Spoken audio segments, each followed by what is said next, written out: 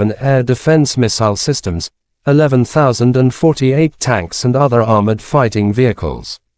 Also 1,140 fighting vehicles equipped with MLRS, 5,678 field artillery cannons and mortars, as well as 11,989 special military motor vehicles have been destroyed during the special military operation.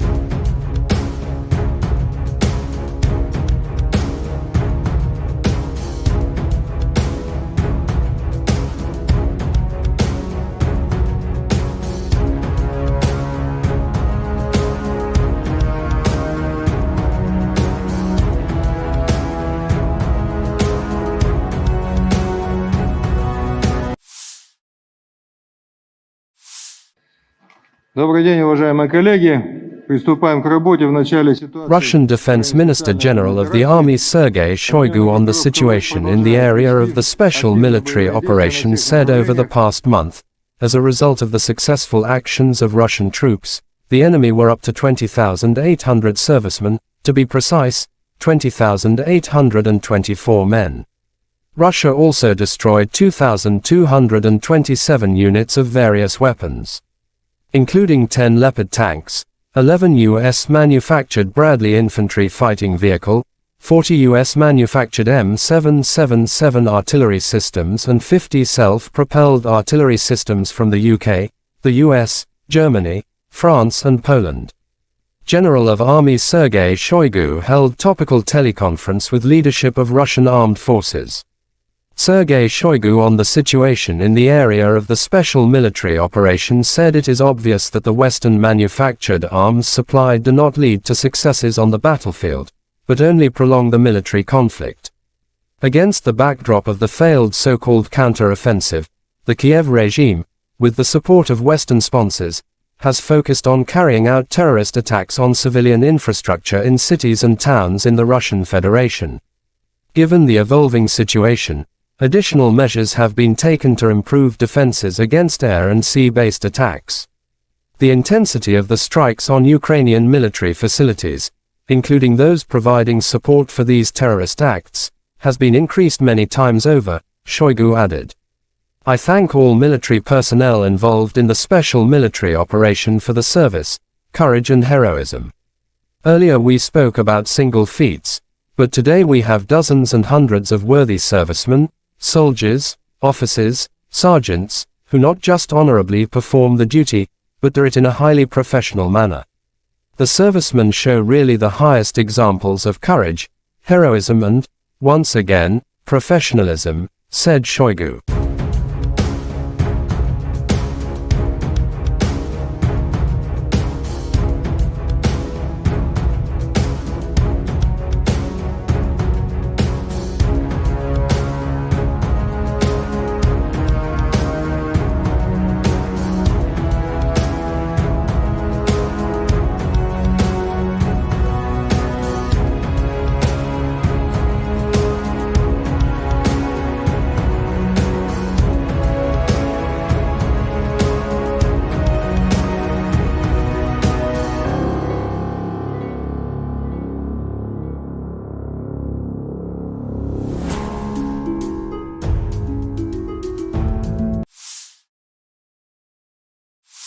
Дорогі українці, українки, сьогодні о 7 вечора завершена рятувальна операція в Кривому Розі на місці удару російських ракет. Це були 2 ракети «Іскандер», балістичні ракети проти житлового будинку. В одному під'їзді зруйновані поверхи з 4 по 9, просто проти цивільних людей, звичайних людей, проти дітей. Це тероризм, який ніхто в світі не назве інакше. Станом на цей час відомо про 6 загиблих, серед них дитина, дівчинка, її звали Дар'я. Їй було лише 10 років. Разом з нею загинула її мама, її звали Наталія. Звичайна родина в звичайному місці, чиє життя було знищене російськими вбивцями. Мої співчуття усім, хто втратив рідних і близьких. 69 людей постраждали, десятки зараз у лікарнях, серед них є і ті, хто у тяжкому стані, усім надається необхідна допомога. Я дякую кожному і кожній, хто бореться за життя людей, Рятувальна операція була складною. Падали частини конструкції будинку на рівні 4-го поверху. Пожежа загалом до порятунку були залучено понад 350 працівників ДСНС, поліції, комунальних служб. Допомагали волонтери. Вдячний всім. Особливо відзначу сьогодні за рятувальну операцію в Кривому Розі таких працівників ДСНС, як лейтенант Вадим Кучкурда, молодший сержант Володимир Гембіхнер, старшина Віктор Іліка та Сергій Бицько, заступник командира Державного воєнізованого гірничо-рятувального загону, поліцейський підполковник Микола Гармаш, капітан Роман Бондарчук, лікарі Владислав Волошин та Костянтин Ісайченко, нацгвардійці сержант Андрій Головін, капітан Денис Терещенко, комунальники Сергій Дмитрієв та Андрій Шайда, волонтери Лариса Сидоренко та Вікторія Третяк. Дякую. Дуже важливо, коли всі разом захищаємо життя, допомагаємо долати російський терор. За попередніми даними наших військових, ці 2 ракети по Кривому Рогу, вони були випущені з території тимчасово окупованого Криму з району міста Джанкой. І це знову і знов доводить, що для безпеки наших міст, для захисту нормального життя українців, українок, наших дітей потрібно, щоб у наших військових було достатньо далекобійної зброї, достатньо засобів ураження терористів. Санкційний тиск світу проти Росії заслуговує на суттєве збільшення. І зараз з'являється все більше і більше відкритої інформації, зокрема розслідувань журналістів про те, як держава-терорист обходить глобальні санкції та отримує критичні компоненти для виробництва зброї. І, до речі, ми неодноразово надавали таку інформацію нашим партнерам в закритому режимі. Треба діяти всім разом, суттєво посилювати санкції за терор, суттєво обмежувати канали доставки в Росію критичних компонентів для виробництва ракет та відповідати рішучістю в постачанні Україні необхідної сучасної зброї, зокрема далекобійних ракет, щоб ми могли зняти цю терористичну загрозу, яку Росія створює проти наших людей, проти наших дітей. Сьогодні ж російські нелюди обстріляли Херсон, із артилерії загинув працівник поліції, мої співчуття. Поранені 9 людей, серед них дитина, 4 волонтери громадського об'єднання «Місто Сили». Попри будь-який російський терор, попри будь-які спроби Росії шантажувати світ, спільної нашої сили, усіх в світі, хто цінує життя, достатньо, щоб подолати зло. Ми можемо не лише завдати поразки держави-терориста, а й забезпечити перемогу справедливості, коли усі, хто винен в терорі, нестимуть відповідальність. Але для цього потрібно щодня, щотижня, щомісяця збільшувати нашу співпрацю та збільшувати тиск на агресора. Я дякую всім в світі, хто саме так робить. Я дякую всім, хто захищає свободу, людяність разом з Україною. І, звичайно, наші воїни. Бахмут, увесь Донбас, Оріхів, усі наші південні позиції, кордон і кожен, хто береже спокій регіонів нашої держави, наші захисники, захисниці неба. Дякую вам, наші герої. Працюємо над новою зброєю для вас. Разом наближаємо перемогу. Слава Україні!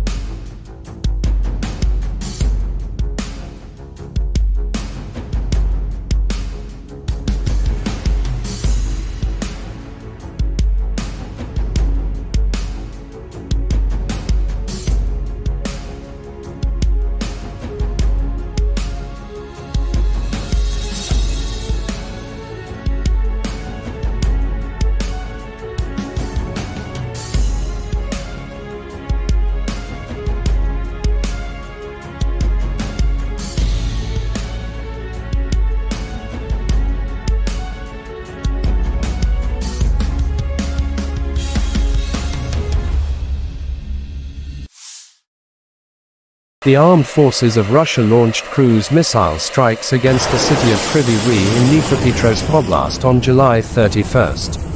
At least 2 people were killed and 31 injured, including 4 children, wrote Governor Serhiy Lysak in Telegram.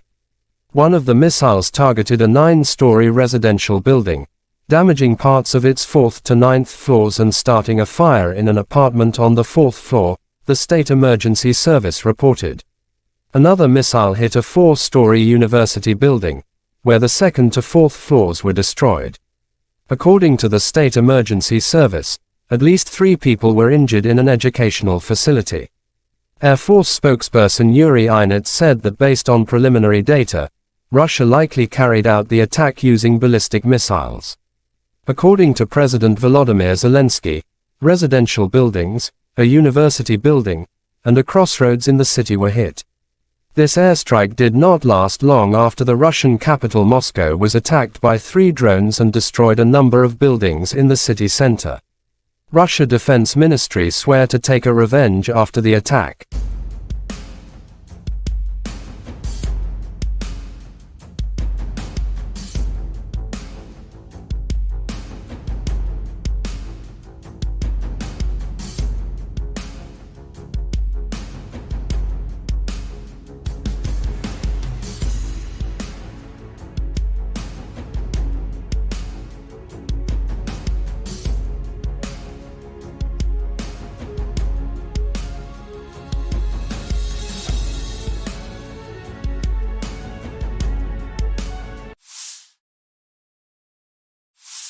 The armed forces of Russia continued to focus its main efforts on the Kupyansk, Lymansk, Bakhmutsk, Avdiivka and Mariinsky directions.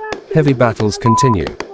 Deputy Minister of Ukraine Defense Hanna Maliar July 31 said during the last week, more than 170 battles took place in these directions between 2 sides. In the Kupyan direction, the enemy stormed and searched for weak points in our defense. He actively tried to advance in the areas south of Novozelensky in order to push our units beyond the barrier line of the Oskol River. But unsuccessfully, our defense forces are powerfully restraining enemy troops, added Maliar.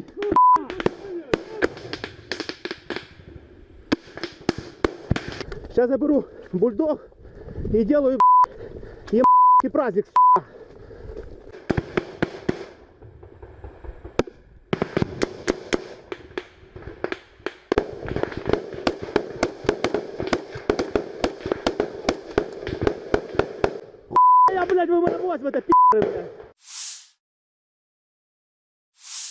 The armed forces of Ukraine reported on July 31 that Russia had lost 246,190 troops in Ukraine since the beginning of its full-scale invasion on February 24, 2022 last year. This number includes 490 casualties Russian forces suffered just over the past day. According to the General Staff of Ukraine's armed forces, Russia has also lost 4,211 tanks, 8,188 armored fighting vehicles, 7,292 vehicles and fuel tanks, 4,816 artillery systems, 699 multiple launch rocket systems, 460 air defense systems, 315 airplanes, 311 helicopters, 715 special equipments, 4,017 drones and 18 boats. Lieutenant General Igor Konashenkov July 31 said, "The armed forces of Ukraine have been losing in total 458 airplanes, 245 helicopters, 5,381 unmanned aerial vehicles, 427 air defense missile systems, 11,048 tanks and other armored fighting vehicles. Also 1,140 fighting vehicles equipped with MLRS, 5,678 field artillery cannons and mortars, as well as 11,989 special military motor vehicles have been destroyed during the special military operation."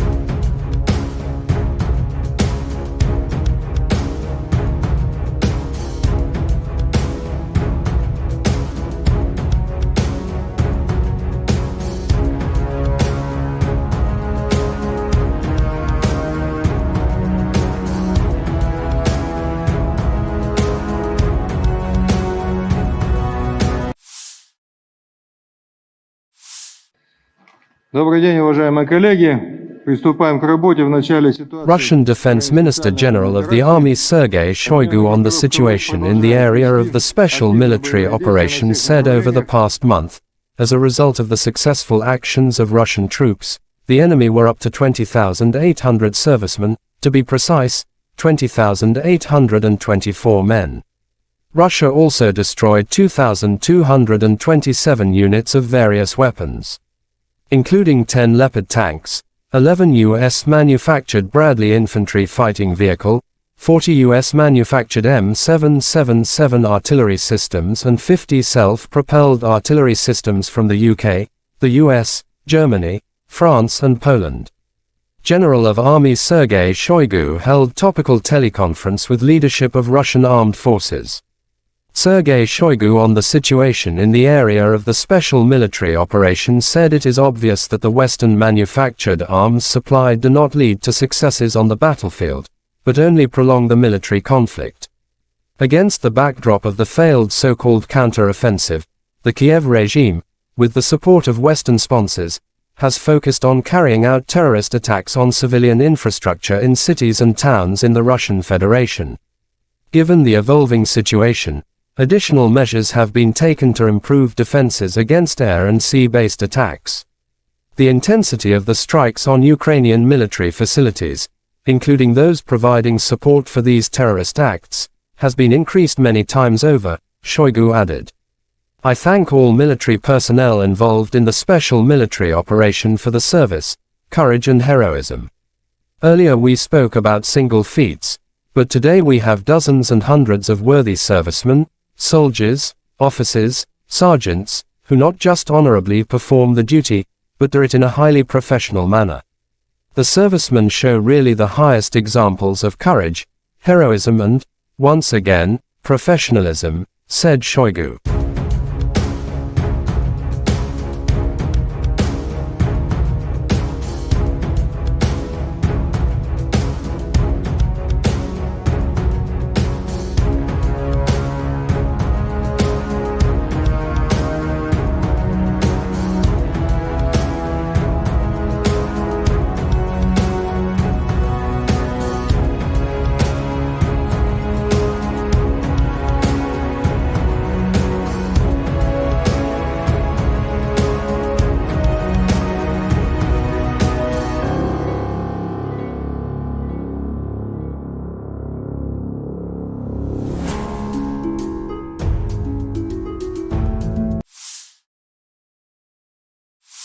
Дорогі українці, українки, сьогодні о 7 вечора завершена рятувальна операція в Кривому Розі на місці удару російських ракет. Це були 2 ракети «Іскандер», балістичні ракети проти житлового будинку.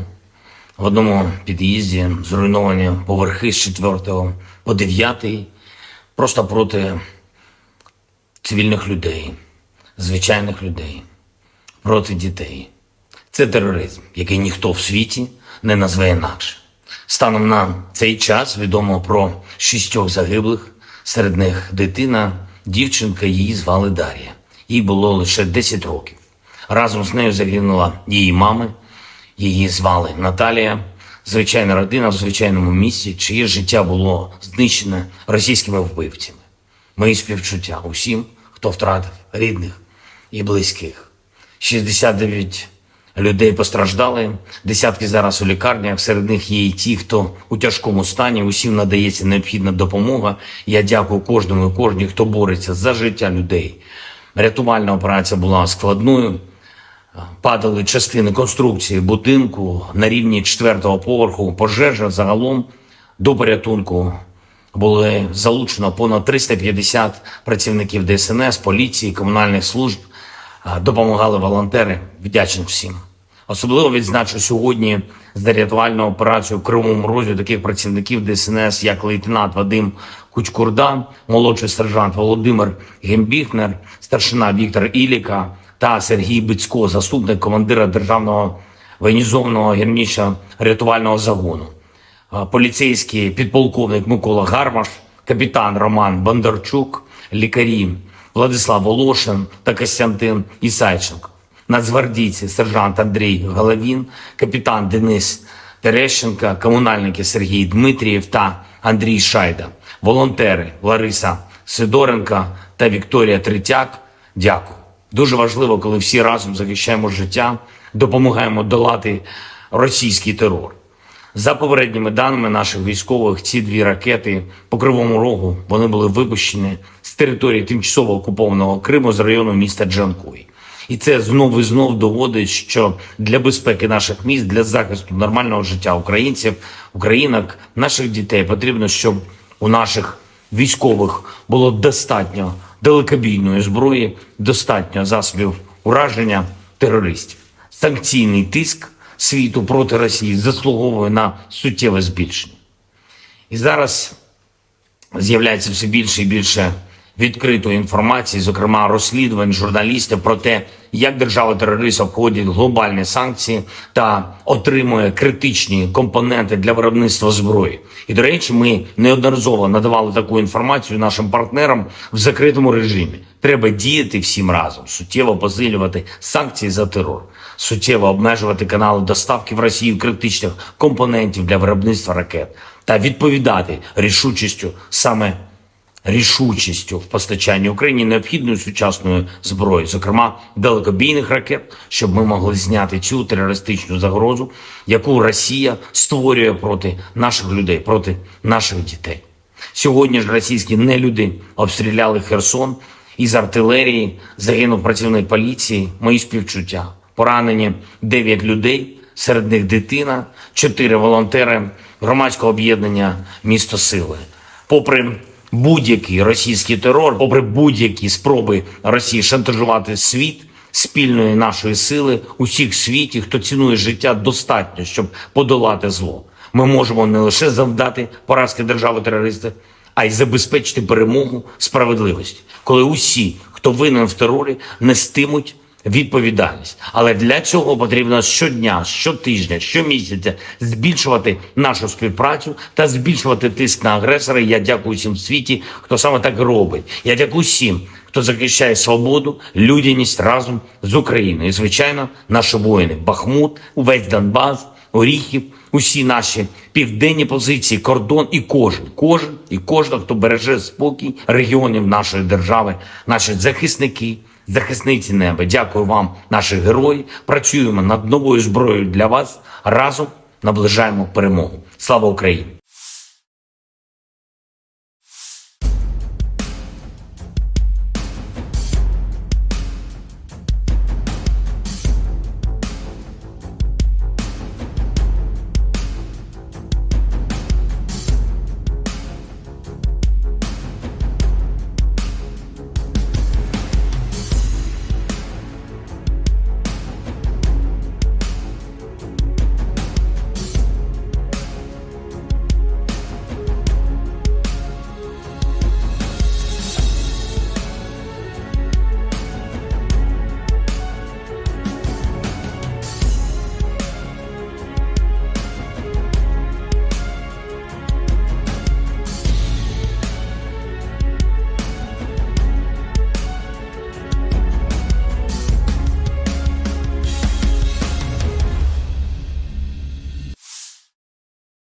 The armed forces of Russia launched cruise missile strikes against the city of Kryvyi Rih in Dnipropetrovsk Oblast on July 31st.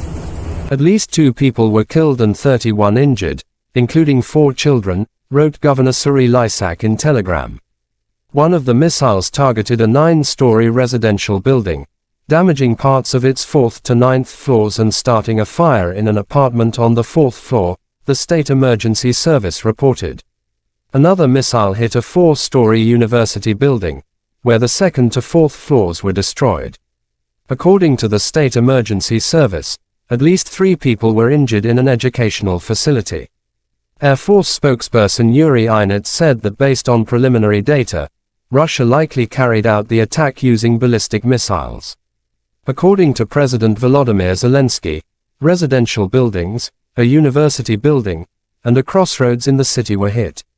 This airstrike did not last long after the Russian capital Moscow was attacked by 3 drones and destroyed a number of buildings in the city center. Russia Defense Ministry swear to take a revenge after the attack.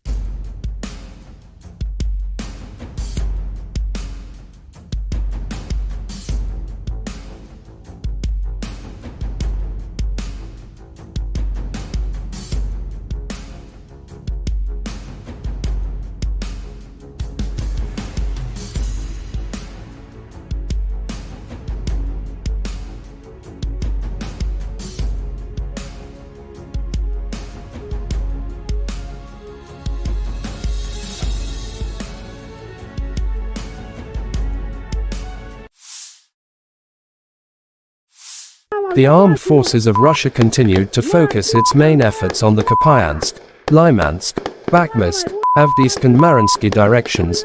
Heavy battles continue. Deputy Minister of Ukraine Defense Hanna Malaya July 31 said during the last week, more than 170 battles took place in these directions between two sides. In the Kupyan direction, the enemy stormed and searched for weak points in our defense. He actively tried to advance in the areas south of Novozelensky in order to push our units beyond the barrier line of the Oskol River. But unsuccessfully, our defense forces are powerfully restraining enemy troops, added Malaya.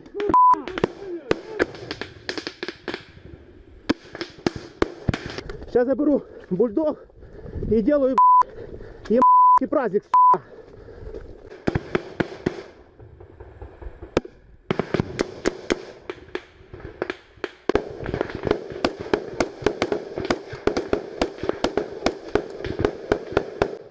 Я, блядь, выморозь в это блядь. The armed forces of Ukraine reported on July 31 that Russia had lost 246,190 troops in Ukraine since the beginning of its full-scale invasion on February 24, 2022 last year. This number includes 490 casualties Russian forces suffered just over the past day.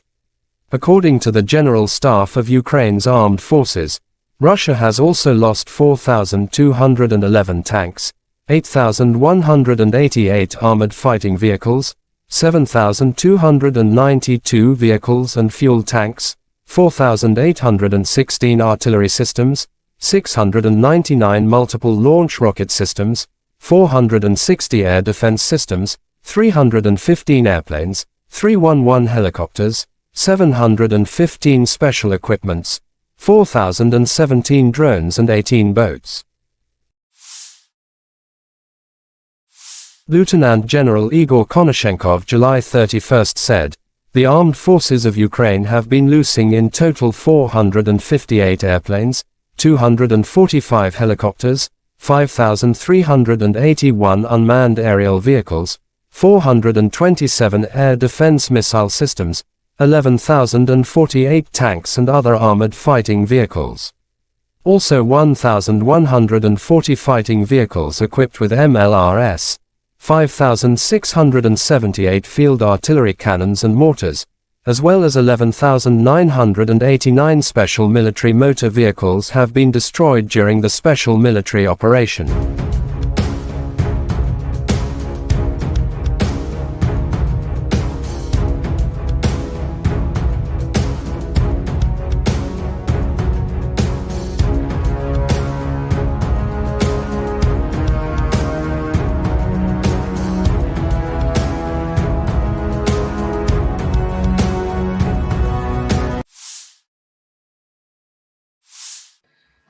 Добрый день, уважаемые коллеги. Приступаем к работе в начале ситуации. Russian Defense Minister General of the Army Sergei Shoigu on the situation in the area of the special military operation said over the past month, as a result of the successful actions of Russian troops, the enemy were up to 20,800 servicemen, to be precise, 20,824 men. Russia also destroyed 2,227 units of various weapons, including 10 Leopard tanks, 11 U.S.-manufactured Bradley infantry fighting vehicle, 40 U.S.-manufactured M777 artillery systems and 50 self-propelled artillery systems from the UK, the US, Germany, France and Poland. General of Army Sergei Shoigu held topical teleconference with leadership of Russian armed forces. Sergei Shoigu on the situation in the area of the special military operation said it is obvious that the Western-manufactured arms supplied do not lead to successes on the battlefield, but only prolong the military conflict.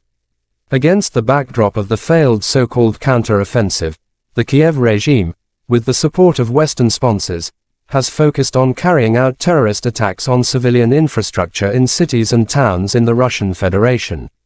Given the evolving situation, additional measures have been taken to improve defenses against air and sea-based attacks.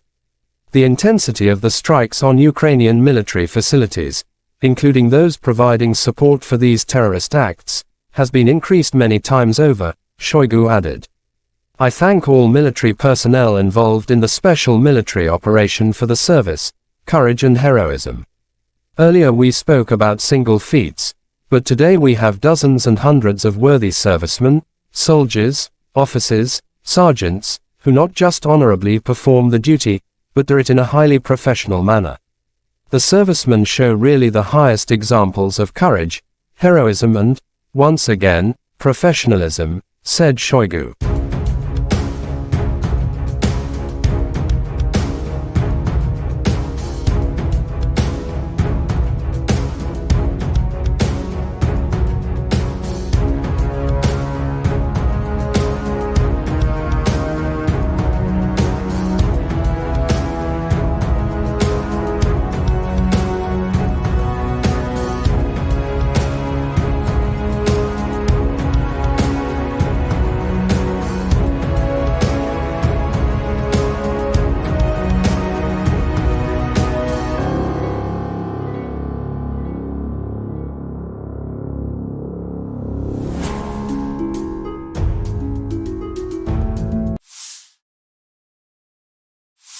Дорогі українці, українки, сьогодні о 7 вечора завершена рятувальна операція в Кривому Розі на місці удару російських ракет. Це були 2 ракети «Іскандер», балістичні ракети проти житлового будинку. В одному під'їзді зруйновані поверхи з 4 по 9, просто проти цивільних людей, звичайних людей, проти дітей. Це тероризм, який ніхто в світі не назве інакше. Станом на цей час відомо про 6 загиблих, серед них дитина, дівчинка, її звали Дар'я. Їй було лише 10 років. Разом з нею загинула її мама, її звали Наталія. Звичайна родина в звичайному місті, чиє життя було знищене російськими вбивцями. Мої співчуття усім, хто втратив рідних і близьких. 69 людей постраждали, десятки зараз у лікарнях, серед них є і ті, хто у тяжкому стані, усім надається необхідна допомога. Я дякую кожному і кожній, хто бореться за життя людей. Рятувальна операція була складною, падали частини конструкції будинку на рівні 4-го поверху, пожежа загалом до порятунку були залучено понад 350 працівників ДСНС, поліції, комунальних служб, допомагали волонтери, вдячний всім. Особливо відзначу сьогодні за рятувальну операцію в Кривому Розі таких працівників ДСНС, як лейтенант Вадим Кучкурда, молодший сержант Володимир Гембіхнер, старшина Віктор Іліка та Сергій Бицько, заступник командира Державного воєнізованого гірничо-рятувального загону, поліцейський підполковник Микола Гармаш, капітан Роман Бондарчук, лікарі Владислав Волошин та Костянтин Ісайченко, нацгвардійці сержант Андрій Головін, капітан Денис Терещенко, комунальники Сергій Дмитрієв та Андрій Шайда, волонтери Лариса Сидоренко та Вікторія Третяк. Дякую. Дуже важливо, коли всі разом захищаємо життя, допомагаємо долати російський терор. За попередніми даними наших військових, ці 2 ракети по Кривому Рогу, вони були випущені з території тимчасово окупованого Криму з району міста Джанкой. І це знов і знов доводить, що для безпеки наших міст, для захисту нормального життя українців, українок, наших дітей потрібно, щоб у наших військових було достатньо далекобійної зброї, достатньо засобів ураження терористів. Санкційний тиск світу проти Росії заслуговує на суттєве збільшення. І зараз з'являється все більше і більше відкритої інформації, зокрема розслідувань журналістів про те, як держава-терорист обходить глобальні санкції та отримує критичні компоненти для виробництва зброї. І, до речі, ми неодноразово надавали таку інформацію нашим партнерам в закритому режимі. Треба діяти всім разом, суттєво посилювати санкції за терор, суттєво обмежувати канали доставки в Росію критичних компонентів для виробництва ракет та відповідати рішучістю в постачанні Україні необхідної сучасної зброї, зокрема далекобійних ракет, щоб ми могли зняти цю терористичну загрозу, яку Росія створює проти наших людей, проти наших дітей. Сьогодні ж російські нелюди обстріляли Херсон із артилерії, загинув працівник поліції, мої співчуття. Поранені 9 людей, серед них дитина, 4 волонтери громадського об'єднання «Місто Сили». Попри будь-який російський терор, попри будь-які спроби Росії шантажувати світ, спільної нашої сили, усіх в світі, хто цінує життя, достатньо, щоб подолати зло. Ми можемо не лише завдати поразки держави-терориста, а й забезпечити перемогу справедливості, коли усі, хто винен в терорі, нестимуть відповідальність. Але для цього потрібно щодня, щотижня, щомісяця збільшувати нашу співпрацю та збільшувати тиск на агресора. Я дякую всім в світі, хто саме так робить. Я дякую всім, хто захищає свободу, людяність разом з Україною. І, звичайно, наші воїни. Бахмут, увесь Донбас, Оріхів, усі наші південні позиції, кордон і кожен, хто береже спокій регіонів нашої держави, наші захисники, захисниці неба. Дякую вам, наші герої. Працюємо над новою зброєю для вас. Разом наближаємо перемогу. Слава Україні!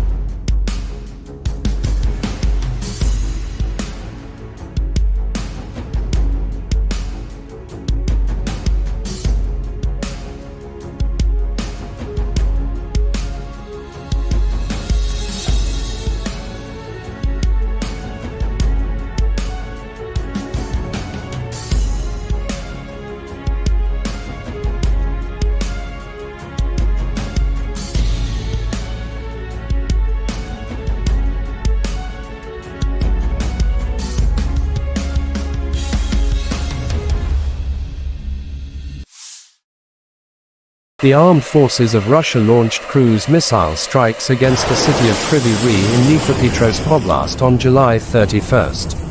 At least 2 people were killed and 31 injured, including 4 children, wrote Governor Kryvyi Rih in Telegram. One of the missiles targeted a 9-story residential building, damaging parts of its 4th to 9th floors and starting a fire in an apartment on the 4th floor, the State Emergency Service reported. Another missile hit a 4-story university building, where the 2nd to 4th floors were destroyed. According to the State Emergency Service, at least 3 people were injured in an educational facility. Air Force spokesperson Yuri Inets said that based on preliminary data, Russia likely carried out the attack using ballistic missiles. According to President Volodymyr Zelensky, residential buildings, a university building, and a crossroads in the city were hit. This airstrike did not last long after the Russian capital Moscow was attacked by 3 drones and destroyed a number of buildings in the city center. Russia Defense Ministry swear to take a revenge after the attack.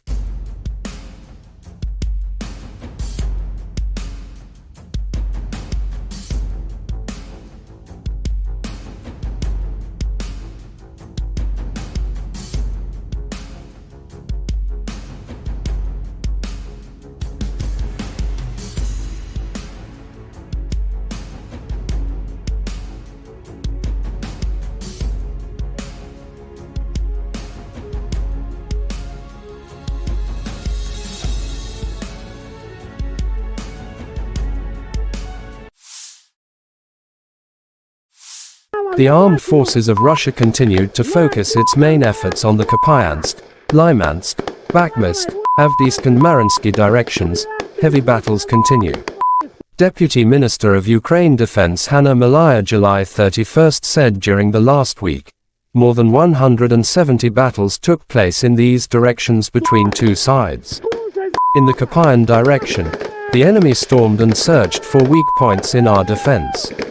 He actively tried to advance in the areas south of Novozalivsky in order to push our units beyond the barrier line of the Oskol River. But unsuccessfully, our defense forces are powerfully restraining enemy troops, added Maliar.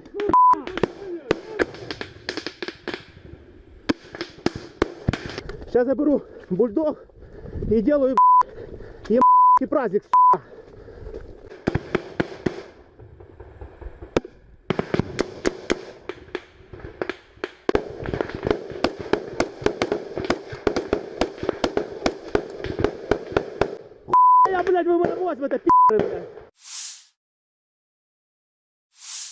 The armed forces of Ukraine reported on July 31 that Russia had lost 246,190 troops in Ukraine since the beginning of its full-scale invasion on February 24, 2022 last year. This number includes 490 casualties Russian forces suffered just over the past day. According to the General Staff of Ukraine's armed forces, Russia has also lost 4,211 tanks, 8,188 armored fighting vehicles, 7,292 vehicles and fuel tanks, 4,816 artillery systems, 699 multiple launch rocket systems, 460 air defense systems, 315 airplanes, 311 helicopters, 715 special equipments, 4,017 drones and 18 boats. Lieutenant General Igor Konashenkov July 31 said, "The armed forces of Ukraine have been losing in total 458 airplanes, 245 helicopters, 5,381 unmanned aerial vehicles, 427 air defense missile systems, 11,048 tanks and other armored fighting vehicles. Also 1,140 fighting vehicles equipped with MLRS, 5,678 field artillery cannons and mortars, as well as 11,989 special military motor vehicles have been destroyed during the special military operation."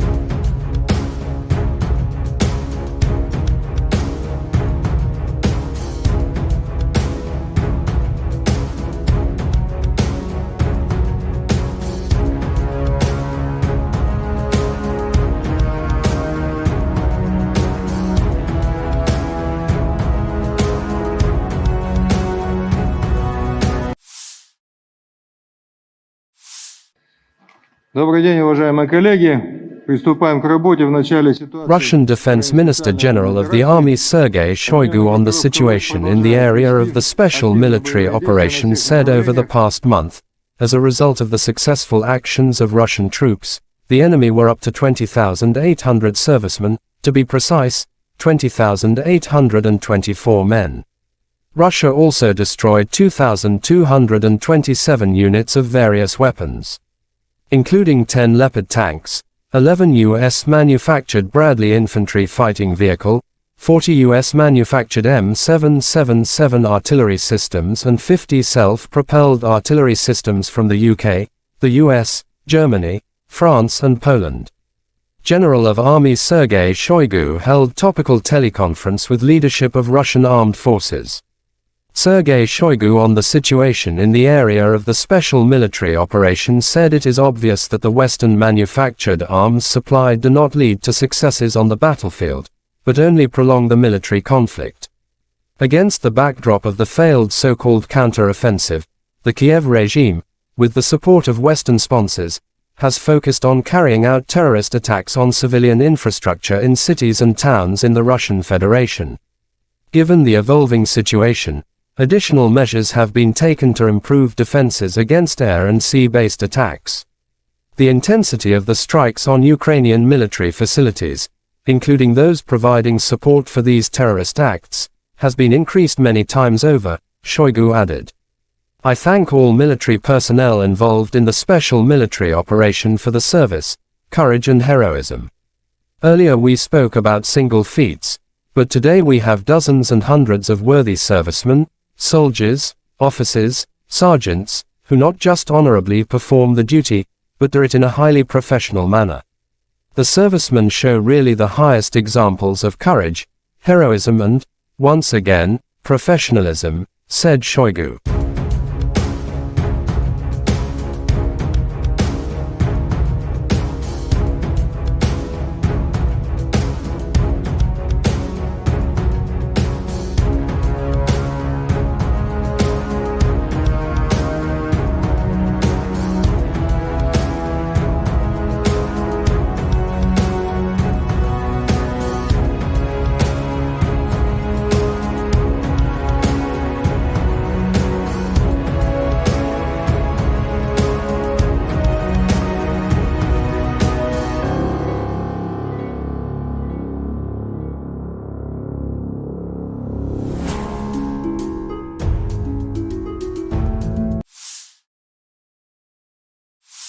Дорогі українці, українки, сьогодні о 7 вечора завершена рятувальна операція в Кривому Розі на місці удару російських ракет. Це були 2 ракети «Іскандер», балістичні ракети проти житлового будинку. В одному під'їзді зруйновані поверхи з 4 по 9, просто проти цивільних людей, звичайних людей, проти дітей. Це тероризм, який ніхто в світі не назве інакше. Станом на цей час відомо про 6 загиблих, серед них дитина, дівчинка, її звали Дар'я. Їй було лише 10 років. Разом з нею загинула її мама, її звали Наталія. Звичайна родина в звичайному місці, чиє життя було знищене російськими вбивцями. Мої співчуття усім, хто втратив рідних і близьких. 69 людей постраждали, десятки зараз у лікарнях, серед них є і ті, хто у тяжкому стані, усім надається необхідна допомога. Я дякую кожному і кожній, хто бореться за життя людей. Рятувальна операція була складною, падали частини конструкції будинку на рівні 4-го поверху, пожежа загалом до порятунку. Були залучено понад 350 працівників ДСНС, поліції, комунальних служб, допомагали волонтери, вдячний всім. Особливо відзначу сьогодні за рятувальну операцію в Кривому Розі таких працівників ДСНС, як лейтенант Вадим Кучкурда, молодший сержант Володимир Гембіхнер, старшина Віктор Іліка та Сергій Бицько, заступник командира Державного воєнізованого гірничо-рятувального загону, поліцейський підполковник Микола Гармаш, капітан Роман Бондарчук, лікарі Владислав Волошин та Костянтин Ісайченко, нацгвардійці сержант Андрій Головін, капітан Денис Терещенко, комунальники Сергій Дмитрієв та Андрій Шайда, волонтери Лариса Сидоренко та Вікторія Третяк. Дякую. Дуже важливо, коли всі разом захищаємо життя, допомагаємо долати російський терор. За попередніми даними наших військових, ці 2 ракети по Кривому Рогу, вони були випущені з території тимчасово окупованого Криму з району міста Джанкой. І це знов і знов доводить, що для безпеки наших міст, для захисту нормального життя українців, українок, наших дітей потрібно, щоб у наших військових було достатньо далекобійної зброї, достатньо засобів ураження терористів. Санкційний тиск світу проти Росії заслуговує на суттєве збільшення. І зараз з'являється все більше і більше відкритої інформації, зокрема розслідувань журналістів про те, як держава-терорист обходить глобальні санкції та отримує критичні компоненти для виробництва зброї. І, до речі, ми неодноразово надавали таку інформацію нашим партнерам в закритому режимі. Треба діяти всім разом, суттєво посилювати санкції за терор, суттєво обмежувати канали доставки в Росію критичних компонентів для виробництва ракет та відповідати рішучістю в постачанні Україні необхідної сучасної зброї, зокрема далекобійних ракет, щоб ми могли зняти цю терористичну загрозу, яку Росія створює проти наших людей, проти наших дітей. Сьогодні ж російські нелюди обстріляли Херсон, із артилерії загинув працівник поліції, мої співчуття. Поранені 9 людей, серед них дитина, 4 волонтери громадського об'єднання «Місто Сили». Попри будь-який російський терор, попри будь-які спроби Росії шантажувати світ, спільної нашої сили, усіх в світі, хто цінує життя, достатньо, щоб подолати зло. Ми можемо не лише завдати поразки держави-терориста, а й забезпечити перемогу справедливості, коли усі, хто винен в терорі, нестимуть відповідальність. Але для цього потрібно щодня, щотижня, щомісяця збільшувати нашу співпрацю та збільшувати тиск на агресора. Я дякую всім в світі, хто саме так робить. Я дякую всім, хто захищає свободу, людяність разом з Україною. І, звичайно, наші воїни. Бахмут, увесь Донбас, Оріхів, усі наші південні позиції, кордон і кожен, хто береже спокій регіонів нашої держави, наші захисники, захисниці неба. Дякую вам, наші герої. Працюємо над новою зброєю для вас. Разом наближаємо перемогу. Слава Україні!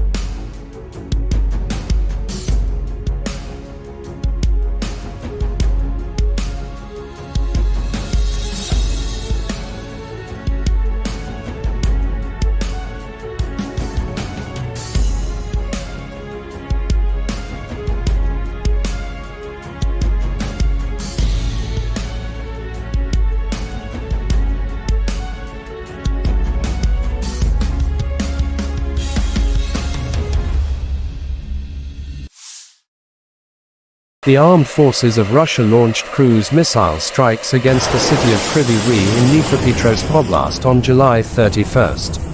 At least 2 people were killed and 31 injured, including 4 children, wrote Governor Serhiy Lysak in Telegram. One of the missiles targeted a 9-story residential building, damaging parts of its 4th to 9th floors and starting a fire in an apartment on the 4th floor, the State Emergency Service reported. Another missile hit a 4-story university building, where the 2nd to 4th floors were destroyed. According to the State Emergency Service, at least 3 people were injured in an educational facility. Air Force spokesperson Yuri Inets said that based on preliminary data, Russia likely carried out the attack using ballistic missiles. According to President Volodymyr Zelensky, residential buildings, a university building, and a crossroads in the city were hit. This airstrike did not last long after the Russian capital Moscow was attacked by 3 drones and destroyed a number of buildings in the city center. Russia Defense Ministry swear to take a revenge after the attack.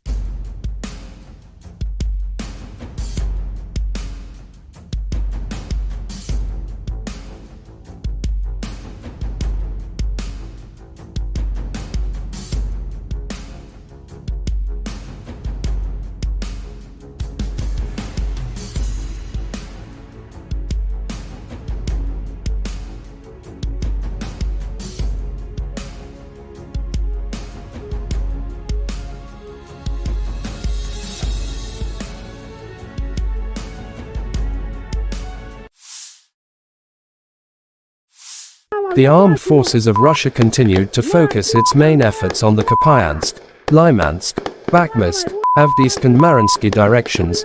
Heavy battles continue.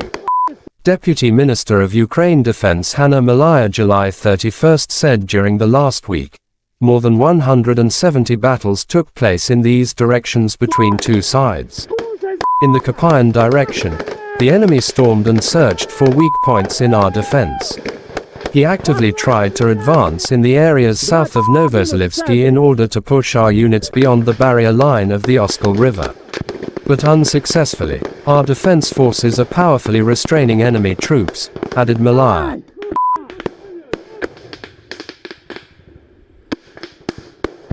Сейчас я беру бульдог и делаю праздник.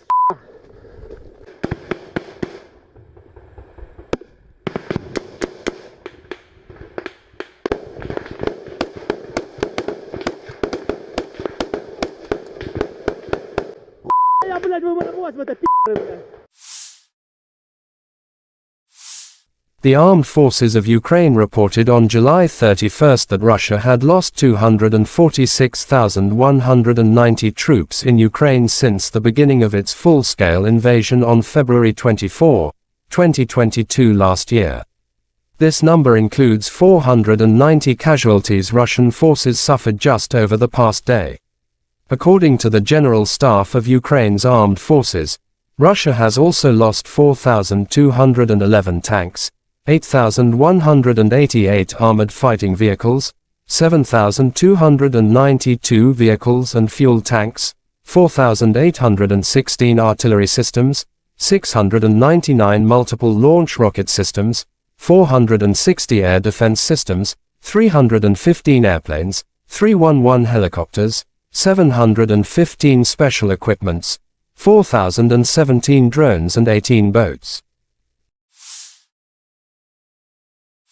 Lieutenant General Igor Konashenkov July 31 said, the armed forces of Ukraine have been losing in total 458 airplanes, 245 helicopters, 5,381 unmanned aerial vehicles, 427 air defense missile systems, 11,048 tanks and other armored fighting vehicles.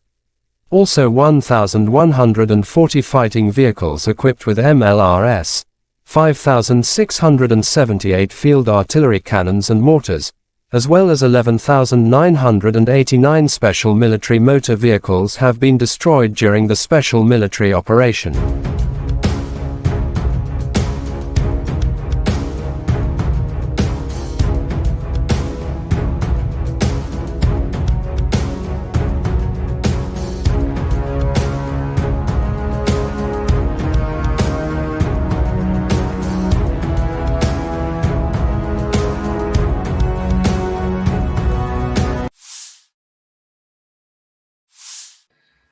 Добрый день, уважаемые коллеги. Приступаем к работе в начале ситуации. Russian Defense Minister General of the Army Sergei Shoigu on the situation in the area of the special military operation said over the past month, as a result of the successful actions of Russian troops, the enemy were up to 20,800 servicemen, to be precise, 20,824 men.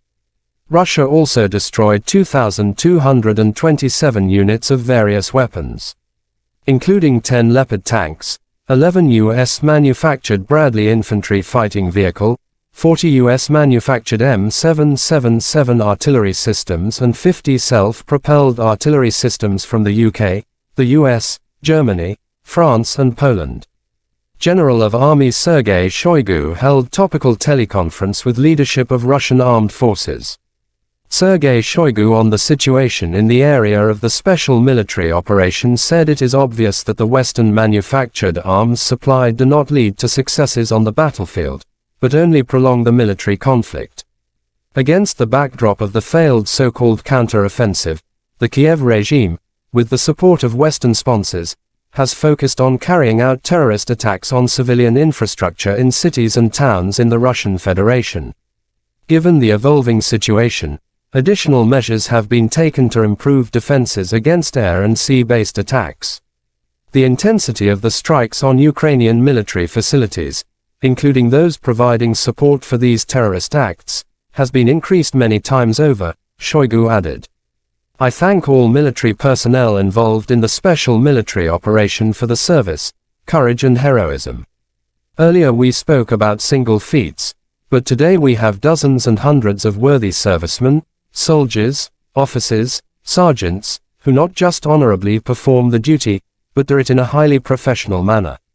The servicemen show really the highest examples of courage, heroism and, once again, professionalism, said Shoigu.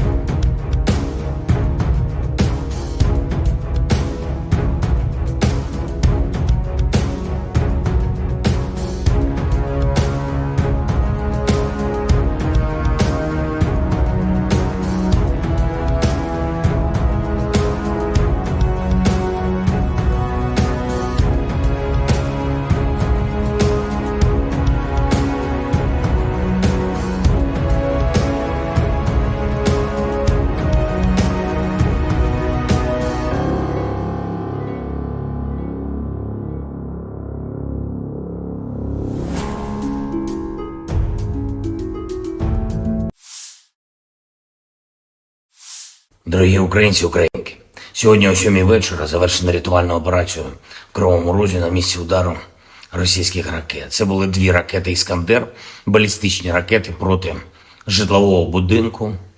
В одному під'їзді зруйновані поверхи з 4 по 9, просто проти цивільних людей, звичайних людей, проти дітей. Це тероризм, який ніхто в світі не назве інакше. Станом на цей час відомо про 6 загиблих, серед них дитина, дівчинка, її звали Дар'я. Їй було лише 10 років. Разом з нею загинула її мама, її звали Наталія. Звичайна родина в звичайному місці, чиє життя було знищене російськими вбивцями. Мої співчуття усім, хто втратив рідних і близьких. 69 людей постраждали, десятки зараз у лікарнях, серед них є і ті, хто у тяжкому стані, усім надається необхідна допомога. Я дякую кожному і кожній, хто бореться за життя людей. Рятувальна операція була складною, падали частини конструкції будинку на рівні 4-го поверху, пожежа загалом до порятунку були залучено понад 350 працівників ДСНС, поліції, комунальних служб, допомагали волонтери, вдячний всім. Особливо відзначу сьогодні за рятувальну операцію в Кривому Розі таких працівників ДСНС, як лейтенант Вадим Кучкурдан, молодший сержант Володимир Гембіхнер, старшина Віктор Іліка та Сергій Бицько, заступник командира Державного воєнізованого гірничо-рятувального загону, поліцейський підполковник Микола Гармаш, капітан Роман Бондарчук, лікарі Владислав Волошин та Костянтин Ісайченко, нацгвардійці сержант Андрій Головін, капітан Денис Терещенка, комунальники Сергій Дмитрієв та Андрій Шайда, волонтери Лариса Сидоренка та Вікторія Третяк. Дякую. Дуже важливо, коли всі разом захищаємо життя, допомагаємо долати російський терор. За попередніми даними наших військових, ці дві ракети по Кривому Рогу, вони були випущені з території тимчасово окупованого Криму з району міста Джанкой. І це знов і знов доводить, що для безпеки наших міст, для захисту нормального життя українців, українок, наших дітей потрібно, щоб у наших військових було достатньо далекобійної зброї, достатньо засобів ураження терористів. Санкційний тиск світу проти Росії заслуговує на суттєве збільшення. І зараз з'являється все більше і більше відкритої інформації, зокрема розслідувань журналістів про те, як держава-терорист обходить глобальні санкції та отримує критичні компоненти для виробництва зброї. І, до речі, ми неодноразово надавали таку інформацію нашим партнерам в закритому режимі. Треба діяти всім разом, суттєво посилювати санкції за терор, суттєво обмежувати канали доставки в Росію критичних компонентів для виробництва ракет та відповідати рішучістю в постачанні Україні необхідної сучасної зброї, зокрема далекобійних ракет, щоб ми могли зняти цю терористичну загрозу, яку Росія створює проти наших людей, проти наших дітей. Сьогодні ж російські нелюди обстріляли Херсон, із артилерії загинув працівник поліції, мої співчуття. Поранені 9 людей, серед них дитина, 4 волонтери громадського об'єднання «Місто Сили». Попри будь-який російський терор, попри будь-які спроби Росії шантажувати світ, спільної нашої сили, усіх в світі, хто цінує життя, достатньо, щоб подолати зло. Ми можемо не лише завдати поразки держави-терориста, а й забезпечити перемогу справедливості, коли усі, хто винен в терорі, нестимуть відповідальність. Але для цього потрібно щодня, щотижня, щомісяця збільшувати нашу співпрацю та збільшувати тиск на агресора. Я дякую всім в світі, хто саме так робить. Я дякую всім, хто захищає свободу, людяність разом з Україною. І, звичайно, наші воїни. Бахмут, увесь Донбас, Оріхів, усі наші південні позиції, кордон і кожен, хто береже спокій регіонів нашої держави, наші захисники, захисниці неба. Дякую вам, наші герої. Працюємо над новою зброєю для вас. Разом наближаємо перемогу. Слава Україні!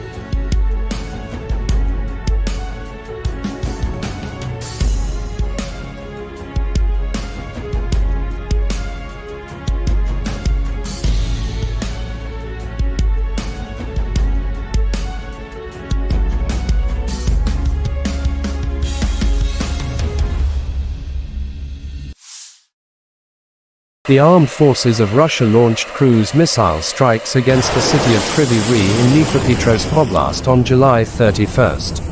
At least 2 people were killed and 31 injured, including 4 children, wrote Governor Suri Lysak in Telegram. One of the missiles targeted a 9-story residential building, damaging parts of its 4th to 9th floors and starting a fire in an apartment on the 4th floor, the State Emergency Service reported. Another missile hit a 4-story university building, where the 2nd to 4th floors were destroyed.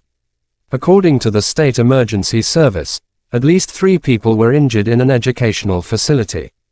Air Force spokesperson Yuri Inets said that based on preliminary data, Russia likely carried out the attack using ballistic missiles. According to President Volodymyr Zelensky, residential buildings, a university building, and a crossroads in the city were hit.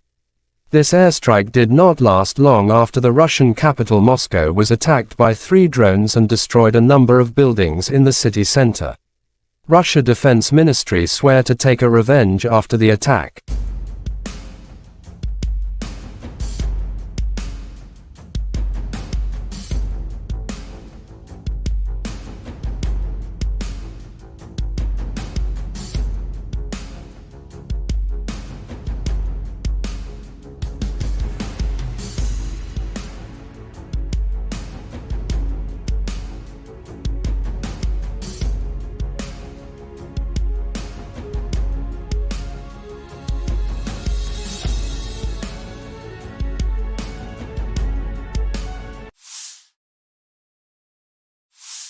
The armed forces of Russia continued to focus its main efforts on the Kupyansk, Lymansk, Bakhmut, Avdiivka and Mariinsky directions. Heavy battles continue. Deputy Minister of Ukraine Defense Hanna Malaya July 31 said during the last week, more than 170 battles took place in these directions between two sides. In the Kupyan direction, the enemy stormed and searched for weak points in our defense. He actively tried to advance in the areas south of Novozelivsky in order to push our units beyond the barrier line of the Oskol River. But unsuccessfully, our defense forces are powerfully restraining enemy troops, added Malaya.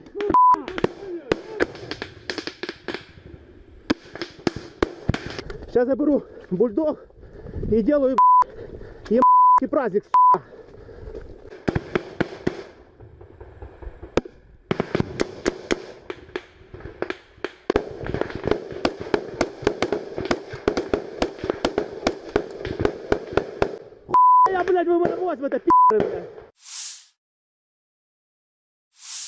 The armed forces of Ukraine reported on July 31 that Russia had lost 246,190 troops in Ukraine since the beginning of its full-scale invasion on February 24, 2022 last year.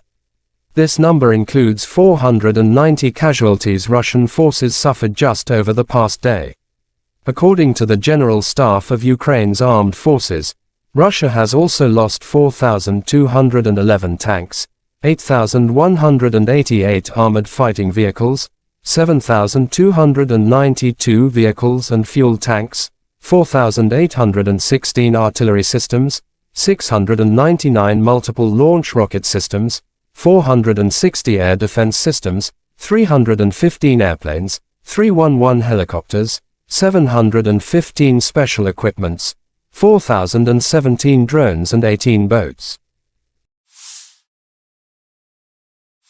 Lieutenant General Igor Konashenkov July 31 said, the armed forces of Ukraine have been losing in total 458 airplanes, 245 helicopters, 5,381 unmanned aerial vehicles, 427 air defense missile systems, 11,048 tanks and other armored fighting vehicles.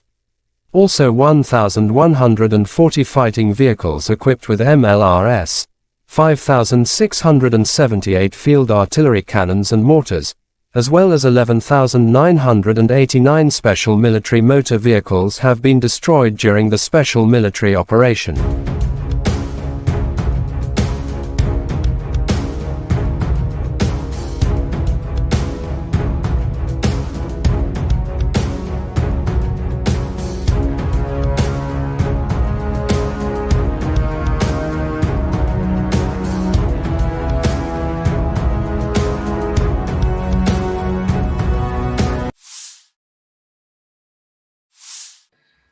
Добрый день, уважаемые коллеги.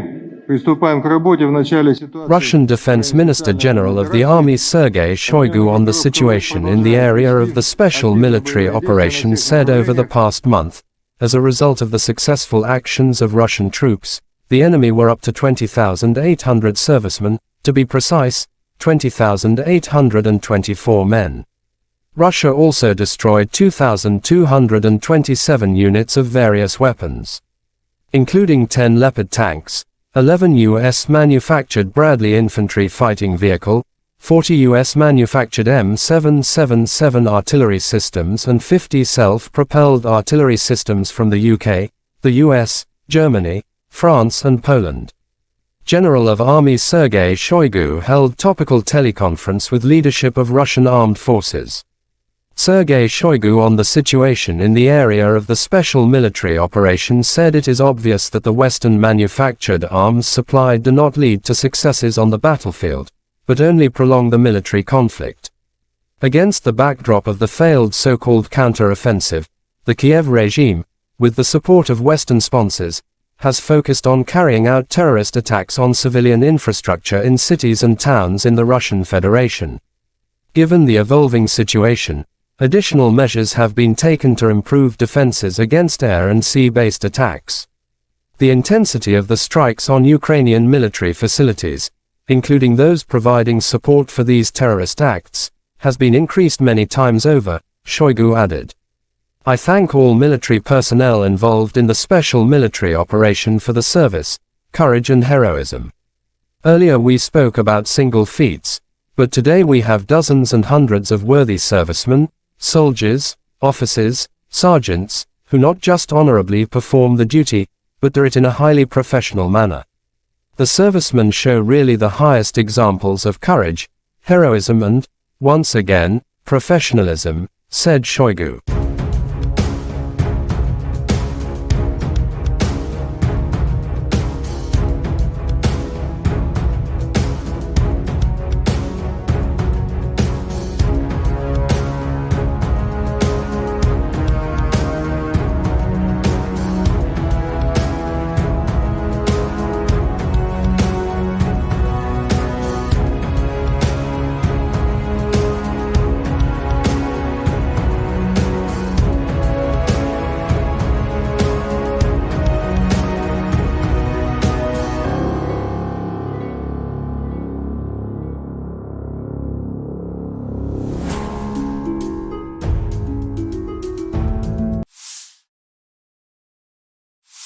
Дорогі українці, українки, сьогодні о 7 вечора завершена рятувальна операція в Кривому Розі на місці удару російських ракет. Це були 2 ракети «Іскандер», балістичні ракети проти житлового будинку. В одному під'їзді зруйновані поверхи з 4 по 9, просто проти цивільних людей, звичайних людей, проти дітей. Це тероризм, який ніхто в світі не назве інакше. Станом на цей час відомо про 6 загиблих, серед них дитина, дівчинка, її звали Дар'я. Їй було лише 10 років. Разом з нею загинула її мама, її звали Наталія. Звичайна родина в звичайному місті, чиє життя було знищене російськими вбивцями. Мої співчуття усім, хто втратив рідних і близьких. 69 людей постраждали, десятки зараз у лікарнях, серед них є і ті, хто у тяжкому стані, усім надається необхідна допомога. Я дякую кожному і кожній, хто бореться за життя людей. Рятувальна операція була складною, падали частини конструкції будинку на рівні 4-го поверху, пожежа загалом до порятунку були залучено понад 350 працівників ДСНС, поліції, комунальних служб, допомагали волонтери, вдячний всім.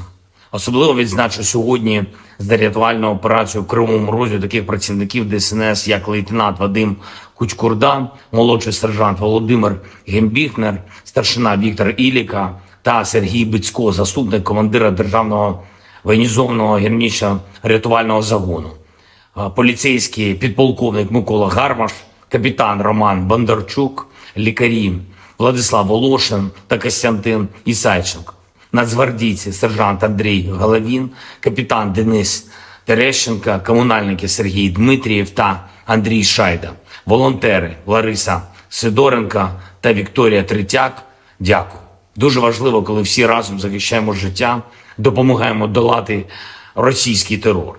За попередніми даними наших військових, ці 2 ракети по Кривому Рогу, вони були випущені з території тимчасово окупованого Криму з району міста Джанкой. І це знов і знов доводить, що для безпеки наших міст, для захисту нормального життя українців, українок, наших дітей потрібно, щоб у наших військових було достатньо далекобійної зброї, достатньо засобів ураження терористів. Санкційний тиск світу проти Росії заслуговує на суттєве збільшення. І зараз з'являється все більше і більше відкритої інформації, зокрема розслідувань журналістів про те, як держава-терорист обходить глобальні санкції та отримує критичні компоненти для виробництва зброї. І, до речі, ми неодноразово надавали таку інформацію нашим партнерам в закритому режимі. Треба діяти всім разом, суттєво посилювати санкції за терор, суттєво обмежувати канали доставки в Росію критичних компонентів для виробництва ракет та відповідати рішучістю в постачанні Україні необхідної сучасної зброї, зокрема далекобійних ракет, щоб ми могли зняти цю терористичну загрозу, яку Росія створює проти наших людей, проти наших дітей. Сьогодні ж російські нелюди обстріляли Херсон із артилерії, загинув працівник поліції, мої співчуття. Поранені 9 людей, серед них дитина, 4 волонтери громадського об'єднання «Місто Сили».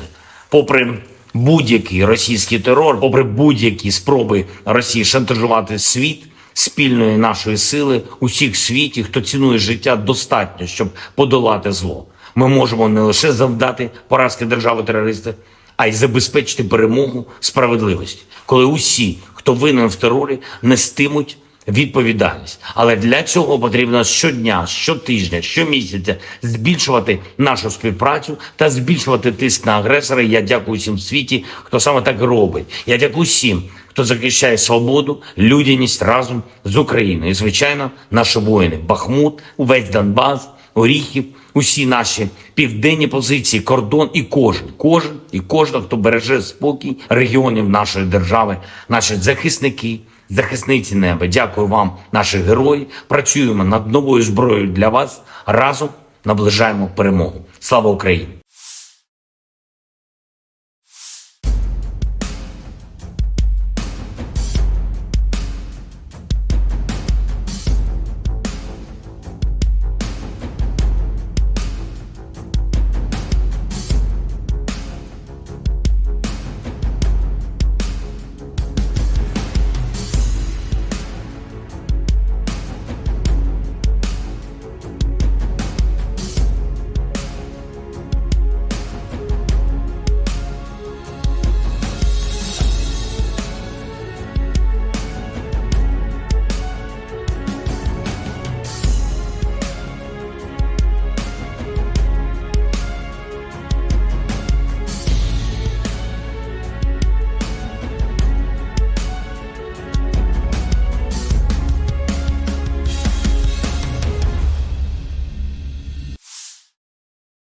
The armed forces of Russia launched cruise missile strikes against the city of Kryvyi Rih in Dnipropetrovsk Oblast on July 31st.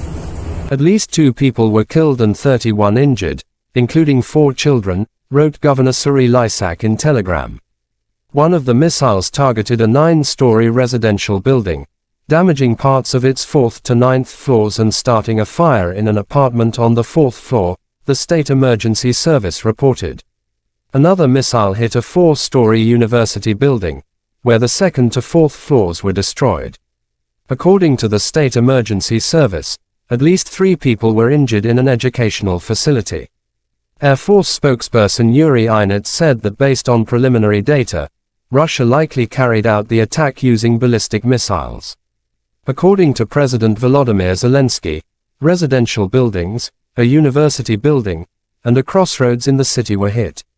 This airstrike did not last long after the Russian capital Moscow was attacked by 3 drones and destroyed a number of buildings in the city center. Russia Defense Ministry swear to take a revenge after the attack.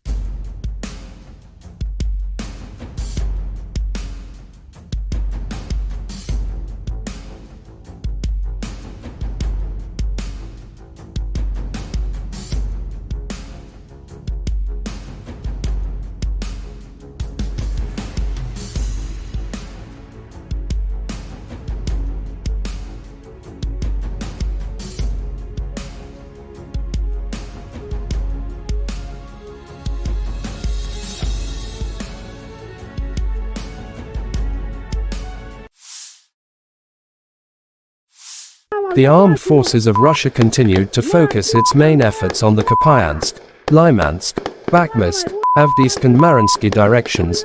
Heavy battles continue. Deputy Minister of Ukraine Defense Hanna Maliar July 31st said during the last week, more than 170 battles took place in these directions between 2 sides. In the Kupyan direction, the enemy stormed and searched for weak points in our defense. He actively tried to advance in the areas south of Novozalivsky in order to push our units beyond the barrier line of the Oskol River. But unsuccessfully, our defense forces are powerfully restraining enemy troops, added Maliar.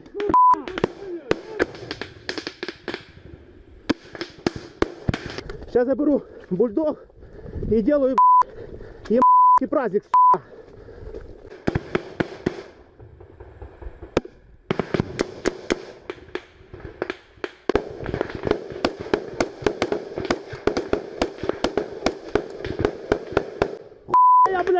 Брось в это, пи***ы, блядь.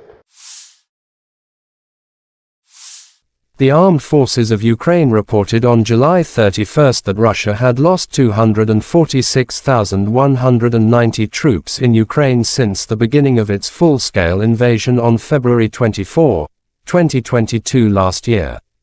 This number includes 490 casualties Russian forces suffered just over the past day.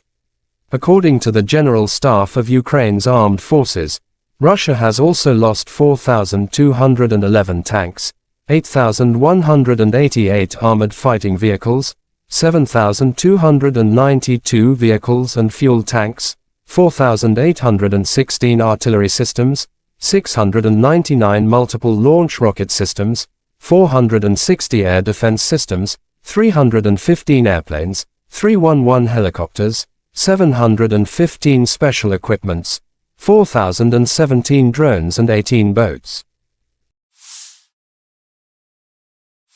Lieutenant General Igor Konashenkov July 31 said, "The armed forces of Ukraine have been losing in total 458 airplanes, 245 helicopters, 5,381 unmanned aerial vehicles, 427 air defense missile systems, 11,048 tanks and other armored fighting vehicles.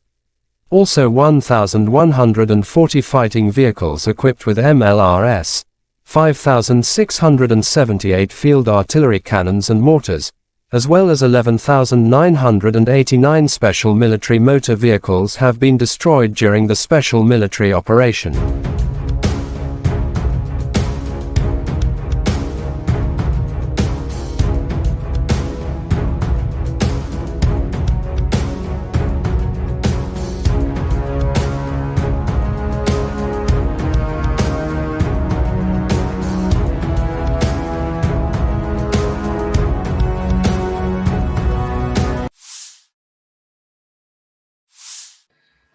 Добрый день, уважаемые коллеги.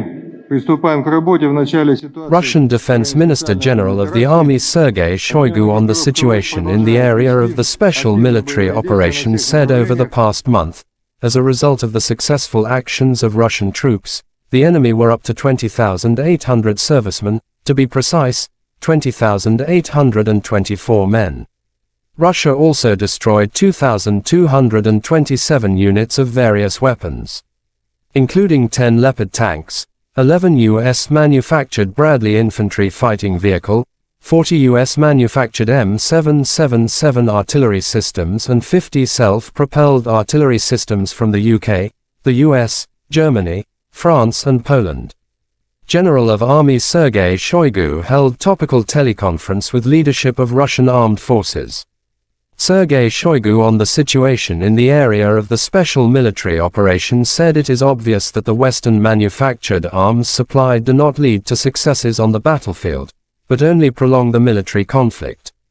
Against the backdrop of the failed so-called counter-offensive, the Kiev regime, with the support of Western sponsors, has focused on carrying out terrorist attacks on civilian infrastructure in cities and towns in the Russian Federation. Given the evolving situation, additional measures have been taken to improve defenses against air and sea-based attacks. The intensity of the strikes on Ukrainian military facilities, including those providing support for these terrorist acts, has been increased many times over, Shoigu added. "I thank all military personnel involved in the special military operation for the service, courage and heroism. Earlier we spoke about single feats, but today we have dozens and hundreds of worthy servicemen, soldiers, officers, sergeants, who not just honorably perform the duty, but do it in a highly professional manner. The servicemen show really the highest examples of courage, heroism and, once again, professionalism," said Shoigu.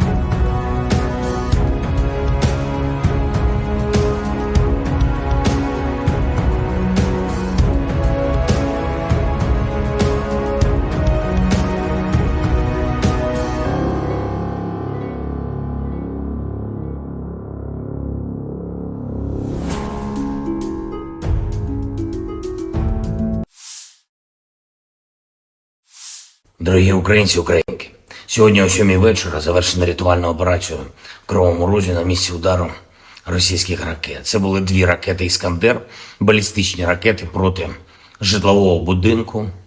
В одному під'їзді зруйновані поверхи з 4 по 9, просто проти цивільних людей, звичайних людей, проти дітей.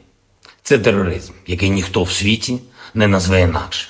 Станом на цей час відомо про 6 загиблих, серед них дитина, дівчинка, її звали Дар'я. Їй було лише 10 років. Разом з нею загинула її мама, її звали Наталія. Звичайна родина в звичайному місці, чиє життя було знищене російськими вбивцями. Мої співчуття усім, хто втратив рідних і близьких. 69 людей постраждали, десятки зараз у лікарнях, серед них є і ті, хто у тяжкому стані, усім надається необхідна допомога. Я дякую кожному і кожній, хто бореться за життя людей. Рятувальна операція була складною, падали частини конструкції будинку на рівні 4-го поверху, пожежа загалом до порятунку. Були залучено понад 350 працівників ДСНС, поліції, комунальних служб, допомагали волонтери, вдячний всім. Особливо відзначу сьогодні за рятувальну операцію в Кривому Розі таких працівників ДСНС, як лейтенант Вадим Кучкурда, молодший сержант Володимир Гембіхнер, старшина Віктор Іліка та Сергій Бицько, заступник командира Державного воєнізованого гірничо-рятувального загону, поліцейський підполковник Микола Гармаш, капітан Роман Бондарчук, лікарі Владислав Волошин та Костянтин Ісайченко, нацгвардійці сержант Андрій Головін, капітан Денис Терещенко, комунальники Сергій Дмитрієв та Андрій Шайда, волонтери Лариса Сидоренко та Вікторія Третяк. Дякую. Дуже важливо, коли всі разом захищаємо життя, допомагаємо долати російський терор.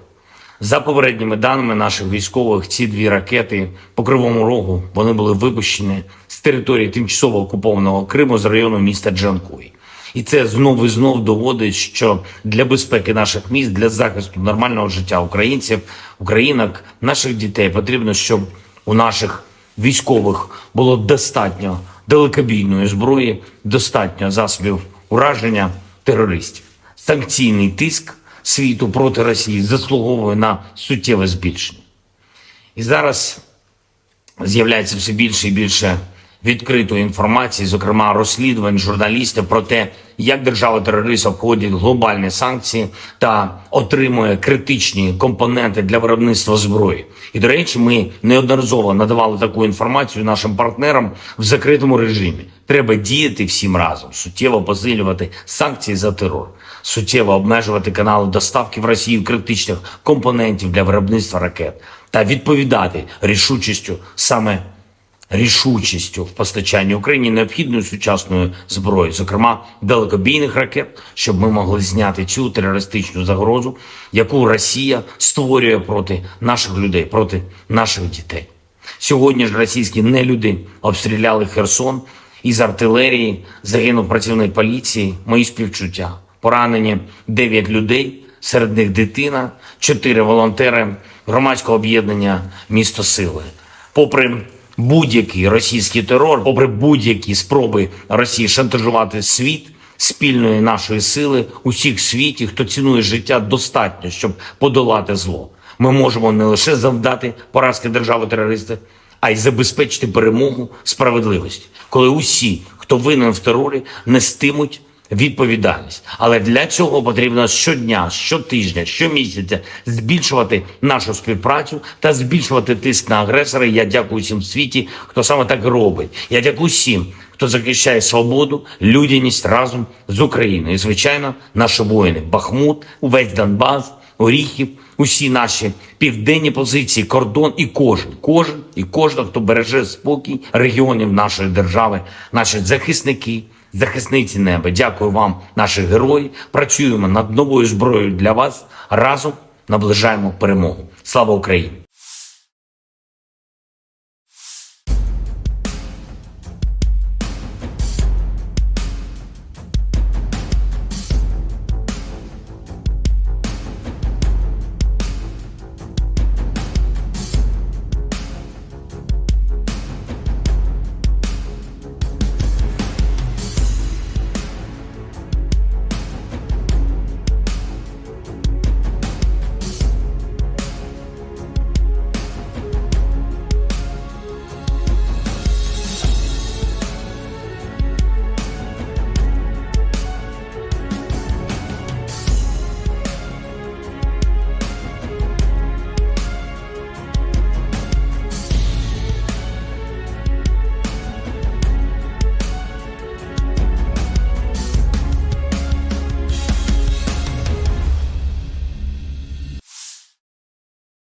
The armed forces of Russia launched cruise missile strikes against the city of Kryvyi Rih in Dnipropetrovsk Oblast on July 31st. At least 2 people were killed and 31 injured, including 4 children, wrote Governor Kryvyi Rih in Telegram. One of the missiles targeted a 9-story residential building, damaging parts of its 4th to 9th floors and starting a fire in an apartment on the 4th floor, the State Emergency Service reported. Another missile hit a 4-story university building, where the 2nd to 4th floors were destroyed. According to the State Emergency Service, at least 3 people were injured in an educational facility. Air Force spokesperson Yuri Ihnat said that based on preliminary data, Russia likely carried out the attack using ballistic missiles. According to President Volodymyr Zelensky, residential buildings, a university building, and a crossroads in the city were hit. This airstrike did not last long after the Russian capital Moscow was attacked by 3 drones and destroyed a number of buildings in the city center. Russia Defense Ministry swear to take a revenge after the attack.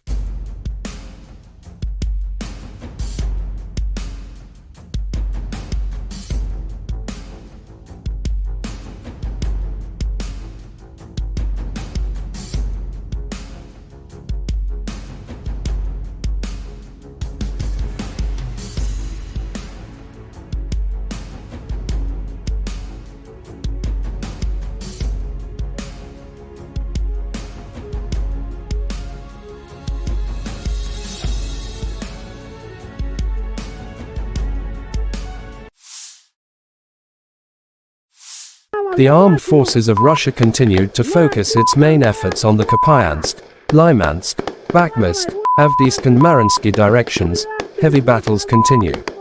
Deputy Minister of Ukraine Defense Hanna Maliar July 31st said during the last week, more than 170 battles took place in these directions between 2 sides. In the Kupyan direction, the enemy stormed and searched for weak points in our defense. He actively tried to advance in the areas south of Novozalivsky in order to push our units beyond the barrier line of the Oskol River. But unsuccessfully, our defense forces are powerfully restraining enemy troops, added Maliar.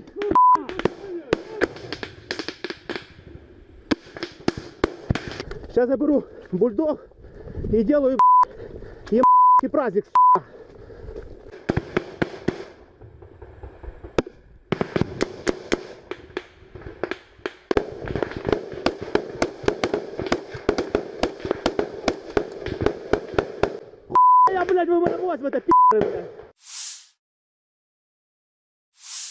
The armed forces of Ukraine reported on July 31st that Russia had lost 246,190 troops in Ukraine since the beginning of its full-scale invasion on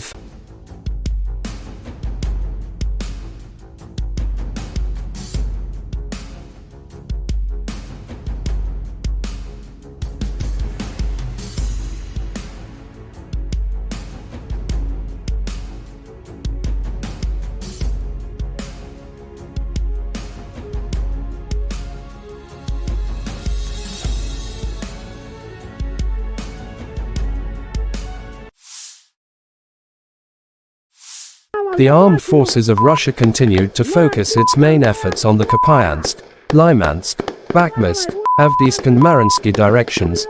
Heavy battles continue. Deputy Minister of Ukraine Defense Hanna Maliar July 31st said during the last week, more than 170 battles took place in these directions between 2 sides. In the Kupyan direction, the enemy stormed and searched for weak points in our defense. He actively tried to advance in the areas south of Novozalivsky in order to push our units beyond the barrier line of the Oskol River.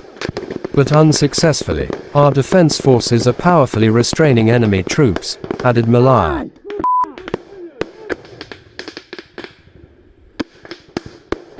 Сейчас я беру бульдог и делаю праздник.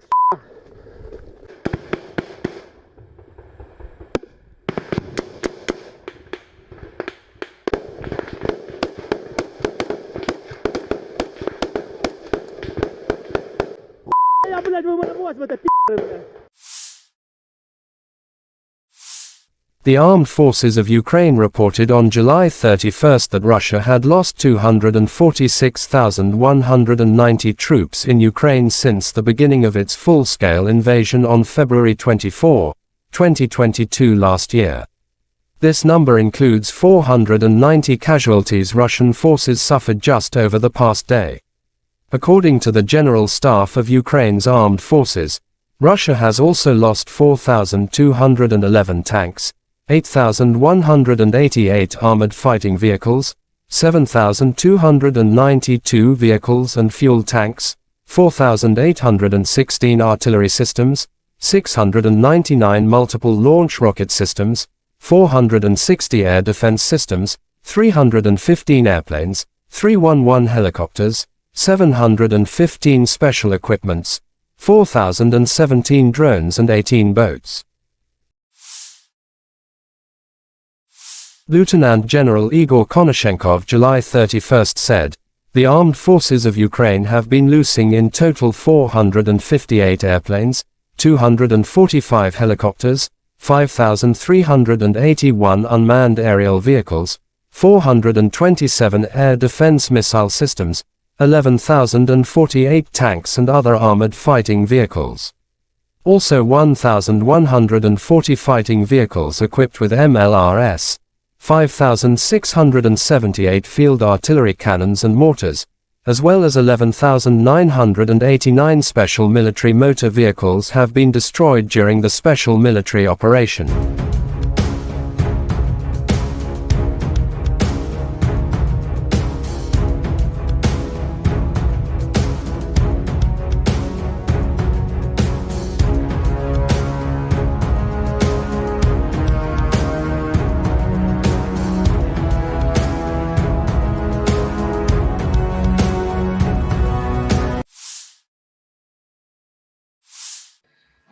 Добрый день, уважаемые коллеги.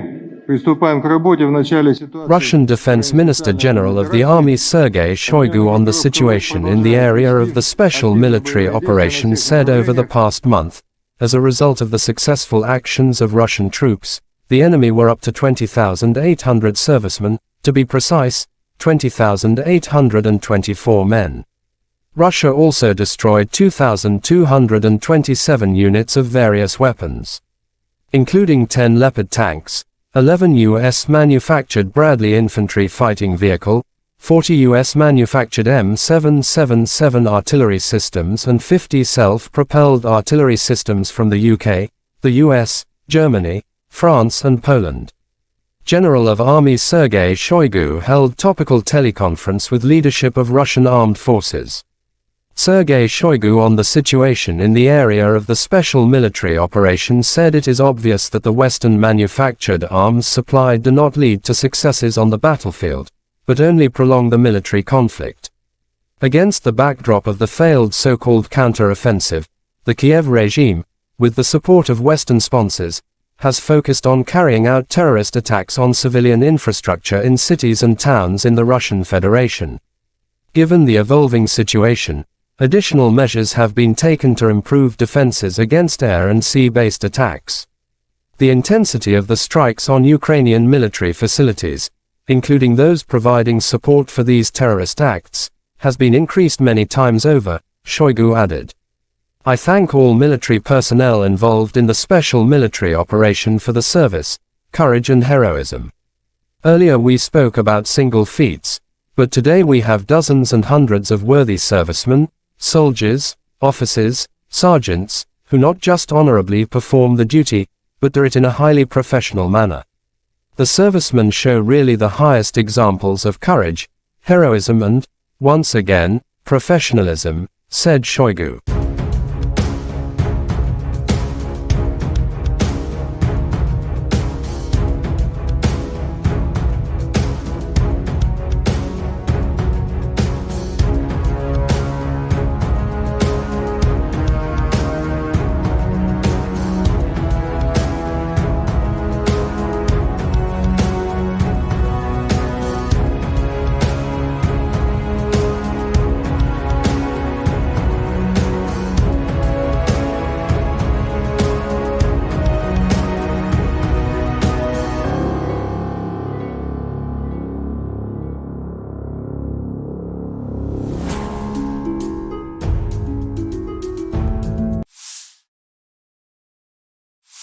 Дорогі українці, українки, сьогодні о 7 вечора завершена рятувальна операція в Кривому Розі на місці удару російських ракет. Це були 2 ракети «Іскандер», балістичні ракети проти житлового будинку.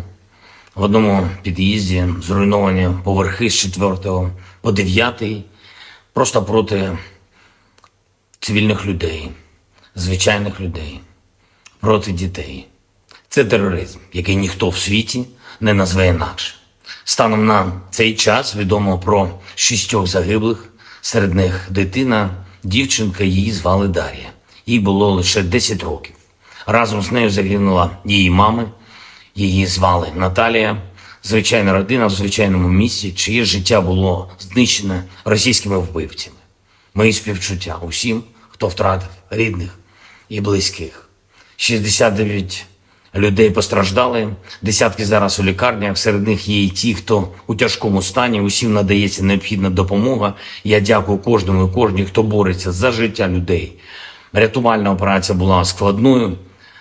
Падали частини конструкції будинку на рівні 4-го поверху. Пожежа загалом до порятунку були залучено понад 350 працівників ДСНС, поліції, комунальних служб. Допомагали волонтери. Вдячний всім. Особливо відзначу сьогодні за рятувальну операцію в Кривому Розі таких працівників ДСНС, як лейтенант Вадим Кучкурда, молодший сержант Володимир Гембіхнер, старшина Віктор Іліка та Сергій Бицько, заступник командира Державного воєнізованого гірничо-рятувального загону, поліцейський підполковник Микола Гармаш, капітан Роман Бондарчук, лікарі Владислав Волошин та Костянтин Ісайченко, нацгвардійці сержант Андрій Головін, капітан Денис Терещенко, комунальники Сергій Дмитрієв та Андрій Шайда, волонтери Лариса Сидоренко та Вікторія Третяк. Дякую. Дуже важливо, коли всі разом захищаємо життя, допомагаємо долати російський терор. За попередніми даними наших військових, ці 2 ракети по Кривому Рогу, вони були випущені з території тимчасово окупованого Криму з району міста Джанкой. І це знов і знов доводить, що для безпеки наших міст, для захисту нормального життя українців, українок, наших дітей потрібно, щоб у наших військових було достатньо далекобійної зброї, достатньо засобів ураження терористів. Санкційний тиск світу проти Росії заслуговує на суттєве збільшення. І зараз з'являється все більше і більше відкритої інформації, зокрема розслідувань журналістів про те, як держава-терорист обходить глобальні санкції та отримує критичні компоненти для виробництва зброї. І, до речі, ми неодноразово надавали таку інформацію нашим партнерам в закритому режимі. Треба діяти всім разом, суттєво посилювати санкції за терор, суттєво обмежувати канали доставки в Росію критичних компонентів для виробництва ракет та відповідати рішучістю в постачанні Україні необхідної сучасної зброї, зокрема далекобійних ракет, щоб ми могли зняти цю терористичну загрозу, яку Росія створює проти наших людей, проти наших дітей. Сьогодні ж російські нелюди обстріляли Херсон, із артилерії загинув працівник поліції, мої співчуття. Поранені 9 людей, серед них дитина, 4 волонтери громадського об'єднання «Місто Сили». Попри будь-який російський терор, попри будь-які спроби Росії шантажувати світ, спільної нашої сили, усіх в світі, хто цінує життя, достатньо, щоб подолати зло. Ми можемо не лише завдати поразки держави-терориста, а й забезпечити перемогу справедливості, коли усі, хто винен в терорі, нестимуть відповідальність. Але для цього потрібно щодня, щотижня, щомісяця збільшувати нашу співпрацю та збільшувати тиск на агресора. Я дякую всім в світі, хто саме так робить. Я дякую всім, хто захищає свободу, людяність разом з Україною. І, звичайно, наші воїни. Бахмут, увесь Донбас, Оріхів, усі наші південні позиції, кордон і кожен, хто береже спокій регіонів нашої держави, наші захисники, захисниці неба. Дякую вам, наші герої. Працюємо над новою зброєю для вас. Разом наближаємо перемогу. Слава Україні!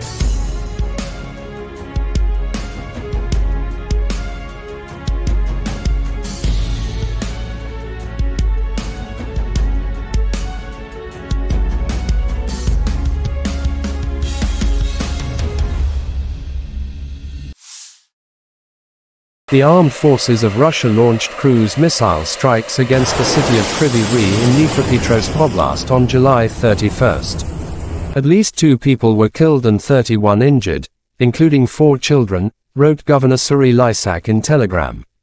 One of the missiles targeted a 9-story residential building, damaging parts of its 4th to 9th floors and starting a fire in an apartment on the 4th floor, the State Emergency Service reported. Another missile hit a 4-story university building, where the 2nd to 4th floors were destroyed. According to the State Emergency Service, at least 3 people were injured in an educational facility.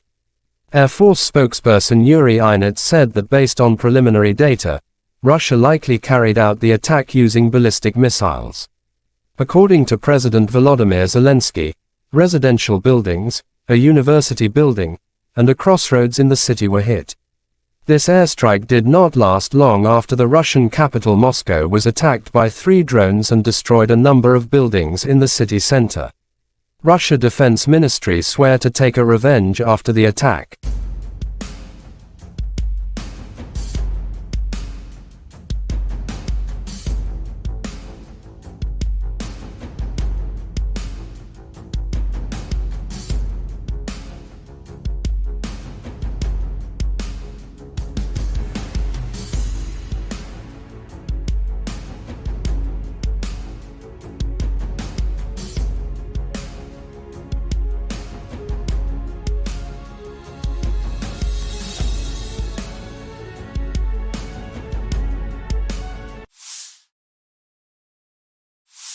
The armed forces of Russia continued to focus its main efforts on the Kupyansk, Lymansk, Bakhmutsk, Avdiivka and Mariinsky directions.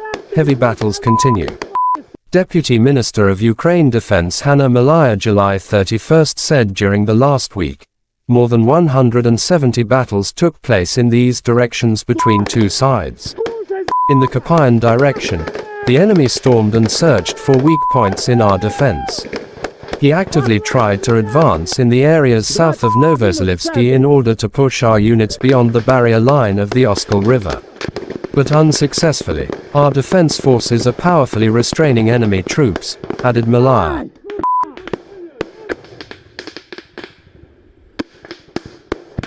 Сейчас я беру бульдог и делаю праздник.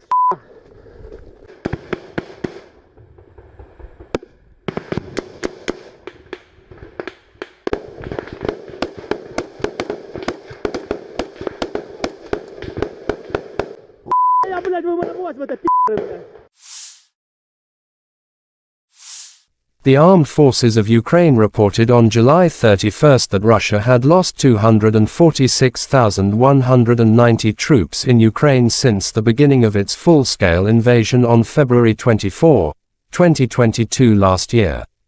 This number includes 490 casualties Russian forces suffered just over the past day.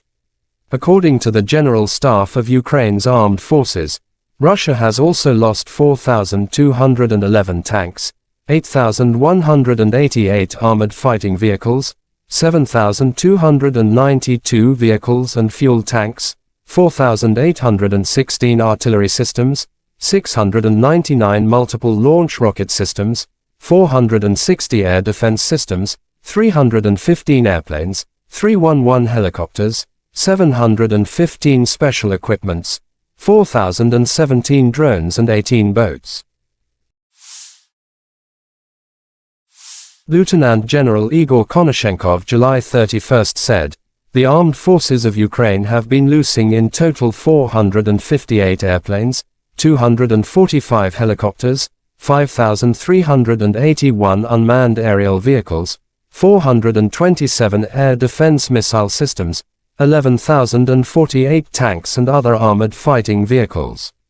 Also 1,140 fighting vehicles equipped with MLRS, 5,678 field artillery cannons and mortars, as well as 11,989 special military motor vehicles have been destroyed during the special military operation.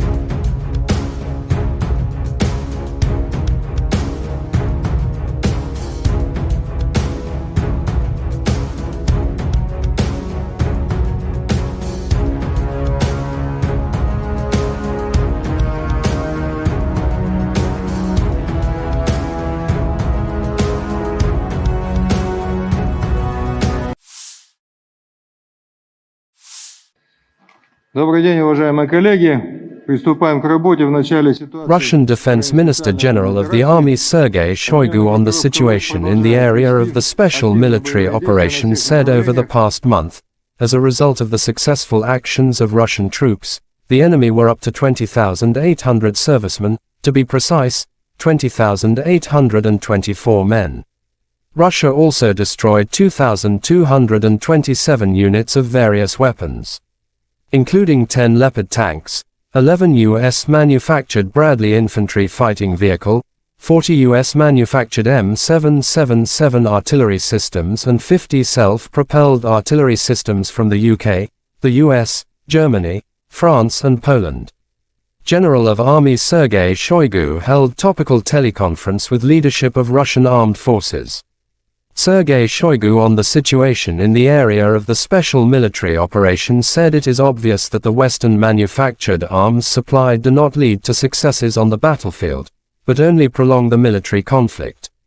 Against the backdrop of the failed so-called counter-offensive, the Kiev regime, with the support of Western sponsors, has focused on carrying out terrorist attacks on civilian infrastructure in cities and towns in the Russian Federation. Given the evolving situation, additional measures have been taken to improve defenses against air and sea-based attacks. The intensity of the strikes on Ukrainian military facilities, including those providing support for these terrorist acts, has been increased many times over, Shoigu added. I thank all military personnel involved in the special military operation for the service, courage and heroism. Earlier we spoke about single feats, but today we have dozens and hundreds of worthy servicemen, soldiers, officers, sergeants, who not just honorably perform the duty, but do it in a highly professional manner. The servicemen show really the highest examples of courage, heroism and, once again, professionalism, said Shoigu.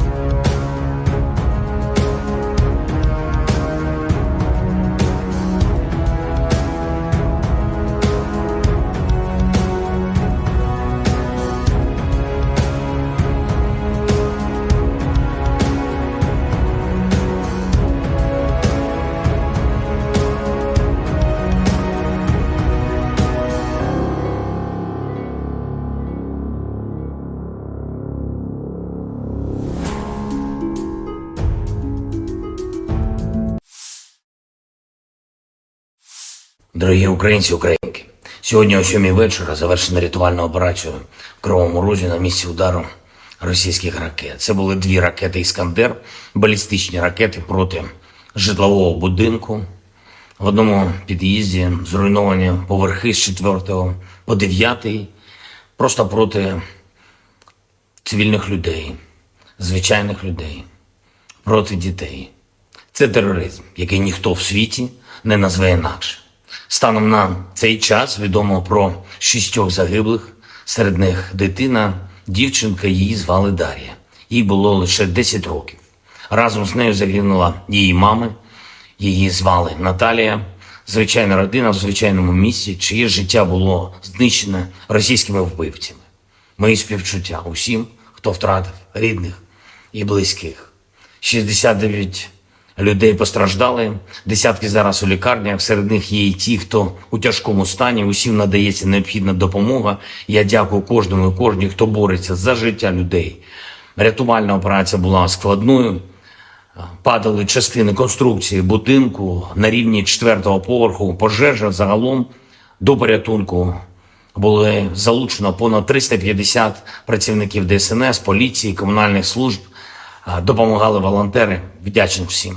Особливо відзначу сьогодні за рятувальну операцію в Кривому Розі таких працівників ДСНС, як лейтенант Вадим Кучкурда, молодший сержант Володимир Гембіхнер, старшина Віктор Іліка та Сергій Бицько, заступник командира Державного воєнізованого гірничо-рятувального загону, поліцейський підполковник Микола Гармаш, капітан Роман Бондарчук, лікарі Владислав Волошин та Костянтин Ісайченко, нацгвардійці сержант Андрій Головін, капітан Денис Терещенка, комунальники Сергій Дмитрієв та Андрій Шайда, волонтери Лариса Сидоренка та Вікторія Третяк. Дякую. Дуже важливо, коли всі разом захищаємо життя, допомагаємо долати російський терор. За попередніми даними наших військових, ці дві ракети по Кривому Рогу, вони були випущені з території тимчасово окупованого Криму з району міста Джанкой. І це знов і знов доводить, що для безпеки наших міст, для захисту нормального життя українців, українок, наших дітей потрібно, щоб у наших військових було достатньо далекобійної зброї, достатньо засобів ураження терористів. Санкційний тиск світу проти Росії заслуговує на суттєве збільшення.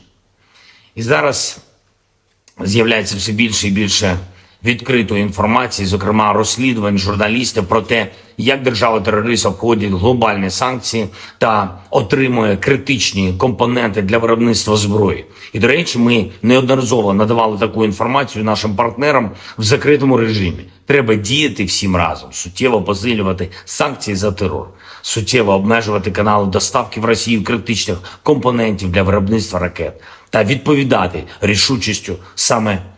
рішучістю в постачанні Україні необхідної сучасної зброї, зокрема далекобійних ракет, щоб ми могли зняти цю терористичну загрозу, яку Росія створює проти наших людей, проти наших дітей. Сьогодні ж російські нелюди обстріляли Херсон, із артилерії загинув працівник поліції, мої співчуття. Поранені 9 людей, серед них дитина, 4 волонтери громадського об'єднання «Місто Сили». Попри будь-який російський терор, попри будь-які спроби Росії шантажувати світ, спільної нашої сили, усіх в світі, хто цінує життя, достатньо, щоб подолати зло. Ми можемо не лише завдати поразки держави-терориста, а й забезпечити перемогу справедливості, коли усі, хто винен в терорі, нестимуть відповідальність. Але для цього потрібно щодня, щотижня, щомісяця збільшувати нашу співпрацю та збільшувати тиск на агресора. Я дякую всім в світі, хто саме так робить. Я дякую всім, хто захищає свободу, людяність разом з Україною. І, звичайно, наші воїни. Бахмут, увесь Донбас, Оріхів, усі наші південні позиції, кордон і кожен, хто береже спокій регіонів нашої держави, наші захисники, захисниці неба. Дякую вам, наші герої. Працюємо над новою зброєю для вас. Разом наближаємо перемогу. Слава Україні!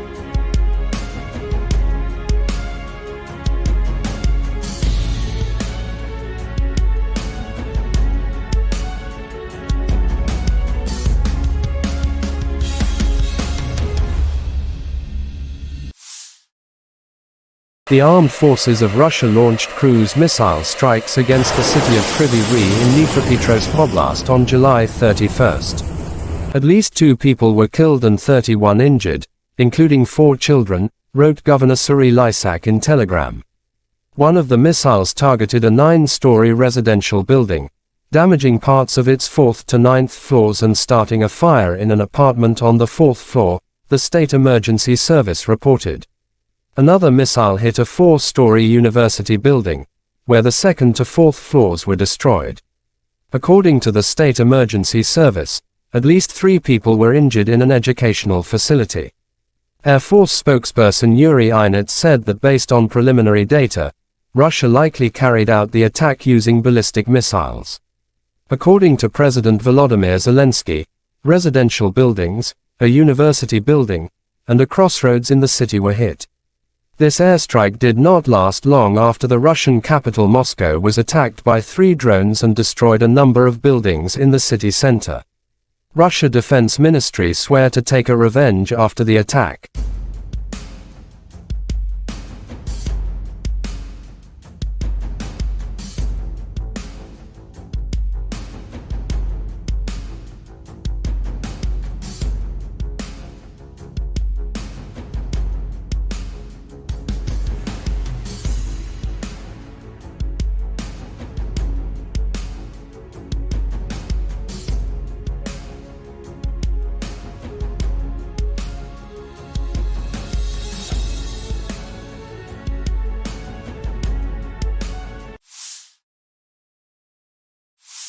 The armed forces of Russia continued to focus its main efforts on the Kupyansk, Lymansk, Bakhmut, Avdiivka and Mariinsky directions. Heavy battles continue. Deputy Minister of Ukraine Defense Hanna Malaya July 31 said during the last week, more than 170 battles took place in these directions between two sides. In the Kupyan direction, the enemy stormed and searched for weak points in our defense. He actively tried to advance in the areas south of Novozalivsky in order to push our units beyond the barrier line of the Oskol River. But unsuccessfully, our defense forces are powerfully restraining enemy troops, added Malaya.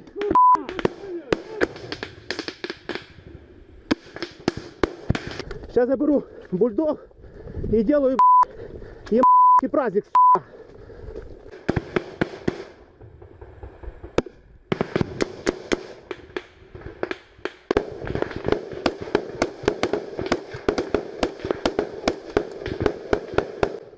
Я, блядь, выморозь в это блядь. The armed forces of Ukraine reported on July 31 that Russia had lost 246,190 troops in Ukraine since the beginning of its full-scale invasion on February 24, 2022 last year. This number includes 490 casualties Russian forces suffered just over the past day. According to the General Staff of Ukraine's armed forces, Russia has also lost 4,211 tanks, 8,188 armored fighting vehicles, 7,292 vehicles and fuel tanks, 4,816 artillery systems, 699 multiple launch rocket systems, 460 air defense systems, 315 airplanes, 311 helicopters, 715 special equipments, 4,017 drones and 18 boats. Lieutenant General Igor Konashenkov July 31 said, the armed forces of Ukraine have been losing in total 458 airplanes, 245 helicopters, 5,381 unmanned aerial vehicles, 427 air defense missile systems, 11,048 tanks and other armored fighting vehicles. Also 1,140 fighting vehicles equipped with MLRS, 5,678 field artillery cannons and mortars, as well as 11,989 special military motor vehicles have been destroyed during the special military operation.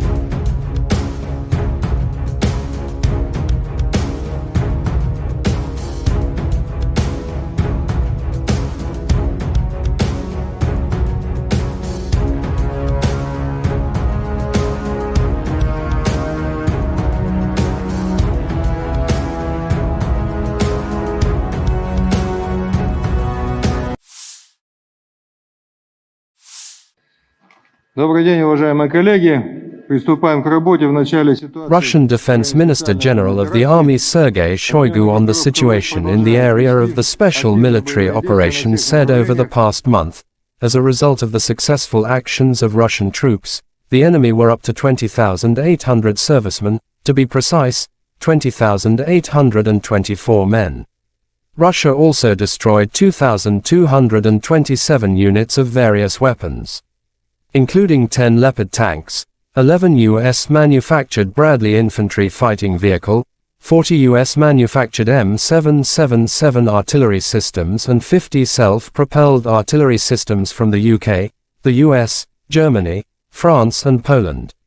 General of Army Sergei Shoigu held topical teleconference with leadership of Russian armed forces. Sergei Shoigu on the situation in the area of the special military operation said it is obvious that the Western-manufactured arms supplied do not lead to successes on the battlefield, but only prolong the military conflict. Against the backdrop of the failed so-called counter-offensive, the Kiev regime, with the support of Western sponsors, has focused on carrying out terrorist attacks on civilian infrastructure in cities and towns in the Russian Federation. Given the evolving situation, additional measures have been taken to improve defenses against air and sea-based attacks. The intensity of the strikes on Ukrainian military facilities, including those providing support for these terrorist acts, has been increased many times over, Shoigu added. I thank all military personnel involved in the special military operation for the service, courage and heroism. Earlier we spoke about single feats, but today we have dozens and hundreds of worthy servicemen, soldiers, officers, sergeants, who not just honorably perform the duty, but do it in a highly professional manner. The servicemen show really the highest examples of courage, heroism and, once again, professionalism, said Shoigu.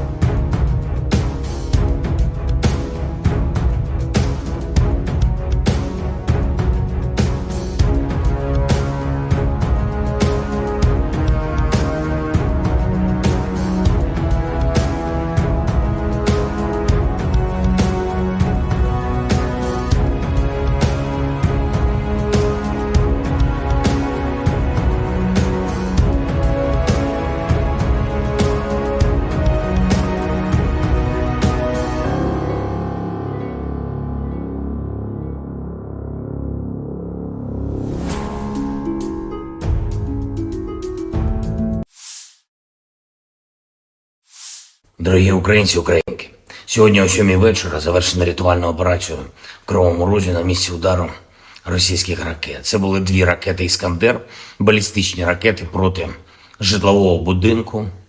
В одному під'їзді зруйновані поверхи з 4 по 9, просто проти цивільних людей, звичайних людей, проти дітей. Це тероризм, який ніхто в світі не назве інакше. Станом на цей час відомо про 6 загиблих, серед них дитина, дівчинка, її звали Дар'я. Їй було лише 10 років. Разом з нею загинула її мама, її звали Наталія. Звичайна родина в звичайному місті, чиє життя було знищене російськими вбивцями. Мої співчуття усім, хто втратив рідних і близьких. 69 людей постраждали, десятки зараз у лікарнях, серед них є і ті, хто у тяжкому стані, усім надається необхідна допомога. Я дякую кожному і кожній, хто бореться за життя людей. Рятувальна операція була складною, падали частини конструкції будинку на рівні 4-го поверху, пожежа загалом до порятунку. Були залучено понад 350 працівників ДСНС, поліції, комунальних служб, допомагали волонтери, вдячний всім. Особливо відзначу сьогодні за рятувальну операцію в Кривому Розі таких працівників ДСНС, як лейтенант Вадим Кучкурда, молодший сержант Володимир Гембіхнер, старшина Віктор Іліка та Сергій Бицько, заступник командира Державного воєнізованого гірничо-рятувального загону, поліцейський підполковник Микола Гармаш, капітан Роман Бондарчук, лікарі Владислав Волошин та Костянтин Ісайченко, нацгвардійці сержант Андрій Головін, капітан Денис Терещенко, комунальники Сергій Дмитрієв та Андрій Шайда, волонтери Лариса Сидоренко та Вікторія Третяк. Дякую. Дуже важливо, коли всі разом захищаємо життя, допомагаємо долати російський терор. За попередніми даними наших військових, ці 2 ракети по Кривому Рогу, вони були випущені з території тимчасово окупованого Криму з району міста Джанкой. І це знов і знов доводить, що для безпеки наших міст, для захисту нормального життя українців, українок, наших дітей потрібно, щоб у наших військових було достатньо далекобійної зброї, достатньо засобів ураження терористів. Санкційний тиск світу проти Росії заслуговує на суттєве збільшення. І зараз з'являється все більше і більше відкритої інформації, зокрема розслідувань журналістів про те, як держава-терорист обходить глобальні санкції та отримує критичні компоненти для виробництва зброї. І, до речі, ми неодноразово надавали таку інформацію нашим партнерам в закритому режимі. Треба діяти всім разом, суттєво посилювати санкції за терор, суттєво обмежувати канали доставки в Росію критичних компонентів для виробництва ракет та відповідати рішучістю в постачанні Україні необхідної сучасної зброї, зокрема далекобійних ракет, щоб ми могли зняти цю терористичну загрозу, яку Росія створює проти наших людей, проти наших дітей.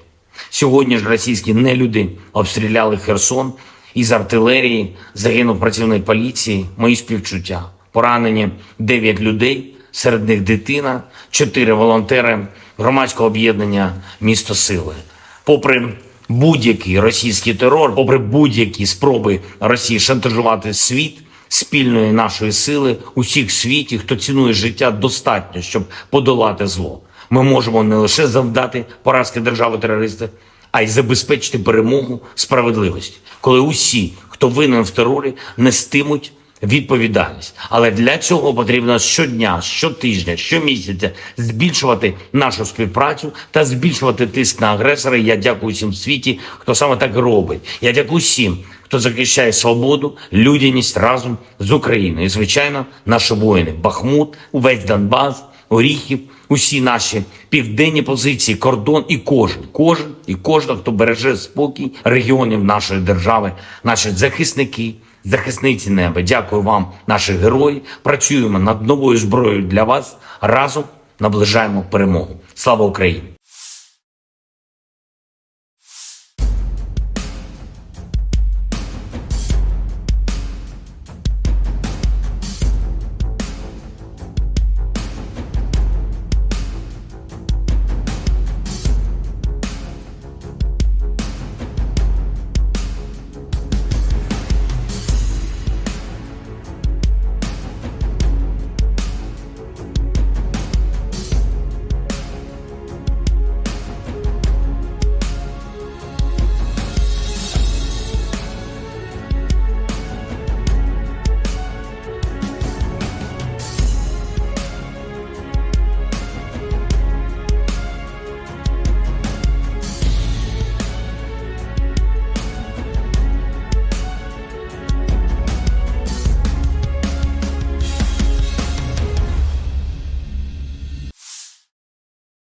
The armed forces of Russia launched cruise missile strikes against the city of Kryvyi Rih in Dnipropetrovsk Oblast on July 31st.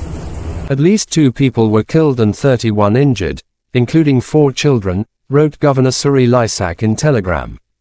One of the missiles targeted a 9-story residential building, damaging parts of its 4th to 9th floors and starting a fire in an apartment on the 4th floor, the State Emergency Service reported.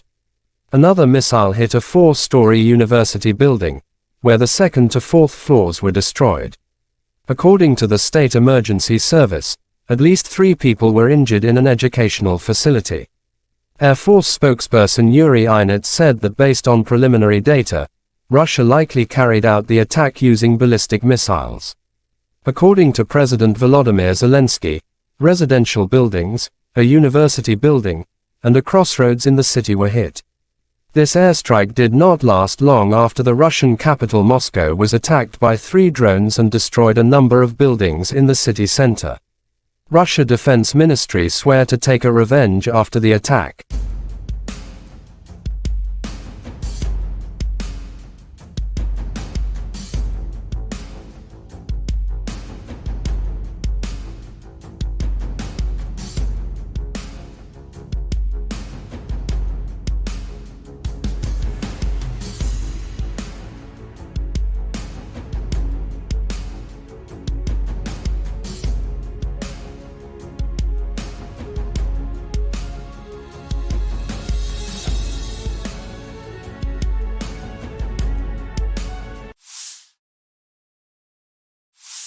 The armed forces of Russia continued to focus its main efforts on the Kupyansk, Lymansk, Bakhmutsk, Avdiivka and Mariinsky directions.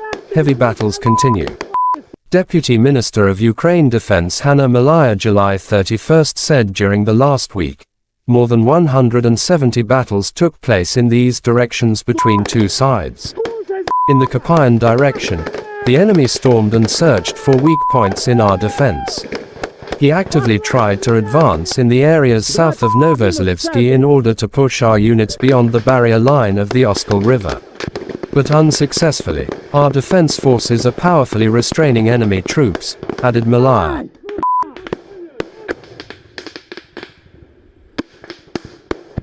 Сейчас я беру бульдог и делаю праздник.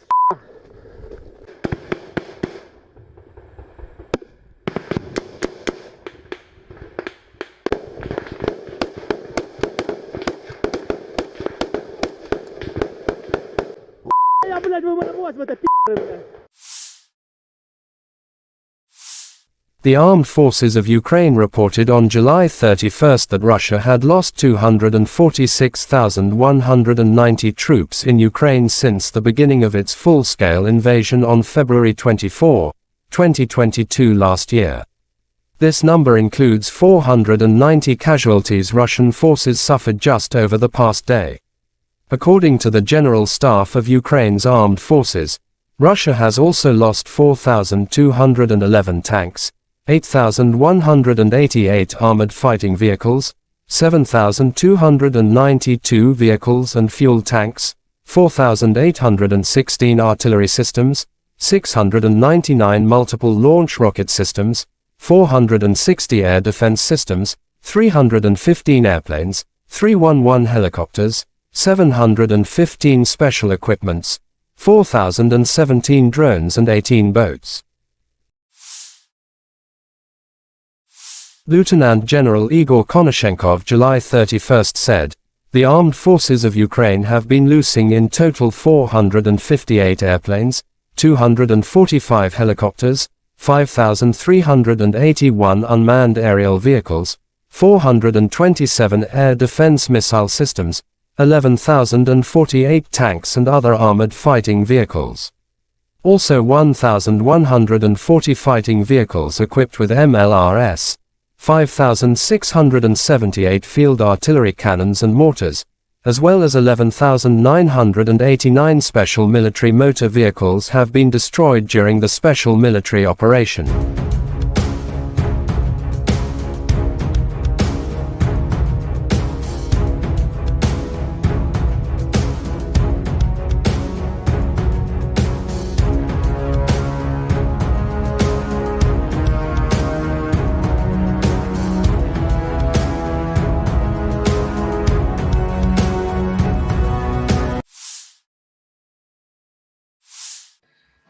Добрый день, уважаемые коллеги. Приступаем к работе в начале ситуации. Russian Defense Minister General of the Army Sergei Shoigu on the situation in the area of the special military operation said over the past month, as a result of the successful actions of Russian troops, the enemy were up to 20,800 servicemen, to be precise, 20,824 men. Russia also destroyed 2,227 units of various weapons, including 10 Leopard tanks, 11 U.S.-manufactured Bradley infantry fighting vehicle, 40 U.S.-manufactured M777 artillery systems and 50 self-propelled artillery systems from the UK, the US, Germany, France and Poland. General of Army Sergei Shoigu held topical teleconference with leadership of Russian armed forces. Sergei Shoigu on the situation in the area of the special military operation said it is obvious that the Western-manufactured arms supply do not lead to successes on the battlefield, but only prolong the military conflict. Against the backdrop of the failed so-called counter-offensive, the Kiev regime, with the support of Western sponsors, has focused on carrying out terrorist attacks on civilian infrastructure in cities and towns in the Russian Federation. Given the evolving situation, additional measures have been taken to improve defenses against air and sea-based attacks. The intensity of the strikes on Ukrainian military facilities, including those providing support for these terrorist acts, has been increased many times over, Shoigu added. "I thank all military personnel involved in the special military operation for the service, courage and heroism. Earlier we spoke about single feats, but today we have dozens and hundreds of worthy servicemen, soldiers, officers, sergeants, who not just honorably perform the duty, but do it in a highly professional manner. The servicemen show really the highest examples of courage, heroism and, once again, professionalism," said Shoigu.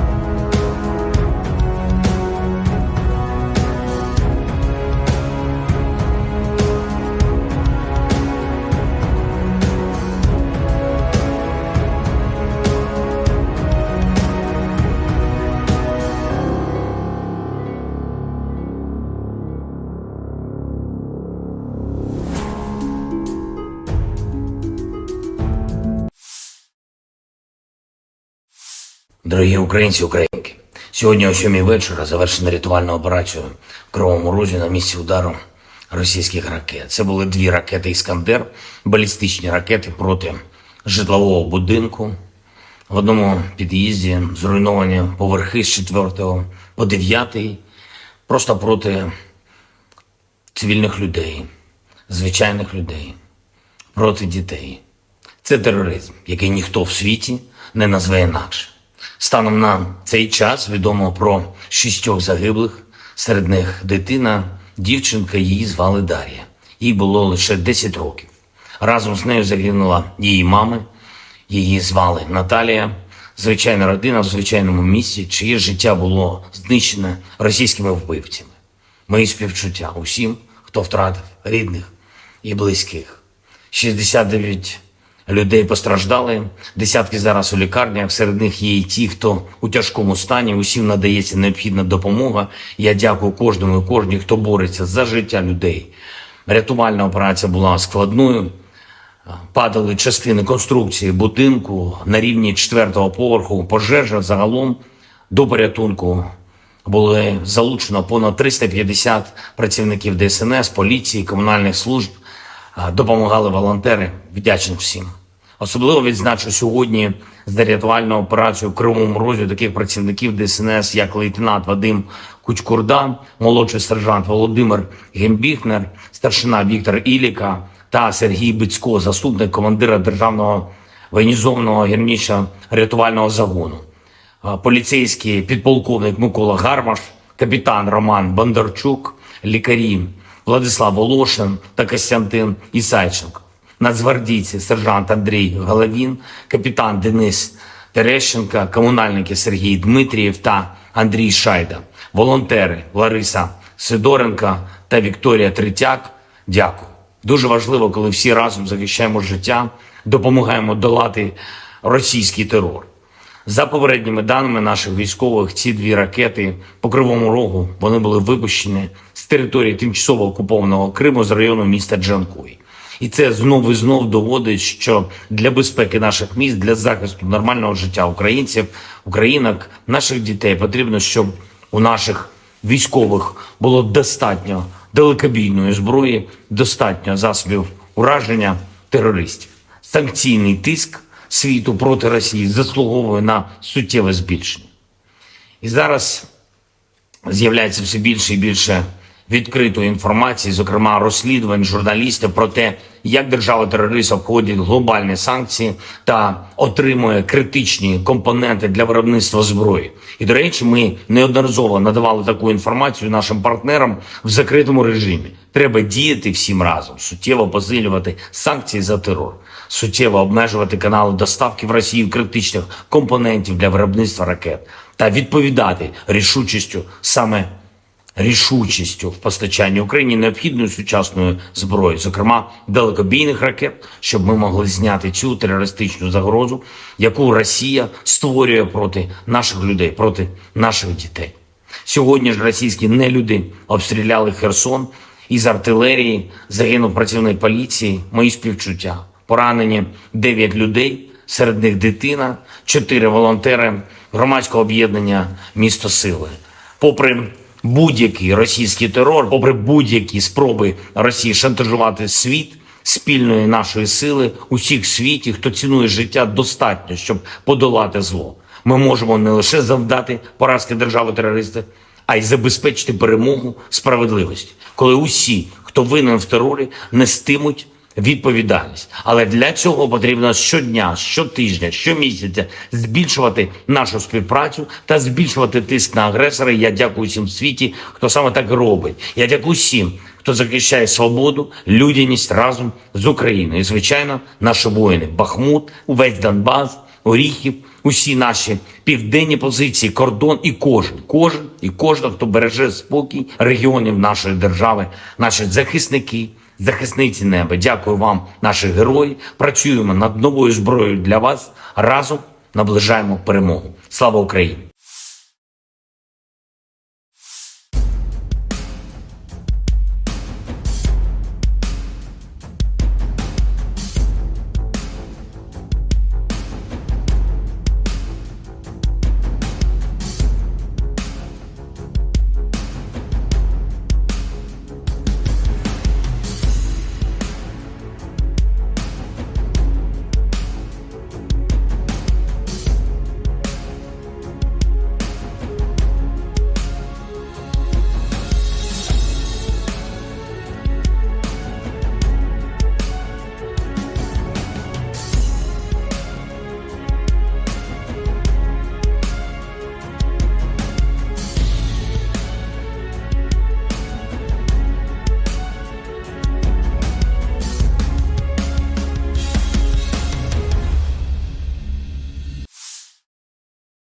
The armed forces of Russia launched cruise missile strikes against the city of Kryvyi Rih in Dnipropetrovsk Oblast on July 31st. At least 2 people were killed and 31 injured, including 4 children, wrote Governor Kryvyi Rih in Telegram.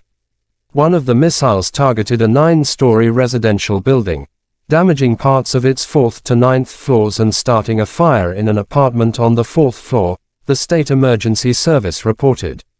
Another missile hit a 4-story university building, where the 2nd to 4th floors were destroyed. According to the State Emergency Service, at least 3 people were injured in an educational facility. Air Force spokesperson Yuri Inets said that based on preliminary data, Russia likely carried out the attack using ballistic missiles.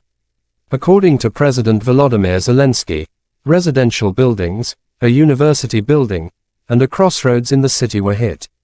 This airstrike did not last long after the Russian capital Moscow was attacked by 3 drones and destroyed a number of buildings in the city center. Russia Defense Ministry swear to take a revenge after the attack.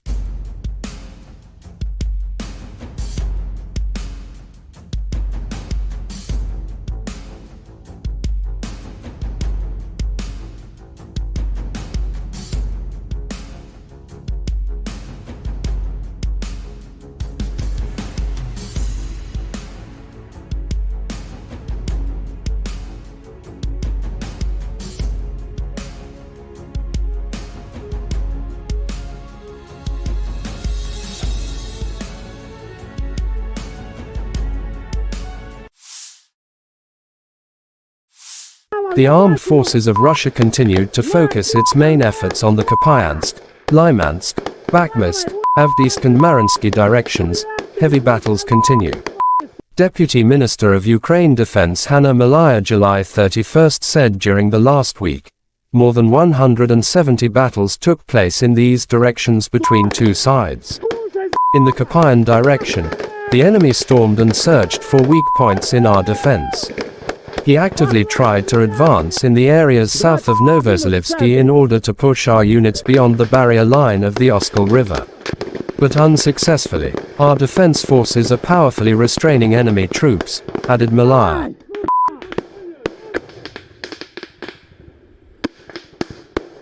Сейчас я беру бульдог и делаю праздник.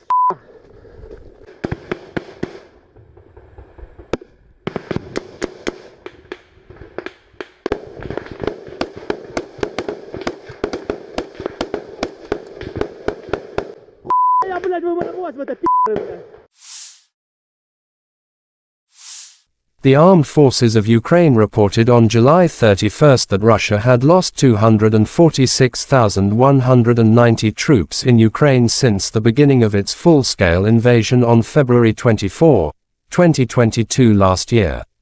This number includes 490 casualties Russian forces suffered just over the past day.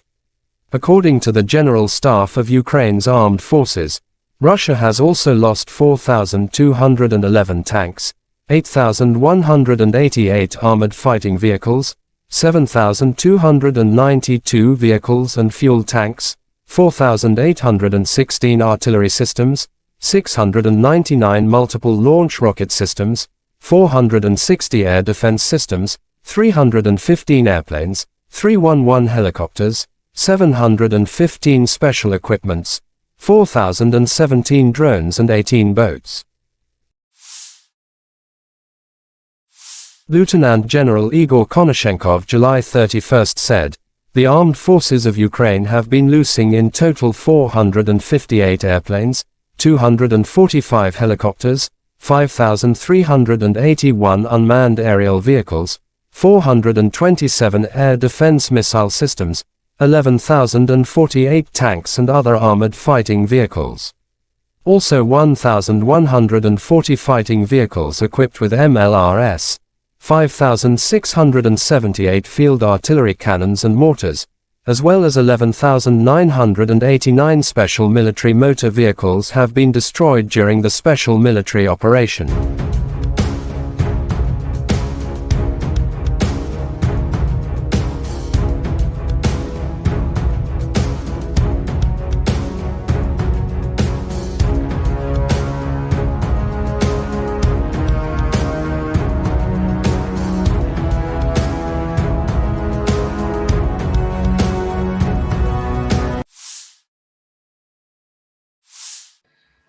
Добрый день, уважаемые коллеги. Приступаем к работе в начале ситуации. Russian Defense Minister General of the Army Sergei Shoigu on the situation in the area of the special military operation said over the past month, as a result of the successful actions of Russian troops, the enemy were up to 20,800 servicemen, to be precise, 20,824 men. Russia also destroyed 2,227 units of various weapons, including 10 Leopard tanks, 11 U.S.-manufactured Bradley infantry fighting vehicle, 40 U.S.-manufactured M777 artillery systems and 50 self-propelled artillery systems from the UK, the US, Germany, France and Poland. General of Army Sergei Shoigu held topical teleconference with leadership of Russian armed forces.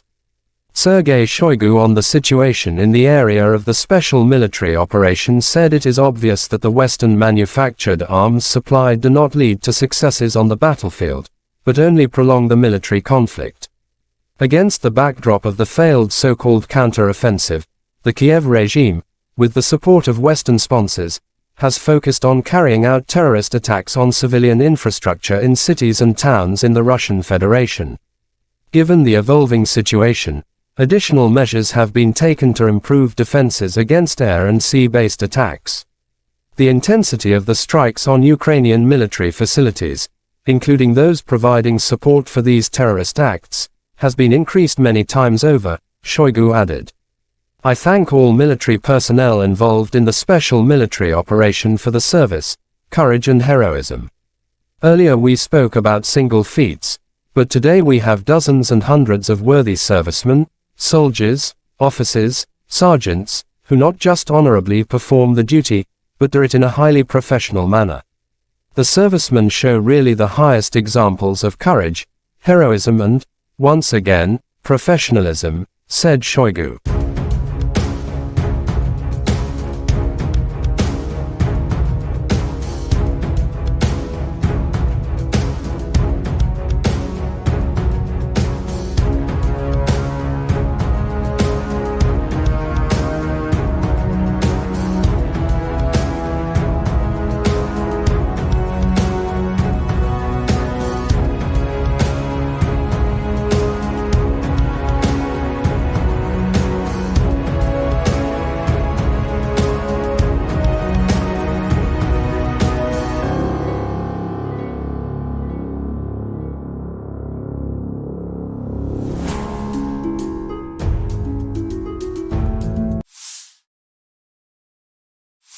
Дорогі українці, українки, сьогодні о 7 вечора завершена рятувальна операція в Кривому Розі на місці удару російських ракет. Це були 2 ракети «Іскандер», балістичні ракети проти житлового будинку.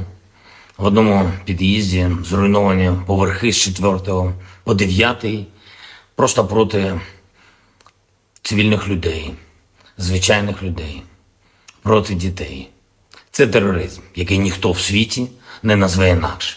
Станом на цей час відомо про 6 загиблих, серед них дитина, дівчинка, її звали Дар'я. Їй було лише 10 років. Разом з нею загинула її мама, її звали Наталія. Звичайна родина в звичайному місці, чиє життя було знищене російськими вбивцями. Мої співчуття усім, хто втратив рідних і близьких. 69 людей постраждали, десятки зараз у лікарнях, серед них є і ті, хто у тяжкому стані, усім надається необхідна допомога. Я дякую кожному і кожній, хто бореться за життя людей. Рятувальна операція була складною, падали частини конструкції будинку на рівні 4-го поверху, пожежа загалом до порятунку були залучено понад 350 працівників ДСНС, поліції, комунальних служб, допомагали волонтери, вдячний всім. Особливо відзначу сьогодні за рятувальну операцію в Кривому Розі таких працівників ДСНС, як лейтенант Вадим Кучкурда, молодший сержант Володимир Гембіхнер, старшина Віктор Іліка та Сергій Бицько, заступник командира Державного воєнізованого гірничо-рятувального загону, поліцейський підполковник Микола Гармаш, капітан Роман Бондарчук, лікарі Владислав Волошин та Костянтин Ісайченко, нацгвардійці сержант Андрій Головін, капітан Денис Терещенка, комунальники Сергій Дмитрієв та Андрій Шайда, волонтери Лариса Сидоренка та Вікторія Третяк. Дякую. Дуже важливо, коли всі разом захищаємо життя, допомагаємо долати російський терор. За попередніми даними наших військових, ці дві ракети по Кривому Рогу, вони були випущені з території тимчасово окупованого Криму з району міста Джанкой. І це знов і знов доводить, що для безпеки наших міст, для захисту нормального життя українців, українок, наших дітей потрібно, щоб у наших військових було достатньо далекобійної зброї, достатньо засобів ураження терористів. Санкційний тиск світу проти Росії заслуговує на суттєве збільшення. І зараз з'являється все більше і більше відкритої інформації, зокрема розслідувань журналістів про те, як держава-терорист обходить глобальні санкції та отримує критичні компоненти для виробництва зброї. І, до речі, ми неодноразово надавали таку інформацію нашим партнерам в закритому режимі. Треба діяти всім разом, суттєво посилювати санкції за терор, суттєво обмежувати канали доставки в Росію критичних компонентів для виробництва ракет та відповідати рішучістю в постачанні Україні необхідної сучасної зброї, зокрема далекобійних ракет, щоб ми могли зняти цю терористичну загрозу, яку Росія створює проти наших людей, проти наших дітей. Сьогодні ж російські нелюди обстріляли Херсон, із артилерії загинув працівник поліції, мої співчуття. Поранені 9 людей, серед них дитина, 4 волонтери громадського об'єднання «Місто Сили».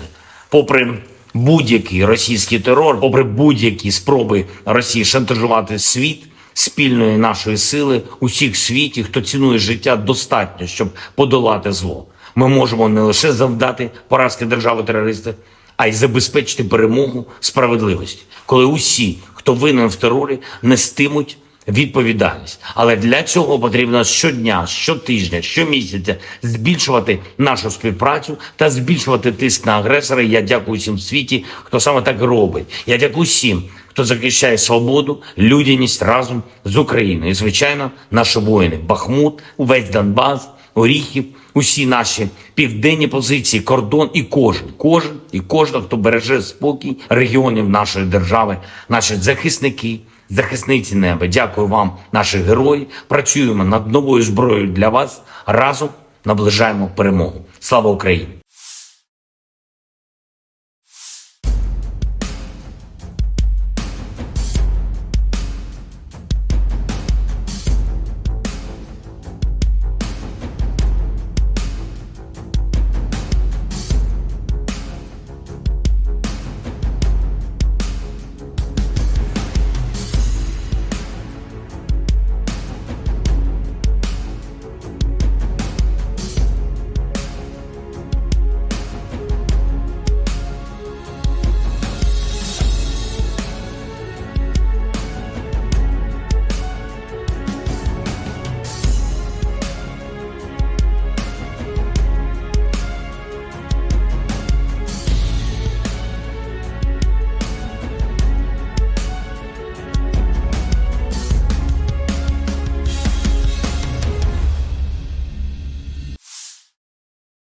The armed forces of Russia launched cruise missile strikes against the city of Kryvyi Rih in Dnipropetrovsk Oblast on July 31st. At least 2 people were killed and 31 injured, including 4 children, wrote Governor Serhiy Lysak in Telegram. One of the missiles targeted a 9-story residential building, damaging parts of its 4th to 9th floors and starting a fire in an apartment on the 4th floor, the State Emergency Service reported. Another missile hit a 4-story university building, where the 2nd to 4th floors were destroyed. According to the State Emergency Service, at least 3 people were injured in an educational facility. Air Force spokesperson Yuri Inets said that based on preliminary data, Russia likely carried out the attack using ballistic missiles. According to President Volodymyr Zelensky, residential buildings, a university building, and a crossroads in the city were hit. This airstrike did not last long after the Russian capital Moscow was attacked by 3 drones and destroyed a number of buildings in the city center. Russia Defense Ministry swear to take a revenge after the attack.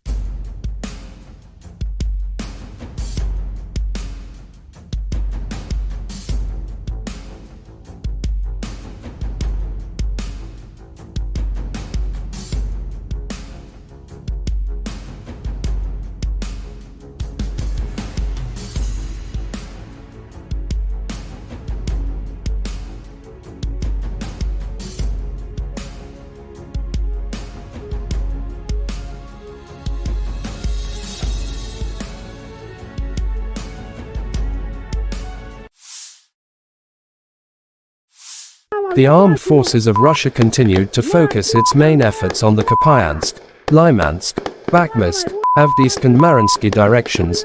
Heavy battles continue. Deputy Minister of Ukraine Defense Hanna Malaya July 31 said during the last week, more than 170 battles took place in these directions between two sides. In the Kupyan direction, the enemy stormed and searched for weak points in our defense. He actively tried to advance in the areas south of Novozalivsky in order to push our units beyond the barrier line of the Oskol River. But unsuccessfully, our defense forces are powerfully restraining enemy troops, added Malaya.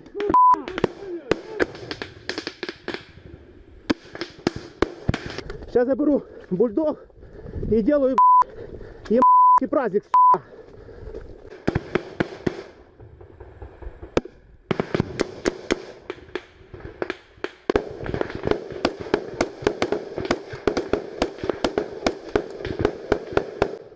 Я, блядь, выморозь в это блядь. The armed forces of Ukraine reported on July 31 that Russia had lost 246,190 troops in Ukraine since the beginning of its full-scale invasion on February 24, 2022 last year. This number includes 490 casualties Russian forces suffered just over the past day. According to the General Staff of Ukraine's armed forces, Russia has also lost 4,211 tanks, 8,188 armored fighting vehicles, 7,292 vehicles and fuel tanks, 4,816 artillery systems, 699 multiple launch rocket systems, 460 air defense systems, 315 airplanes, 311 helicopters, 715 special equipments, 4,017 drones and 18 boats. Lieutenant General Igor Konashenkov July 31 said, the armed forces of Ukraine have been losing in total 458 airplanes, 245 helicopters, 5,381 unmanned aerial vehicles, 427 air defense missile systems, 11,048 tanks and other armored fighting vehicles. Also 1,140 fighting vehicles equipped with MLRS, 5,678 field artillery cannons and mortars, as well as 11,989 special military motor vehicles have been destroyed during the special military operation.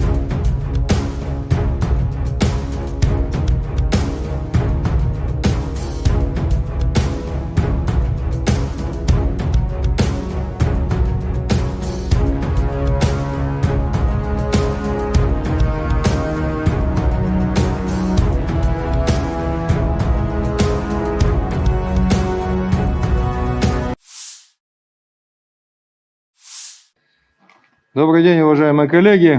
Приступаем к работе в начале ситуации. Russian Defense Minister General of the Army Sergei Shoigu on the situation in the area of the special military operation said over the past month, as a result of the successful actions of Russian troops, the enemy were up to 20,800 servicemen, to be precise, 20,824 men.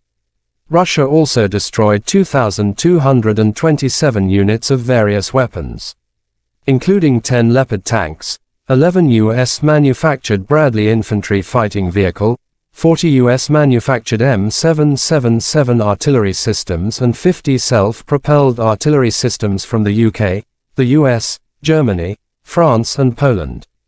General of Army Sergei Shoigu held topical teleconference with leadership of Russian armed forces. Sergei Shoigu on the situation in the area of the special military operation said it is obvious that the Western-manufactured arms supply do not lead to successes on the battlefield, but only prolong the military conflict. Against the backdrop of the failed so-called counter-offensive, the Kiev regime, with the support of Western sponsors, has focused on carrying out terrorist attacks on civilian infrastructure in cities and towns in the Russian Federation. Given the evolving situation, additional measures have been taken to improve defenses against air and sea-based attacks. The intensity of the strikes on Ukrainian military facilities, including those providing support for these terrorist acts, has been increased many times over, Shoigu added. I thank all military personnel involved in the special military operation for the service, courage and heroism.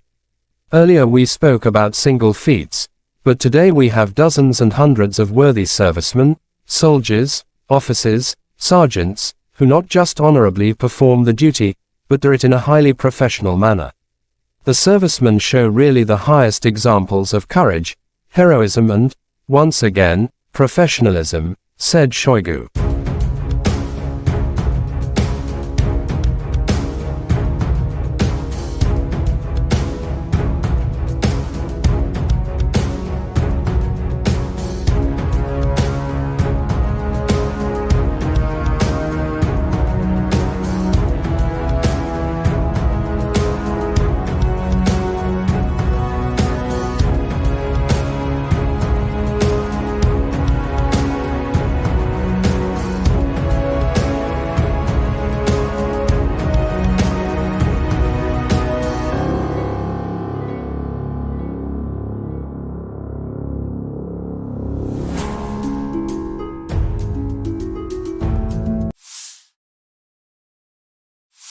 Дорогі українці, українки, сьогодні о 7 вечора завершена рятувальна операція в Кривому Розі на місці удару російських ракет. Це були 2 ракети «Іскандер», балістичні ракети проти житлового будинку.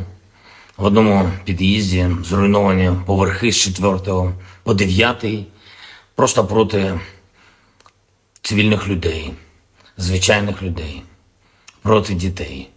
Це тероризм, який ніхто в світі не назве інакше. Станом на цей час відомо про 6 загиблих, серед них дитина, дівчинка, її звали Дар'я. Їй було лише 10 років. Разом з нею загинула її мама, її звали Наталія. Звичайна родина в звичайному місці, чиє життя було знищене російськими вбивцями. Мої співчуття усім, хто втратив рідних і близьких. 69 людей постраждали, десятки зараз у лікарнях, серед них є і ті, хто у тяжкому стані, усім надається необхідна допомога. Я дякую кожному і кожній, хто бореться за життя людей. Рятувальна операція була складною, падали частини конструкції будинку на рівні 4-го поверху, пожежа загалом до порятунку були залучено понад 350 працівників ДСНС, поліції, комунальних служб, допомагали волонтери, вдячний всім. Особливо відзначу сьогодні за рятувальну операцію в Кривому Розі таких працівників ДСНС, як лейтенант Вадим Кучкурда, молодший сержант Володимир Гембіхнер, старшина Віктор Іліка та Сергій Бицько, заступник командира Державного воєнізованого гірничо-рятувального загону, поліцейський підполковник Микола Гармаш, капітан Роман Бондарчук, лікарі Владислав Волошин та Костянтин Ісайченко, нацгвардійці сержант Андрій Головін, капітан Денис Терещенко, комунальники Сергій Дмитрієв та Андрій Шайда, волонтери Лариса Сидоренко та Вікторія Третяк. Дякую. Дуже важливо, коли всі разом захищаємо життя, допомагаємо долати російський терор. За попередніми даними наших військових, ці 2 ракети по Кривому Рогу, вони були випущені з території тимчасово окупованого Криму з району міста Джанкой. І це знов і знов доводить, що для безпеки наших міст, для захисту нормального життя українців, українок, наших дітей потрібно, щоб у наших військових було достатньо далекобійної зброї, достатньо засобів ураження терористів. Санкційний тиск світу проти Росії заслуговує на суттєве збільшення. І зараз з'являється все більше і більше відкритої інформації, зокрема розслідувань журналістів про те, як держава-терорист обходить глобальні санкції та отримує критичні компоненти для виробництва зброї. І, до речі, ми неодноразово надавали таку інформацію нашим партнерам в закритому режимі. Треба діяти всім разом, суттєво посилювати санкції за терор, суттєво обмежувати канали доставки в Росію критичних компонентів для виробництва ракет та відповідати рішучістю в постачанні Україні необхідної сучасної зброї, зокрема далекобійних ракет, щоб ми могли зняти цю терористичну загрозу, яку Росія створює проти наших людей, проти наших дітей. Сьогодні ж російські нелюди обстріляли Херсон із артилерії, загинув працівник поліції, мої співчуття. Поранені 9 людей, серед них дитина, 4 волонтери громадського об'єднання «Місто Сили». Попри будь-який російський терор, попри будь-які спроби Росії шантажувати світ, спільної нашої сили, усіх в світі, хто цінує життя, достатньо, щоб подолати зло. Ми можемо не лише завдати поразки держави-терориста, а й забезпечити перемогу справедливості, коли усі, хто винен в терорі, нестимуть відповідальність. Але для цього потрібно щодня, щотижня, щомісяця збільшувати нашу співпрацю та збільшувати тиск на агресора. Я дякую всім в світі, хто саме так робить. Я дякую всім, хто захищає свободу, людяність разом з Україною. І, звичайно, наші воїни. Бахмут, увесь Донбас, Оріхів, усі наші південні позиції, кордон і кожен, хто береже спокій регіонів нашої держави, наші захисники, захисниці неба. Дякую вам, наші герої. Працюємо над новою зброєю для вас. Разом наближаємо перемогу. Слава Україні!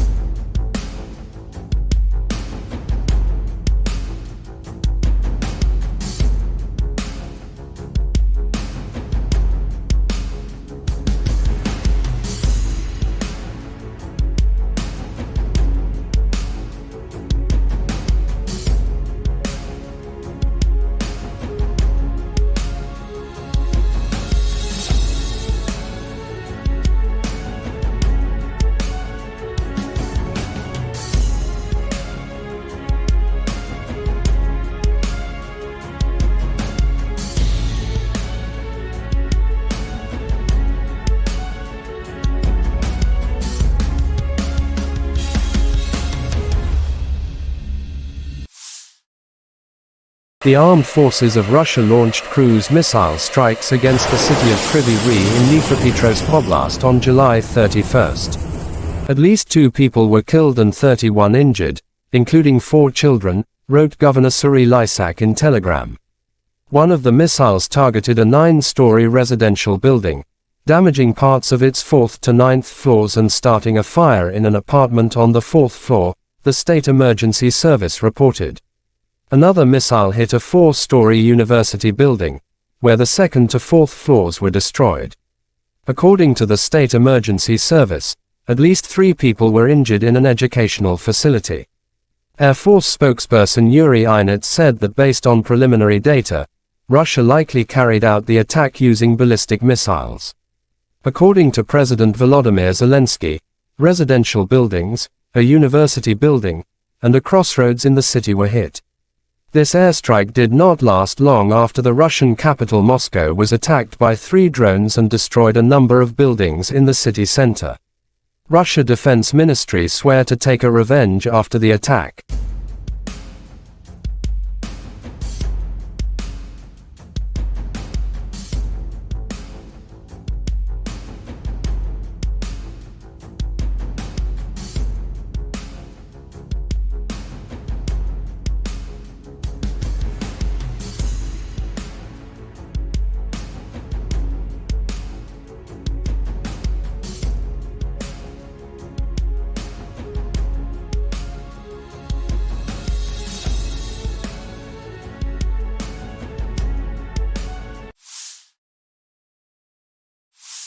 The armed forces of Russia continued to focus its main efforts on the Kupyansk, Lymansk, Bakhmutsk, Avdiivka and Mariinsky directions.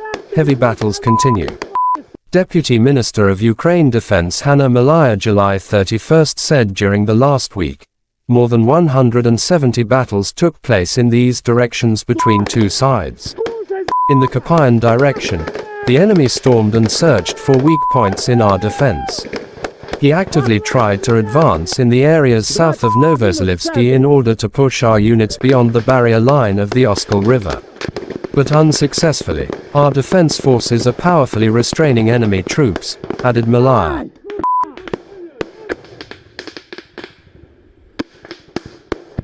Сейчас заберу бульдог и делаю праздник.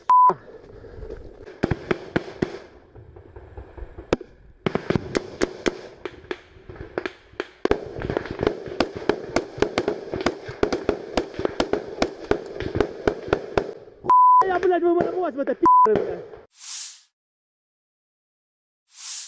The armed forces of Ukraine reported on July 31 that Russia had lost 246,190 troops in Ukraine since the beginning of its full-scale invasion on February 24, 2022 last year. This number includes 490 casualties Russian forces suffered just over the past day. According to the General Staff of Ukraine's armed forces, Russia has also lost 4,211 tanks, 8,188 armored fighting vehicles, 7,292 vehicles and fuel tanks, 4,816 artillery systems, 699 multiple launch rocket systems, 460 air defense systems, 315 airplanes, 311 helicopters, 715 special equipments, 4,017 drones and 18 boats. Lieutenant General Igor Konashenkov July 31 said, "The armed forces of Ukraine have been losing in total 458 airplanes, 245 helicopters, 5,381 unmanned aerial vehicles, 427 air defense missile systems, 11,048 tanks and other armored fighting vehicles. Also 1,140 fighting vehicles equipped with MLRS, 5,678 field artillery cannons and mortars, as well as 11,989 special military motor vehicles have been destroyed during the special military operation."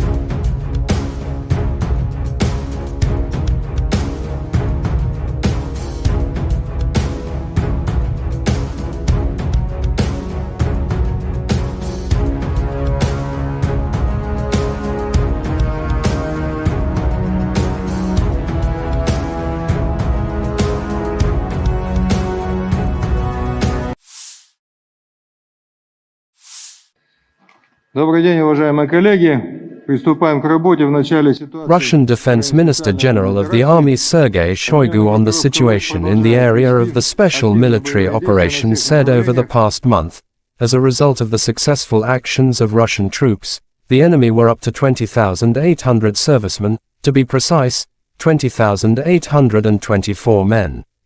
Russia also destroyed 2,227 units of various weapons, including 10 Leopard tanks, 11 U.S.-manufactured Bradley infantry fighting vehicle, 40 U.S.-manufactured M777 artillery systems and 50 self-propelled artillery systems from the UK, the US, Germany, France and Poland.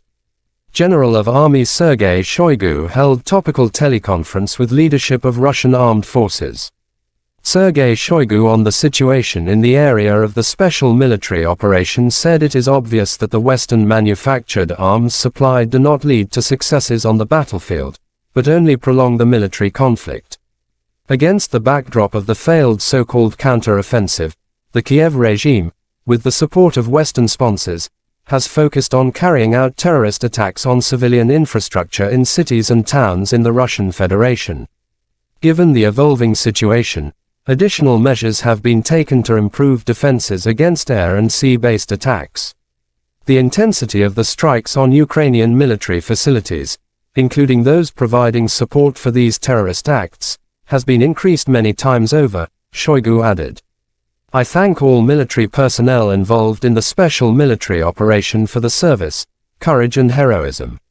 Earlier we spoke about single feats, but today we have dozens and hundreds of worthy servicemen, soldiers, officers, sergeants, who not just honorably perform the duty, but do it in a highly professional manner. The servicemen show really the highest examples of courage, heroism and, once again, professionalism," said Shoigu.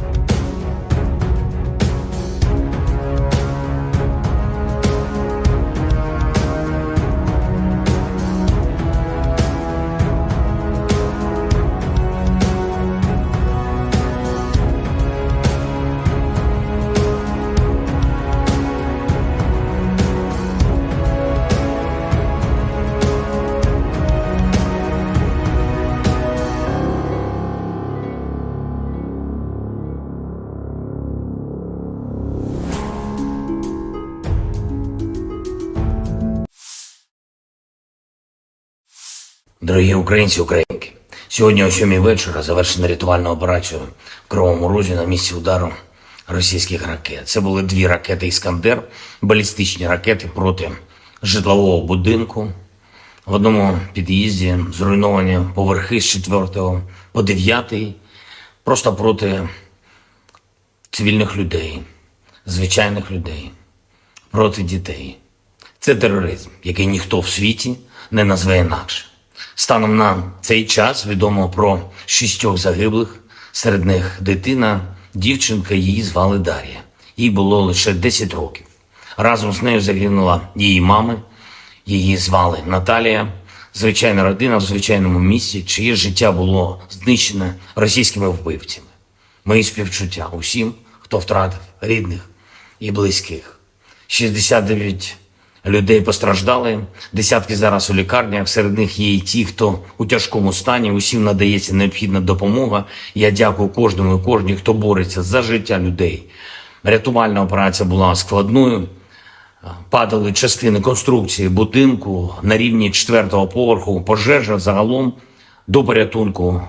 Були залучено понад 350 працівників ДСНС, поліції, комунальних служб. Допомагали волонтери. Вдячний всім.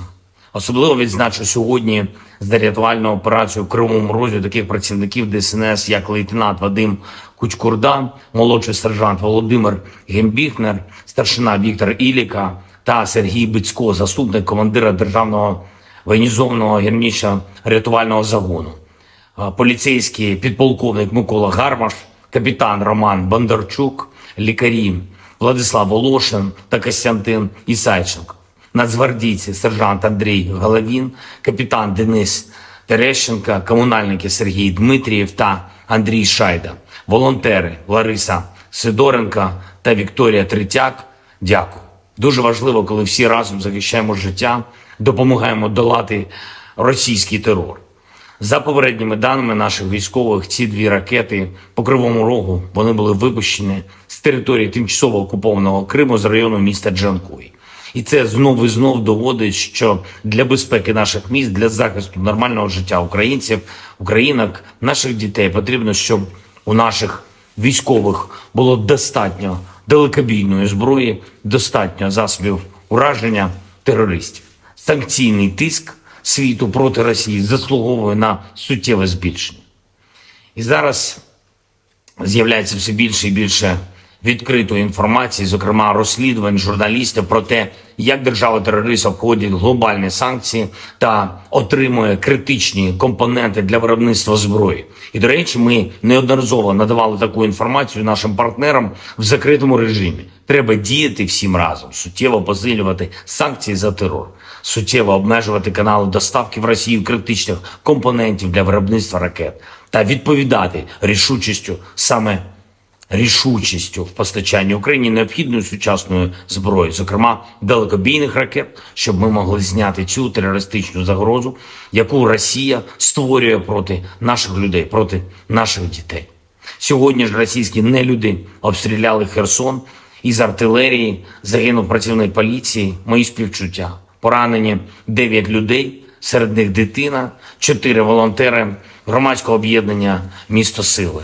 Попри будь-який російський терор, попри будь-які спроби Росії шантажувати світ, спільної нашої сили, усіх в світі, хто цінує життя, достатньо, щоб подолати зло. Ми можемо не лише завдати поразки держави-терориста, а й забезпечити перемогу справедливості, коли усі, хто винен в терорі, нестимуть відповідальність. Але для цього потрібно щодня, щотижня, щомісяця збільшувати нашу співпрацю та збільшувати тиск на агресора. Я дякую всім в світі, хто саме так робить. Я дякую всім, хто захищає свободу, людяність разом з Україною. І, звичайно, наші воїни. Бахмут, увесь Донбас, Оріхів, усі наші південні позиції, кордон і кожен, хто береже спокій регіонів нашої держави, наші захисники, захисниці неба. Дякую вам, наші герої. Працюємо над новою зброєю для вас. Разом наближаємо перемогу. Слава Україні!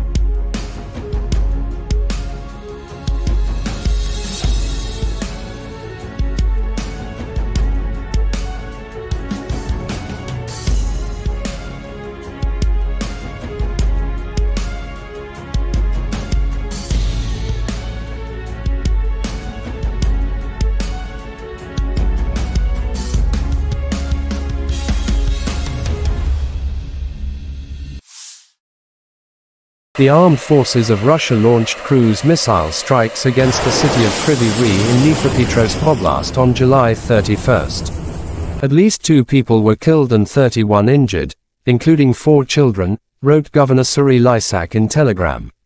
One of the missiles targeted a 9-story residential building, damaging parts of its 4th to 9th floors and starting a fire in an apartment on the 4th floor, the State Emergency Service reported. Another missile hit a 4-story university building, where the 2nd to 4th floors were destroyed. According to the State Emergency Service, at least 3 people were injured in an educational facility. Air Force spokesperson Yuri Ihnat said that based on preliminary data, Russia likely carried out the attack using ballistic missiles. According to President Volodymyr Zelensky, residential buildings, a university building, and a crossroads in the city were hit. This airstrike did not last long after the Russian capital Moscow was attacked by 3 drones and destroyed a number of buildings in the city center. Russia Defense Ministry swear to take a revenge after the attack.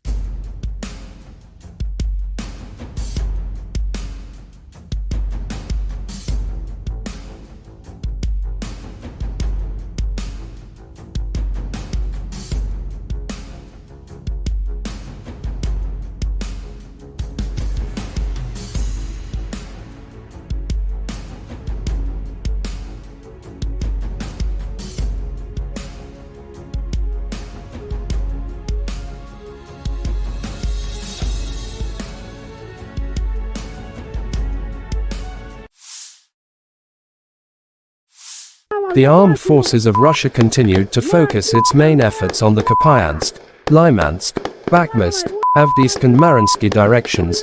Heavy battles continue. Deputy Minister of Ukraine Defense Hanna Maliar July 31st said during the last week, more than 170 battles took place in these directions between 2 sides. In the Kupyan direction, the enemy stormed and searched for weak points in our defense. He actively tried to advance in the areas south of Novoselivsky in order to push our units beyond the barrier line of the Oskol River. But unsuccessfully, our defense forces are powerfully restraining enemy troops, added Maliar.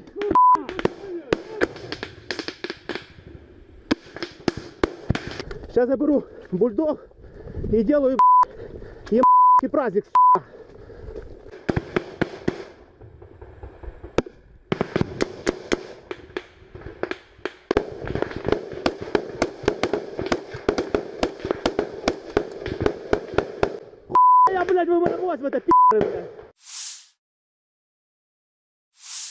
The armed forces of Ukraine reported on July 31st that Russia had lost 246,190 troops in Ukraine since the beginning of its full-scale invasion on February 24, 2022 last year. This number includes 490 casualties Russian forces suffered just over the past day. According to the General Staff of Ukraine's armed forces, Russia has also lost 4,211 tanks, 8,188 armored fighting vehicles, 7,292 vehicles and fuel tanks, 4,816 artillery systems, 699 multiple launch rocket systems, 460 air defense systems, 315 airplanes, 311 helicopters, 715 special equipments, 4,017 drones and 18 boats. Lieutenant General Igor Konashenkov July 31st said, "The armed forces of Ukraine have been losing in total 458 airplanes, 245 helicopters, 5,381 unmanned aerial vehicles, 427 air defense missile systems, 11,048 tanks and other armored fighting vehicles. Also 1,140 fighting vehicles equipped with MLRS, 5,678 field artillery cannons and mortars, as well as 11,989 special military motor vehicles have been destroyed during the special military operation."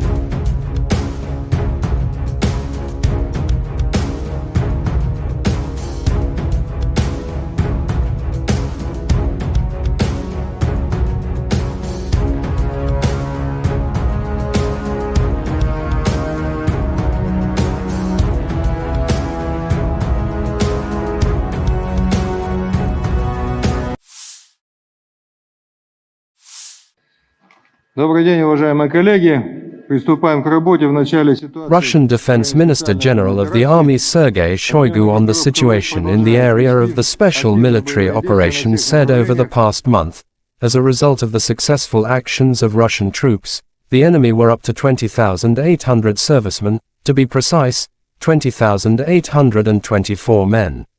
Russia also destroyed 2,227 units of various weapons, including 10 Leopard tanks, 11 U.S.-manufactured Bradley infantry fighting vehicle, 40 U.S.-manufactured M777 artillery systems and 50 self-propelled artillery systems from the UK, the US, Germany, France and Poland.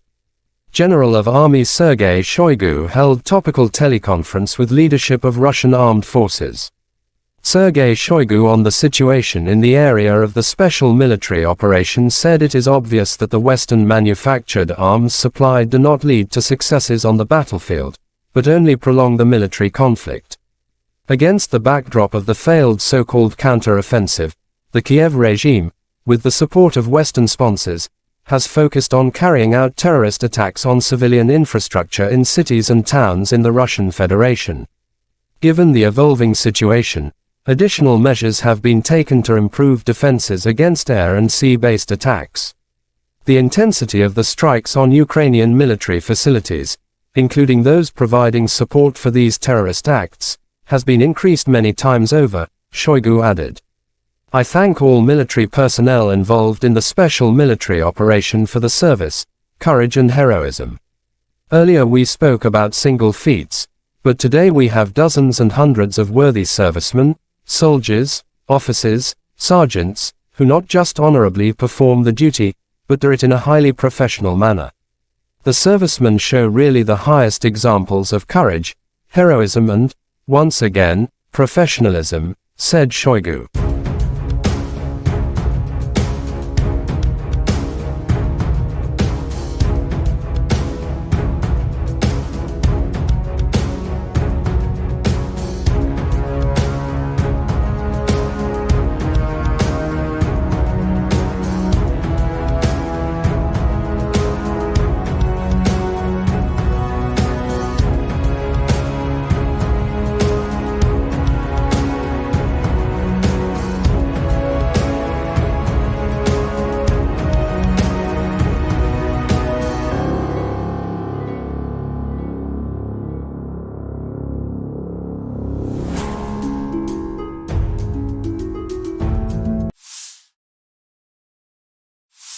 Дорогі українці, українки, сьогодні о 7 вечора завершена рятувальна операція в Кривому Розі на місці удару російських ракет. Це були 2 ракети «Іскандер», балістичні ракети проти житлового будинку. В одному під'їзді зруйновані поверхи з 4 по 9, просто проти цивільних людей, звичайних людей, проти дітей. Це тероризм, який ніхто в світі не назве інакше. Станом на цей час відомо про 6 загиблих, серед них дитина, дівчинка, її звали Дар'я. Їй було лише 10 років. Разом з нею загинула її мама, її звали Наталія. Звичайна родина в звичайному місці, чиє життя було знищене російськими вбивцями. Мої співчуття усім, хто втратив рідних і близьких. 69 людей постраждали, десятки зараз у лікарнях, серед них є і ті, хто у тяжкому стані, усім надається необхідна допомога. Я дякую кожному і кожній, хто бореться за життя людей. Рятувальна операція була складною, падали частини конструкції будинку на рівні 4-го поверху, пожежа загалом до порятунку. Були залучено понад 350 працівників ДСНС, поліції, комунальних служб. Допомагали волонтери, вдячний всім. Особливо відзначу сьогодні за рятувальну операцію в Кривому Розі таких працівників ДСНС, як лейтенант Вадим Кучкурда, молодший сержант Володимир Гембіхнер, старшина Віктор Іліка та Сергій Бицько, заступник командира Державного воєнізованого гірничо-рятувального загону. Поліцейський підполковник Микола Гармаш, капітан Роман Бондарчук, лікарі Владислав Волошин та Костянтин Ісайченко. Нацгвардійці сержант Андрій Головін, капітан Денис Терещенка, комунальники Сергій Дмитрієв та Андрій Шайда, волонтери Лариса Сидоренка та Вікторія Третяк. Дякую. Дуже важливо, коли всі разом захищаємо життя, допомагаємо долати російський терор. За попередніми даними наших військових, ці 2 ракети по Кривому Рогу, вони були випущені з території тимчасово окупованого Криму з району міста Джанкой. І це знов і знов доводить, що для безпеки наших міст, для захисту нормального життя українців, українок, наших дітей потрібно, щоб у наших військових було достатньо далекобійної зброї, достатньо засобів ураження терористів. Санкційний тиск світу проти Росії заслуговує на суттєве збільшення. І зараз з'являється все більше і більше відкритої інформації, зокрема розслідувань журналістів про те, як держава-терорист обходить глобальні санкції та отримує критичні компоненти для виробництва зброї. І, до речі, ми неодноразово надавали таку інформацію нашим партнерам в закритому режимі. Треба діяти всім разом, суттєво посилювати санкції за терор, суттєво обмежувати канали доставки в Росію критичних компонентів для виробництва ракет та відповідати рішучістю в постачанні Україні необхідної сучасної зброї, зокрема далекобійних ракет, щоб ми могли зняти цю терористичну загрозу, яку Росія створює проти наших людей, проти наших дітей. Сьогодні ж російські нелюди обстріляли Херсон, із артилерії загинув працівник поліції, мої співчуття. Поранені 9 людей, серед них дитина, 4 волонтери громадського об'єднання «Місто Сили». Попри будь-який російський терор, попри будь-які спроби Росії шантажувати світ, спільної нашої сили, усіх в світі, хто цінує життя, достатньо, щоб подолати зло.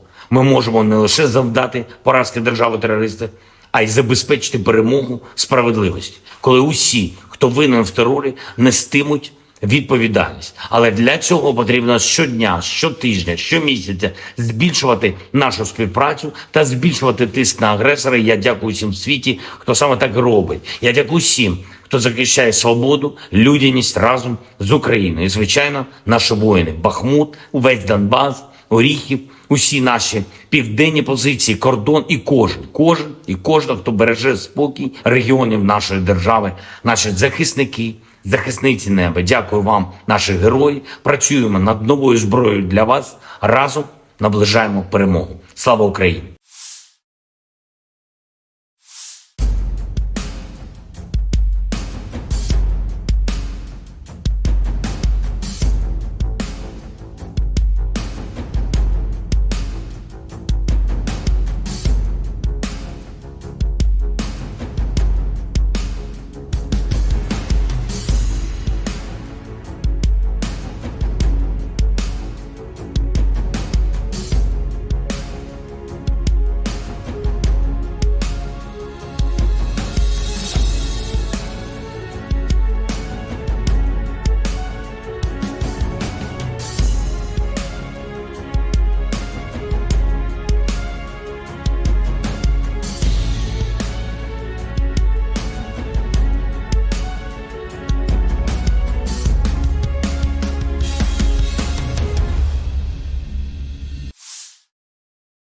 The armed forces of Russia launched cruise missile strikes against the city of Kryvyi Rih in Dnipropetrovsk Oblast on July 31st.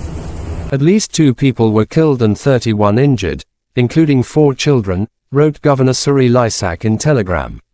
One of the missiles targeted a 9-story residential building, damaging parts of its 4th to 9th floors and starting a fire in an apartment on the 4th floor, the State Emergency Service reported. Another missile hit a 4-story university building, where the 2nd to 4th floors were destroyed. According to the State Emergency Service, at least 3 people were injured in an educational facility. Air Force spokesperson Yuri Inet said that based on preliminary data, Russia likely carried out the attack using ballistic missiles. According to President Volodymyr Zelensky, residential buildings, a university building, and a crossroads in the city were hit. This airstrike did not last long after the Russian capital Moscow was attacked by 3 drones and destroyed a number of buildings in the city center. Russia Defense Ministry swear to take a revenge after the attack.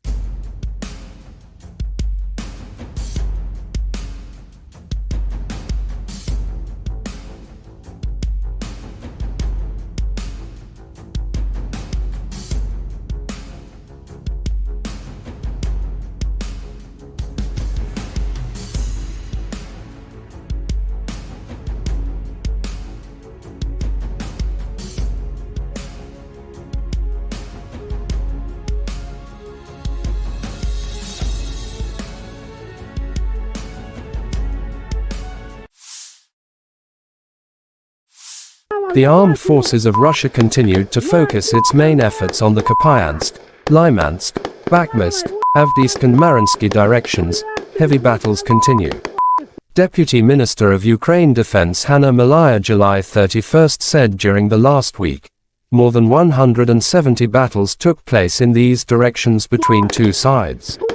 In the Kupyan direction, the enemy stormed and searched for weak points in our defense. He actively tried to advance in the areas south of Novozelensky in order to push our units beyond the barrier line of the Oskol River. But unsuccessfully, our defense forces are powerfully restraining enemy troops, added Malaya.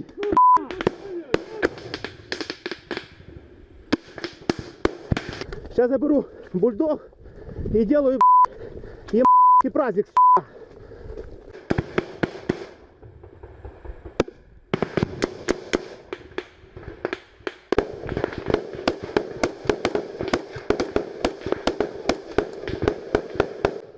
Я, блядь, вы в это блядь. The armed forces of Ukraine reported on July 31 that Russia had lost 246,190 troops in Ukraine since the beginning of its full-scale invasion on February 24, 2022 last year. This number includes 490 casualties Russian forces suffered just over the past day. According to the General Staff of Ukraine's armed forces, Russia has also lost 4,211 tanks, 8,188 armored fighting vehicles, 7,292 vehicles and fuel tanks, 4,816 artillery systems, 699 multiple launch rocket systems, 460 air defense systems, 315 airplanes, 311 helicopters, 715 special equipments, 4,017 drones and 18 boats. Lieutenant General Igor Konashenkov July 31 said, the armed forces of Ukraine have been losing in total 458 airplanes, 245 helicopters, 5,381 unmanned aerial vehicles, 427 air defense missile systems, 11,048 tanks and other armored fighting vehicles. Also 1,140 fighting vehicles equipped with MLRS, 5,678 field artillery cannons and mortars, as well as 11,989 special military motor vehicles have been destroyed during the special military operation.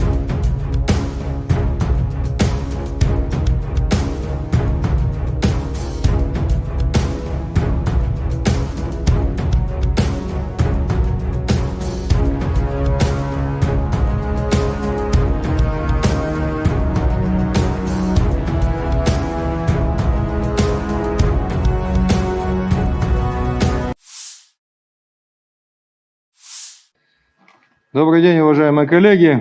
Приступаем к работе в начале ситуации. Russian Defense Minister General of the Army Sergei Shoigu on the situation in the area of the special military operation said over the past month, as a result of the successful actions of Russian troops, the enemy were up to 20,800 servicemen, to be precise, 20,824 men. Russia also destroyed 2,227 units of various weapons, including 10 Leopard tanks, 11 U.S.-manufactured Bradley infantry fighting vehicle, 40 U.S.-manufactured M777 artillery systems and 50 self-propelled artillery systems from the UK, the US, Germany, France and Poland. General of Army Sergei Shoigu held topical teleconference with leadership of Russian armed forces. Sergei Shoigu on the situation in the area of the special military operation said it is obvious that the Western-manufactured arms supplied do not lead to successes on the battlefield, but only prolong the military conflict. Against the backdrop of the failed so-called counter-offensive, the Kiev regime, with the support of Western sponsors, has focused on carrying out terrorist attacks on civilian infrastructure in cities and towns in the Russian Federation. Given the evolving situation, additional measures have been taken to improve defenses against air and sea-based attacks. The intensity of the strikes on Ukrainian military facilities, including those providing support for these terrorist acts, has been increased many times over, Shoigu added. I thank all military personnel involved in the special military operation for the service, courage and heroism. Earlier we spoke about single feats, but today we have dozens and hundreds of worthy servicemen, soldiers, officers, sergeants, who not just honorably perform the duty, but do it in a highly professional manner. The servicemen show really the highest examples of courage, heroism and, once again, professionalism, said Shoigu.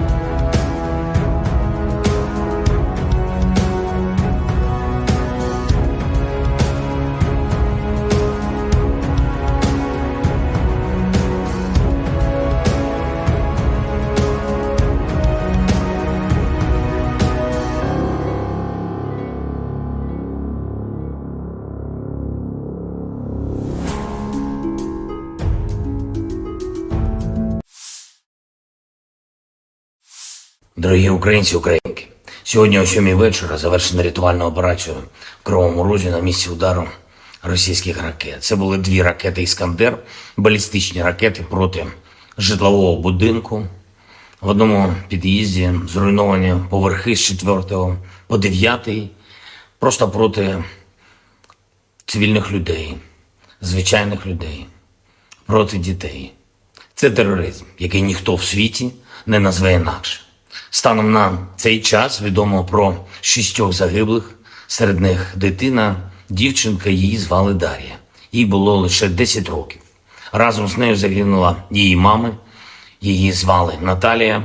Звичайна родина в звичайному місті, чиє життя було знищене російськими вбивцями. Мої співчуття усім, хто втратив рідних і близьких.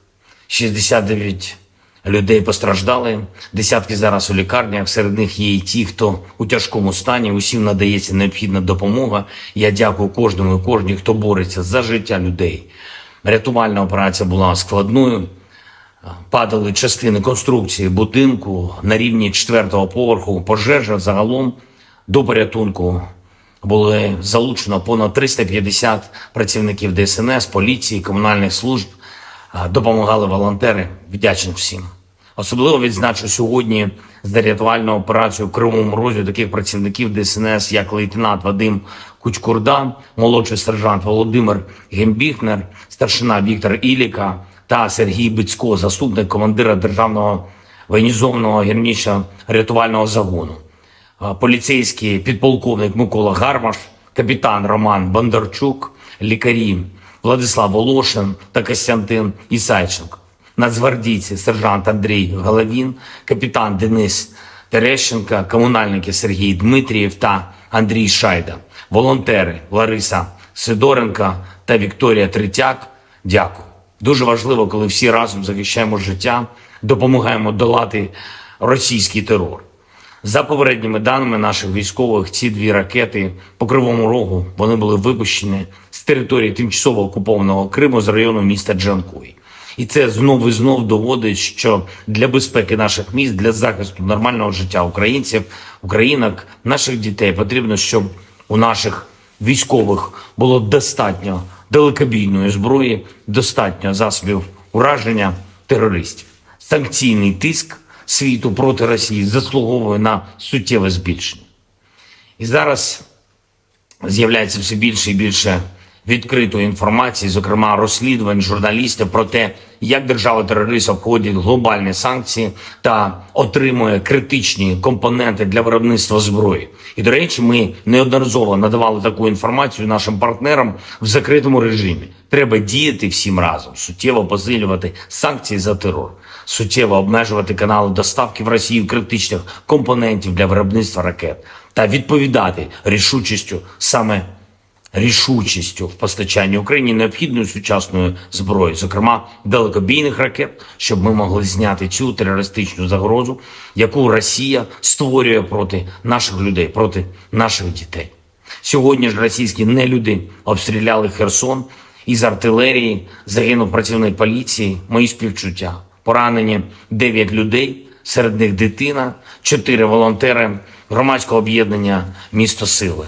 Попри будь-який російський терор, попри будь-які спроби Росії шантажувати світ, спільної нашої сили, усіх в світі, хто цінує життя, достатньо, щоб подолати зло. Ми можемо не лише завдати поразки держави-терориста, а й забезпечити перемогу справедливості, коли усі, хто винен в терорі, нестимуть відповідальність. Але для цього потрібно щодня, щотижня, щомісяця збільшувати нашу співпрацю та збільшувати тиск на агресора. Я дякую всім в світі, хто саме так робить. Я дякую всім, хто захищає свободу, людяність разом з Україною. І, звичайно, наші воїни. Бахмут, увесь Донбас, Оріхів, усі наші південні позиції, кордон і кожен, хто береже спокій регіонів нашої держави, наші захисники, захисниці неба. Дякую вам, наші герої. Працюємо над новою зброєю для вас. Разом наближаємо перемогу. Слава Україні!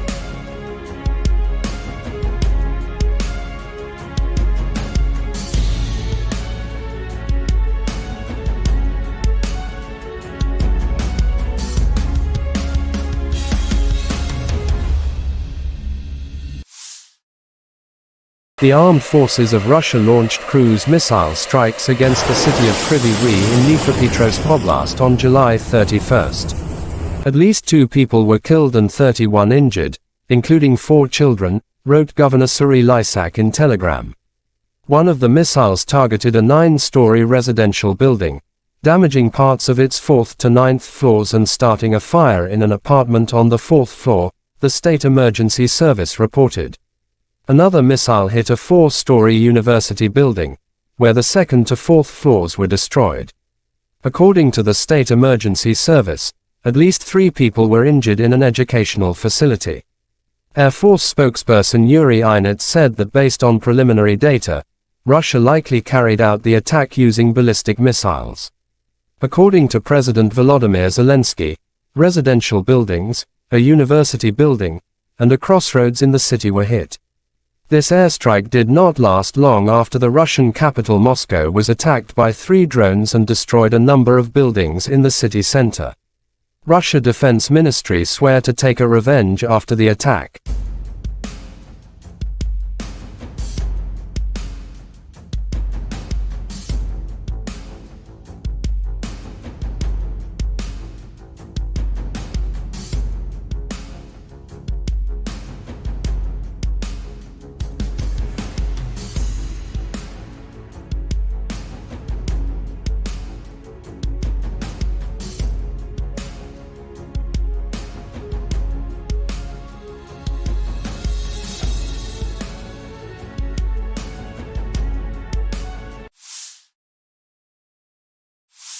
The armed forces of Russia continued to focus its main efforts on the Kupyansk, Lymansk, Bakhmutsk, Avdiivka and Mariinsky directions.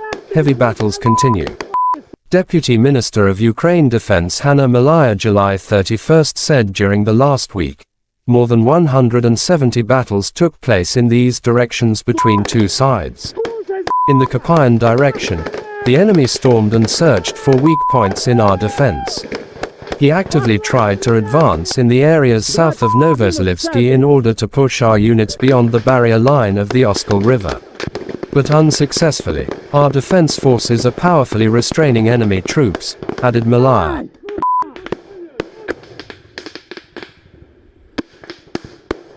Сейчас я беру бульдог и делаю праздник.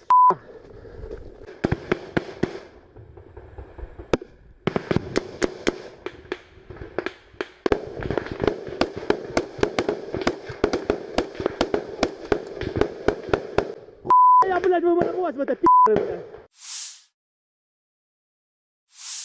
The armed forces of Ukraine reported on July 31 that Russia had lost 246,190 troops in Ukraine since the beginning of its full-scale invasion on February 24, 2022 last year. This number includes 490 casualties Russian forces suffered just over the past day. According to the General Staff of Ukraine's armed forces, Russia has also lost 4,211 tanks, 8,188 armored fighting vehicles, 7,292 vehicles and fuel tanks, 4,816 artillery systems, 699 multiple launch rocket systems, 460 air defense systems, 315 airplanes, 311 helicopters, 715 special equipments, 4,017 drones and 18 boats. Lieutenant General Igor Konashenkov July 31 said, "The armed forces of Ukraine have been losing in total 458 airplanes, 245 helicopters, 5,381 unmanned aerial vehicles, 427 air defense missile systems, 11,048 tanks and other armored fighting vehicles. Also 1,140 fighting vehicles equipped with MLRS, 5,678 field artillery cannons and mortars, as well as 11,989 special military motor vehicles have been destroyed during the special military operation."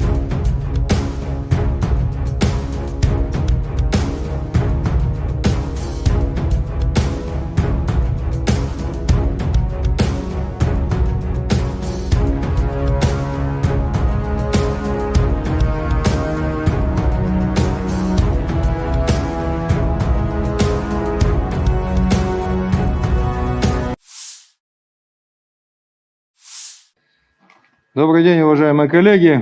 Приступаем к работе в начале ситуации. Russian Defense Minister General of the Army Sergei Shoigu on the situation in the area of the special military operation said over the past month, as a result of the successful actions of Russian troops, the enemy were up to 20,800 servicemen, to be precise, 20,824 men. Russia also destroyed 2,227 units of various weapons, including 10 Leopard tanks, 11 U.S.-manufactured Bradley infantry fighting vehicle, 40 U.S.-manufactured M777 artillery systems and 50 self-propelled artillery systems from the UK, the US, Germany, France and Poland. General of Army Sergei Shoigu held topical teleconference with leadership of Russian armed forces. Sergei Shoigu on the situation in the area of the special military operation said it is obvious that the Western-manufactured arms supplied do not lead to successes on the battlefield, but only prolong the military conflict.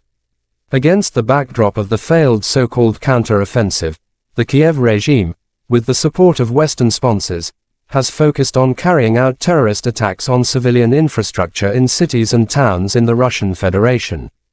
Given the evolving situation, additional measures have been taken to improve defenses against air and sea-based attacks. The intensity of the strikes on Ukrainian military facilities, including those providing support for these terrorist acts, has been increased many times over, Shoigu added. "I thank all military personnel involved in the special military operation for the service, courage and heroism. Earlier we spoke about single feats, but today we have dozens and hundreds of worthy servicemen, soldiers, officers, sergeants, who not just honorably perform the duty, but do it in a highly professional manner. The servicemen show really the highest examples of courage, heroism and, once again, professionalism," said Shoigu.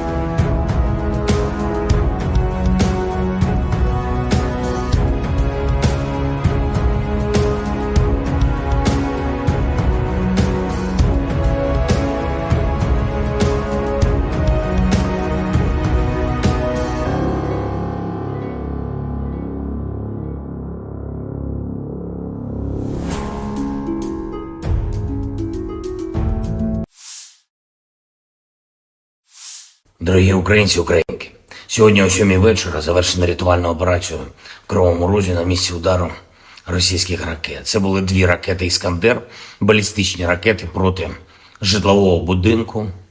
В одному під'їзді зруйновані поверхи з 4 по 9, просто проти цивільних людей, звичайних людей, проти дітей.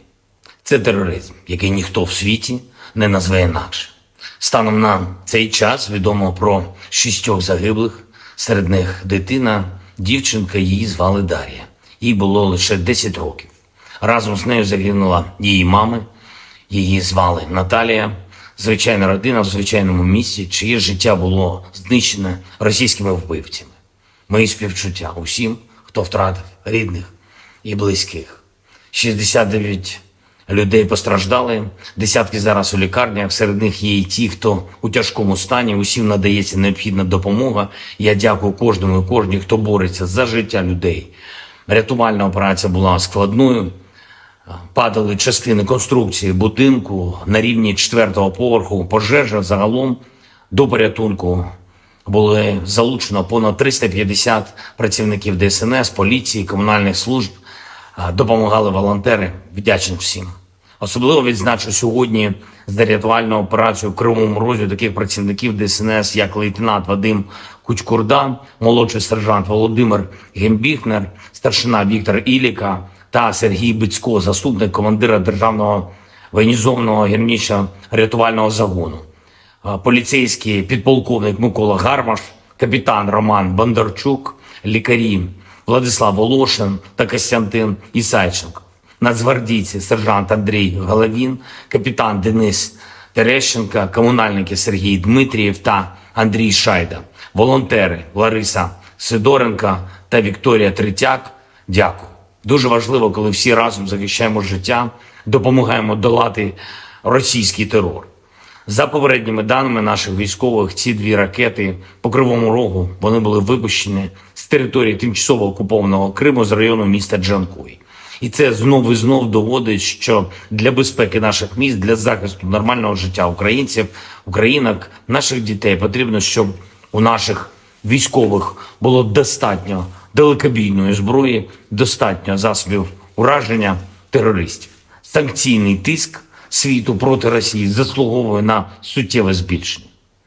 І зараз з'являється все більше і більше відкритої інформації, зокрема розслідувань журналістів про те, як держава-терорист обходить глобальні санкції та отримує критичні компоненти для виробництва зброї. І, до речі, ми неодноразово надавали таку інформацію нашим партнерам в закритому режимі. Треба діяти всім разом, суттєво посилювати санкції за терор, суттєво обмежувати канали доставки в Росію критичних компонентів для виробництва ракет та відповідати рішучістю в постачанні Україні необхідної сучасної зброї, зокрема далекобійних ракет, щоб ми могли зняти цю терористичну загрозу, яку Росія створює проти наших людей, проти наших дітей. Сьогодні ж російські нелюди обстріляли Херсон, із артилерії загинув працівник поліції, мої співчуття. Поранені 9 людей, серед них дитина, 4 волонтери громадського об'єднання «Місто Сили». Попри будь-який російський терор, попри будь-які спроби Росії шантажувати світ, спільної нашої сили, усіх в світі, хто цінує життя, достатньо, щоб подолати зло. Ми можемо не лише завдати поразки держави-терориста, а й забезпечити перемогу справедливості, коли усі, хто винен в терорі, нестимуть відповідальність. Але для цього потрібно щодня, щотижня, щомісяця збільшувати нашу співпрацю та збільшувати тиск на агресора. Я дякую всім в світі, хто саме так робить. Я дякую всім, хто захищає свободу, людяність разом з Україною. І, звичайно, наші воїни. Бахмут, увесь Донбас, Оріхів, усі наші південні позиції, кордон і кожен, хто береже спокій регіонів нашої держави, наші захисники, захисниці неба. Дякую вам, наші герої. Працюємо над новою зброєю для вас. Разом наближаємо перемогу. Слава Україні!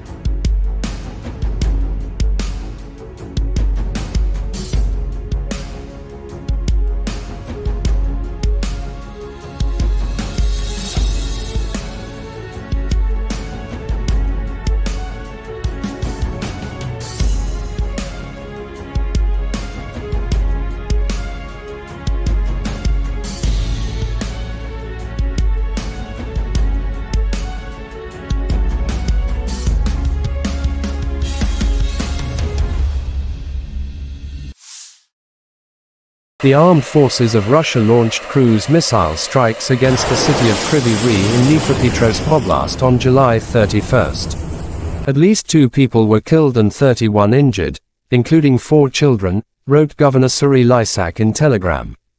One of the missiles targeted a 9-story residential building, damaging parts of its 4th to 9th floors and starting a fire in an apartment on the 4th floor, the State Emergency Service reported. Another missile hit a 4-story university building, where the 2nd to 4th floors were destroyed. According to the State Emergency Service, at least 3 people were injured in an educational facility. Air Force spokesperson Yuri Inets said that based on preliminary data, Russia likely carried out the attack using ballistic missiles. According to President Volodymyr Zelensky, residential buildings, a university building, and a crossroads in the city were hit. This airstrike did not last long after the Russian capital Moscow was attacked by 3 drones and destroyed a number of buildings in the city center. Russia Defense Ministry swear to take a revenge after the attack.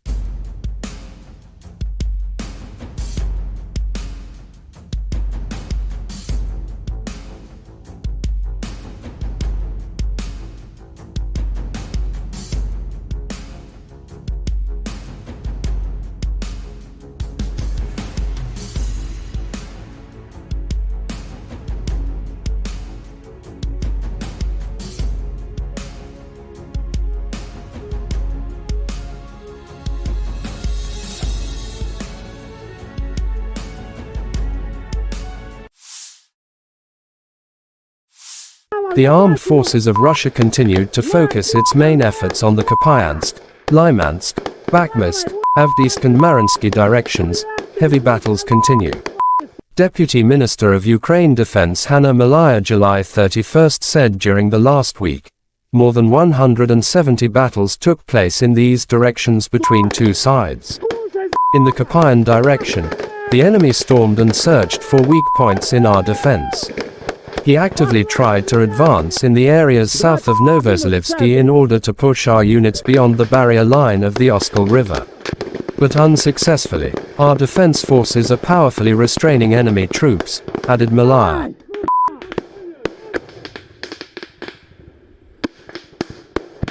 Сейчас я беру бульдог и делаю праздник.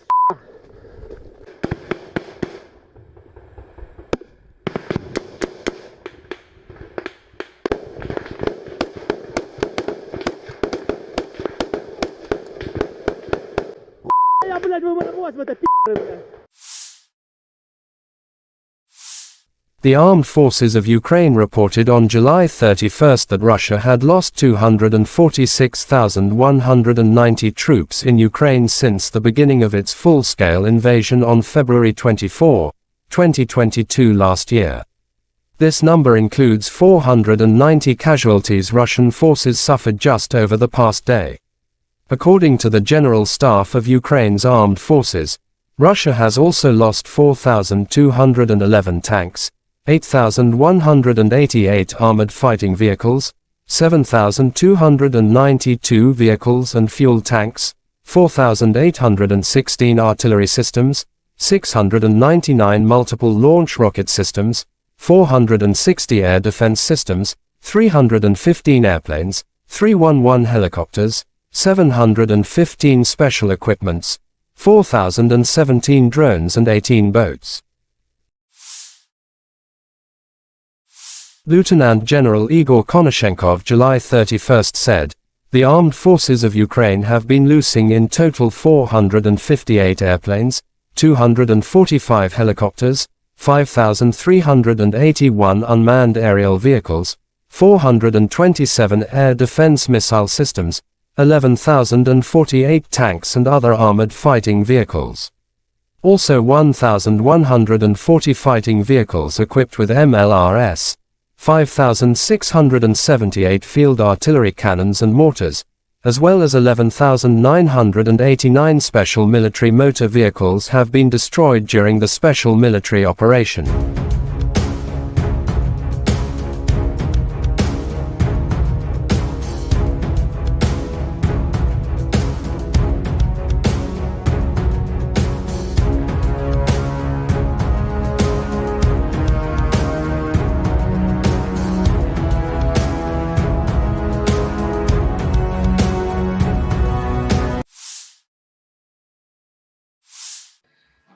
Добрый день, уважаемые коллеги. Приступаем к работе в начале ситуации. Russian Defense Minister General of the Army Sergei Shoigu on the situation in the area of the special military operation said over the past month, as a result of the successful actions of Russian troops, the enemy were up to 20,800 servicemen, to be precise, 20,824 men. Russia also destroyed 2,227 units of various weapons, including 10 Leopard tanks, 11 U.S.-manufactured Bradley infantry fighting vehicle, 40 U.S.-manufactured M777 artillery systems and 50 self-propelled artillery systems from the UK, the US, Germany, France and Poland. General of Army Sergei Shoigu held topical teleconference with leadership of Russian armed forces. Sergei Shoigu on the situation in the area of the special military operation said it is obvious that the Western-manufactured arms supplied do not lead to successes on the battlefield, but only prolong the military conflict.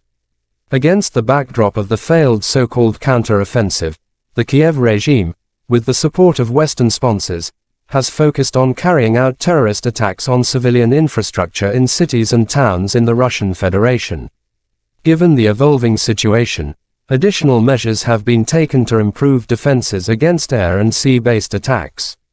The intensity of the strikes on Ukrainian military facilities, including those providing support for these terrorist acts, has been increased many times over, Shoigu added.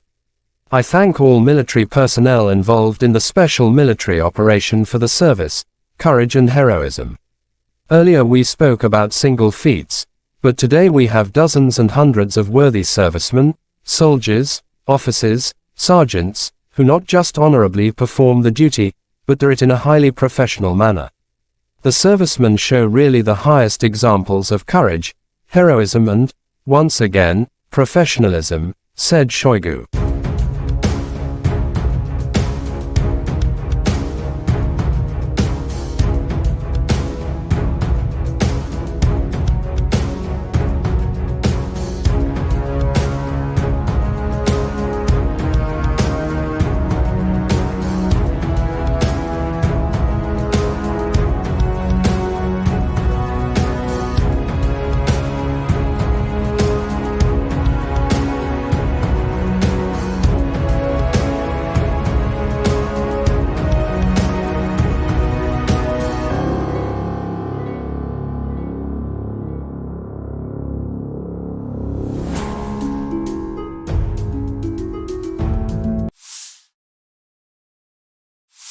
Дорогі українці, українки, сьогодні о 7 вечора завершена рятувальна операція в Кривому Розі на місці удару російських ракет. Це були 2 ракети «Іскандер», балістичні ракети проти житлового будинку.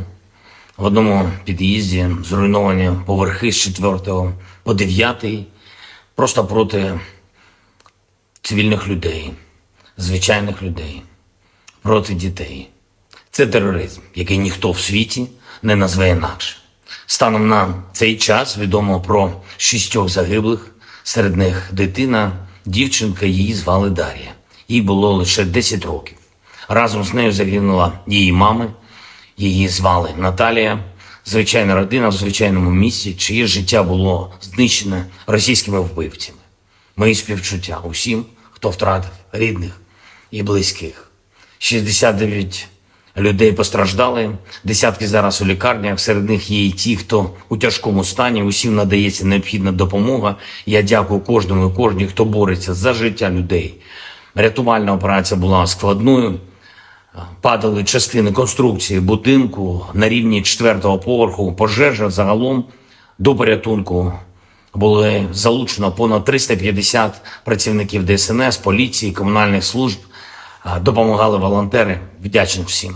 Особливо відзначу сьогодні за рятувальну операцію в Кривому Розі таких працівників ДСНС, як лейтенант Вадим Кучкурда, молодший сержант Володимир Гембіхнер, старшина Віктор Іліка та Сергій Бицько, заступник командира Державного воєнізованого гірничо-рятувального загону. Поліцейський підполковник Микола Гармаш, капітан Роман Бондарчук, лікарі Владислав Волошин та Костянтин Ісайченко. Нацгвардійці сержант Андрій Головін, капітан Денис Терещенка, комунальники Сергій Дмитрієв та Андрій Шайда, волонтери Лариса Сидоренка та Вікторія Третяк. Дякую. Дуже важливо, коли всі разом захищаємо життя, допомагаємо долати російський терор. За попередніми даними наших військових, ці дві ракети по Кривому Рогу, вони були випущені з території тимчасово окупованого Криму з району міста Джанкой. І це знову і знов доводить, що для безпеки наших міст, для захисту нормального життя українців, українок, наших дітей потрібно, щоб у наших військових було достатньо далекобійної зброї, достатньо засобів ураження терористів. Санкційний тиск світу проти Росії заслуговує на суттєве збільшення. І зараз з'являється все більше і більше відкритої інформації, зокрема розслідувань журналістів про те, як держава-терорист обходить глобальні санкції та отримує критичні компоненти для виробництва зброї. І, до речі, ми неодноразово надавали таку інформацію нашим партнерам в закритому режимі. Треба діяти всім разом, суттєво посилювати санкції за терор, суттєво обмежувати канали доставки в Росію критичних компонентів для виробництва ракет та відповідати рішучістю в постачанні Україні необхідної сучасної зброї, зокрема далекобійних ракет, щоб ми могли зняти цю терористичну загрозу, яку Росія створює проти наших людей, проти наших дітей. Сьогодні ж російські нелюди обстріляли Херсон, із артилерії загинув працівник поліції, мої співчуття. Поранені 9 людей, серед них дитина, 4 волонтери громадського об'єднання «Місто Сили». Попри будь-який російський терор, попри будь-які спроби Росії шантажувати світ, спільної нашої сили, усіх в світі, хто цінує життя, достатньо, щоб подолати зло. Ми можемо не лише завдати поразки держави-терориста, а й забезпечити перемогу справедливості, коли усі, хто винен в терорі, нестимуть відповідальність. Але для цього потрібно щодня, щотижня, щомісяця збільшувати нашу співпрацю та збільшувати тиск на агресора. Я дякую всім в світі, хто саме так робить. Я дякую всім, хто захищає свободу, людяність разом з Україною. І, звичайно, наші воїни. Бахмут, увесь Донбас, Оріхів, усі наші південні позиції, кордон і кожен, хто береже спокій регіонів нашої держави, наші захисники, захисниці неба. Дякую вам, наші герої. Працюємо над новою зброєю для вас. Разом наближаємо перемогу. Слава Україні!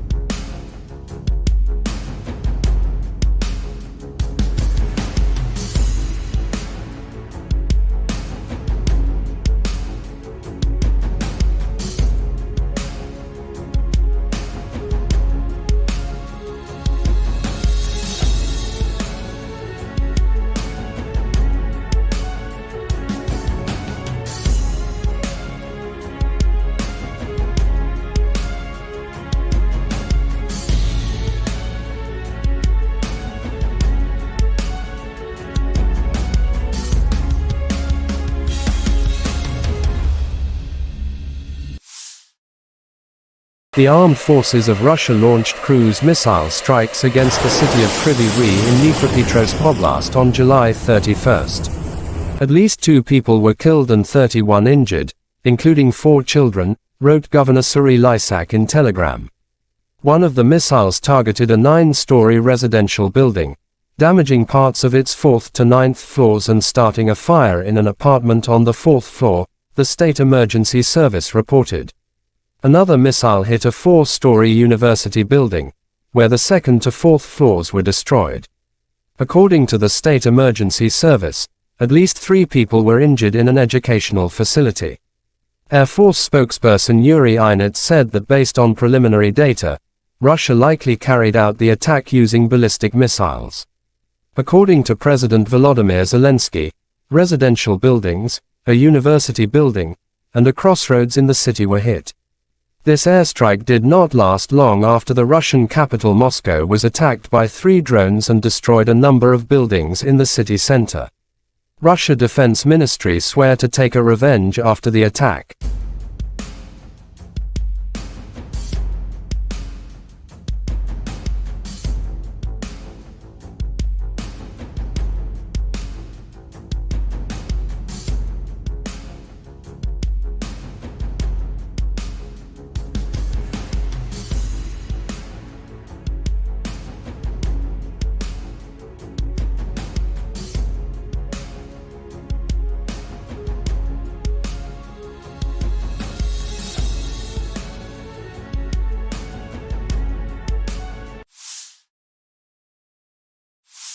The armed forces of Russia continued to focus its main efforts on the Kupyansk, Lymansk, Bakhmut, Avdiivka and Mariinsky directions. Heavy battles continue. Deputy Minister of Ukraine Defense Hanna Malaya July 31st said during the last week, more than 170 battles took place in these directions between two sides. In the Kupyan direction, the enemy stormed and searched for weak points in our defense. He actively tried to advance in the areas south of Novozelivsky in order to push our units beyond the barrier line of the Oskol River. But unsuccessfully, our defense forces are powerfully restraining enemy troops, added Malaya.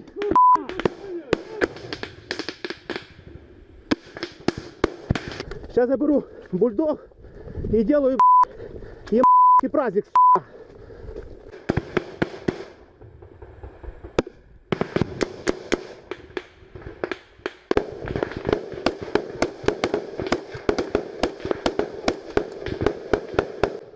Я, блядь, вы морозь в это пи***ы. The armed forces of Ukraine reported on July 31st that Russia had lost 246,190 troops in Ukraine since the beginning of its full-scale invasion on February 24, 2022 last year. This number includes 490 casualties Russian forces suffered just over the past day. According to the General Staff of Ukraine's armed forces, Russia has also lost 4,211 tanks, 8,188 armored fighting vehicles, 7,292 vehicles and fuel tanks, 4,816 artillery systems, 699 multiple launch rocket systems, 460 air defense systems, 315 airplanes, 311 helicopters, 715 special equipments, 4,017 drones and 18 boats. Lieutenant General Igor Konashenkov July 31st said, the armed forces of Ukraine have been losing in total 458 airplanes, 245 helicopters, 5,381 unmanned aerial vehicles, 427 air defense missile systems, 11,048 tanks and other armored fighting vehicles. Also 1,140 fighting vehicles equipped with MLRS, 5,678 field artillery cannons and mortars, as well as 11,989 special military motor vehicles have been destroyed during the special military operation.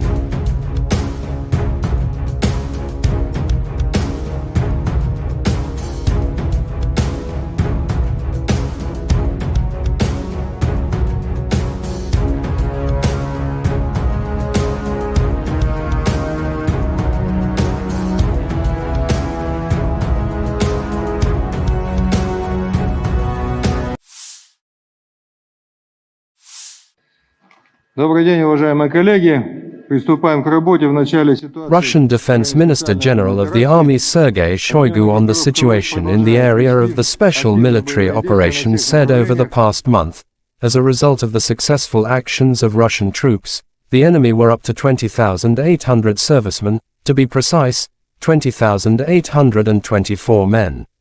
Russia also destroyed 2,227 units of various weapons, including 10 Leopard tanks, 11 U.S.-manufactured Bradley infantry fighting vehicle, 40 U.S.-manufactured M777 artillery systems and 50 self-propelled artillery systems from the UK, the US, Germany, France and Poland.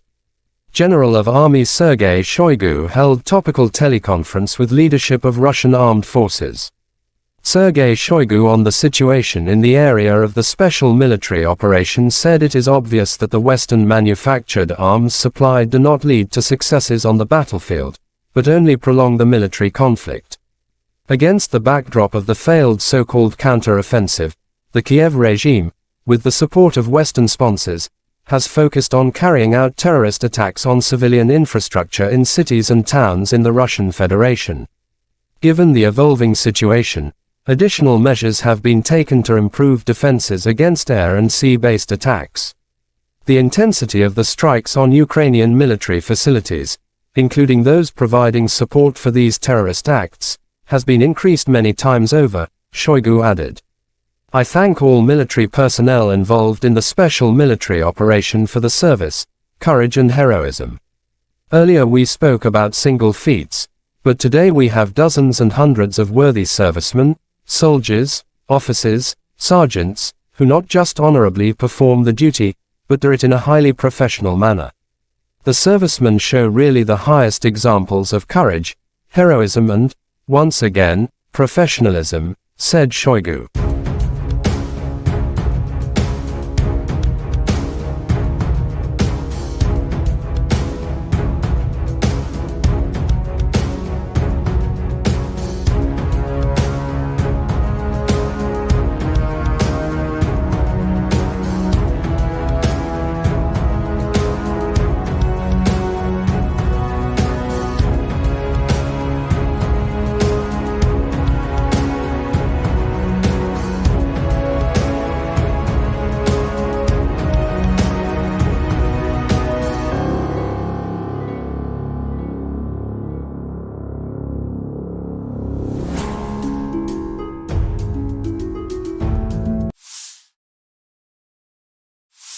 Дорогі українці, українки, сьогодні о 7 вечора завершена рятувальна операція в Кривому Розі на місці удару російських ракет. Це були 2 ракети «Іскандер», балістичні ракети проти житлового будинку.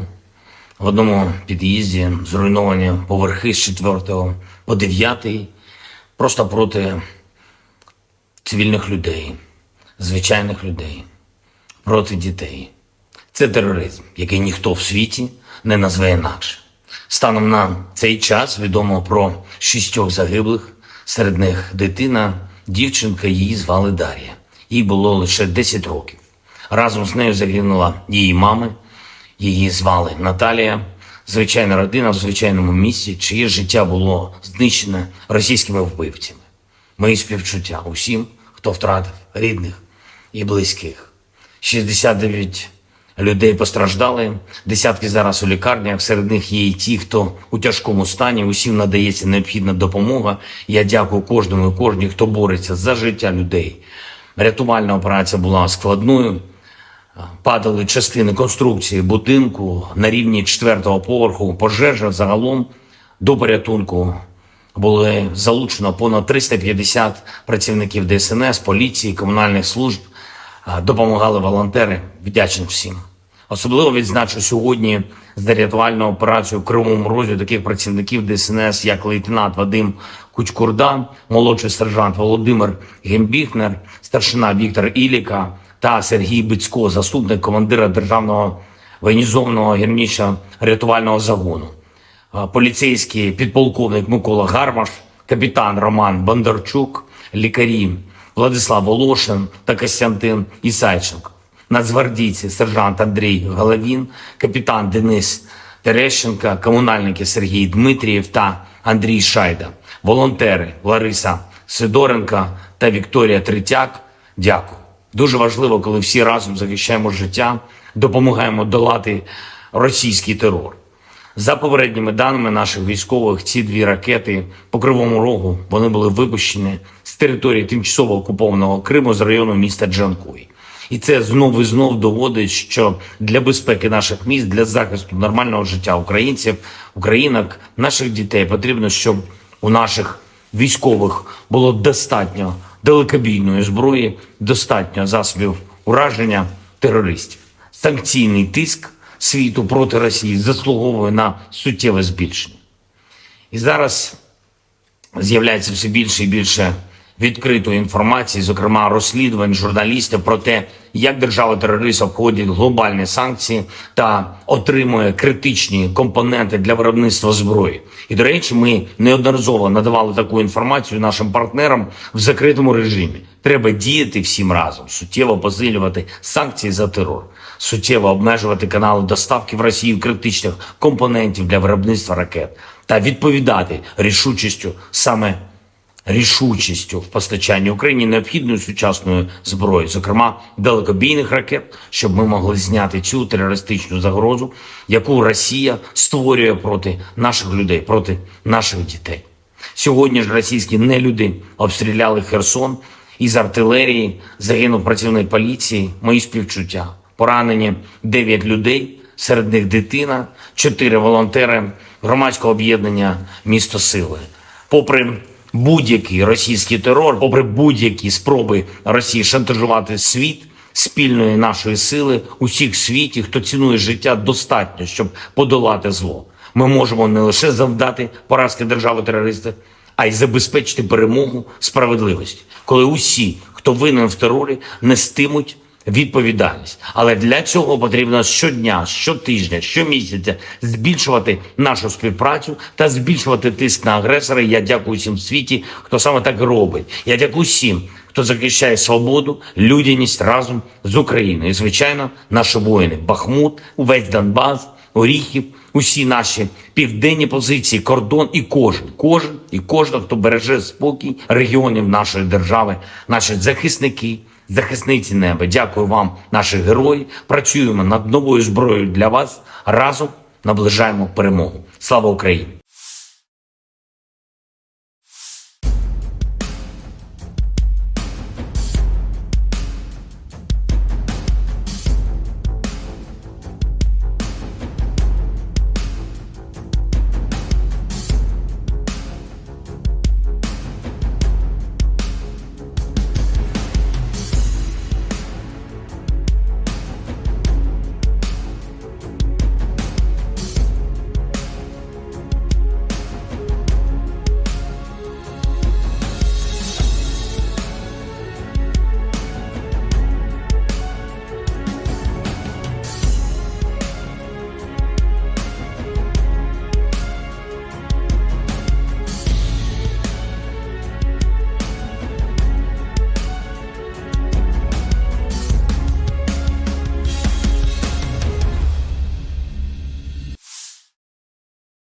The armed forces of Russia launched cruise missile strikes against the city of Kryvyi Rih in Dnipropetrovsk Oblast on July 31st. At least 2 people were killed and 31 injured, including 4 children, wrote Governor Serhiy Lysak in Telegram.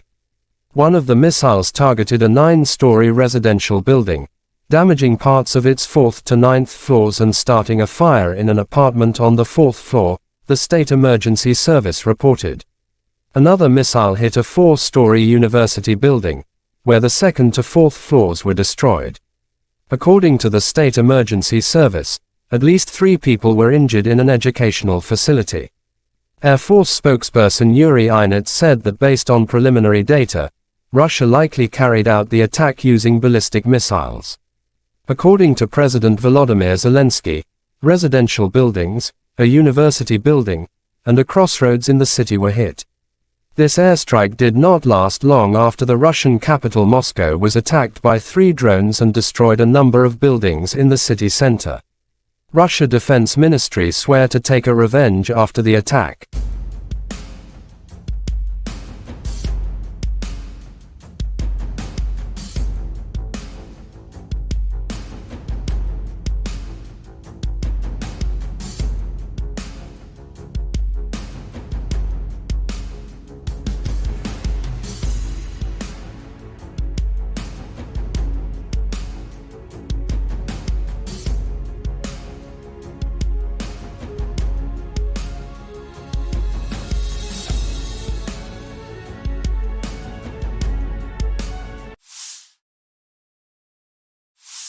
The armed forces of Russia continued to focus its main efforts on the Kupyansk, Lymansk, Bakhmutsk, Avdiivka and Mariinsky directions. Heavy battles continue. Deputy Minister of Ukraine Defense Hanna Maliar July 31st said during the last week, more than 170 battles took place in these directions between 2 sides. In the Kupyan direction, the enemy stormed and searched for weak points in our defense. He actively tried to advance in the areas south of Novozalivsky in order to push our units beyond the barrier line of the Oskol River. But unsuccessfully, our defense forces are powerfully restraining enemy troops, added Maliar.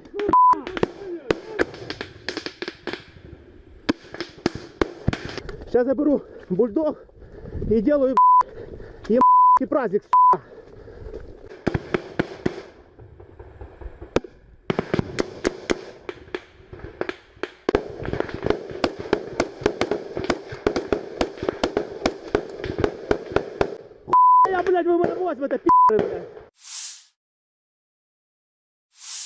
The armed forces of Ukraine reported on July 31 that Russia had lost 246,190 troops in Ukraine since the beginning of its full-scale invasion on February 24, 2022 last year. This number includes 490 casualties Russian forces suffered just over the past day.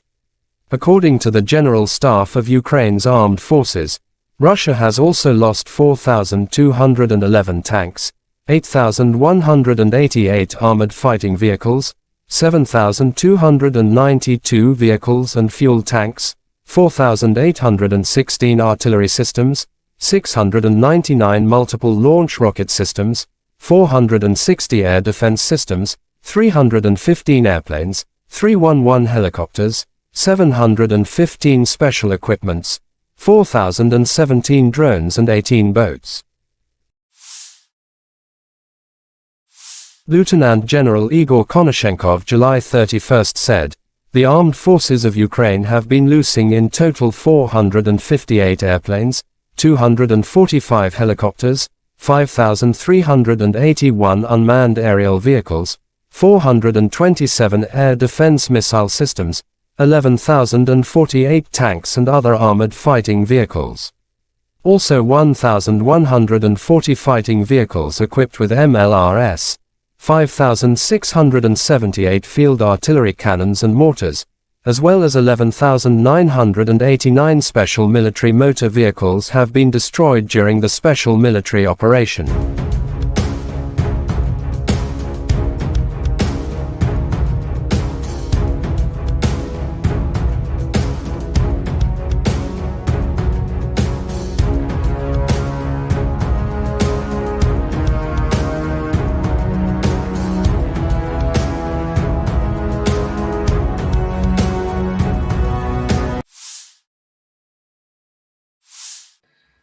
Добрый день, уважаемые коллеги.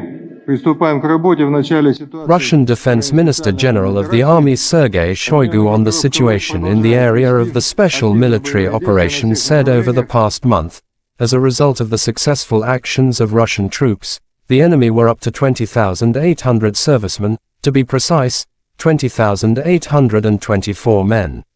Russia also destroyed 2,227 units of various weapons, including 10 Leopard tanks, 11 U.S.-manufactured Bradley infantry fighting vehicle, 40 U.S.-manufactured M777 artillery systems and 50 self-propelled artillery systems from the UK, the US, Germany, France and Poland.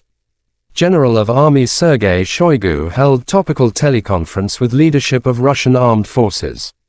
Sergei Shoigu on the situation in the area of the special military operation said it is obvious that the Western-manufactured arms supplied do not lead to successes on the battlefield, but only prolong the military conflict.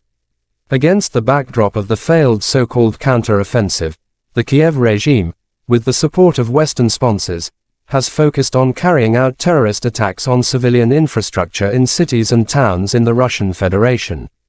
Given the evolving situation, additional measures have been taken to improve defenses against air and sea-based attacks. The intensity of the strikes on Ukrainian military facilities, including those providing support for these terrorist acts, has been increased many times over, Shoigu added. "I thank all military personnel involved in the special military operation for the service, courage and heroism. Earlier we spoke about single feats, but today we have dozens and hundreds of worthy servicemen, soldiers, officers, sergeants, who not just honorably perform the duty, but do it in a highly professional manner. The servicemen show really the highest examples of courage, heroism and, once again, professionalism," said Shoigu.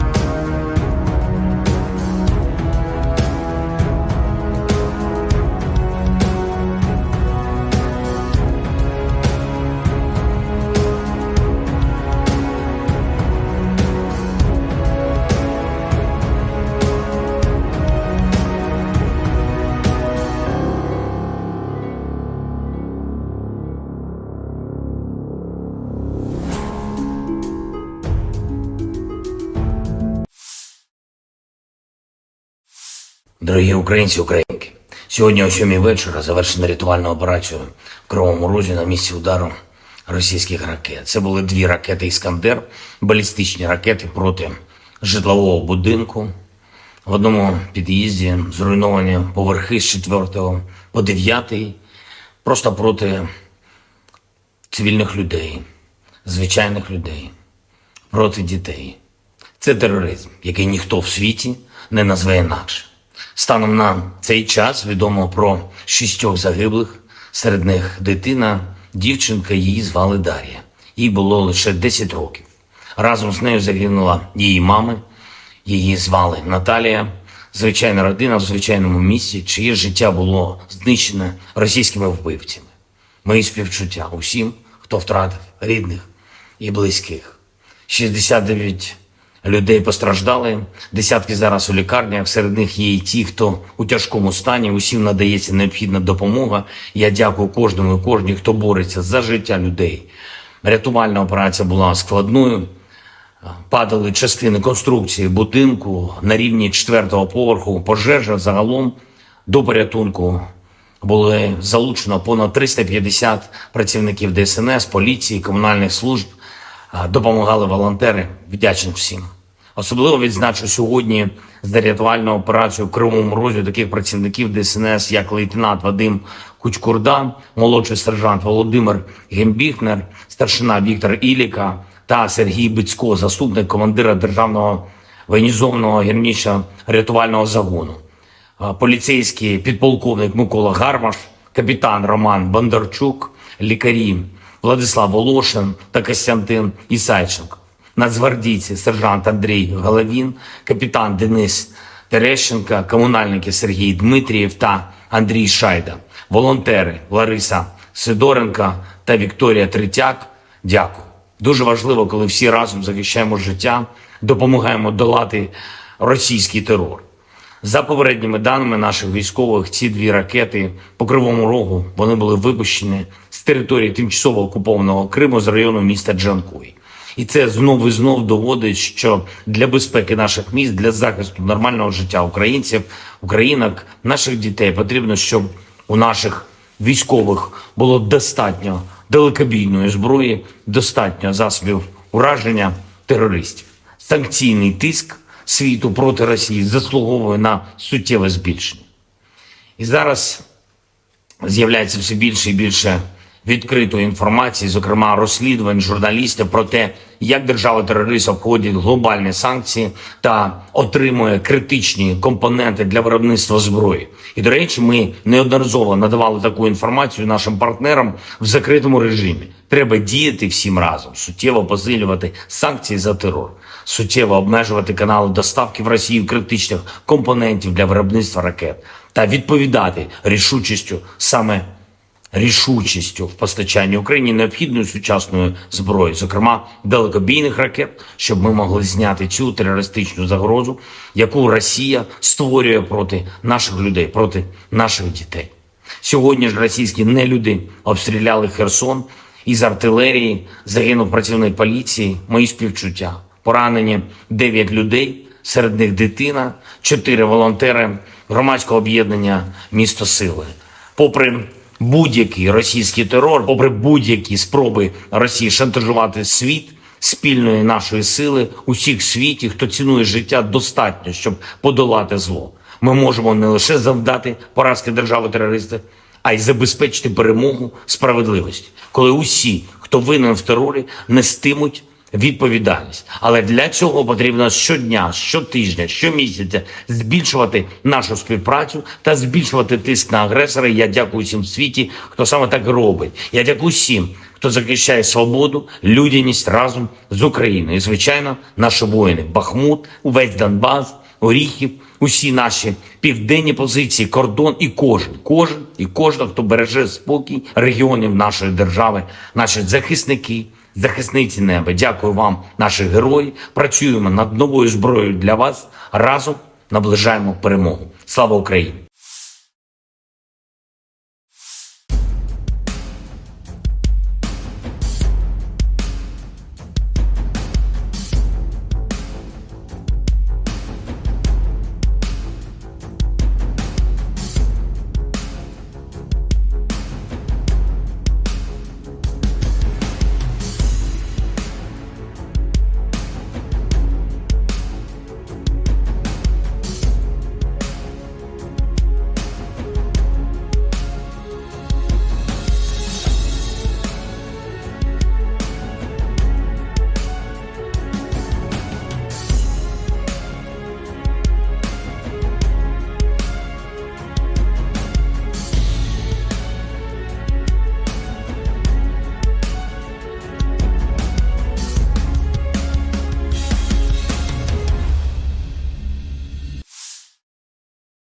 The armed forces of Russia launched cruise missile strikes against the city of Kryvyi Rih in Dnipropetrovsk Oblast on July 31st. At least 2 people were killed and 31 injured, including 4 children, wrote Governor Kryvyi Rih in Telegram.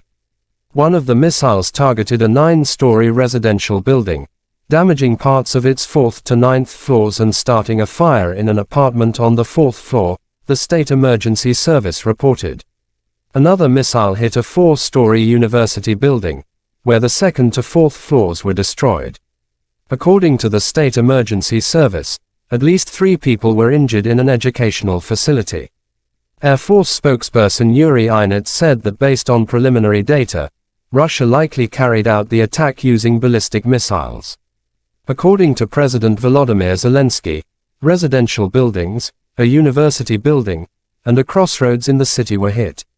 This airstrike did not last long after the Russian capital Moscow was attacked by 3 drones and destroyed a number of buildings in the city center.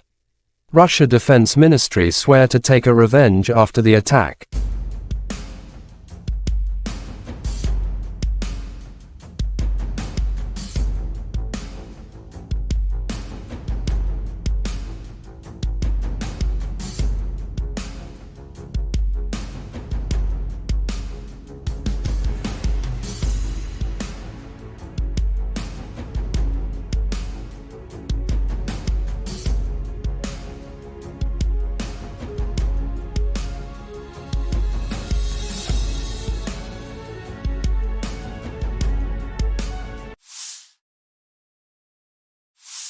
The armed forces of Russia continued to focus its main efforts on the Kupyansk, Lymansk, Bakhmut, Avdiivka and Mariinsky directions. Heavy battles continue. Deputy Minister of Ukraine Defense Hanna Maliar July 31st said during the last week, more than 170 battles took place in these directions between 2 sides. In the Kupyan direction, the enemy stormed and searched for weak points in our defense. He actively tried to advance in the areas south of Novozalivsky in order to push our units beyond the barrier line of the Oskol River. But unsuccessfully, our defense forces are powerfully restraining enemy troops, added Maliar.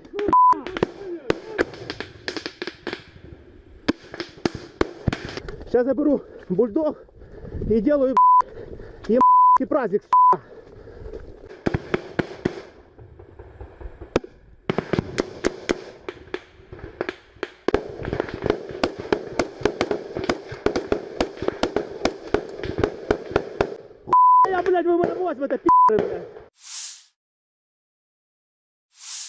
The armed forces of Ukraine reported on July 31st that Russia had lost 246,190 troops in Ukraine since the beginning of its full-scale invasion on February 24, 2022 last year. This number includes 490 casualties Russian forces suffered just over the past day. According to the General Staff of Ukraine's armed forces, Russia has also lost 4,211 tanks, 8,188 armored fighting vehicles, 7,292 vehicles and fuel tanks, 4,816 artillery systems, 699 multiple launch rocket systems, 460 air defense systems, 315 airplanes, 311 helicopters, 715 special equipments, 4,017 drones and 18 boats. Lieutenant General Igor Konashenkov July 31st said, the armed forces of Ukraine have been losing in total 458 airplanes, 245 helicopters, 5,381 unmanned aerial vehicles, 427 air defense missile systems, 11,048 tanks and other armored fighting vehicles. Also 1,140 fighting vehicles equipped with MLRS, 5,678 field artillery cannons and mortars, as well as 11,989 special military motor vehicles have been destroyed during the special military operation.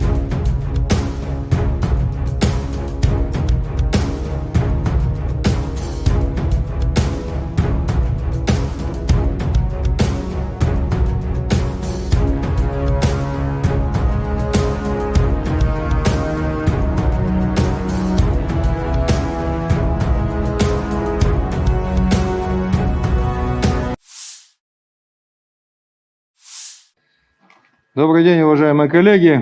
Приступаем к работе в начале ситуации. Russian Defense Minister General of the Army Sergei Shoigu on the situation in the area of the special military operation said over the past month, as a result of the successful actions of Russian troops, the enemy were up to 20,800 servicemen, to be precise, 20,824 men. Russia also destroyed 2,227 units of various weapons, including 10 Leopard tanks, 11 U.S.-manufactured Bradley infantry fighting vehicle, 40 U.S.-manufactured M777 artillery systems and 50 self-propelled artillery systems from the UK, the US, Germany, France and Poland. General of Army Sergei Shoigu held topical teleconference with leadership of Russian armed forces. Sergei Shoigu on the situation in the area of the special military operation said it is obvious that the Western-manufactured arms supplied do not lead to successes on the battlefield, but only prolong the military conflict. Against the backdrop of the failed so-called counter-offensive, the Kiev regime, with the support of Western sponsors, has focused on carrying out terrorist attacks on civilian infrastructure in cities and towns in the Russian Federation. Given the evolving situation, additional measures have been taken to improve defenses against air and sea-based attacks. The intensity of the strikes on Ukrainian military facilities, including those providing support for these terrorist acts, has been increased many times over, Shoigu added. I thank all military personnel involved in the special military operation for the service, courage and heroism. Earlier we spoke about single feats, but today we have dozens and hundreds of worthy servicemen, soldiers, officers, sergeants, who not just honorably perform the duty, but do it in a highly professional manner. The servicemen show really the highest examples of courage, heroism and, once again, professionalism, said Shoigu.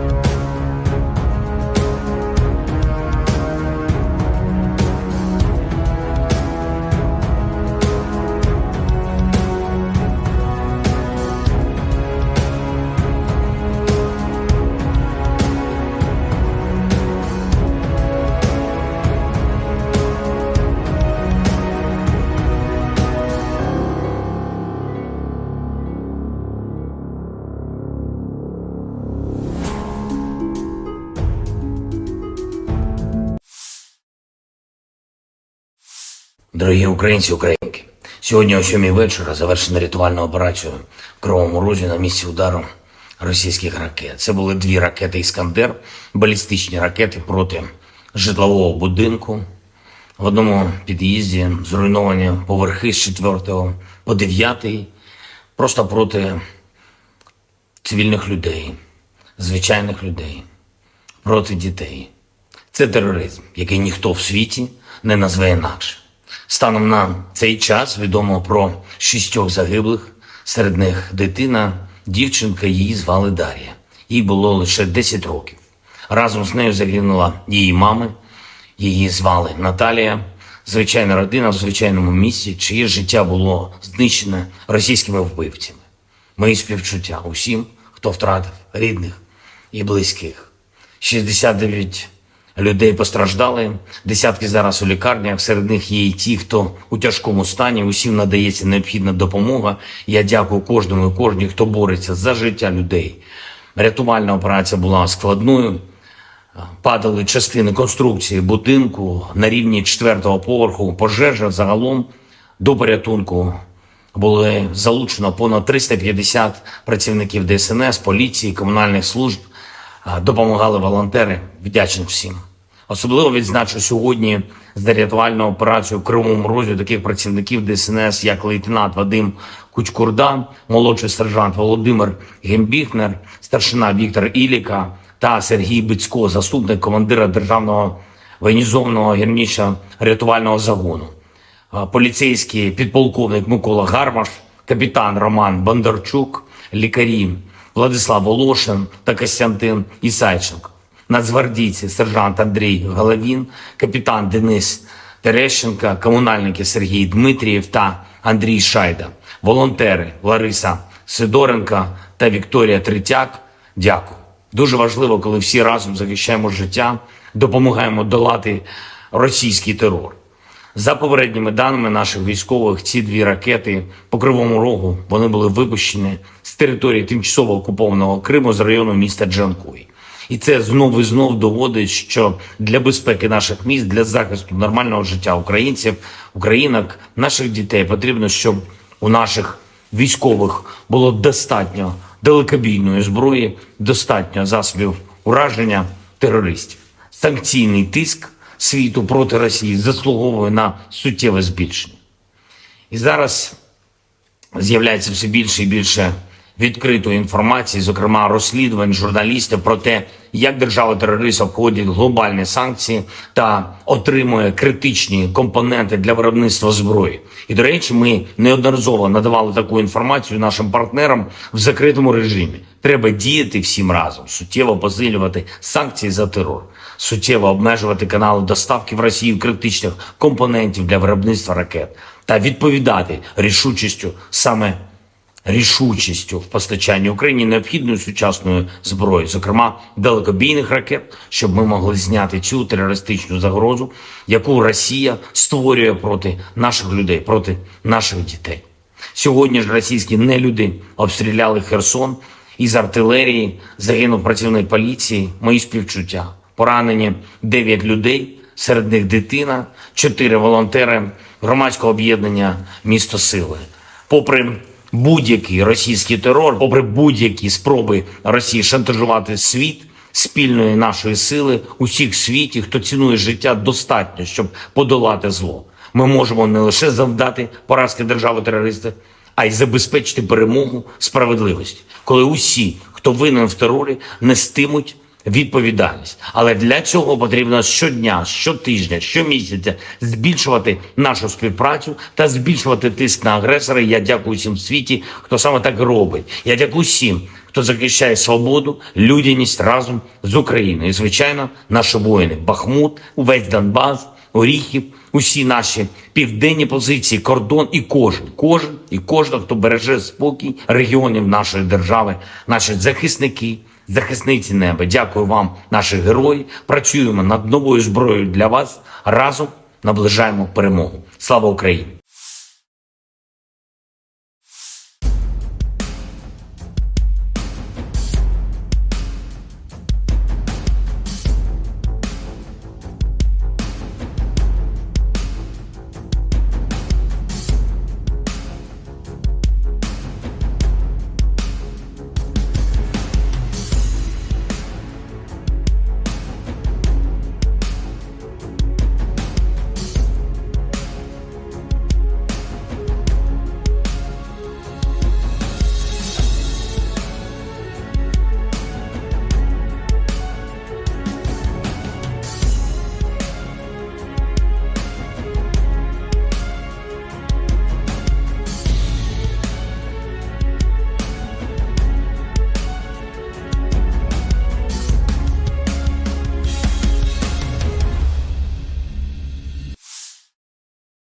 The armed forces of Russia launched cruise missile strikes against the city of Kryvyi Rih in Dnipropetrovsk Oblast on July 31st.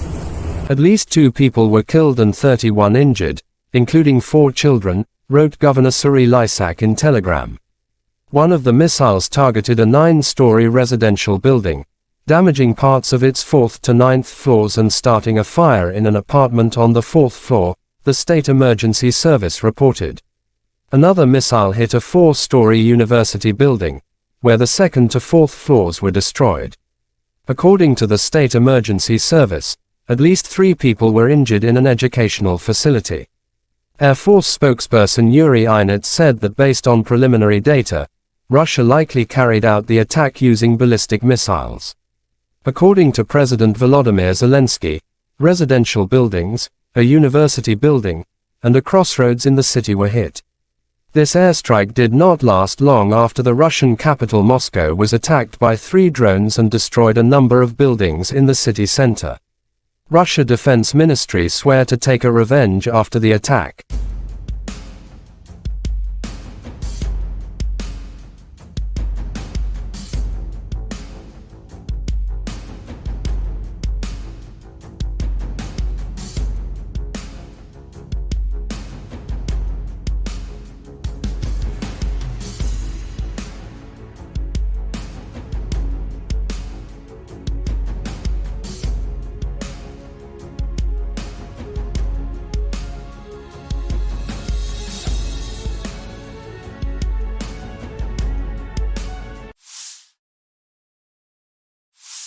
The armed forces of Russia continued to focus its main efforts on the Kupyansk, Lymansk, Bakhmut, Avdiivka and Mariinsky directions. Heavy battles continue. Deputy Minister of Ukraine Defense Hanna Malaya July 31 said during the last week, more than 170 battles took place in these directions between two sides. In the Kupyan direction, the enemy stormed and searched for weak points in our defense.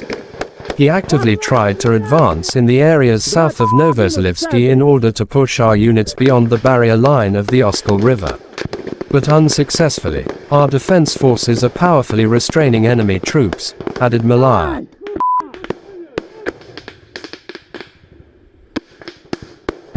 Сейчас я беру бульдог и делаю праздник.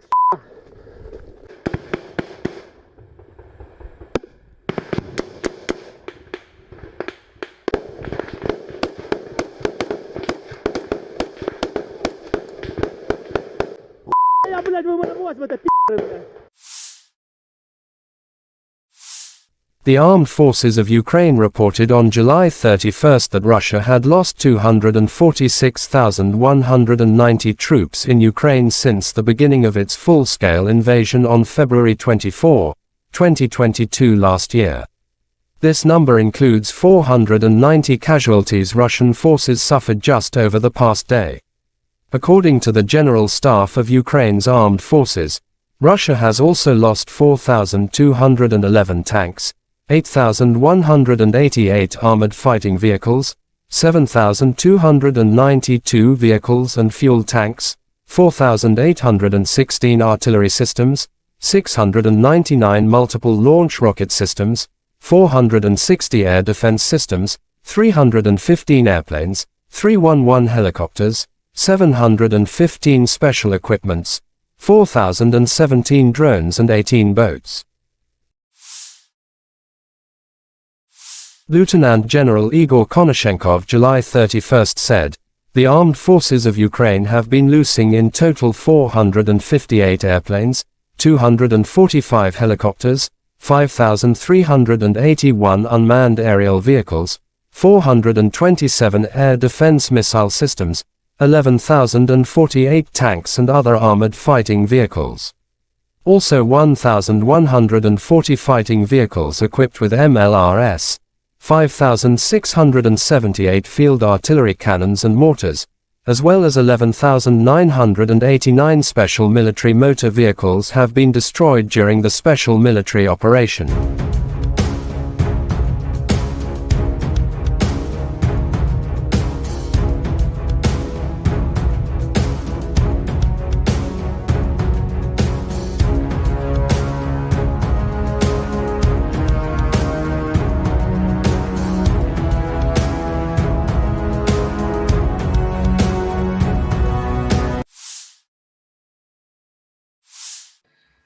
Добрый день, уважаемые коллеги. Приступаем к работе в начале ситуации. Russian Defense Minister General of the Army Sergei Shoigu on the situation in the area of the special military operation said over the past month, as a result of the successful actions of Russian troops, the enemy were up to 20,800 servicemen, to be precise, 20,824 men. Russia also destroyed 2,227 units of various weapons, including 10 Leopard tanks, 11 U.S.-manufactured Bradley infantry fighting vehicle, 40 U.S.-manufactured M777 artillery systems and 50 self-propelled artillery systems from the UK, the US, Germany, France and Poland. General of Army Sergei Shoigu held topical teleconference with leadership of Russian armed forces. Sergei Shoigu on the situation in the area of the special military operation said it is obvious that the Western-manufactured arms supply do not lead to successes on the battlefield, but only prolong the military conflict. Against the backdrop of the failed so-called counter-offensive, the Kiev regime, with the support of Western sponsors, has focused on carrying out terrorist attacks on civilian infrastructure in cities and towns in the Russian Federation. Given the evolving situation, additional measures have been taken to improve defenses against air and sea-based attacks. The intensity of the strikes on Ukrainian military facilities, including those providing support for these terrorist acts, has been increased many times over, Shoigu added. I thank all military personnel involved in the special military operation for the service, courage and heroism. Earlier we spoke about single feats, but today we have dozens and hundreds of worthy servicemen, soldiers, officers, sergeants, who not just honorably perform the duty, but do it in a highly professional manner. The servicemen show really the highest examples of courage, heroism and, once again, professionalism, said Shoigu.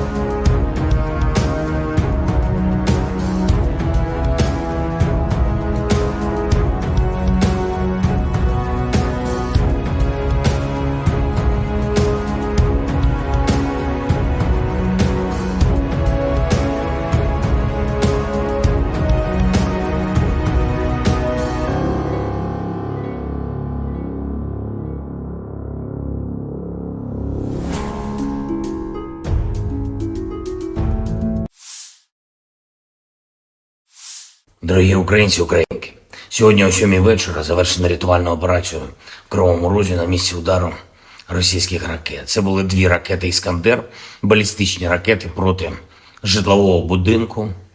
В одному під'їзді зруйновані поверхи з 4 по 9, просто проти цивільних людей, звичайних людей, проти дітей. Це тероризм, який ніхто в світі не назве інакше. Станом на цей час відомо про 6 загиблих, серед них дитина, дівчинка, її звали Дар'я. Їй було лише 10 років. Разом з нею загинула її мама, її звали Наталія. Звичайна родина в звичайному місті, чиє життя було знищене російськими вбивцями. Мої співчуття усім, хто втратив рідних і близьких. 69 людей постраждали, десятки зараз у лікарнях, серед них є і ті, хто у тяжкому стані, усім надається необхідна допомога. Я дякую кожному і кожній, хто бореться за життя людей. Рятувальна операція була складною, падали частини конструкції будинку на рівні 4-го поверху, пожежа загалом до порятунку були залучено понад 350 працівників ДСНС, поліції, комунальних служб, допомагали волонтери, вдячний всім.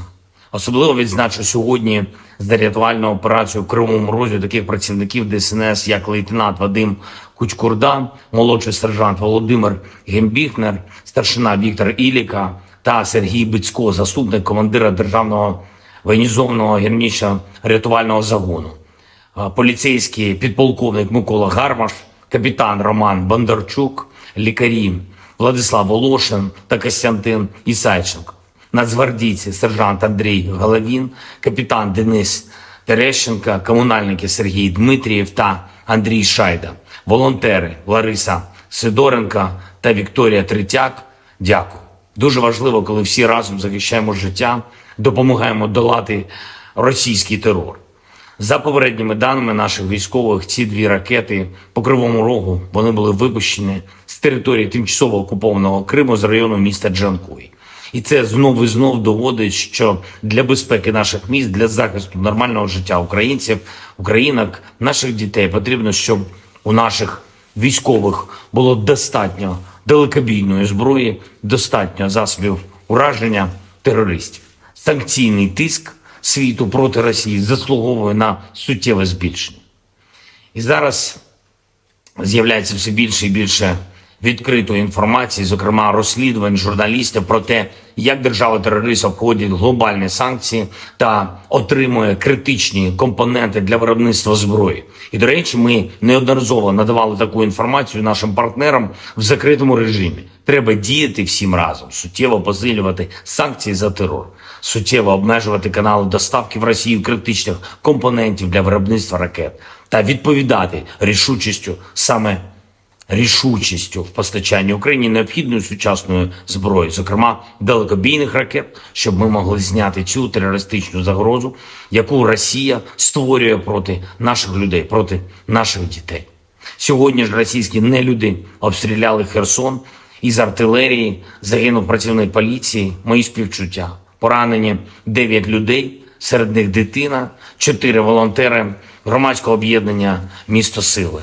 Попри будь-який російський терор, попри будь-які спроби Росії шантажувати світ, спільної нашої сили, усіх в світі, хто цінує життя, достатньо, щоб подолати зло. Ми можемо не лише завдати поразки держави-терориста, а й забезпечити перемогу справедливості, коли усі, хто винен в терорі, нестимуть відповідальність. Але для цього потрібно щодня, щотижня, щомісяця збільшувати нашу співпрацю та збільшувати тиск на агресора. Я дякую всім в світі, хто саме так робить. Я дякую всім, хто захищає свободу, людяність разом з Україною. І, звичайно, наші воїни. Бахмут, увесь Донбас, Оріхів, усі наші південні позиції, кордон і кожен, хто береже спокій регіонів нашої держави, наші захисники, захисниці неба. Дякую вам, наші герої. Працюємо над новою зброєю для вас. Разом наближаємо перемогу. Слава Україні!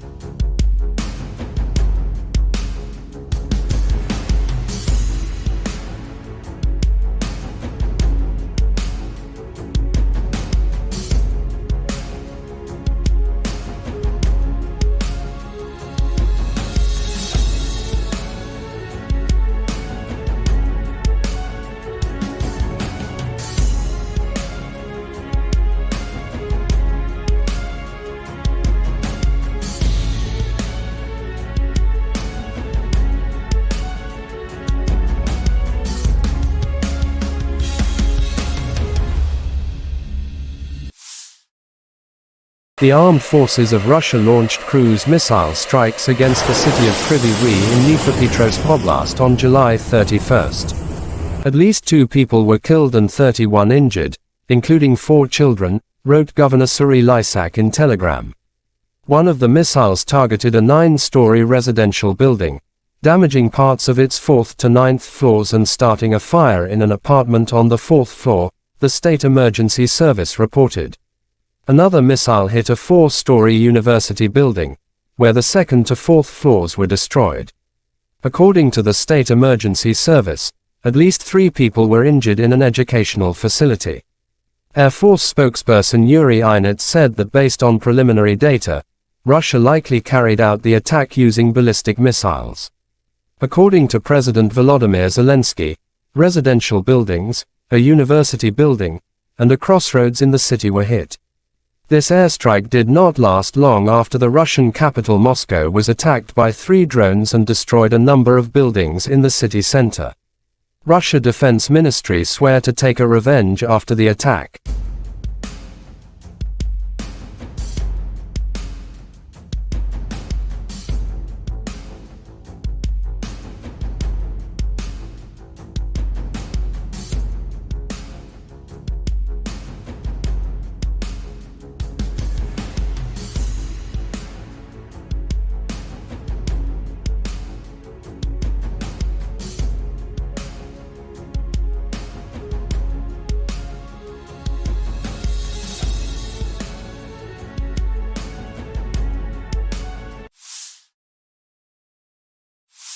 The armed forces of Russia continued to focus its main efforts on the Kupyansk, Lymansk, Bakhmut, Avdiivka and Mariinsky directions. Heavy battles continue. Deputy Minister of Ukraine Defense Hanna Maliar July 31st said during the last week, more than 170 battles took place in these directions between 2 sides. In the Kupyan direction, the enemy stormed and searched for weak points in our defense. He actively tried to advance in the areas south of Novozalivsky in order to push our units beyond the barrier line of the Oskol River. But unsuccessfully, our defense forces are powerfully restraining enemy troops, added Maliar.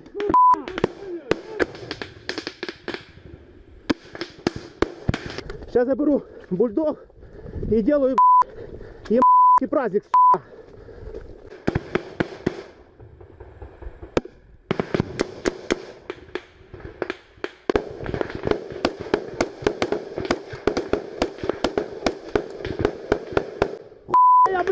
Брось в это, пи***ы, бля. The armed forces of Ukraine reported on July 31 that Russia had lost 246,190 troops in Ukraine since the beginning of its full-scale invasion on February 24, 2022 last year. This number includes 490 casualties Russian forces suffered just over the past day. According to the General Staff of Ukraine's armed forces, Russia has also lost 4,211 tanks, 8,188 armored fighting vehicles, 7,292 vehicles and fuel tanks, 4,816 artillery systems, 699 multiple launch rocket systems, 460 air defense systems, 315 airplanes, 311 helicopters, 715 special equipments, 4,017 drones and 18 boats. Lieutenant General Igor Konashenkov July 31 said, "The armed forces of Ukraine have been losing in total 458 airplanes, 245 helicopters, 5,381 unmanned aerial vehicles, 427 air defense missile systems, 11,048 tanks and other armored fighting vehicles. Also 1,140 fighting vehicles equipped with MLRS, 5,678 field artillery cannons and mortars, as well as 11,989 special military motor vehicles have been destroyed during the special military operation."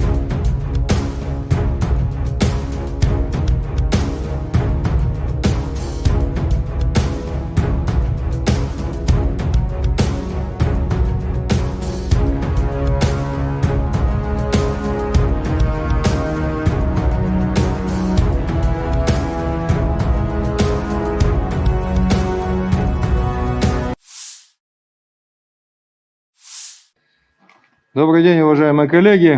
Приступаем к работе в начале ситуации. Russian Defense Minister General of the Army Sergei Shoigu on the situation in the area of the special military operation said over the past month, as a result of the successful actions of Russian troops, the enemy were up to 20,800 servicemen, to be precise, 20,824 men.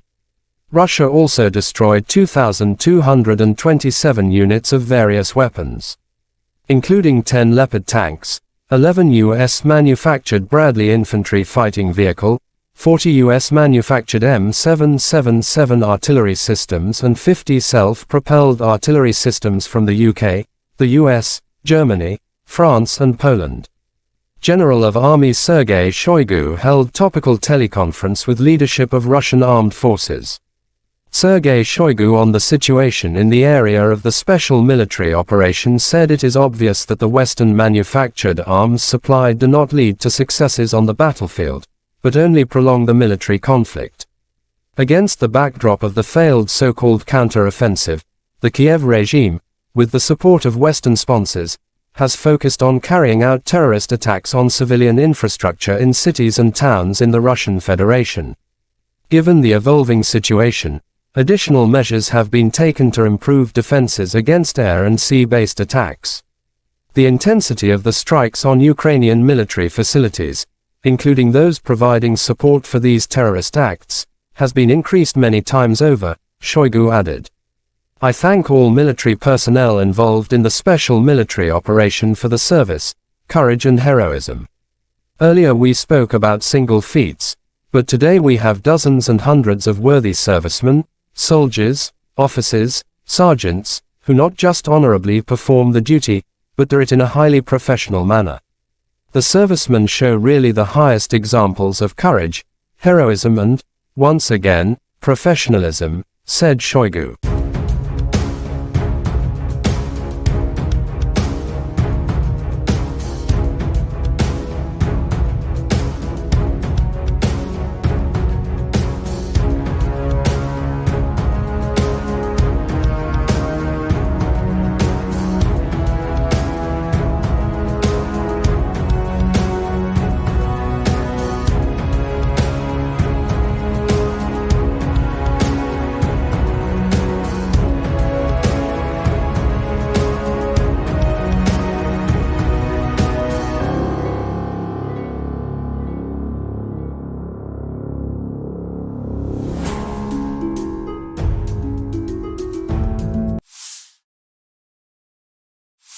Дорогі українці, українки, сьогодні о 7 вечора завершена рятувальна операція в Кривому Розі на місці удару російських ракет. Це були 2 ракети «Іскандер», балістичні ракети проти житлового будинку.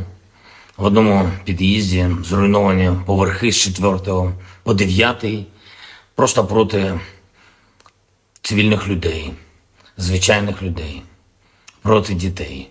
Це тероризм, який ніхто в світі не назве інакше. Станом на цей час відомо про 6 загиблих, серед них дитина, дівчинка, її звали Дар'я. Їй було лише 10 років. Разом з нею загинула її мама, її звали Наталія. Звичайна родина в звичайному місці, чиє життя було знищене російськими вбивцями. Мої співчуття усім, хто втратив рідних і близьких. 69 людей постраждали, десятки зараз у лікарнях, серед них є і ті, хто у тяжкому стані, усім надається необхідна допомога. Я дякую кожному і кожній, хто бореться за життя людей. Рятувальна операція була складною, падали частини конструкції будинку на рівні 4-го поверху, пожежа загалом до порятунку. Було залучено понад 350 працівників ДСНС, поліції, комунальних служб. Допомагали волонтери. Вдячний всім. Особливо відзначу сьогодні за рятувальну операцію в Кривому Розі таких працівників ДСНС, як лейтенант Вадим Кучкурда, молодший сержант Володимир Гембіхнер, старшина Віктор Іліка та Сергій Бицько, заступник командира Державного воєнізованого гірничо-рятувального загону. Поліцейський підполковник Микола Гармаш, капітан Роман Бондарчук, лікарі Владислав Волошин та Костянтин Ісайченко. Нацгвардійці сержант Андрій Головін, капітан Денис Терещенко, комунальники Сергій Дмитрієв та Андрій Шайда, волонтери Лариса Сидоренко та Вікторія Третяк. Дякую.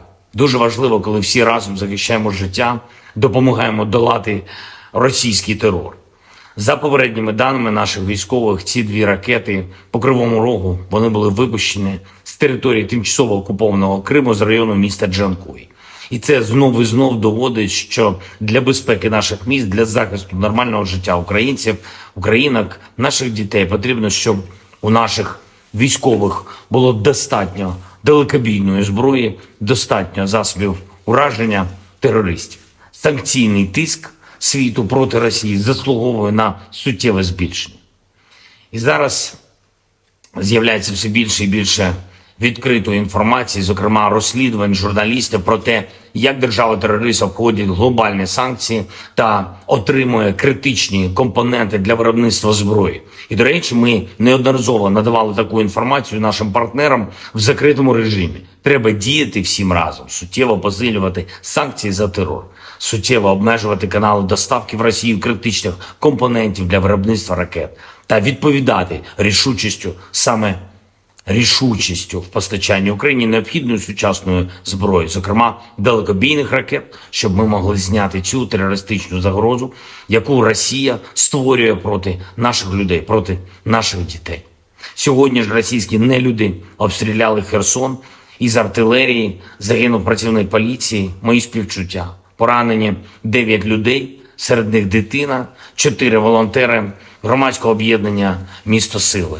Попри будь-який російський терор, попри будь-які спроби Росії шантажувати світ, спільної нашої сили, усіх в світі, хто цінує життя, достатньо, щоб подолати зло. Ми можемо не лише завдати поразки держави-терориста, а й забезпечити перемогу справедливості, коли усі, хто винен в терорі, нестимуть відповідальність. Але для цього потрібно щодня, щотижня, щомісяця збільшувати нашу співпрацю та збільшувати тиск на агресора. Я дякую всім в світі, хто саме так робить. Я дякую всім, хто захищає свободу, людяність разом з Україною. І, звичайно, наші воїни. Бахмут, увесь Донбас, Оріхів, усі наші південні позиції, кордон і кожен, хто береже спокій регіонів нашої держави, наші захисники, захисниці неба. Дякую вам, наші герої. Працюємо над новою зброєю для вас. Разом наближаємо перемогу. Слава Україні!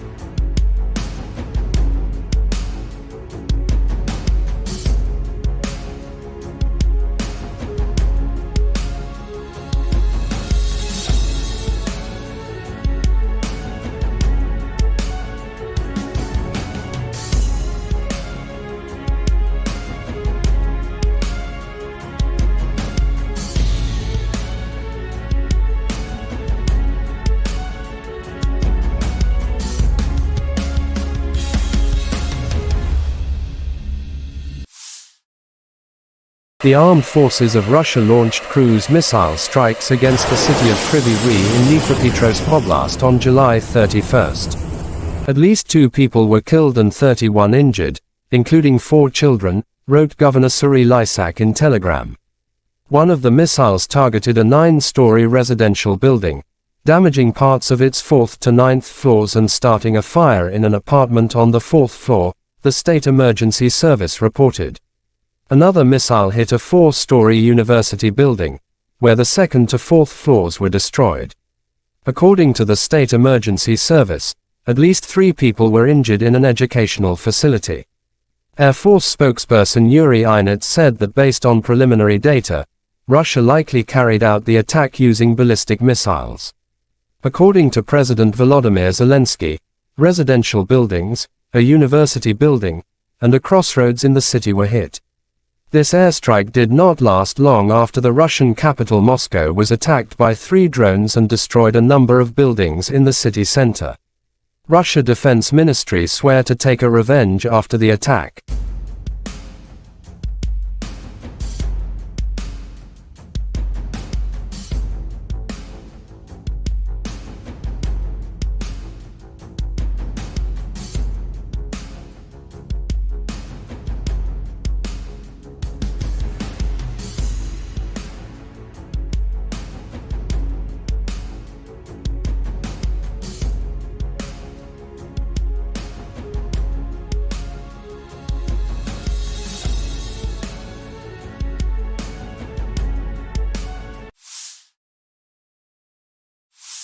The armed forces of Russia continued to focus its main efforts on the Kupyansk, Lymansk, Bakhmutsk, Avdiivka and Mariinsky directions. Heavy battles continue. Deputy Minister of Ukraine Defense Hanna Malaya July 31st said during the last week, more than 170 battles took place in these directions between 2 sides. In the Kupyan direction, the enemy stormed and searched for weak points in our defense. He actively tried to advance in the areas south of Novoselivsky in order to push our units beyond the barrier line of the Oskol River. But unsuccessfully, our defense forces are powerfully restraining enemy troops, added Malaya.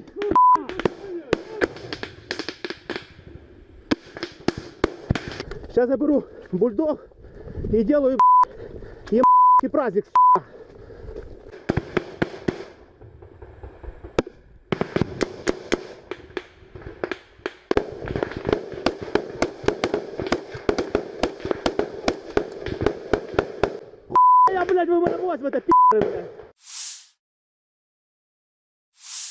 The armed forces of Ukraine reported on July 31st that Russia had lost 246,190 troops in Ukraine since the beginning of its full-scale invasion on February 24, 2022 last year.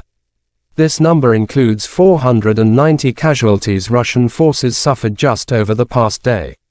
According to the General Staff of Ukraine's armed forces, Russia has also lost 4,211 tanks, 8,188 armored fighting vehicles, 7,292 vehicles and fuel tanks, 4,816 artillery systems, 699 multiple launch rocket systems, 460 air defense systems, 315 airplanes, 311 helicopters, 715 special equipments, 4,017 drones and 18 boats. Lieutenant General Igor Konashenkov July 31st said, "The armed forces of Ukraine have been losing in total 458 airplanes, 245 helicopters, 5,381 unmanned aerial vehicles, 427 air defense missile systems, 11,048 tanks and other armored fighting vehicles. Also 1,140 fighting vehicles equipped with MLRS, 5,678 field artillery cannons and mortars, as well as 11,989 special military motor vehicles have been destroyed during the special military operation."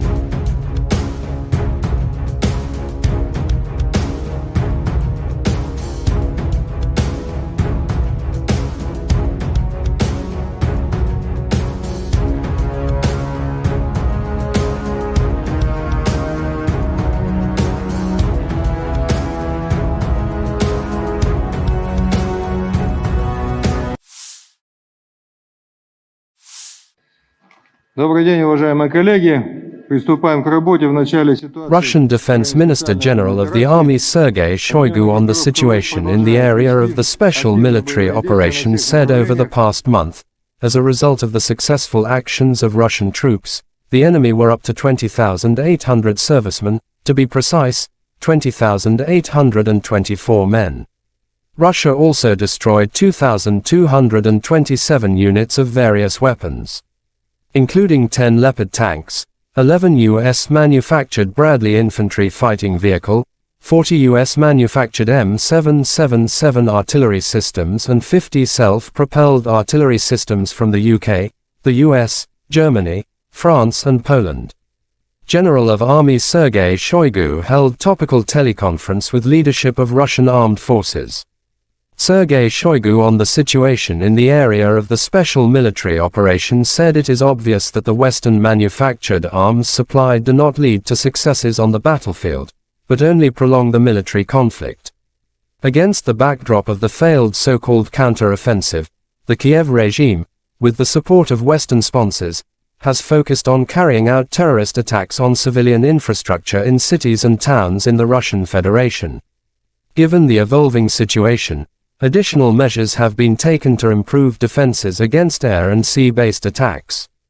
The intensity of the strikes on Ukrainian military facilities, including those providing support for these terrorist acts, has been increased many times over, Shoigu added.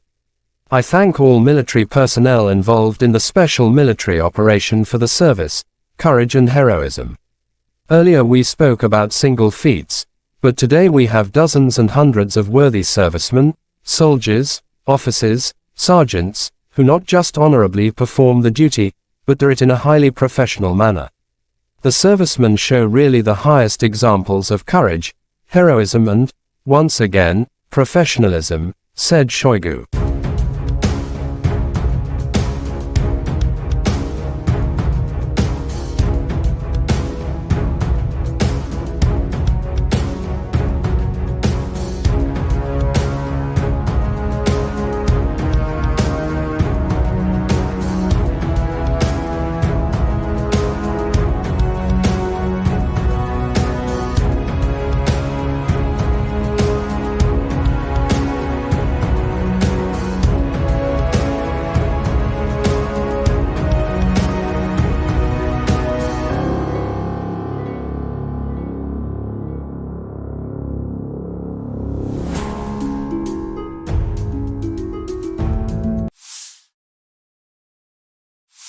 Дорогі українці, українки, сьогодні о 7 вечора завершена рятувальна операція в Кривому Розі на місці удару російських ракет. Це були 2 ракети «Іскандер», балістичні ракети проти житлового будинку. В одному під'їзді зруйновані поверхи з 4 по 9, просто проти цивільних людей, звичайних людей, проти дітей. Це тероризм, який ніхто в світі не назве інакше. Станом на цей час відомо про 6 загиблих, серед них дитина, дівчинка, її звали Дар'я. Їй було лише 10 років. Разом з нею загинула її мама, її звали Наталія. Звичайна родина в звичайному місці, чиє життя було знищене російськими вбивцями. Мої співчуття усім, хто втратив рідних і близьких. 69 людей постраждали, десятки зараз у лікарнях, серед них є і ті, хто у тяжкому стані, усім надається необхідна допомога. Я дякую кожному і кожній, хто бореться за життя людей. Рятувальна операція була складною, падали частини конструкції будинку на рівні 4-го поверху, пожежа загалом до порятунку. Були залучено понад 350 працівників ДСНС, поліції, комунальних служб. Допомагали волонтери, вдячний всім. Особливо відзначу сьогодні за рятувальну операцію в Кривому Розі таких працівників ДСНС, як лейтенант Вадим Кучкурда, молодший сержант Володимир Гембіхнер, старшина Віктор Іліка та Сергій Бицько, заступник командира Державного воєнізованого гірничо-рятувального загону. Поліцейський підполковник Микола Гармаш, капітан Роман Бондарчук, лікарі Владислав Волошин та Костянтин Ісайченко. Нацгвардійці сержант Андрій Головін, капітан Денис Терещенка, комунальники Сергій Дмитрієв та Андрій Шайда, волонтери Лариса Сидоренка та Вікторія Третяк. Дякую. Дуже важливо, коли всі разом захищаємо життя, допомагаємо долати російський терор. За попередніми даними наших військових, ці дві ракети по Кривому Рогу, вони були випущені з території тимчасово окупованого Криму з району міста Джанкой. І це знов і знов доводить, що для безпеки наших міст, для захисту нормального життя українців, українок, наших дітей потрібно, щоб у наших військових було достатньо далекобійної зброї, достатньо засобів ураження терористів. Санкційний тиск світу проти Росії заслуговує на суттєве збільшення. І зараз з'являється все більше і більше відкритої інформації, зокрема розслідувань журналістів про те, як держава-терорист обходить глобальні санкції та отримує критичні компоненти для виробництва зброї. І, до речі, ми неодноразово надавали таку інформацію нашим партнерам в закритому режимі. Треба діяти всім разом, суттєво посилювати санкції за терор, суттєво обмежувати канали доставки в Росію критичних компонентів для виробництва ракет та відповідати рішучістю в постачанні Україні необхідної сучасної зброї, зокрема далекобійних ракет, щоб ми могли зняти цю терористичну загрозу, яку Росія створює проти наших людей, проти наших дітей. Сьогодні ж російські нелюди обстріляли Херсон, із артилерії загинув працівник поліції, мої співчуття. Поранені 9 людей, серед них дитина, 4 волонтери громадського об'єднання «Місто Сили».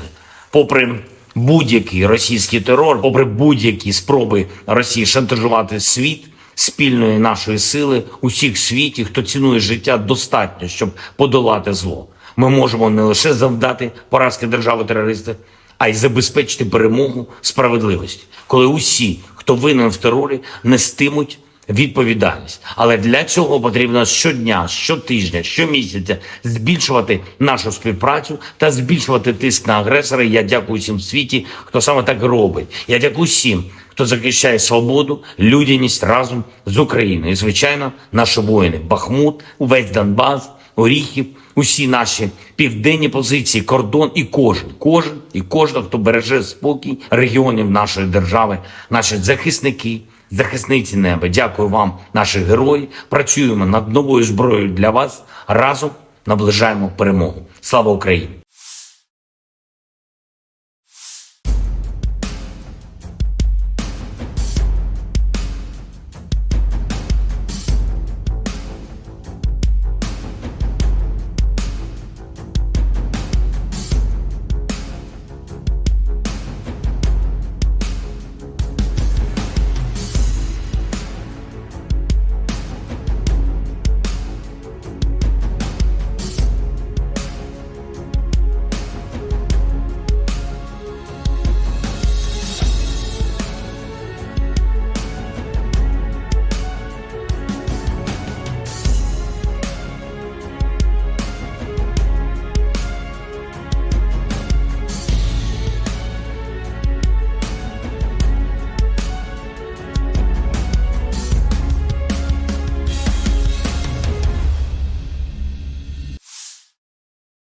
The armed forces of Russia launched cruise missile strikes against the city of Kryvyi Rih in Dnipropetrovsk Oblast on July 31st.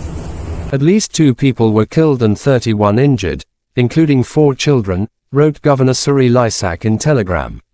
One of the missiles targeted a 9-story residential building, damaging parts of its 4th to 9th floors and starting a fire in an apartment on the 4th floor, the State Emergency Service reported.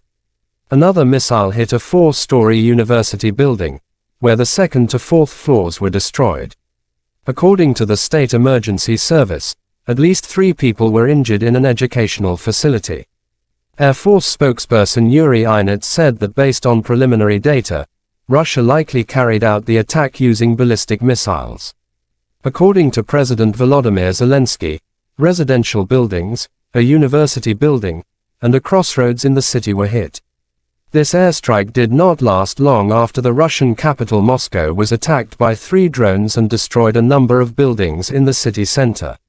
Russia Defense Ministry swear to take a revenge after the attack.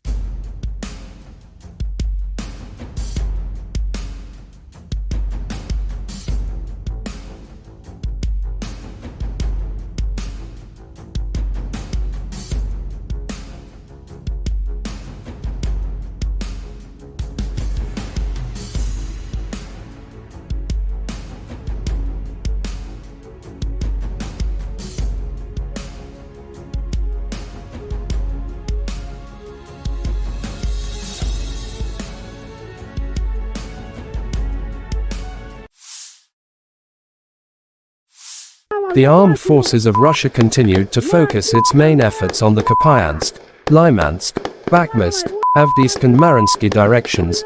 Heavy battles continue. Deputy Minister of Ukraine Defense Hanna Malaya July 31 said during the last week, more than 170 battles took place in these directions between two sides.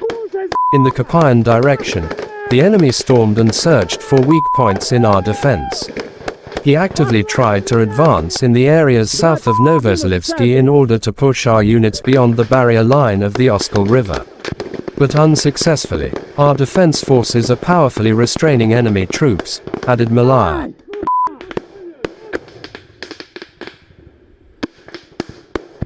Сейчас я беру бульдог и делаю праздник.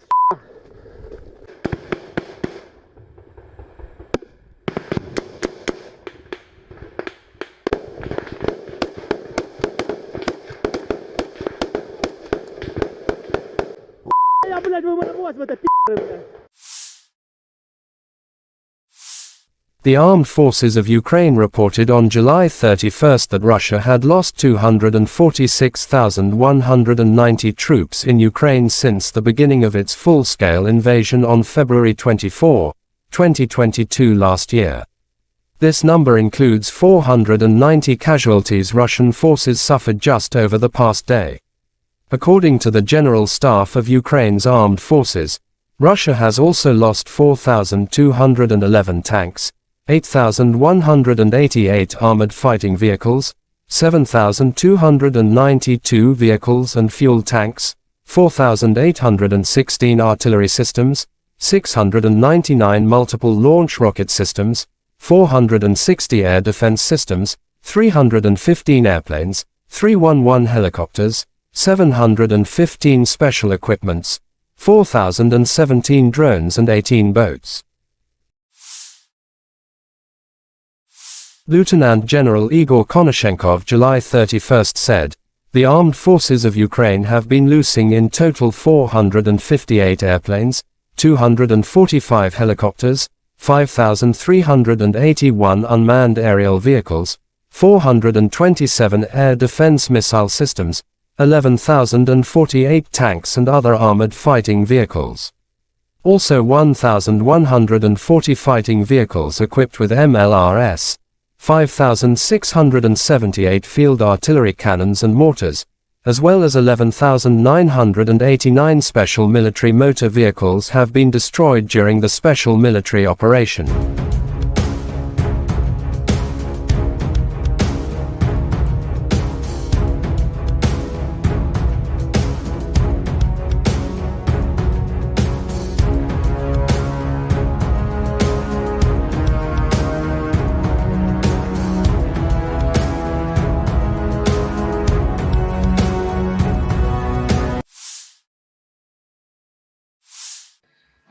Добрый день, уважаемые коллеги.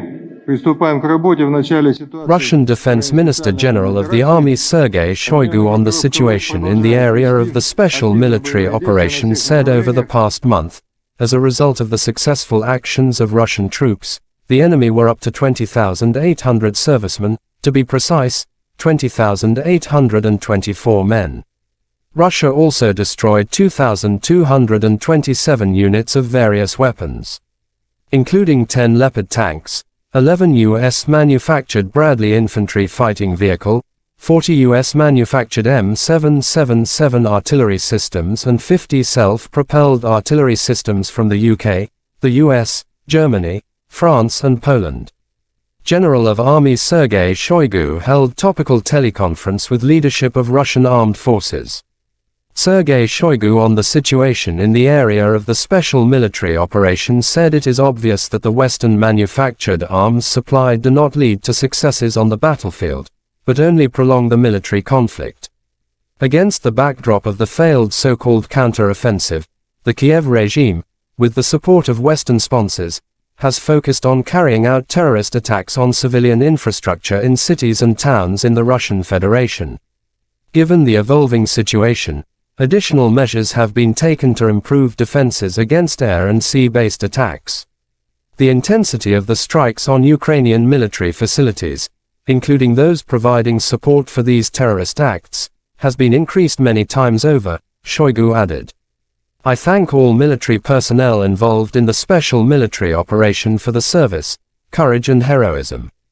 Earlier we spoke about single feats, but today we have dozens and hundreds of worthy servicemen, soldiers, officers, sergeants, who not just honorably perform the duty, but do it in a highly professional manner. The servicemen show really the highest examples of courage, heroism and, once again, professionalism, said Shoigu.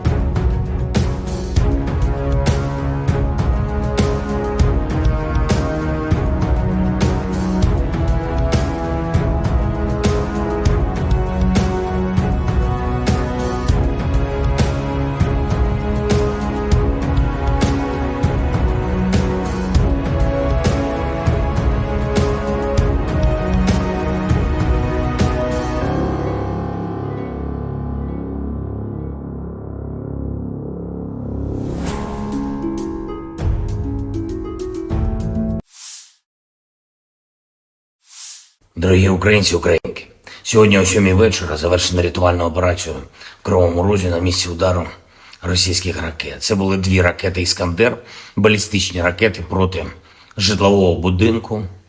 В одному під'їзді зруйновані поверхи з 4 по 9, просто проти цивільних людей, звичайних людей, проти дітей. Це тероризм, який ніхто в світі не назве інакше. Станом на цей час відомо про 6 загиблих, серед них дитина, дівчинка, її звали Дар'я. Їй було лише 10 років. Разом з нею загинула її мама, її звали Наталія. Звичайна родина в звичайному місці, чиє життя було знищене російськими вбивцями. Мої співчуття усім, хто втратив рідних і близьких. 69 людей постраждали, десятки зараз у лікарнях, серед них є і ті, хто у тяжкому стані, усім надається необхідна допомога. Я дякую кожному і кожній, хто бореться за життя людей. Рятувальна операція була складною, падали частини конструкції будинку на рівні 4-го поверху, пожежа загалом до порятунку. Було залучено понад 350 працівників ДСНС, поліції, комунальних служб. Допомагали волонтери, вдячний всім. Особливо відзначу сьогодні за рятувальну операцію в Кривому Розі таких працівників ДСНС, як лейтенант Вадим Кучкурда, молодший сержант Володимир Гембіхнер, старшина Віктор Іліка та Сергій Бицько, заступник командира Державного воєнізованого гірничо-рятувального загону, поліцейський підполковник Микола Гармаш, капітан Роман Бондарчук, лікарі Владислав Волошин та Костянтин Ісайченко, нацгвардійці сержант Андрій Головін, капітан Денис Терещенко, комунальники Сергій Дмитрієв та Андрій Шайда, волонтери Лариса Сидоренко та Вікторія Третяк. Дякую. Дуже важливо, коли всі разом захищаємо життя, допомагаємо долати російський терор. За попередніми даними наших військових, ці 2 ракети по Кривому Рогу, вони були випущені з території тимчасово окупованого Криму з району міста Джанкой. І це знов і знов доводить, що для безпеки наших міст, для захисту нормального життя українців, українок, наших дітей потрібно, щоб у наших військових було достатньо далекобійної зброї, достатньо засобів ураження терористів. Санкційний тиск світу проти Росії заслуговує на суттєве збільшення. І зараз з'являється все більше і більше відкритої інформації, зокрема розслідувань журналістів про те, як держава-терорист обходить глобальні санкції та отримує критичні компоненти для виробництва зброї. І, до речі, ми неодноразово надавали таку інформацію нашим партнерам в закритому режимі. Треба діяти всім разом, суттєво посилювати санкції за терор, суттєво обмежувати канали доставки в Росію критичних компонентів для виробництва ракет та відповідати рішучістю в постачанні Україні необхідної сучасної зброї, зокрема далекобійних ракет, щоб ми могли зняти цю терористичну загрозу, яку Росія створює проти наших людей, проти наших дітей. Сьогодні ж російські нелюди обстріляли Херсон. Із артилерії загинув працівник поліції. Мої співчуття. Поранені 9 людей, серед них дитина, 4 волонтери громадського об'єднання «Місто Сили». Попри будь-який російський терор, попри будь-які спроби Росії шантажувати світ, спільної нашої сили, усіх в світі, хто цінує життя, достатньо, щоб подолати зло. Ми можемо не лише завдати поразки держави-терориста, а й забезпечити перемогу справедливості, коли усі, хто винен в терорі, нестимуть відповідальність. Але для цього потрібно щодня, щотижня, щомісяця збільшувати нашу співпрацю та збільшувати тиск на агресора. Я дякую всім в світі, хто саме так робить. Я дякую всім, хто захищає свободу, людяність разом з Україною. І, звичайно, наші воїни. Бахмут, увесь Донбас, Оріхів, усі наші південні позиції, кордон і кожен, хто береже спокій регіонів нашої держави, наші захисники, захисниці неба. Дякую вам, наші герої. Працюємо над новою зброєю для вас. Разом наближаємо перемогу. Слава Україні!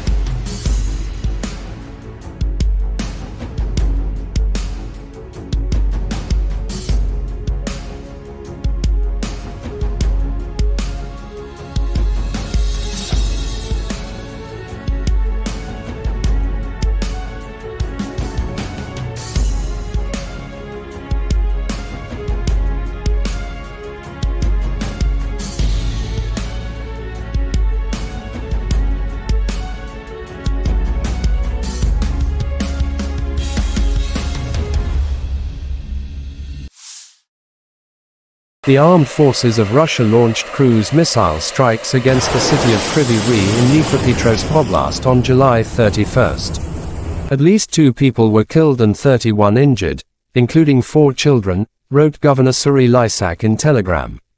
One of the missiles targeted a 9-story residential building, damaging parts of its 4th to 9th floors and starting a fire in an apartment on the 4th floor, the State Emergency Service reported.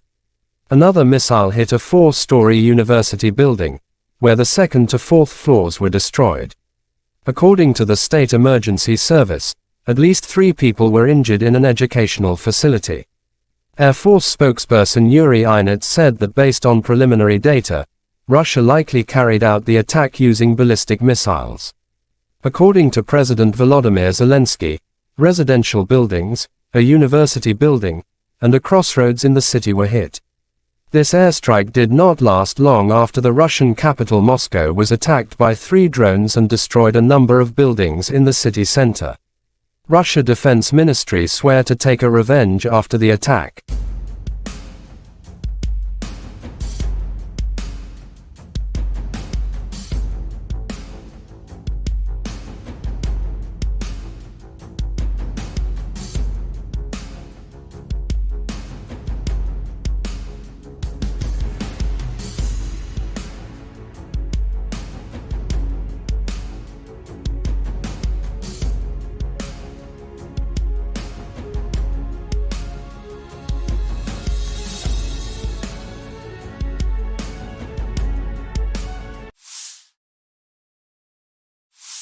The armed forces of Russia continued to focus its main efforts on the Kupyansk, Lymansk, Bakhmutsk, Avdiivka and Mariinsky directions. Heavy battles continue. Deputy Minister of Ukraine Defense Hanna Maliar July 31st said during the last week, more than 170 battles took place in these directions between 2 sides.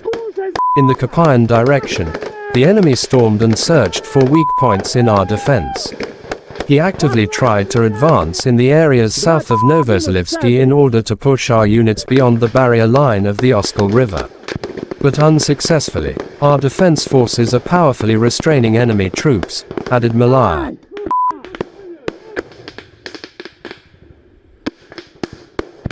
Сейчас я беру бульдог и делаю праздник.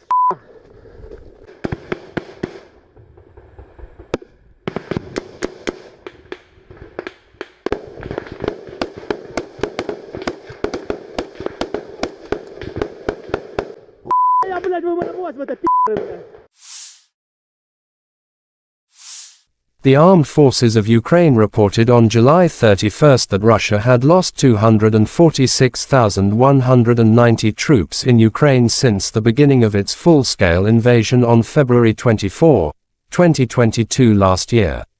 This number includes 490 casualties Russian forces suffered just over the past day. According to the General Staff of Ukraine's armed forces, Russia has also lost 4,211 tanks, 8,188 armored fighting vehicles, 7,292 vehicles and fuel tanks, 4,816 artillery systems, 699 multiple launch rocket systems, 460 air defense systems, 315 airplanes, 311 helicopters, 715 special equipments, 4,017 drones and 18 boats. Lieutenant General Igor Konashenkov July 31 said, "The armed forces of Ukraine have been losing in total 458 airplanes, 245 helicopters, 5,381 unmanned aerial vehicles, 427 air defense missile systems, 11,048 tanks and other armored fighting vehicles. Also 1,140 fighting vehicles equipped with MLRS, 5,678 field artillery cannons and mortars, as well as 11,989 special military motor vehicles have been destroyed during the special military operation."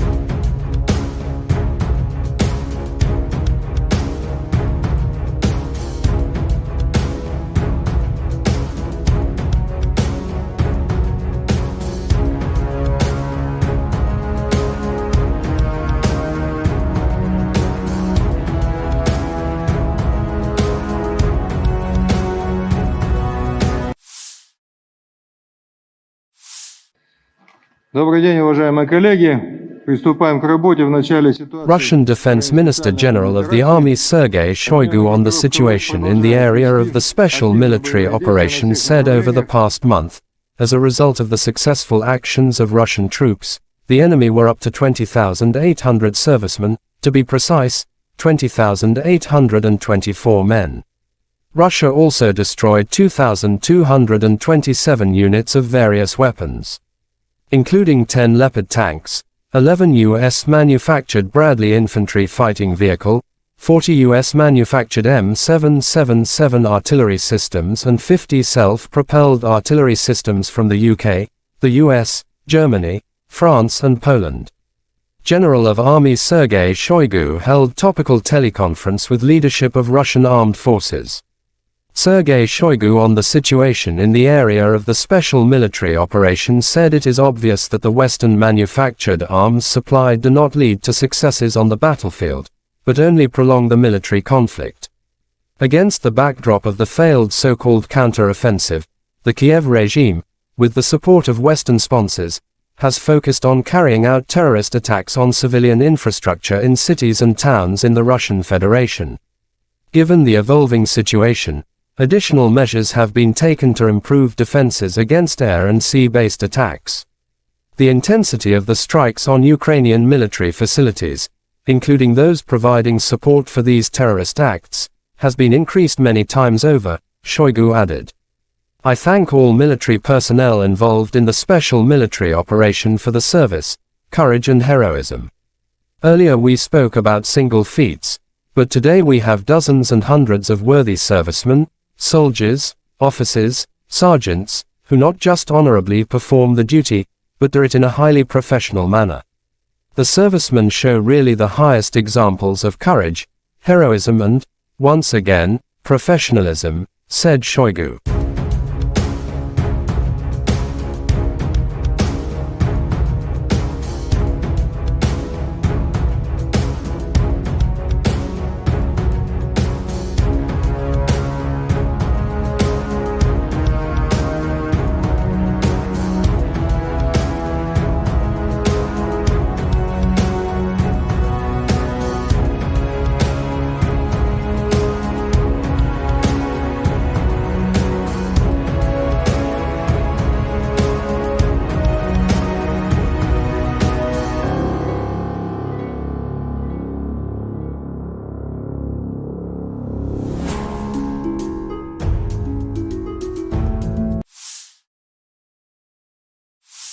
Дорогі українці, українки, сьогодні о 7 вечора завершена рятувальна операція в Кривому Розі на місці удару російських ракет. Це були 2 ракети «Іскандер», балістичні ракети проти житлового будинку.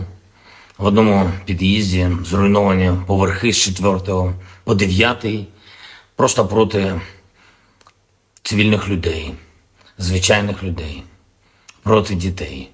Це тероризм, який ніхто в світі не назве інакше. Станом на цей час відомо про 6 загиблих, серед них дитина, дівчинка, її звали Дар'я. Їй було лише 10 років. Разом з нею загинула її мама, її звали Наталія. Звичайна родина в звичайному місті, чиє життя було знищене російськими вбивцями. Мої співчуття усім, хто втратив рідних і близьких. 69 людей постраждали, десятки зараз у лікарнях, серед них є і ті, хто у тяжкому стані, усім надається необхідна допомога. Я дякую кожному і кожній, хто бореться за життя людей. Рятувальна операція була складною. Падали частини конструкції будинку на рівні 4-го поверху. Пожежа загалом до порятунку було залучено понад 350 працівників ДСНС, поліції, комунальних служб. Допомагали волонтери. Вдячний всім.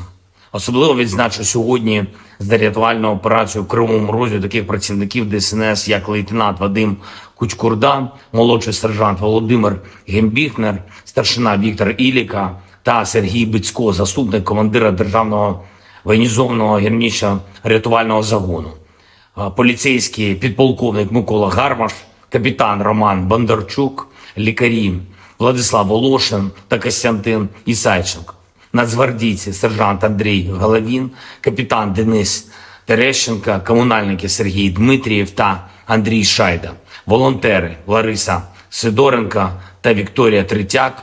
Дякую. Дуже важливо, коли всі разом захищаємо життя, допомагаємо долати російський терор.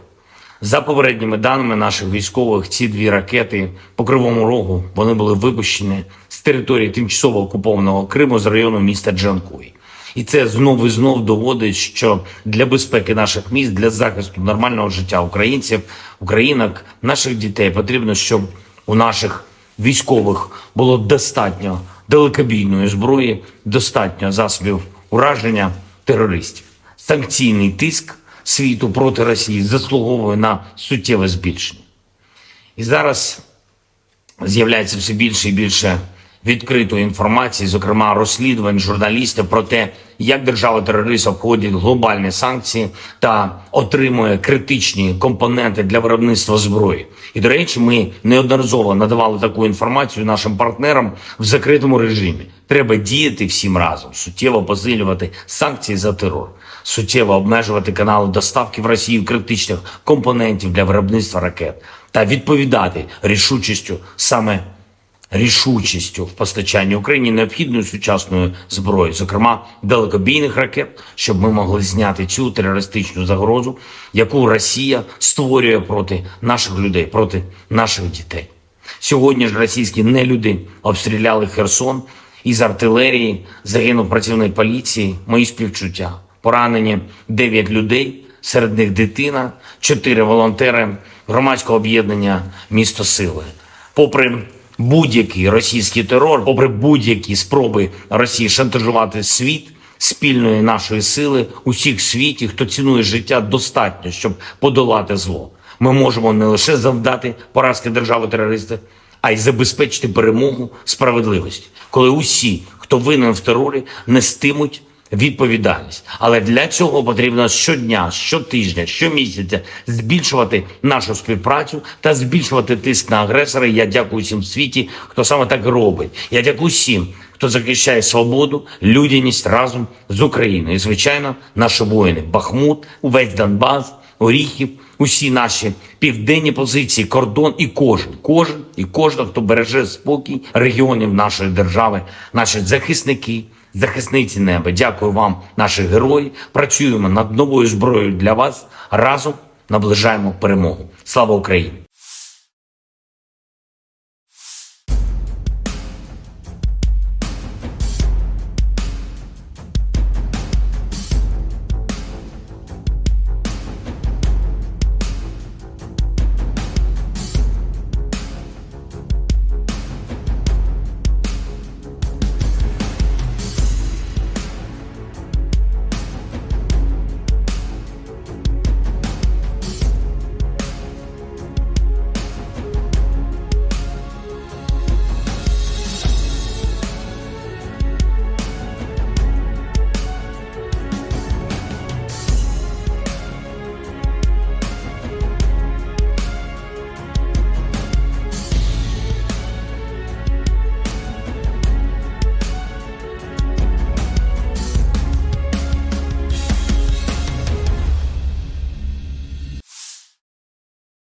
The armed forces of Russia launched cruise missile strikes against the city of Kryvyi Rih in Dnipropetrovsk Oblast on July 31st. At least 2 people were killed and 31 injured, including 4 children, wrote Governor Kryvyi Rih in Telegram. One of the missiles targeted a 9-story residential building, damaging parts of its 4th to 9th floors and starting a fire in an apartment on the 4th floor, the State Emergency Service reported. Another missile hit a 4-story university building, where the 2nd to 4th floors were destroyed.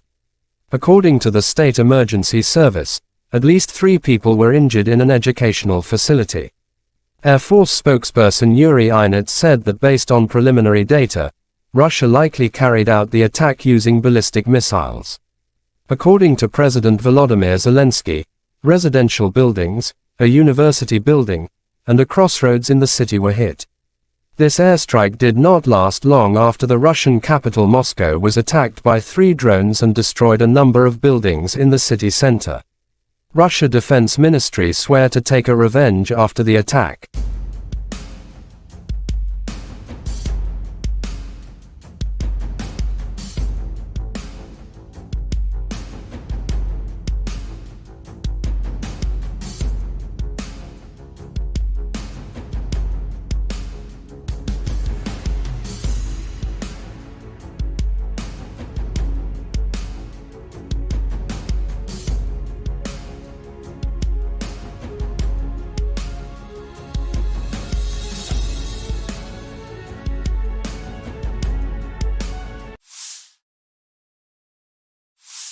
The armed forces of Russia continued to focus its main efforts on the Kupyansk, Lymansk, Bakhmutsk, Avdiivka and Mariinsky directions. Heavy battles continue. Deputy Minister of Ukraine Defense Hasma Qadri July 31st said during the last week, more than 170 battles took place in these directions between 2 sides. In the Kupyansk direction, the enemy stormed and searched for weak points in our defense. He actively tried to advance in the areas south of Zelenskiy in order to push our units beyond the barrier line of the Oskol River. But unsuccessfully, our defense forces are powerfully restraining enemy troops, added Malaya.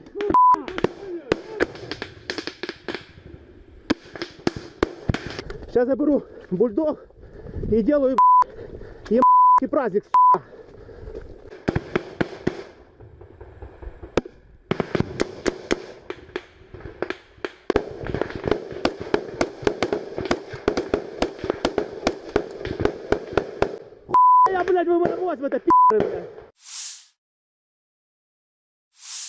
The armed forces of Ukraine reported on July 31st that Russia had lost 246,190 troops in Ukraine since the beginning of its full-scale invasion on February 24, 2022 last year.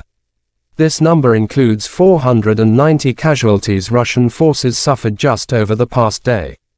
According to the General Staff of Ukraine's armed forces, Russia has also lost 4,211 tanks, 8,188 armored fighting vehicles, 7,292 vehicles and fuel tanks, 4,816 artillery systems, 699 multiple launch rocket systems, 460 air defense systems, 315 airplanes, 311 helicopters, 715 special equipments, 4,017 drones and 18 boats. Lieutenant General Igor Konashenkov July 31st said, the armed forces of Ukraine have been losing in total 458 airplanes, 245 helicopters, 5,381 unmanned aerial vehicles, 427 air defense missile systems, 11,048 tanks and other armored fighting vehicles. Also 1,140 fighting vehicles equipped with MLRS, 5,678 field artillery cannons and mortars, as well as 11,989 special military motor vehicles have been destroyed during the special military operation.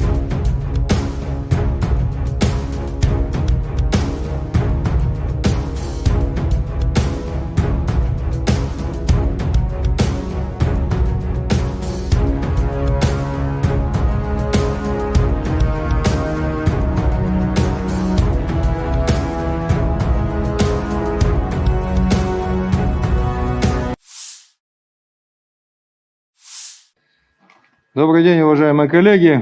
Приступаем к работе в начале ситуации. Russian Defense Minister General of the Army Sergei Shoigu on the situation in the area of the special military operation said over the past month, as a result of the successful actions of Russian troops, the enemy were up to 20,800 servicemen, to be precise, 20,824 men. Russia also destroyed 2,227 units of various weapons, including 10 Leopard tanks, 11 U.S.-manufactured Bradley infantry fighting vehicle, 40 U.S.-manufactured M777 artillery systems and 50 self-propelled artillery systems from the UK, the US, Germany, France and Poland. General of Army Sergei Shoigu held topical teleconference with leadership of Russian armed forces. Sergei Shoigu on the situation in the area of the special military operation said it is obvious that the Western-manufactured arms supplied do not lead to successes on the battlefield, but only prolong the military conflict. Against the backdrop of the failed so-called counter-offensive, the Kiev regime, with the support of Western sponsors, has focused on carrying out terrorist attacks on civilian infrastructure in cities and towns in the Russian Federation. Given the evolving situation, additional measures have been taken to improve defenses against air and sea-based attacks. The intensity of the strikes on Ukrainian military facilities, including those providing support for these terrorist acts, has been increased many times over, Shoigu added. I thank all military personnel involved in the special military operation for the service, courage and heroism. Earlier we spoke about single feats, but today we have dozens and hundreds of worthy servicemen, soldiers, officers, sergeants, who not just honorably perform the duty, but do it in a highly professional manner.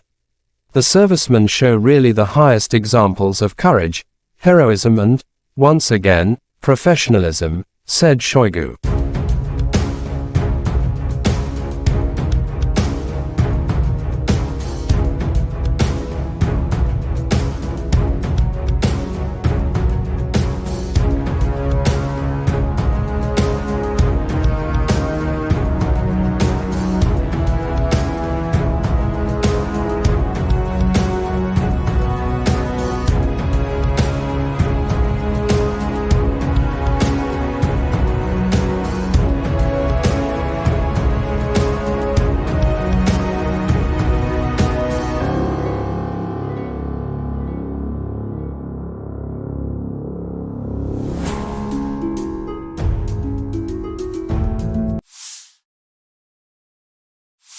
Дорогі українці, українки, сьогодні о 7 вечора завершена рятувальна операція в Кривому Розі на місці удару російських ракет. Це були 2 ракети «Іскандер», балістичні ракети проти житлового будинку.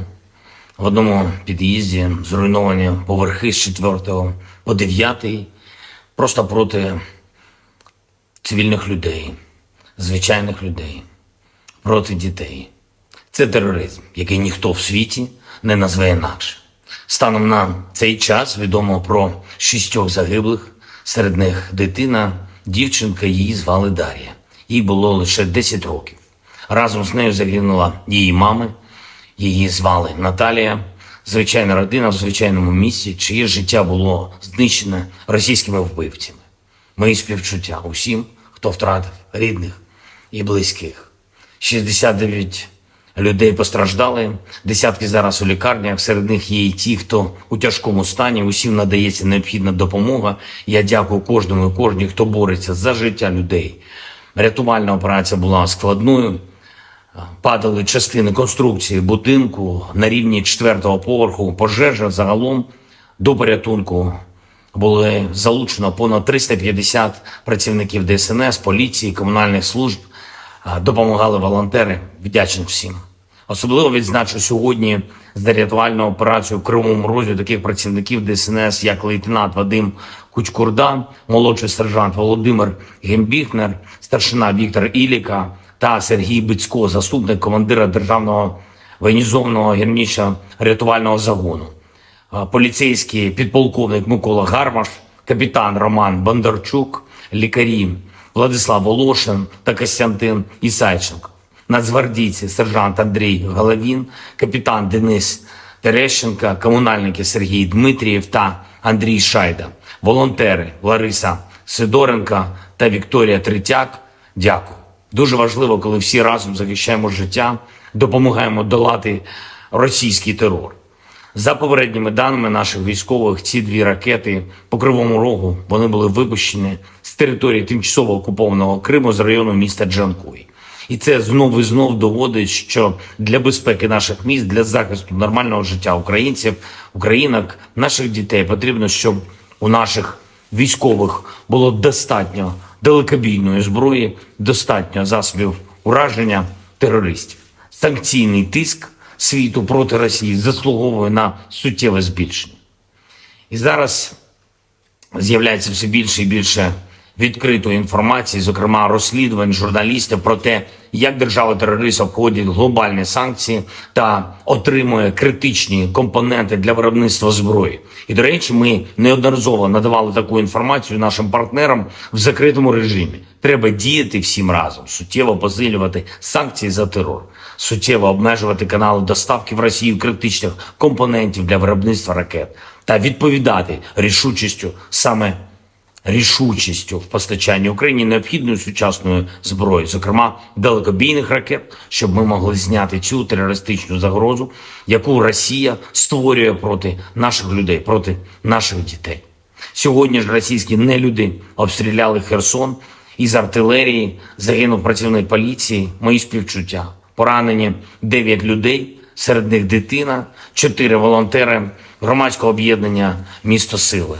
Попри будь-який російський терор, попри будь-які спроби Росії шантажувати світ, спільної нашої сили, усіх в світі, хто цінує життя, достатньо, щоб подолати зло. Ми можемо не лише завдати поразки держави-терориста, а й забезпечити перемогу справедливості, коли усі, хто винен в терорі, нестимуть відповідальність. Але для цього потрібно щодня, щотижня, щомісяця збільшувати нашу співпрацю та збільшувати тиск на агресора. Я дякую всім в світі, хто саме так робить. Я дякую всім, хто захищає свободу, людяність разом з Україною. І, звичайно, наші воїни. Бахмут, увесь Донбас, Оріхів, усі наші південні позиції, кордон і кожен, хто береже спокій регіонів нашої держави, наші захисники, захисниці неба. Дякую вам, наші герої. Працюємо над новою зброєю для вас. Разом наближаємо перемогу. Слава Україні!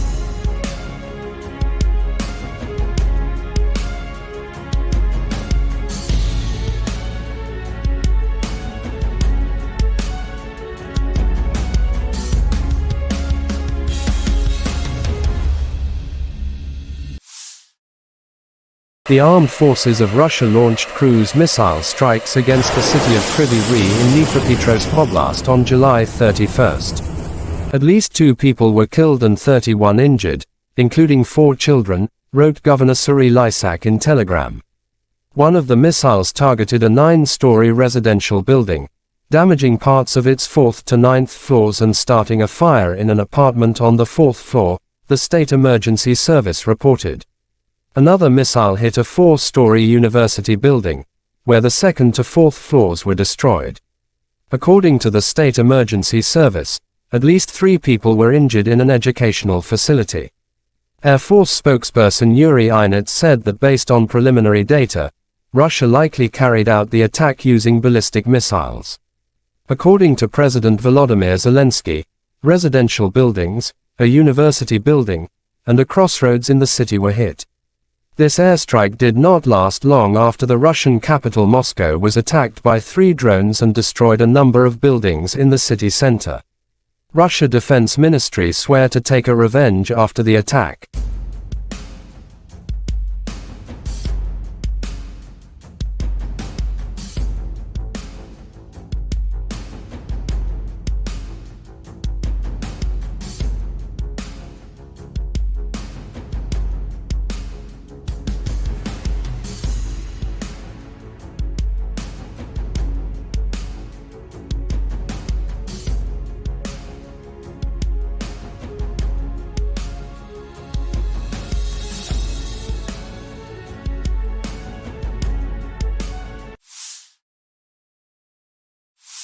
The armed forces of Russia continued to focus its main efforts on the Kupyansk, Lymansk, Bakhmut, Avdiivka and Mariinsky directions. Heavy battles continue.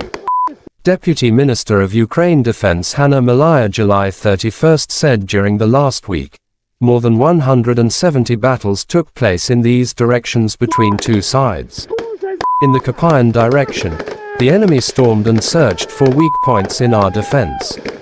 He actively tried to advance in the areas south of Novozelivsky in order to push our units beyond the barrier line of the Oskol River. But unsuccessfully, our defense forces are powerfully restraining enemy troops, added Malaya.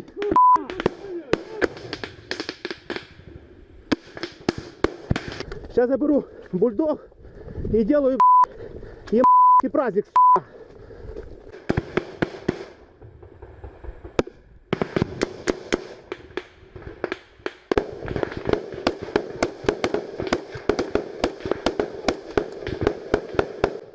Я, блядь, вы в это блядь. The armed forces of Ukraine reported on July 31 that Russia had lost 246,190 troops in Ukraine since the beginning of its full-scale invasion on February 24, 2022 last year. This number includes 490 casualties Russian forces suffered just over the past day. According to the General Staff of Ukraine's armed forces, Russia has also lost 4,211 tanks, 8,188 armored fighting vehicles, 7,292 vehicles and fuel tanks, 4,816 artillery systems, 699 multiple launch rocket systems, 460 air defense systems, 315 airplanes, 311 helicopters, 715 special equipments, 4,017 drones and 18 boats. Lieutenant General Igor Konashenkov July 31 said, the armed forces of Ukraine have been losing in total 458 airplanes, 245 helicopters, 5,381 unmanned aerial vehicles, 427 air defense missile systems, 11,048 tanks and other armored fighting vehicles. Also 1,140 fighting vehicles equipped with MLRS, 5,678 field artillery cannons and mortars, as well as 11,989 special military motor vehicles have been destroyed during the special military operation.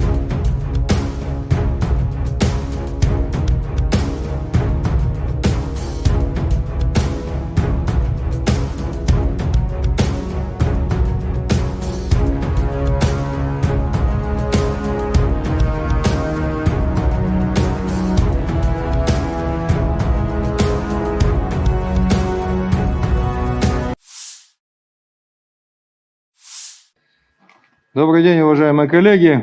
Приступаем к работе в начале ситуации. Russian Defense Minister General of the Army Sergei Shoigu on the situation in the area of the special military operation said over the past month, as a result of the successful actions of Russian troops, the enemy were up to 20,800 servicemen, to be precise, 20,824 men.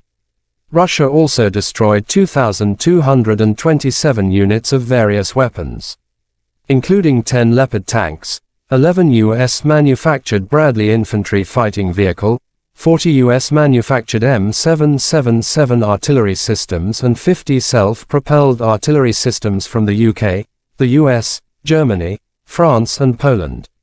General of Army Sergei Shoigu held topical teleconference with leadership of Russian armed forces. Sergei Shoigu on the situation in the area of the special military operation said it is obvious that the Western-manufactured arms supplied do not lead to successes on the battlefield, but only prolong the military conflict.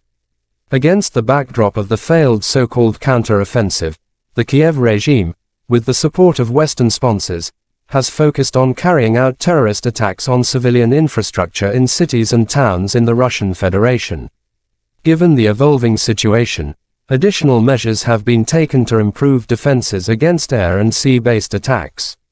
The intensity of the strikes on Ukrainian military facilities, including those providing support for these terrorist acts, has been increased many times over, Shoigu added. I thank all military personnel involved in the special military operation for the service, courage and heroism. Earlier we spoke about single feats, but today we have dozens and hundreds of worthy servicemen, soldiers, officers, sergeants, who not just honorably perform the duty, but do it in a highly professional manner.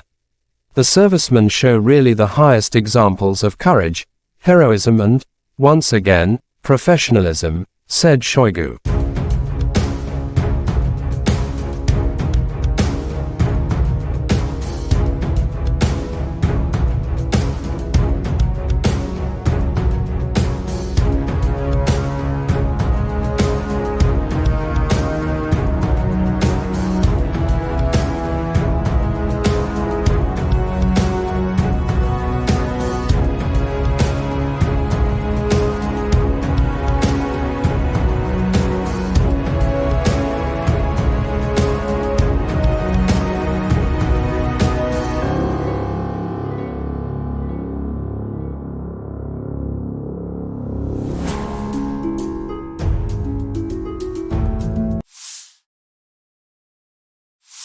Дорогі українці, українки, сьогодні о 7 вечора завершена рятувальна операція в Кривому Розі на місці удару російських ракет. Це були 2 ракети «Іскандер», балістичні ракети проти житлового будинку.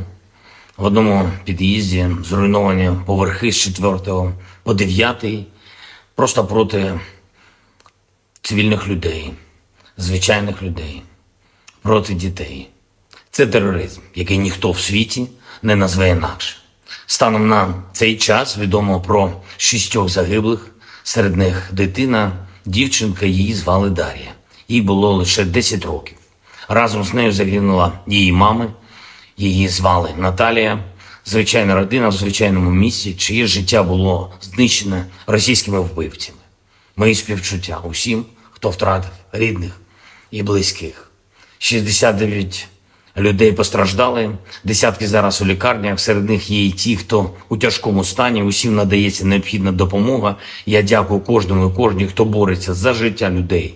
Рятувальна операція була складною, падали частини конструкції будинку на рівні 4-го поверху, пожежа загалом до порятунку. Було залучено понад 350 працівників ДСНС, поліції, комунальних служб. Допомагали волонтери, вдячний всім. Особливо відзначу сьогодні за рятувальну операцію в Кривому Розі таких працівників ДСНС, як лейтенант Вадим Кучкурда, молодший сержант Володимир Гембіхнер, старшина Віктор Іліка та Сергій Бицько, заступник командира Державного воєнізованого гірничо-рятувального загону, поліцейський підполковник Микола Гармаш, капітан Роман Бондарчук, лікарі Владислав Волошин та Костянтин Ісайченко, нацгвардійці сержант Андрій Головін, капітан Денис Терещенко, комунальники Сергій Дмитрієв та Андрій Шайда, волонтери Лариса Сидоренко та Вікторія Третяк. Дякую. Дуже важливо, коли всі разом захищаємо життя, допомагаємо долати російський терор. За попередніми даними наших військових, ці 2 ракети по Кривому Рогу, вони були випущені з території тимчасово окупованого Криму з району міста Джанкой. І це знову і знов доводить, що для безпеки наших міст, для захисту нормального життя українців, українок, наших дітей потрібно, щоб у наших військових було достатньо далекобійної зброї, достатньо засобів ураження терористів. Санкційний тиск світу проти Росії заслуговує на суттєве збільшення. І зараз з'являється все більше і більше відкритої інформації, зокрема розслідувань журналістів про те, як держава-терорист обходить глобальні санкції та отримує критичні компоненти для виробництва зброї. І, до речі, ми неодноразово надавали таку інформацію нашим партнерам в закритому режимі. Треба діяти всім разом, суттєво посилювати санкції за терор, суттєво обмежувати канали доставки в Росію критичних компонентів для виробництва ракет та відповідати рішучістю в постачанні Україні необхідної сучасної зброї, зокрема далекобійних ракет, щоб ми могли зняти цю терористичну загрозу, яку Росія створює проти наших людей, проти наших дітей. Сьогодні ж російські нелюди обстріляли Херсон із артилерії, загинув працівник поліції, мої співчуття. Поранені 9 людей, серед них дитина, 4 волонтери громадського об'єднання «Місто Сили». Попри будь-який російський терор, попри будь-які спроби Росії шантажувати світ, спільної нашої сили, усіх в світі, хто цінує життя, достатньо, щоб подолати зло. Ми можемо не лише завдати поразки держави-терориста, а й забезпечити перемогу справедливості, коли усі, хто винен в терорі, нестимуть відповідальність. Але для цього потрібно щодня, щотижня, щомісяця збільшувати нашу співпрацю та збільшувати тиск на агресора. Я дякую всім в світі, хто саме так робить. Я дякую всім, хто захищає свободу, людяність разом з Україною. І, звичайно, наші воїни. Бахмут, увесь Донбас, Оріхів, усі наші південні позиції, кордон і кожен, хто береже спокій регіонів нашої держави, наші захисники, захисниці неба. Дякую вам, наші герої. Працюємо над новою зброєю для вас. Разом наближаємо перемогу. Слава Україні!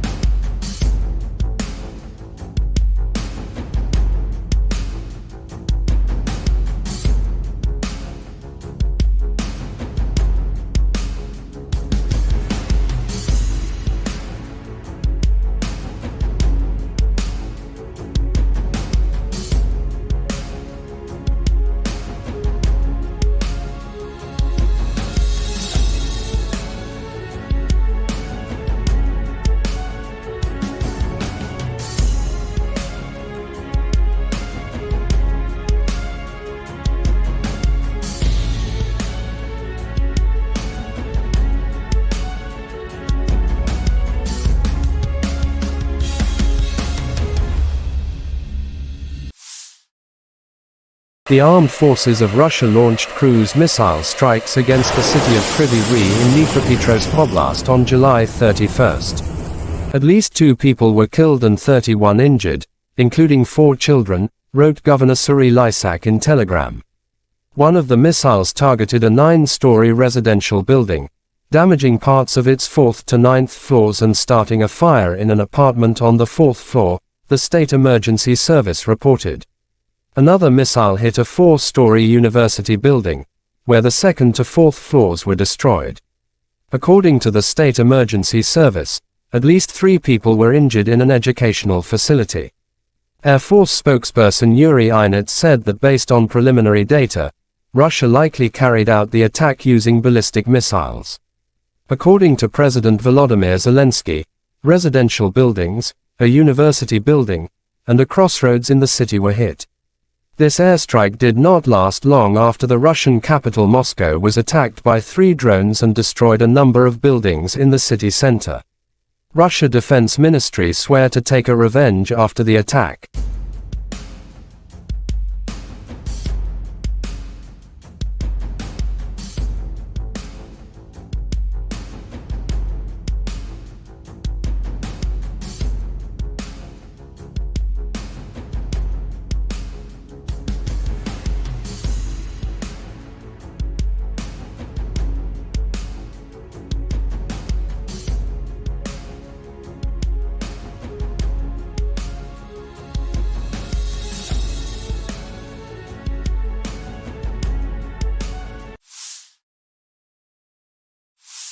The armed forces of Russia continued to focus its main efforts on the Kupyansk, Lymansk, Bakhmut, Avdiivka and Mariinsky directions. Heavy battles continue. Deputy Minister of Ukraine Defense Hanna Maliar July 31st said during the last week, more than 170 battles took place in these directions between 2 sides. In the Kupyan direction, the enemy stormed and searched for weak points in our defense. He actively tried to advance in the areas south of Novozalivsky in order to push our units beyond the barrier line of the Oskol River. But unsuccessfully, our defense forces are powerfully restraining enemy troops, added Maliar.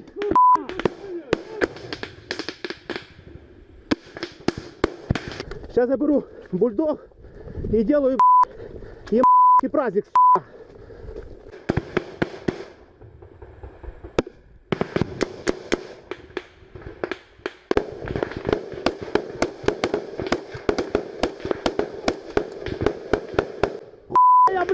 брось в это, пи***ы, блядь. The armed forces of Ukraine reported on July 31 that Russia had lost 246,190 troops in Ukraine since the beginning of its full-scale invasion on February 24, 2022 last year. This number includes 490 casualties Russian forces suffered just over the past day.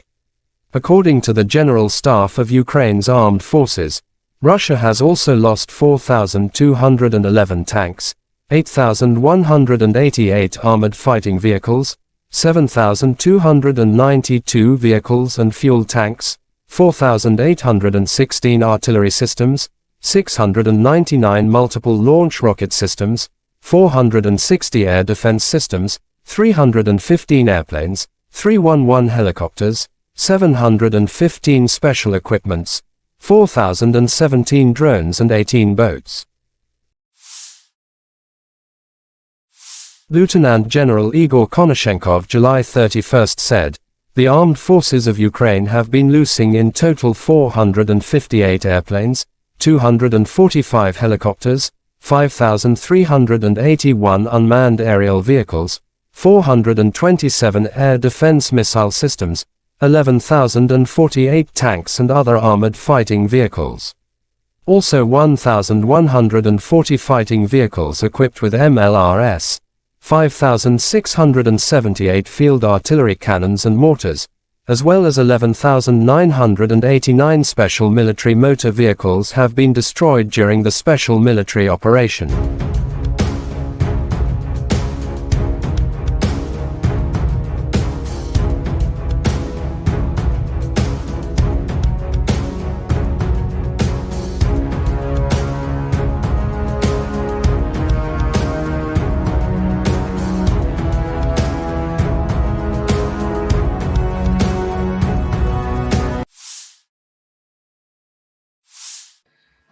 Добрый день, уважаемые коллеги.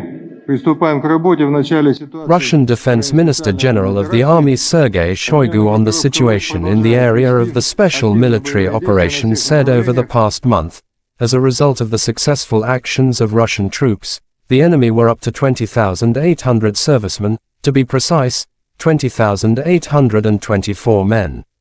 Russia also destroyed 2,227 units of various weapons, including 10 Leopard tanks, 11 U.S.-manufactured Bradley infantry fighting vehicle, 40 U.S.-manufactured M777 artillery systems and 50 self-propelled artillery systems from the UK, the US, Germany, France and Poland. General of Army Sergei Shoigu held topical teleconference with leadership of Russian armed forces. Sergei Shoigu on the situation in the area of the special military operation said it is obvious that the Western-manufactured arms supplied do not lead to successes on the battlefield, but only prolong the military conflict. Against the backdrop of the failed so-called counter-offensive, the Kiev regime, with the support of Western sponsors, has focused on carrying out terrorist attacks on civilian infrastructure in cities and towns in the Russian Federation. Given the evolving situation, additional measures have been taken to improve defenses against air and sea-based attacks. The intensity of the strikes on Ukrainian military facilities, including those providing support for these terrorist acts, has been increased many times over, Shoigu added. "I thank all military personnel involved in the special military operation for the service, courage and heroism. Earlier we spoke about single feats, but today we have dozens and hundreds of worthy servicemen, soldiers, officers, sergeants, who not just honorably perform the duty, but do it in a highly professional manner. The servicemen show really the highest examples of courage, heroism and, once again, professionalism," said Shoigu.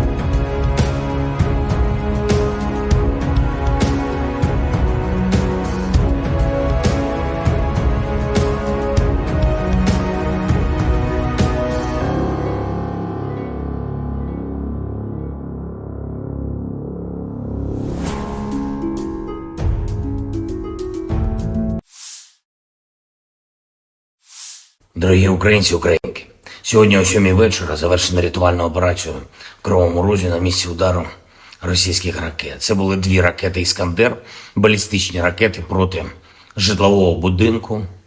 В одному під'їзді зруйновані поверхи з 4 по 9, просто проти цивільних людей, звичайних людей, проти дітей. Це тероризм, який ніхто в світі не назве інакше.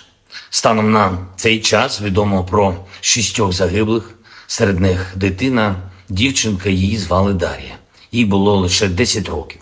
Разом з нею загинула її мама, її звали Наталія. Звичайна родина в звичайному місці, чиє життя було знищене російськими вбивцями.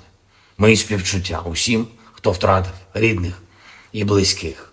69 людей постраждали, десятки зараз у лікарнях, серед них є і ті, хто у тяжкому стані, усім надається необхідна допомога. Я дякую кожному і кожній, хто бореться за життя людей.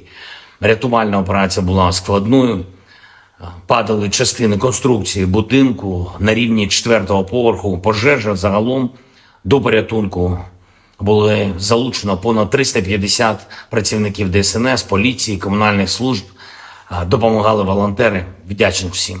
Особливо відзначу сьогодні за рятувальну операцію в Кривому Розі таких працівників ДСНС, як лейтенант Вадим Кучкурда, молодший сержант Володимир Гембіхнер, старшина Віктор Іліка та Сергій Бицько, заступник командира Державного воєнізованого гірничо-рятувального загону, поліцейський підполковник Микола Гармаш, капітан Роман Бондарчук, лікарі Владислав Волошин та Костянтин Ісайченко, нацгвардійці сержант Андрій Головін, капітан Денис Терещенко, комунальники Сергій Дмитрієв та Андрій Шайда, волонтери Лариса Сидоренко та Вікторія Третяк. Дякую. Дуже важливо, коли всі разом захищаємо життя, допомагаємо долати російський терор. За попередніми даними наших військових, ці 2 ракети по Кривому Рогу, вони були випущені з території тимчасово окупованого Криму з району міста Джанкой. І це знов і знов доводить, що для безпеки наших міст, для захисту нормального життя українців, українок, наших дітей потрібно, щоб у наших військових було достатньо далекобійної зброї, достатньо засобів ураження терористів. Санкційний тиск світу проти Росії заслуговує на суттєве збільшення.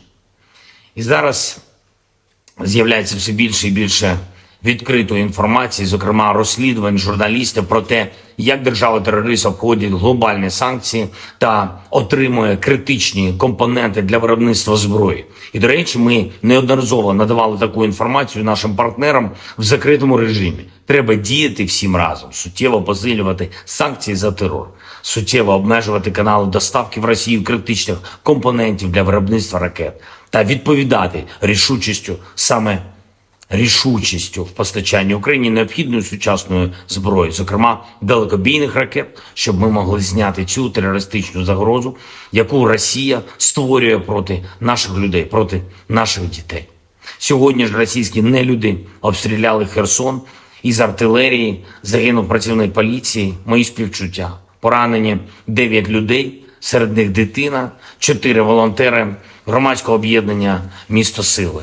Попри будь-який російський терор, попри будь-які спроби Росії шантажувати світ, спільної нашої сили, усіх в світі, хто цінує життя, достатньо, щоб подолати зло. Ми можемо не лише завдати поразки держави-терориста, а й забезпечити перемогу справедливості, коли усі, хто винен в терорі, нестимуть відповідальність. Але для цього потрібно щодня, щотижня, щомісяця збільшувати нашу співпрацю та збільшувати тиск на агресора. Я дякую всім в світі, хто саме так робить. Я дякую всім, хто захищає свободу, людяність разом з Україною. І, звичайно, наші воїни. Бахмут, увесь Донбас, Оріхів, усі наші південні позиції, кордон і кожен, хто береже спокій регіонів нашої держави, наші захисники, захисниці неба. Дякую вам, наші герої. Працюємо над новою зброєю для вас. Разом наближаємо перемогу. Слава Україні!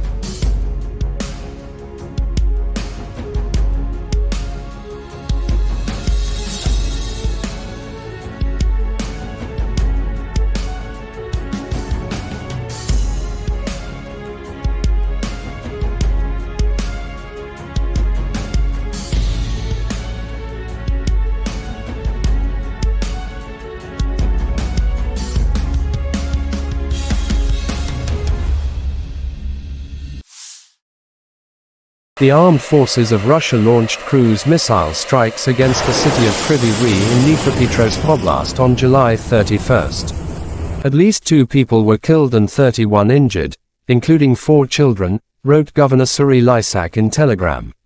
One of the missiles targeted a 9-story residential building, damaging parts of its 4th to 9th floors and starting a fire in an apartment on the 4th floor, the State Emergency Service reported. Another missile hit a 4-story university building, where the 2nd to 4th floors were destroyed. According to the State Emergency Service, at least 3 people were injured in an educational facility. Air Force spokesperson Yuri Inet said that based on preliminary data, Russia likely carried out the attack using ballistic missiles.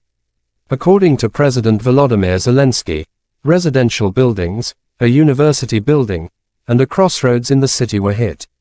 This airstrike did not last long after the Russian capital Moscow was attacked by 3 drones and destroyed a number of buildings in the city center. Russia Defense Ministry swear to take a revenge after the attack.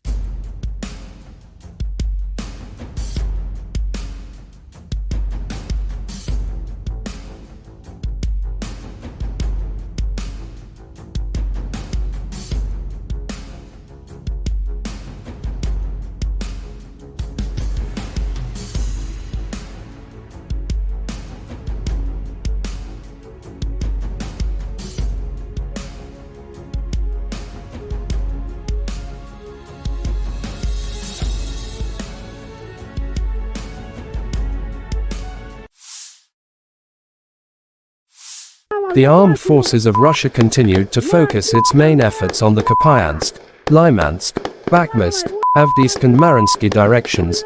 Heavy battles continue. Deputy Minister of Ukraine Defense Hanna Maliar July 31st said during the last week, more than 170 battles took place in these directions between 2 sides. In the Kupyan direction, the enemy stormed and searched for weak points in our defense. He actively tried to advance in the areas south of Novozelensky in order to push our units beyond the barrier line of the Oskol River. But unsuccessfully, our defense forces are powerfully restraining enemy troops, added Maliar.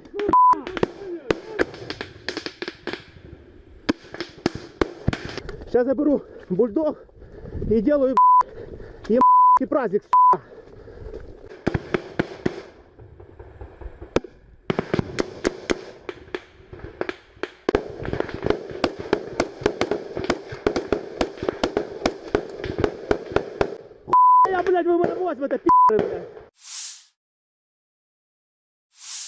The armed forces of Ukraine reported on July 31st that Russia had lost 246,190 troops in Ukraine since the beginning of its full-scale invasion on February 24, 2022 last year.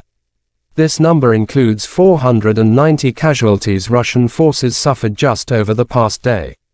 According to the General Staff of Ukraine's armed forces, Russia has also lost 4,211 tanks, 8,188 armored fighting vehicles, 7,292 vehicles and fuel tanks, 4,816 artillery systems, 699 multiple launch rocket systems, 460 air defense systems, 315 airplanes, 311 helicopters, 715 special equipments, 4,017 drones and 18 boats. Lieutenant General Igor Konashenkov July 31st said, the armed forces of Ukraine have been losing in total 458 airplanes, 245 helicopters, 5,381 unmanned aerial vehicles, 427 air defense missile systems, 11,048 tanks and other armored fighting vehicles. Also 1,140 fighting vehicles equipped with MLRS, 5,678 field artillery cannons and mortars, as well as 11,989 special military motor vehicles have been destroyed during the special military operation.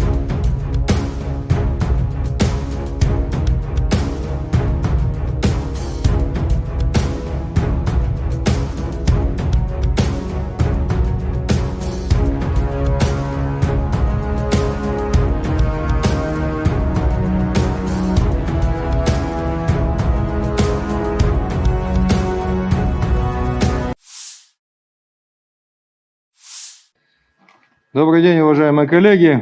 Приступаем к работе в начале ситуации. Russian Defense Minister General of the Army Sergei Shoigu on the situation in the area of the special military operation said over the past month, as a result of the successful actions of Russian troops, the enemy were up to 20,800 servicemen, to be precise, 20,824 men.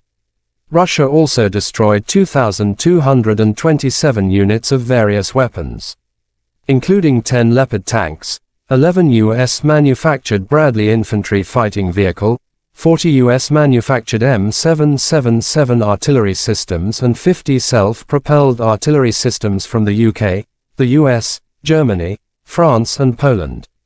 General of Army Sergei Shoigu held topical teleconference with leadership of Russian armed forces. Sergei Shoigu on the situation in the area of the special military operation said it is obvious that the Western-manufactured arms supplied do not lead to successes on the battlefield, but only prolong the military conflict.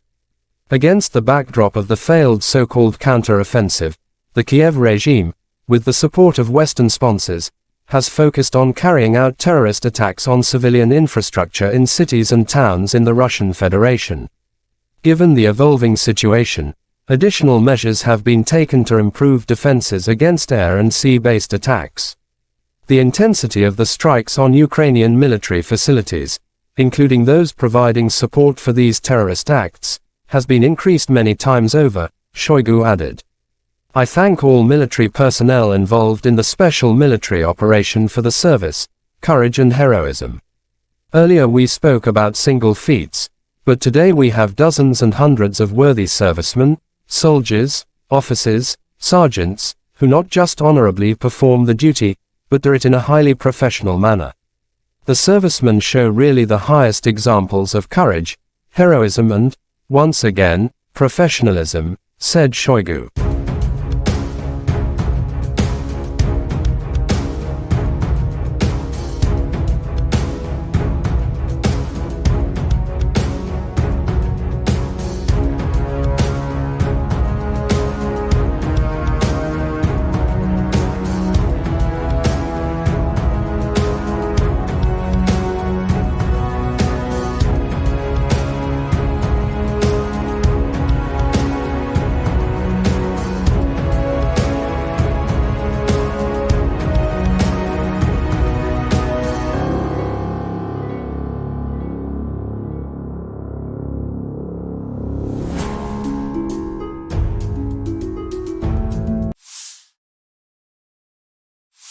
Дорогі українці, українки, сьогодні о 7 вечора завершена рятувальна операція в Кривому Розі на місці удару російських ракет. Це були 2 ракети «Іскандер», балістичні ракети проти житлового будинку.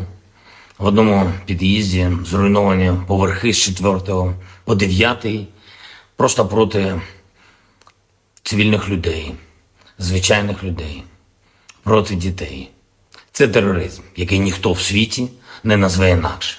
Станом на цей час відомо про 6 загиблих, серед них дитина, дівчинка, її звали Дар'я. Їй було лише 10 років. Разом з нею загинула її мама, її звали Наталія. Звичайна родина в звичайному місці, чиє життя було знищене російськими вбивцями. Мої співчуття усім, хто втратив рідних і близьких.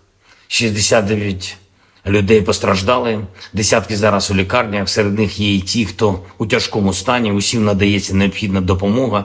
Я дякую кожному і кожній, хто бореться за життя людей. Рятувальна операція була складною, падали частини конструкції будинку на рівні 4-го поверху, пожежа загалом до порятунку. Було залучено понад 350 працівників ДСНС, поліції, комунальних служб. Допомагали волонтери, вдячний всім. Особливо відзначу сьогодні за рятувальну операцію в Кривому Розі таких працівників ДСНС, як лейтенант Вадим Кучкурда, молодший сержант Володимир Гембіхнер, старшина Віктор Іліка та Сергій Бицько, заступник командира Державного воєнізованого гірничо-рятувального загону. Поліцейський підполковник Микола Гармаш, капітан Роман Бондарчук, лікарі Владислав Волошин та Костянтин Ісайченко. Нацгвардійці сержант Андрій Головін, капітан Денис Терещенка, комунальники Сергій Дмитрієв та Андрій Шайда, волонтери Лариса Сидоренка та Вікторія Третяк. Дякую. Дуже важливо, коли всі разом захищаємо життя, допомагаємо долати російський терор. За попередніми даними наших військових, ці дві ракети по Кривому Рогу, вони були випущені з території тимчасово окупованого Криму з району міста Джанкой. І це знов і знов доводить, що для безпеки наших міст, для захисту нормального життя українців, українок, наших дітей потрібно, щоб у наших військових було достатньо далекобійної зброї, достатньо засобів ураження терористів.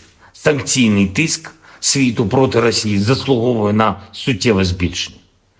І зараз з'являється все більше і більше відкритої інформації, зокрема розслідувань журналістів про те, як держава-терорист обходить глобальні санкції та отримує критичні компоненти для виробництва зброї. І, до речі, ми неодноразово надавали таку інформацію нашим партнерам в закритому режимі. Треба діяти всім разом, суттєво посилювати санкції за терор, суттєво обмежувати канали доставки в Росію критичних компонентів для виробництва ракет та відповідати рішучістю в постачанні Україні необхідної сучасної зброї, зокрема далекобійних ракет, щоб ми могли зняти цю терористичну загрозу, яку Росія створює проти наших людей, проти наших дітей.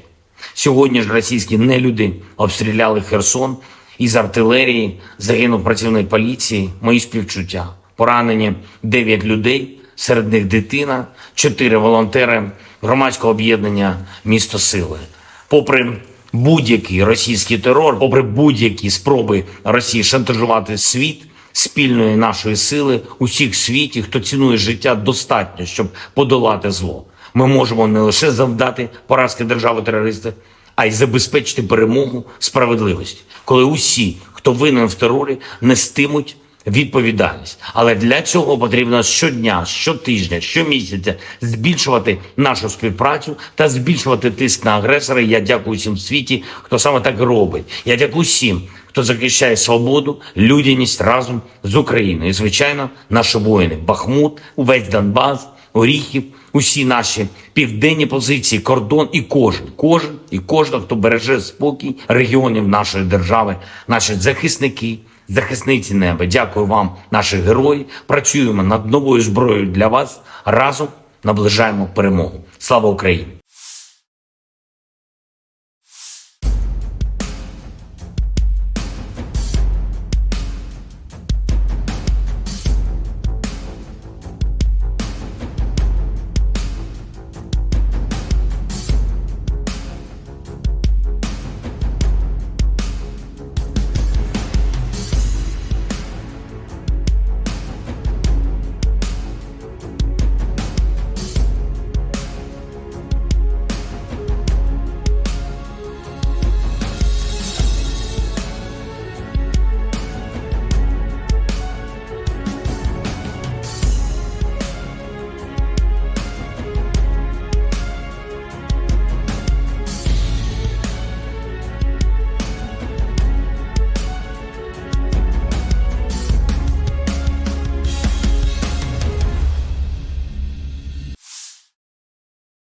The armed forces of Russia launched cruise missile strikes against the city of Kryvyi Rih in Dnipropetrovsk Oblast on July 31st. At least 2 people were killed and 31 injured, including 4 children, wrote Governor Serhiy Lysak in Telegram.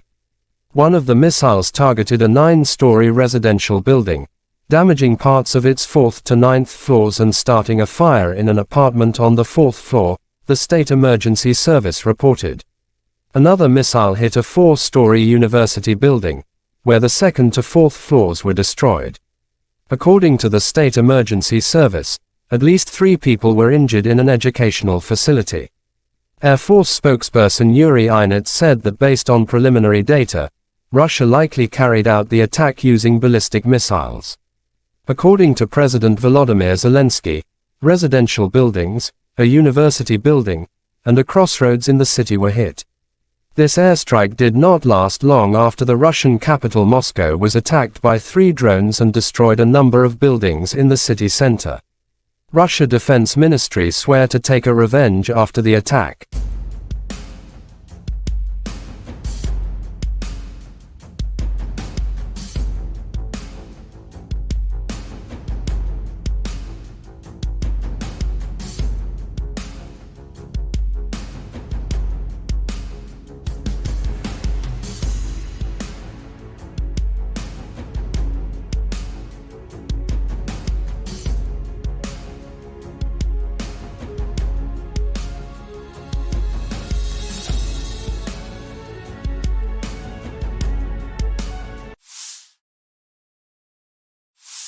The armed forces of Russia continued to focus its main efforts on the Kupyansk, Lymansk, Bakhmut, Avdiivka and Mariinsky directions.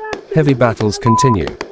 Deputy Minister of Ukraine Defense Hanna Malaya July 31 said during the last week, more than 170 battles took place in these directions between two sides. In the Kupyan direction, the enemy stormed and searched for weak points in our defense. He actively tried to advance in the areas south of Novozalivsky in order to push our units beyond the barrier line of the Oskol River.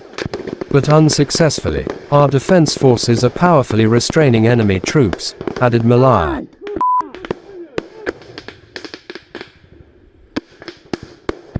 Сейчас я беру бульдог и делаю праздник.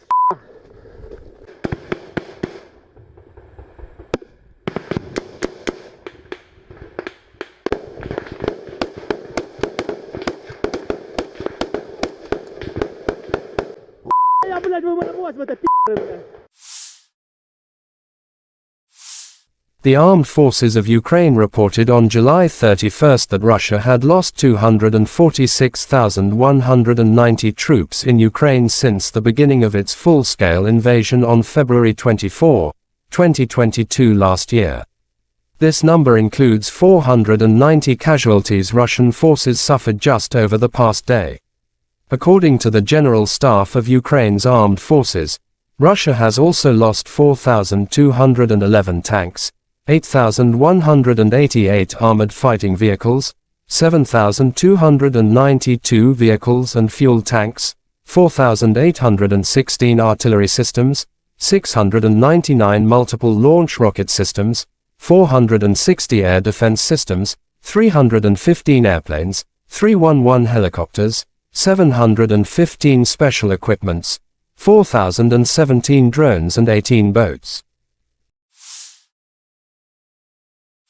Lieutenant General Igor Konashenkov July 31 said, the armed forces of Ukraine have been losing in total 458 airplanes, 245 helicopters, 5,381 unmanned aerial vehicles, 427 air defense missile systems, 11,048 tanks and other armored fighting vehicles. Also 1,140 fighting vehicles equipped with MLRS, 5,678 field artillery cannons and mortars, as well as 11,989 special military motor vehicles have been destroyed during the special military operation.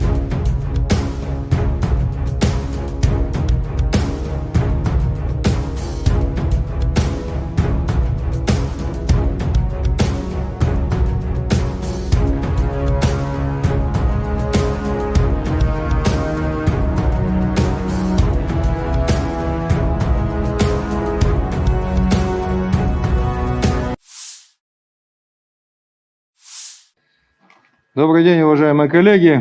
Приступаем к работе в начале ситуации. Russian Defense Minister General of the Army Sergei Shoigu on the situation in the area of the special military operation said over the past month, as a result of the successful actions of Russian troops, the enemy were up to 20,800 servicemen, to be precise, 20,824 men.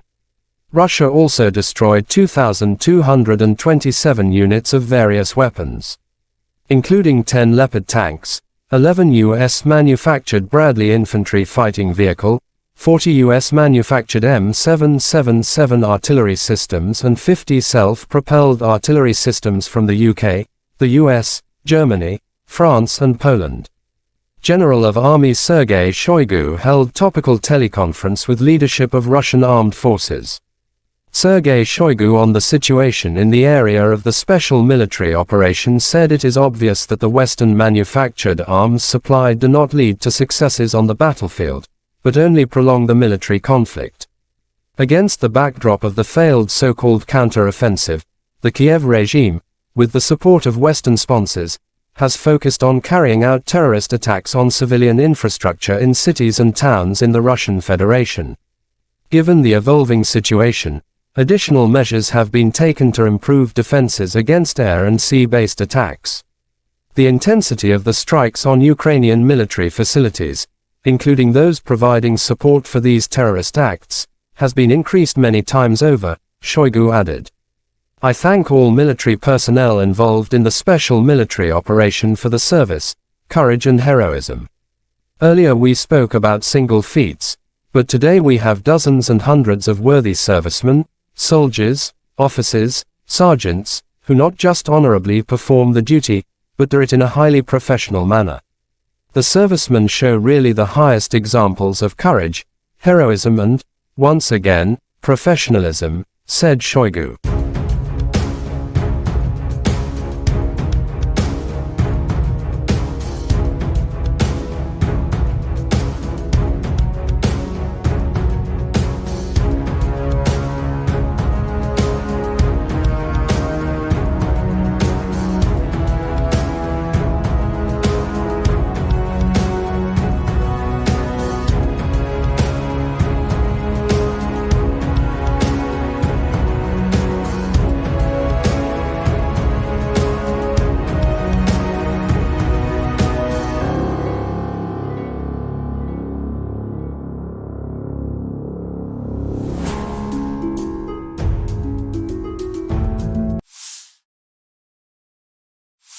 Дорогі українці, українки, сьогодні о 7 вечора завершена рятувальна операція в Кривому Розі на місці удару російських ракет. Це були 2 ракети «Іскандер», балістичні ракети проти житлового будинку. В одному під'їзді зруйновані поверхи з 4 по 9, просто проти цивільних людей, звичайних людей, проти дітей. Це тероризм, який ніхто в світі не назве інакше. Станом на цей час відомо про 6 загиблих, серед них дитина, дівчинка, її звали Дар'я. Їй було лише 10 років. Разом з нею загинула її мама, її звали Наталія. Звичайна родина в звичайному місці, чиє життя було знищене російськими вбивцями. Мої співчуття усім, хто втратив рідних і близьких. 69 людей постраждали, десятки зараз у лікарнях, серед них є і ті, хто у тяжкому стані, усім надається необхідна допомога. Я дякую кожному і кожній, хто бореться за життя людей. Рятувальна операція була складною, падали частини конструкції будинку на рівні 4-го поверху, пожежа загалом до порятунку. Було залучено понад 350 працівників ДСНС, поліції, комунальних служб, допомагали волонтери, вдячний всім. Особливо відзначу сьогодні за рятувальну операцію в Кривому Розі таких працівників ДСНС, як лейтенант Вадим Кучкурда, молодший сержант Володимир Гембіхнер, старшина Віктор Іліка та Сергій Бицько, заступник командира Державного воєнізованого гірничо-рятувального загону, поліцейський підполковник Микола Гармаш, капітан Роман Бондарчук, лікарі Владислав Волошин та Костянтин Ісайченко, нацгвардійці сержант Андрій Головін, капітан Денис Терещенко, комунальники Сергій Дмитрієв та Андрій Шайда, волонтери Лариса Сидоренко та Вікторія Третяк. Дякую. Дуже важливо, коли всі разом захищаємо життя, допомагаємо долати російський терор. За попередніми даними наших військових, ці 2 ракети по Кривому Рогу, вони були випущені з території тимчасово окупованого Криму з району міста Джанкой. І це знов і знов доводить, що для безпеки наших міст, для захисту нормального життя українців, українок, наших дітей потрібно, щоб у наших військових було достатньо далекобійної зброї, достатньо засобів ураження терористів. Санкційний тиск світу проти Росії заслуговує на суттєве збільшення. І зараз з'являється все більше і більше відкритої інформації, зокрема розслідувань журналістів про те, як держава-терорист обходить глобальні санкції та отримує критичні компоненти для виробництва зброї. І, до речі, ми неодноразово надавали таку інформацію нашим партнерам в закритому режимі. Треба діяти всім разом, суттєво посилювати санкції за терор, суттєво обмежувати канали доставки в Росію критичних компонентів для виробництва ракет та відповідати рішучістю в постачанні Україні необхідної сучасної зброї, зокрема далекобійних ракет, щоб ми могли зняти цю терористичну загрозу, яку Росія створює проти наших людей, проти наших дітей.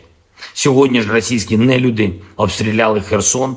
Із артилерії загинув працівник поліції. Мої співчуття. Поранені 9 людей, серед них дитина, 4 волонтери громадського об'єднання «Місто Сили». Попри будь-який російський терор, попри будь-які спроби Росії шантажувати світ, спільної нашої сили, усіх в світі, хто цінує життя, достатньо, щоб подолати зло. Ми можемо не лише завдати поразки держави-терориста, а й забезпечити перемогу справедливості, коли усі, хто винен в терорі, нестимуть відповідальність. Але для цього потрібно щодня, щотижня, щомісяця збільшувати нашу співпрацю та збільшувати тиск на агресора. Я дякую всім в світі, хто саме так робить. Я дякую всім, хто захищає свободу, людяність разом з Україною. І, звичайно, наші воїни. Бахмут, увесь Донбас, Оріхів, усі наші південні позиції, кордон і кожен, хто береже спокій регіонів нашої держави, наші захисники, захисниці неба. Дякую вам, наші герої. Працюємо над новою зброєю для вас. Разом наближаємо перемогу. Слава Україні!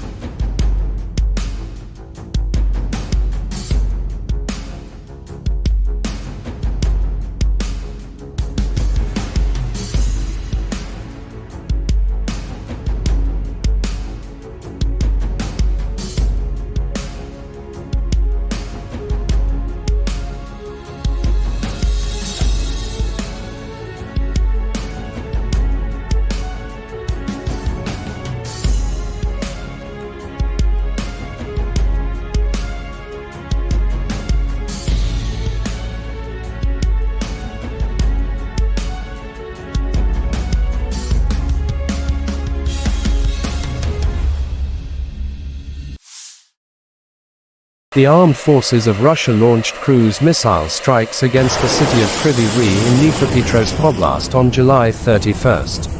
At least 2 people were killed and 31 injured, including 4 children, wrote Governor Kryvyi Rih in Telegram. One of the missiles targeted a 9-story residential building, damaging parts of its 4th to 9th floors and starting a fire in an apartment on the 4th floor, the State Emergency Service reported. Another missile hit a 4-story university building, where the 2nd to 4th floors were destroyed. According to the State Emergency Service, at least 3 people were injured in an educational facility. Air Force spokesperson Yuri Ihnat said that based on preliminary data, Russia likely carried out the attack using ballistic missiles. According to President Volodymyr Zelensky, residential buildings, a university building, and a crossroads in the city were hit. This airstrike did not last long after the Russian capital Moscow was attacked by 3 drones and destroyed a number of buildings in the city center. Russia Defense Ministry swear to take a revenge after the attack.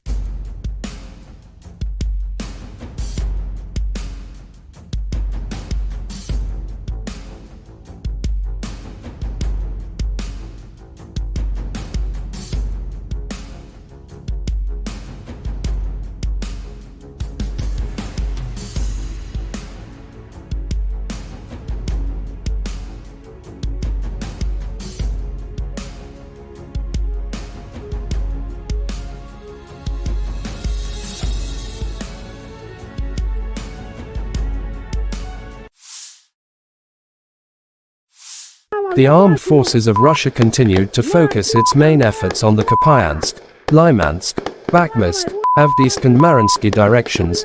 Heavy battles continue. Deputy Minister of Ukraine Defense Hanna Maliar July 31st said during the last week, more than 170 battles took place in these directions between 2 sides. In the Kupyan direction, the enemy stormed and searched for weak points in our defense. He actively tried to advance in the areas south of Novozalivsky in order to push our units beyond the barrier line of the Oskol River. But unsuccessfully, our defense forces are powerfully restraining enemy troops, added Maliar.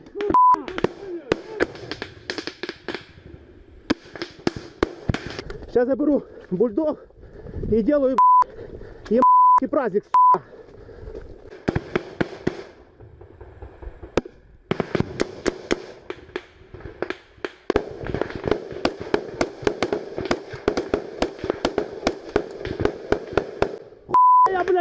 Брось в это, пи***ы, бля.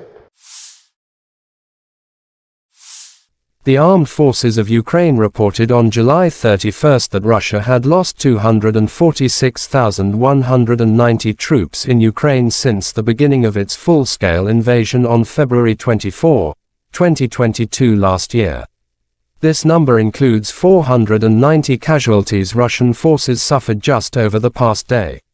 According to the General Staff of Ukraine's armed forces, Russia has also lost 4,211 tanks, 8,188 armored fighting vehicles, 7,292 vehicles and fuel tanks, 4,816 artillery systems, 699 multiple launch rocket systems, 460 air defense systems, 315 airplanes, 311 helicopters, 715 special equipments, 4,017 drones and 18 boats. Lieutenant General Igor Konashenkov July 31 said, "The armed forces of Ukraine have been losing in total 458 airplanes, 245 helicopters, 5,381 unmanned aerial vehicles, 427 air defense missile systems, 11,048 tanks and other armored fighting vehicles. Also 1,140 fighting vehicles equipped with MLRS, 5,678 field artillery cannons and mortars, as well as 11,989 special military motor vehicles have been destroyed during the special military operation."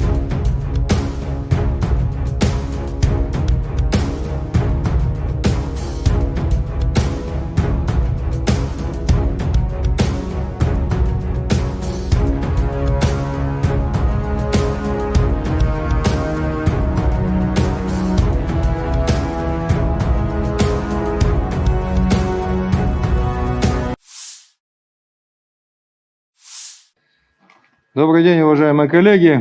Приступаем к работе в начале ситуации. Russian Defense Minister General of the Army Sergei Shoigu on the situation in the area of the special military operation said over the past month, as a result of the successful actions of Russian troops, the enemy were up to 20,800 servicemen, to be precise, 20,824 men. Russia also destroyed 2,227 units of various weapons, including 10 Leopard tanks, 11 U.S.-manufactured Bradley infantry fighting vehicle, 40 U.S.-manufactured M777 artillery systems and 50 self-propelled artillery systems from the UK, the US, Germany, France and Poland. General of Army Sergei Shoigu held topical teleconference with leadership of Russian armed forces.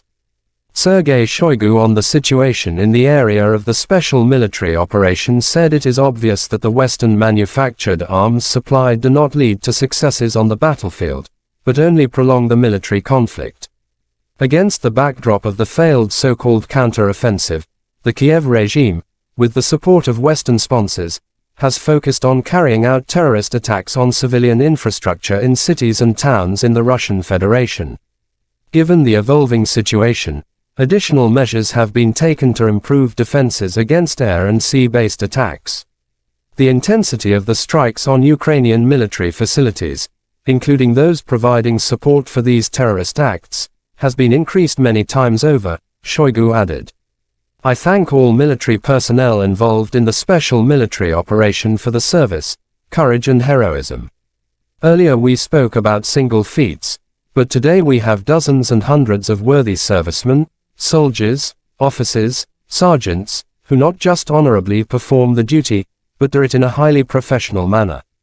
The servicemen show really the highest examples of courage, heroism and, once again, professionalism," said Shoigu.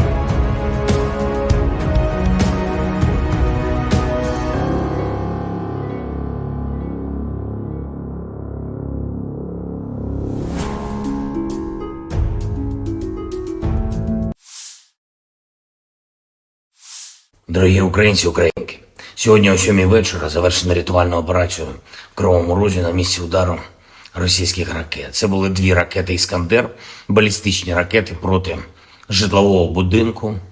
В одному під'їзді зруйновані поверхи з 4 по 9, просто проти цивільних людей, звичайних людей, проти дітей. Це тероризм, який ніхто в світі не назве інакше. Станом на цей час відомо про 6 загиблих, серед них дитина, дівчинка, її звали Дар'я. Їй було лише 10 років. Разом з нею загинула її мама, її звали Наталія. Звичайна родина в звичайному місті, чиє життя було знищене російськими вбивцями. Мої співчуття усім, хто втратив рідних і близьких. 69 людей постраждали, десятки зараз у лікарнях, серед них є і ті, хто у тяжкому стані, усім надається необхідна допомога. Я дякую кожному і кожній, хто бореться за життя людей. Рятувальна операція була складною, падали частини конструкції будинку на рівні 4-го поверху, пожежа загалом до порятунку. Були залучено понад 350 працівників ДСНС, поліції, комунальних служб, допомагали волонтери, вдячний всім. Особливо відзначу сьогодні за рятувальну операцію в Кривому Розі таких працівників ДСНС, як лейтенант Вадим Кучкурда, молодший сержант Володимир Гембіхнер, старшина Віктор Іліка та Сергій Бицько, заступник командира Державного воєнізованого гірничо-рятувального загону, поліцейський підполковник Микола Гармаш, капітан Роман Бондарчук, лікарі Владислав Волошин та Костянтин Ісайченко, нацгвардійці сержант Андрій Головін, капітан Денис Терещенко, комунальники Сергій Дмитрієв та Андрій Шайда, волонтери Лариса Сидоренко та Вікторія Третяк. Дякую. Дуже важливо, коли всі разом захищаємо життя, допомагаємо долати російський терор. За попередніми даними наших військових, ці 2 ракети по Кривому Рогу, вони були випущені з території тимчасово окупованого Криму з району міста Джанкой. І це знов і знов доводить, що для безпеки наших міст, для захисту нормального життя українців, українок, наших дітей потрібно, щоб у наших військових було достатньо далекобійної зброї, достатньо засобів ураження терористів. Санкційний тиск світу проти Росії заслуговує на суттєве збільшення. І зараз з'являється все більше і більше відкритої інформації, зокрема розслідувань журналістів про те, як держава-терорист обходить глобальні санкції та отримує критичні компоненти для виробництва зброї. І, до речі, ми неодноразово надавали таку інформацію нашим партнерам в закритому режимі. Треба діяти всім разом, суттєво посилювати санкції за терор, суттєво обмежувати канали доставки в Росію критичних компонентів для виробництва ракет та відповідати рішучістю в постачанні Україні необхідної сучасної зброї, зокрема далекобійних ракет, щоб ми могли зняти цю терористичну загрозу, яку Росія створює проти наших людей, проти наших дітей. Сьогодні ж російські нелюди обстріляли Херсон, із артилерії загинув працівник поліції, мої співчуття. Поранені 9 людей, серед них дитина, 4 волонтери громадського об'єднання «Місто Сили». Попри будь-який російський терор, попри будь-які спроби Росії шантажувати світ, спільної нашої сили, усіх в світі, хто цінує життя, достатньо, щоб подолати зло. Ми можемо не лише завдати поразки держави-терориста, а й забезпечити перемогу справедливості, коли усі, хто винен в терорі, нестимуть відповідальність. Але для цього потрібно щодня, щотижня, щомісяця збільшувати нашу співпрацю та збільшувати тиск на агресора. Я дякую всім в світі, хто саме так робить. Я дякую всім, хто захищає свободу, людяність разом з Україною. І, звичайно, наші воїни. Бахмут, увесь Донбас, Оріхів, усі наші південні позиції, кордон і кожен, хто береже спокій регіонів нашої держави, наші захисники, захисниці неба. Дякую вам, наші герої. Працюємо над новою зброєю для вас. Разом наближаємо перемогу. Слава Україні!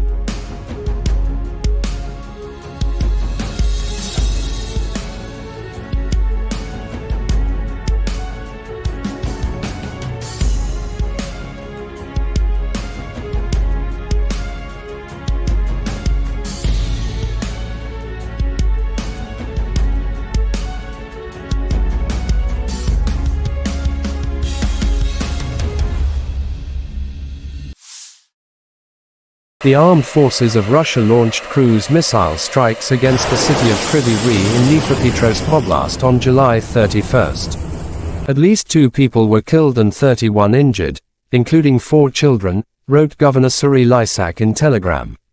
One of the missiles targeted a 9-story residential building, damaging parts of its 4th to 9th floors and starting a fire in an apartment on the 4th floor, the State Emergency Service reported. Another missile hit a 4-story university building, where the 2nd to 4th floors were destroyed. According to the State Emergency Service, at least 3 people were injured in an educational facility. Air Force spokesperson Yuri Ihnat said that based on preliminary data, Russia likely carried out the attack using ballistic missiles. According to President Volodymyr Zelensky, residential buildings, a university building, and a crossroads in the city were hit. This airstrike did not last long after the Russian capital Moscow was attacked by 3 drones and destroyed a number of buildings in the city center. Russia Defense Ministry swear to take a revenge after the attack.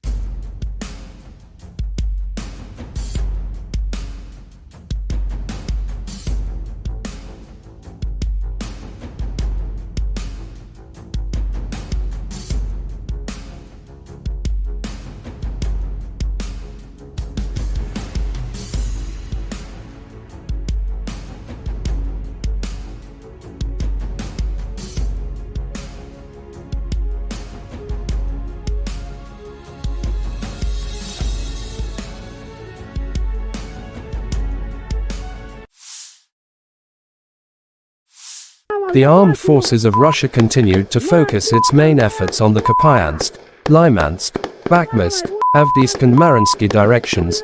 Heavy battles continue. Deputy Minister of Ukraine Defense Hanna Maliar July 31st said during the last week, more than 170 battles took place in these directions between 2 sides. In the Kupyan direction, the enemy stormed and searched for weak points in our defense. He actively tried to advance in the areas south of Novozelensky in order to push our units beyond the barrier line of the Oskol River. But unsuccessfully, our defense forces are powerfully restraining enemy troops, added Maliar.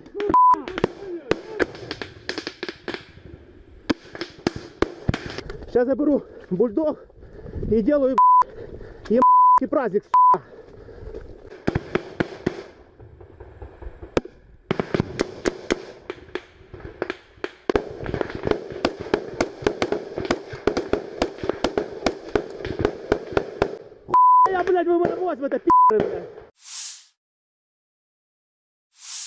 The armed forces of Ukraine reported on July 31st that Russia had lost 246,190 troops in Ukraine since the beginning of its full-scale invasion on February 24, 2022 last year.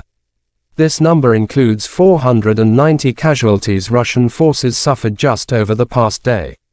According to the General Staff of Ukraine's armed forces, Russia has also lost 4,211 tanks, 8,188 armored fighting vehicles, 7,292 vehicles and fuel tanks, 4,816 artillery systems, 699 multiple launch rocket systems, 460 air defense systems, 315 airplanes, 311 helicopters, 715 special equipments, 4,017 drones and 18 boats. Lieutenant General Igor Konashenkov July 31st said, the armed forces of Ukraine have been losing in total 458 airplanes, 245 helicopters, 5,381 unmanned aerial vehicles, 427 air defense missile systems, 11,048 tanks and other armored fighting vehicles. Also 1,140 fighting vehicles equipped with MLRS, 5,678 field artillery cannons and mortars, as well as 11,989 special military motor vehicles have been destroyed during the special military operation.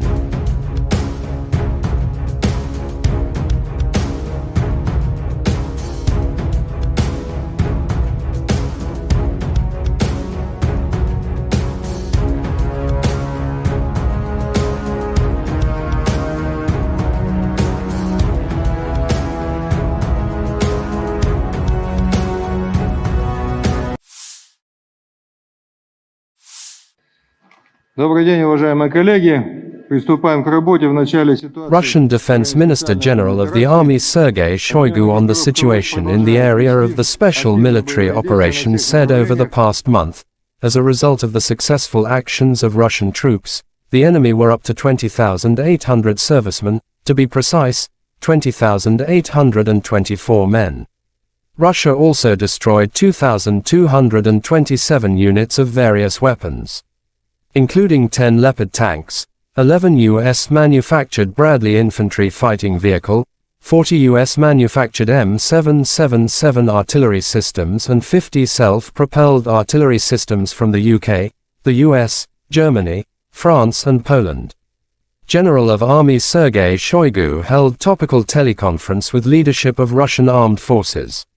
Sergei Shoigu on the situation in the area of the special military operation said it is obvious that the Western-manufactured arms supplied do not lead to successes on the battlefield, but only prolong the military conflict. Against the backdrop of the failed so-called counter-offensive, the Kiev regime, with the support of Western sponsors, has focused on carrying out terrorist attacks on civilian infrastructure in cities and towns in the Russian Federation. Given the evolving situation, additional measures have been taken to improve defenses against air and sea-based attacks. The intensity of the strikes on Ukrainian military facilities, including those providing support for these terrorist acts, has been increased many times over, Shoigu added. I thank all military personnel involved in the special military operation for the service, courage and heroism.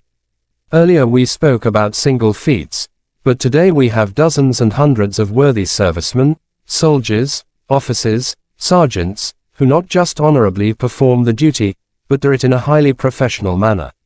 The servicemen show really the highest examples of courage, heroism and, once again, professionalism, said Shoigu.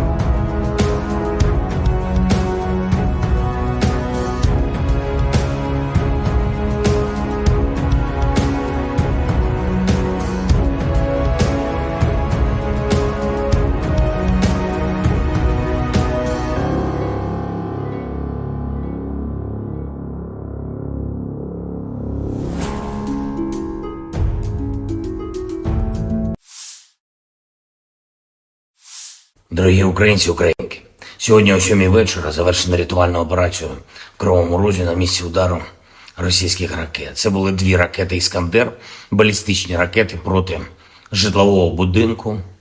В одному під'їзді зруйновані поверхи з 4 по 9, просто проти цивільних людей, звичайних людей, проти дітей. Це тероризм, який ніхто в світі не назве інакше. Станом на цей час відомо про 6 загиблих, серед них дитина, дівчинка, її звали Дар'я. Їй було лише 10 років. Разом з нею загинула її мама, її звали Наталія. Звичайна родина в звичайному місці, чиє життя було знищене російськими вбивцями. Мої співчуття усім, хто втратив рідних і близьких. 69 людей постраждали, десятки зараз у лікарнях, серед них є і ті, хто у тяжкому стані, усім надається необхідна допомога. Я дякую кожному і кожній, хто бореться за життя людей. Рятувальна операція була складною, падали частини конструкції будинку на рівні 4-го поверху, пожежа загалом до порятунку. Були залучено понад 350 працівників ДСНС, поліції, комунальних служб. Допомагали волонтери, вдячний всім. Особливо відзначу сьогодні за рятувальну операцію в Кривому Розі таких працівників ДСНС, як лейтенант Вадим Кучкурда, молодший сержант Володимир Гембіхнер, старшина Віктор Іліка та Сергій Бицько, заступник командира Державного воєнізованого гірничо-рятувального загону. Поліцейський підполковник Микола Гармаш, капітан Роман Бондарчук, лікарі Владислав Волошин та Костянтин Ісайченко. Нацгвардійці сержант Андрій Головін, капітан Денис Терещенка, комунальники Сергій Дмитрієв та Андрій Шайда, волонтери Лариса Сидоренка та Вікторія Третяк. Дякую. Дуже важливо, коли всі разом захищаємо життя, допомагаємо долати російський терор. За попередніми даними наших військових, ці дві ракети по Кривому Рогу, вони були випущені з території тимчасово окупованого Криму з району міста Джанкой. І це знову і знов доводить, що для безпеки наших міст, для захисту нормального життя українців, українок, наших дітей потрібно, щоб у наших військових було достатньо далекобійної зброї, достатньо засобів ураження терористів. Санкційний тиск світу проти Росії заслуговує на суттєве збільшення. І зараз з'являється все більше і більше відкритої інформації, зокрема розслідувань журналістів про те, як держава-терорист обходить глобальні санкції та отримує критичні компоненти для виробництва зброї. І, до речі, ми неодноразово надавали таку інформацію нашим партнерам в закритому режимі. Треба діяти всім разом, суттєво посилювати санкції за терор, суттєво обмежувати канали доставки в Росію критичних компонентів для виробництва ракет та відповідати рішучістю в постачанні Україні необхідної сучасної зброї, зокрема далекобійних ракет, щоб ми могли зняти цю терористичну загрозу, яку Росія створює проти наших людей, проти наших дітей. Сьогодні ж російські нелюди обстріляли Херсон, із артилерії загинув працівник поліції, мої співчуття. Поранені 9 людей, серед них дитина, 4 волонтери громадського об'єднання «Місто Сили».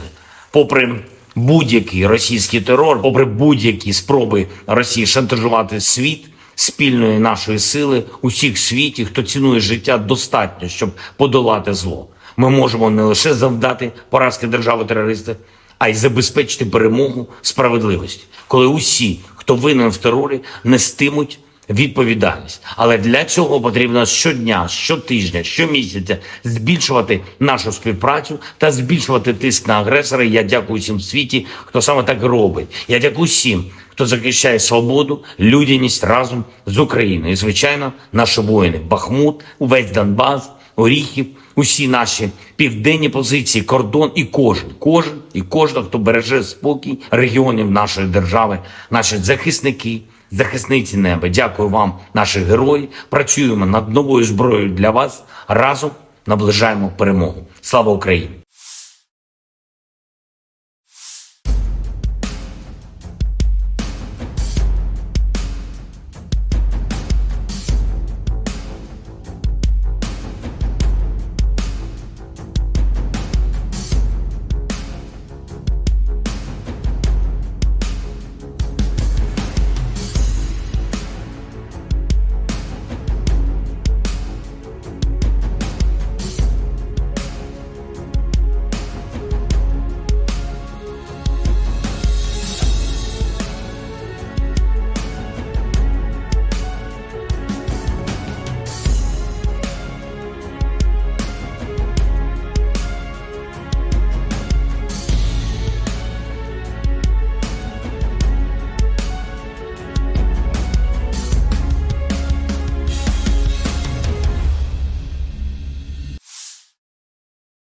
The armed forces of Russia launched cruise missile strikes against the city of Kryvyi Rih in Dnipropetrovsk Oblast on July 31st.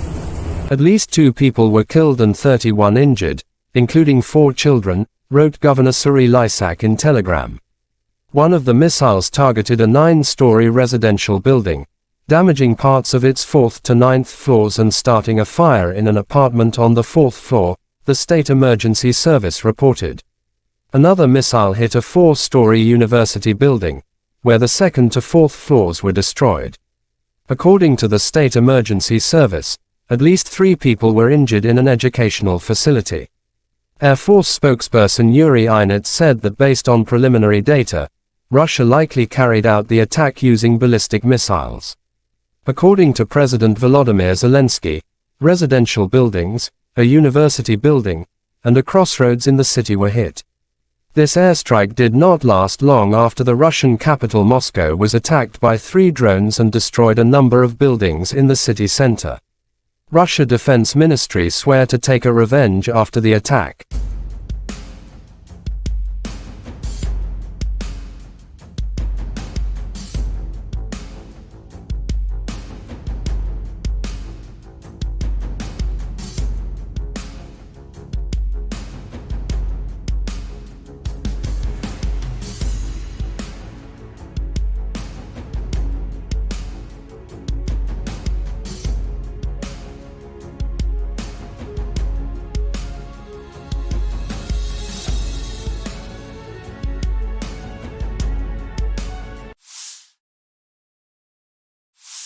The armed forces of Russia continued to focus its main efforts on the Kupyansk, Lymansk, Bakhmut, Avdiivka and Mariinsky directions.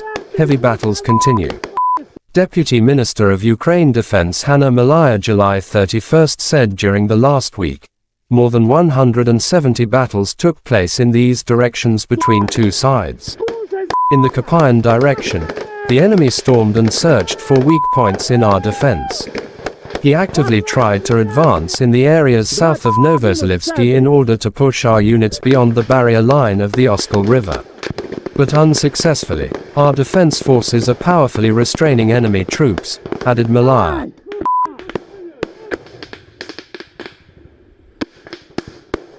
Сейчас я беру бульдог и делаю праздник.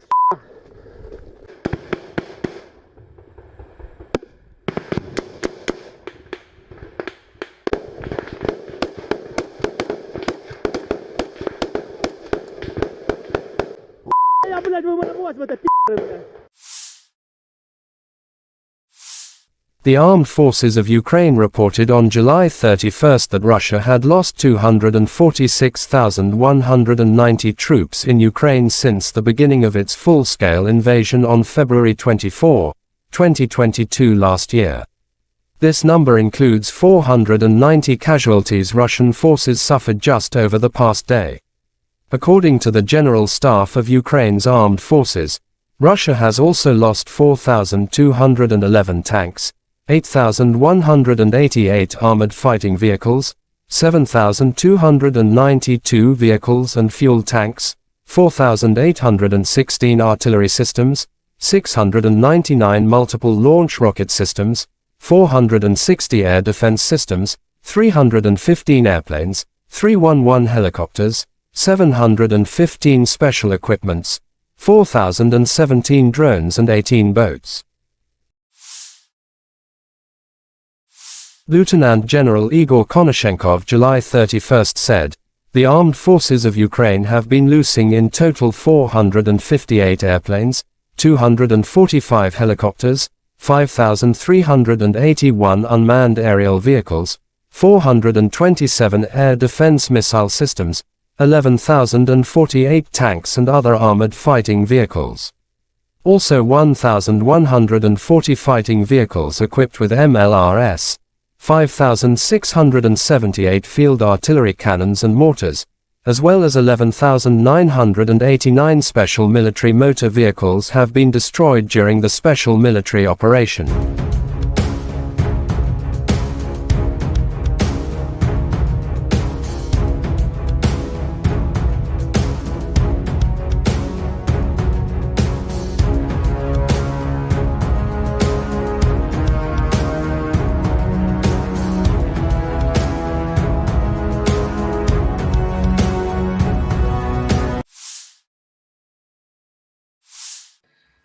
Добрый день, уважаемые коллеги. Приступаем к работе в начале ситуации. Russian Defense Minister General of the Army Sergei Shoigu on the situation in the area of the special military operation said over the past month, as a result of the successful actions of Russian troops, the enemy were up to 20,800 servicemen, to be precise, 20,824 men. Russia also destroyed 2,227 units of various weapons, including 10 Leopard tanks, 11 U.S.-manufactured Bradley infantry fighting vehicle, 40 U.S.-manufactured M777 artillery systems and 50 self-propelled artillery systems from the UK, the US, Germany, France and Poland. General of Army Sergei Shoigu held topical teleconference with leadership of Russian armed forces. Sergei Shoigu on the situation in the area of the special military operation said it is obvious that the Western-manufactured arms supplied do not lead to successes on the battlefield, but only prolong the military conflict. Against the backdrop of the failed so-called counter-offensive, the Kiev regime, with the support of Western sponsors, has focused on carrying out terrorist attacks on civilian infrastructure in cities and towns in the Russian Federation. Given the evolving situation, additional measures have been taken to improve defenses against air and sea-based attacks. The intensity of the strikes on Ukrainian military facilities, including those providing support for these terrorist acts, has been increased many times over, Shoigu added.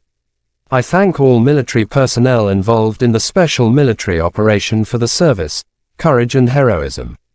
Earlier we spoke about single feats, but today we have dozens and hundreds of worthy servicemen, soldiers, officers, sergeants, who not just honorably perform the duty, but do it in a highly professional manner. The servicemen show really the highest examples of courage, heroism and, once again, professionalism, said Shoigu.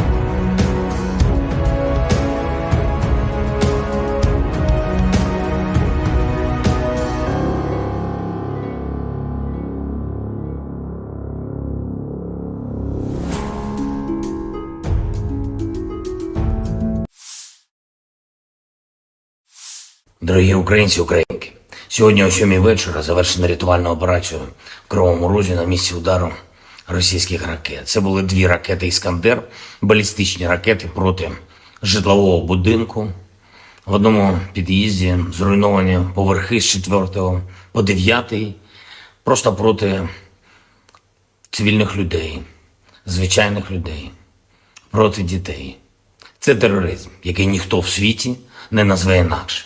Станом на цей час відомо про 6 загиблих, серед них дитина, дівчинка, її звали Дар'я. Їй було лише 10 років.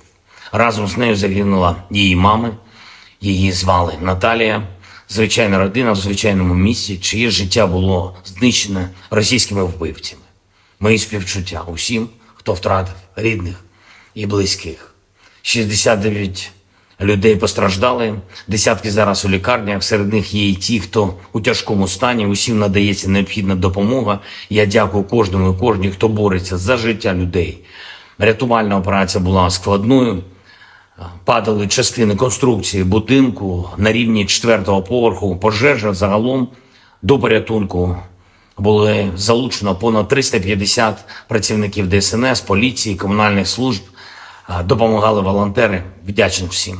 Особливо відзначу сьогодні за рятувальну операцію в Кривому Розі таких працівників ДСНС, як лейтенант Вадим Кучкурда, молодший сержант Володимир Гембіхнер, старшина Віктор Іліка та Сергій Бицько, заступник командира Державного воєнізованого гірничо-рятувального загону, поліцейський підполковник Микола Гармаш, капітан Роман Бондарчук, лікарі Владислав Волошин та Костянтин Ісайченко, нацгвардійці сержант Андрій Головін, капітан Денис Терещенко, комунальники Сергій Дмитрієв та Андрій Шайда, волонтери Лариса Сидоренко та Вікторія Третяк. Дякую. Дуже важливо, коли всі разом захищаємо життя, допомагаємо долати російський терор. За попередніми даними наших військових, ці 2 ракети по Кривому Рогу, вони були випущені з території тимчасово окупованого Криму з району міста Джанкой. І це знов і знов доводить, що для безпеки наших міст, для захисту нормального життя українців, українок, наших дітей потрібно, щоб у наших військових було достатньо далекобійної зброї, достатньо засобів ураження терористів. Санкційний тиск світу проти Росії заслуговує на суттєве збільшення.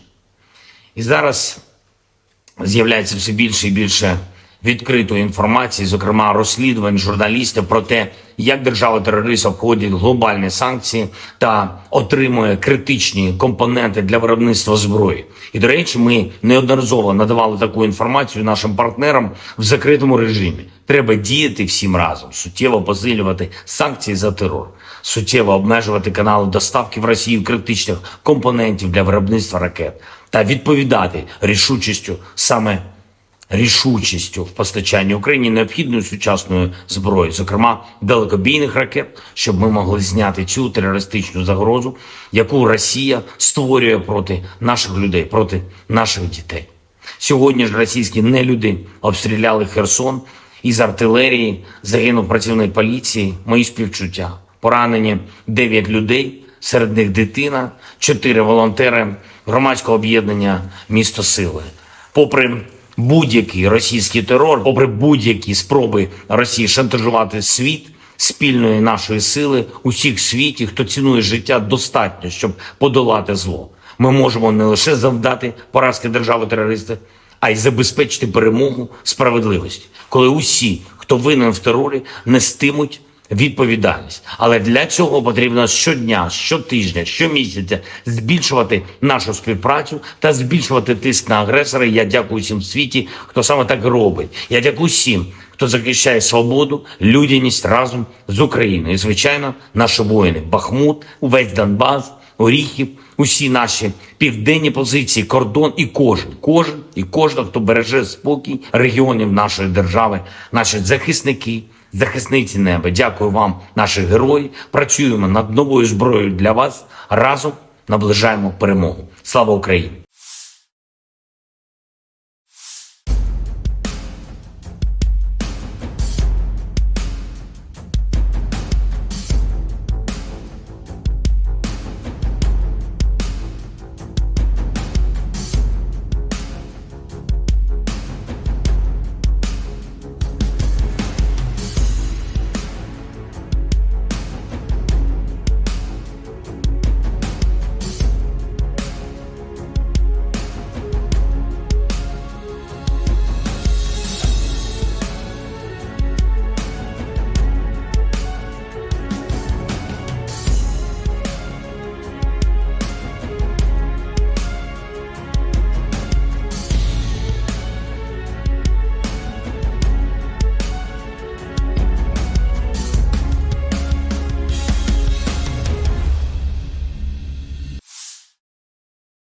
The armed forces of Russia launched cruise missile strikes against the city of Kryvyi Rih in Dnipropetrovsk Oblast on July 31st. At least 2 people were killed and 31 injured, including 4 children, wrote Governor Serhiy Lysak in Telegram.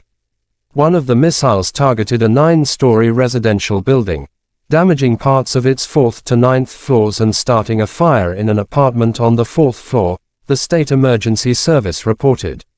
Another missile hit a 4-story university building, where the 2nd to 4th floors were destroyed. According to the State Emergency Service, at least 3 people were injured in an educational facility. Air Force spokesperson Yuri Inet said that based on preliminary data, Russia likely carried out the attack using ballistic missiles. According to President Volodymyr Zelensky, residential buildings, a university building, and a crossroads in the city were hit. This airstrike did not last long after the Russian capital Moscow was attacked by 3 drones and destroyed a number of buildings in the city center. Russia Defense Ministry swear to take a revenge after the attack.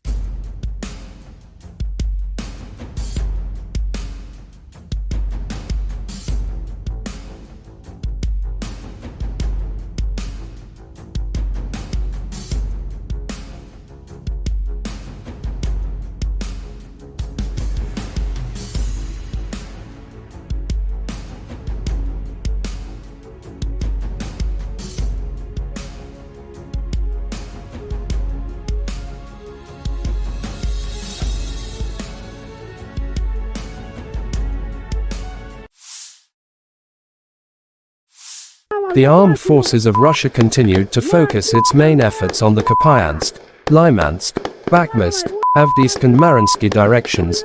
Heavy battles continue.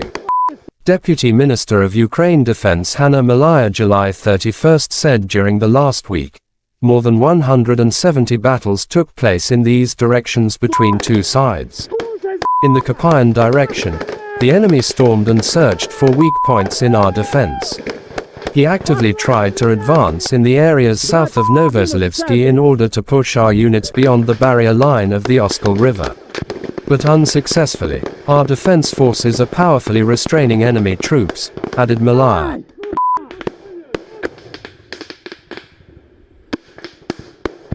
Сейчас я беру бульдог и делаю праздник.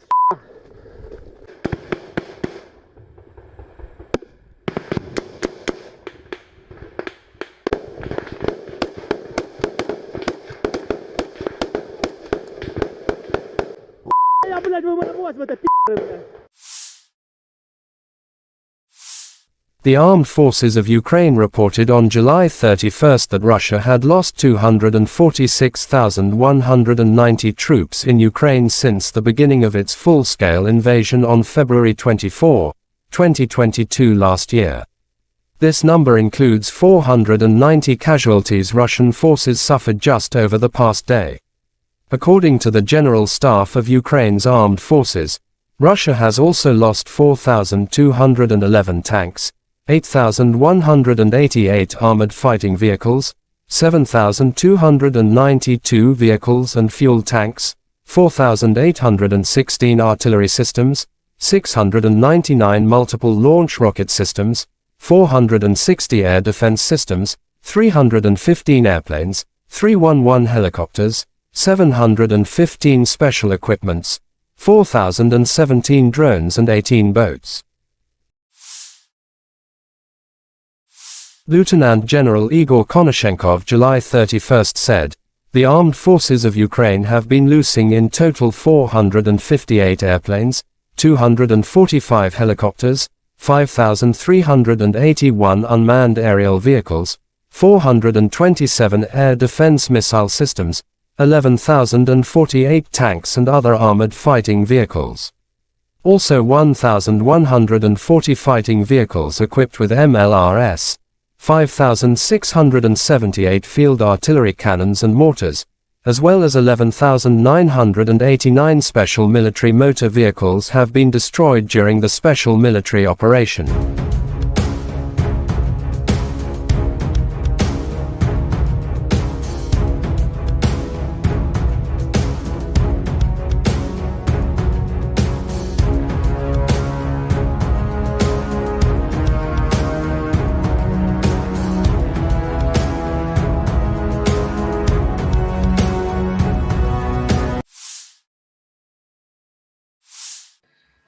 Добрый день, уважаемые коллеги. Приступаем к работе в начале ситуации. Russian Defense Minister General of the Army Sergei Shoigu on the situation in the area of the special military operation said over the past month, as a result of the successful actions of Russian troops, the enemy were up to 20,800 servicemen, to be precise, 20,824 men. Russia also destroyed 2,227 units of various weapons, including 10 Leopard tanks, 11 U.S.-manufactured Bradley infantry fighting vehicle, 40 U.S.-manufactured M777 artillery systems and 50 self-propelled artillery systems from the UK, the US, Germany, France and Poland. General of Army Sergei Shoigu held topical teleconference with leadership of Russian armed forces. Sergei Shoigu on the situation in the area of the special military operation said it is obvious that the Western-manufactured arms supplied do not lead to successes on the battlefield, but only prolong the military conflict. Against the backdrop of the failed so-called counter-offensive, the Kiev regime, with the support of Western sponsors, has focused on carrying out terrorist attacks on civilian infrastructure in cities and towns in the Russian Federation. Given the evolving situation, additional measures have been taken to improve defenses against air and sea-based attacks. The intensity of the strikes on Ukrainian military facilities, including those providing support for these terrorist acts, has been increased many times over, Shoigu added. "I thank all military personnel involved in the special military operation for the service, courage and heroism. Earlier we spoke about single feats, but today we have dozens and hundreds of worthy servicemen, soldiers, officers, sergeants, who not just honorably perform the duty, but do it in a highly professional manner. The servicemen show really the highest examples of courage, heroism and, once again, professionalism," said Shoigu.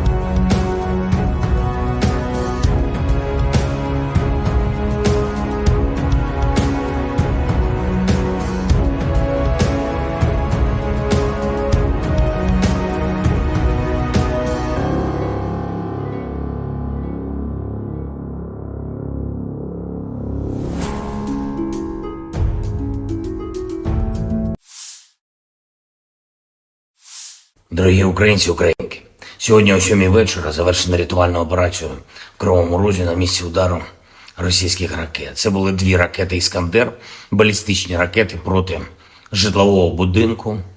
В одному під'їзді зруйновані поверхи з 4 по 9, просто проти цивільних людей, звичайних людей, проти дітей. Це тероризм, який ніхто в світі не назве інакше. Станом на цей час відомо про 6 загиблих, серед них дитина, дівчинка, її звали Дар'я. Їй було лише 10 років. Разом з нею загинула її мама, її звали Наталія. Звичайна родина в звичайному місці, чиє життя було знищене російськими вбивцями. Мої співчуття усім, хто втратив рідних і близьких. 69 людей постраждали, десятки зараз у лікарнях, серед них є і ті, хто у тяжкому стані, усім надається необхідна допомога. Я дякую кожному і кожній, хто бореться за життя людей. Рятувальна операція була складною. Падали частини конструкції будинку на рівні 4-го поверху. Пожежа загалом до порятунку були залучено понад 350 працівників ДСНС, поліції, комунальних служб. Допомагали волонтери. Вдячний всім. Особливо відзначу сьогодні за рятувальну операцію в Кривому Розі таких працівників ДСНС, як лейтенант Вадим Кучкурда, молодший сержант Володимир Гембіхнер, старшина Віктор Іліка та Сергій Бицько, заступник командира Державного воєнізованого гірничо-рятувального загону, поліцейський підполковник Микола Гармаш, капітан Роман Бондарчук, лікарі Владислав Волошин та Костянтин Ісайченко, нацгвардійці сержант Андрій Головін, капітан Денис Терещенко, комунальники Сергій Дмитрієв та Андрій Шайда, волонтери Лариса Сидоренко та Вікторія Третяк. Дякую. Дуже важливо, коли всі разом захищаємо життя, допомагаємо долати російський терор. За попередніми даними наших військових, ці 2 ракети по Кривому Рогу, вони були випущені з території тимчасово окупованого Криму з району міста Джанкой. І це знов і знов доводить, що для безпеки наших міст, для захисту нормального життя українців, українок, наших дітей потрібно, щоб у наших військових було достатньо далекобійної зброї, достатньо засобів ураження терористів. Санкційний тиск світу проти Росії заслуговує на суттєве збільшення. І зараз з'являється все більше і більше відкритої інформації, зокрема розслідувань журналістів про те, як держава-терорист обходить глобальні санкції та отримує критичні компоненти для виробництва зброї. І, до речі, ми неодноразово надавали таку інформацію нашим партнерам в закритому режимі. Треба діяти всім разом, суттєво посилювати санкції за терор, суттєво обмежувати канали доставки в Росію критичних компонентів для виробництва ракет та відповідати рішучістю в постачанні Україні необхідної сучасної зброї, зокрема далекобійних ракет, щоб ми могли зняти цю терористичну загрозу, яку Росія створює проти наших людей, проти наших дітей. Сьогодні ж російські нелюди обстріляли Херсон, із артилерії загинув працівник поліції, мої співчуття. Поранені 9 людей, серед них дитина, 4 волонтери громадського об'єднання «Місто Сили». Попри будь-який російський терор, попри будь-які спроби Росії шантажувати світ, спільної нашої сили, усіх в світі, хто цінує життя, достатньо, щоб подолати зло. Ми можемо не лише завдати поразки держави-терориста, а й забезпечити перемогу справедливості, коли усі, хто винен в терорі, нестимуть відповідальність. Але для цього потрібно щодня, щотижня, щомісяця збільшувати нашу співпрацю та збільшувати тиск на агресора. Я дякую всім в світі, хто саме так робить. Я дякую всім, хто захищає свободу, людяність разом з Україною. І, звичайно, наші воїни. Бахмут, увесь Донбас, Оріхів, усі наші південні позиції, кордон і кожен, хто береже спокій регіонів нашої держави, наші захисники, захисниці неба. Дякую вам, наші герої. Працюємо над новою зброєю для вас. Разом наближаємо перемогу. Слава Україні!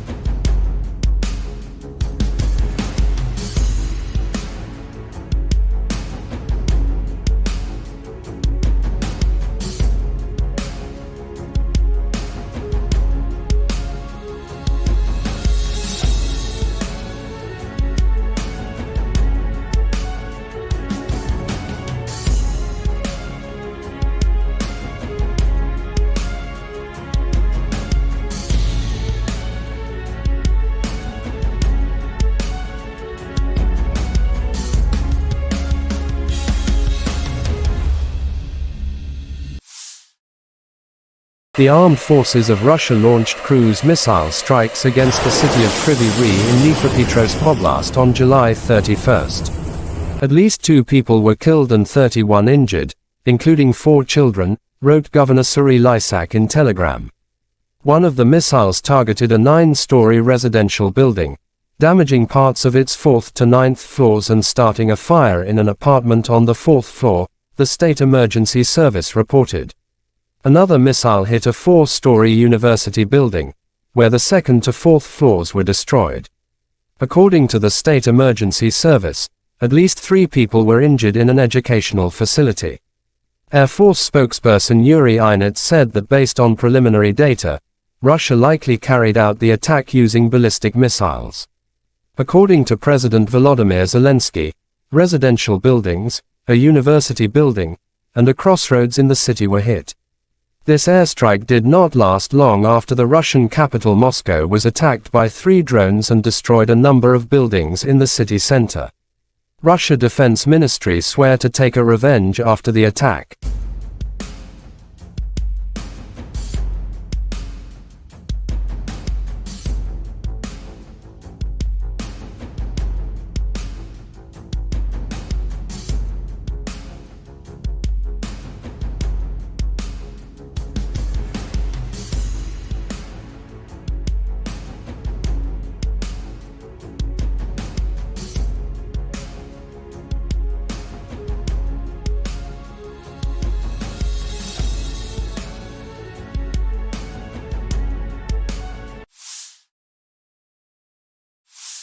The armed forces of Russia continued to focus its main efforts on the Kupyansk, Lymansk, Bakhmutsk, Avdiivka and Mariinsky directions.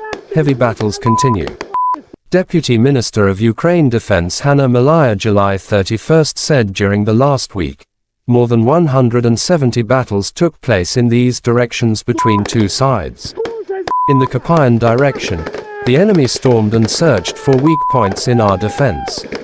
He actively tried to advance in the areas south of Novozalivsky in order to push our units beyond the barrier line of the Oskol River. But unsuccessfully, our defense forces are powerfully restraining enemy troops, added Maliar.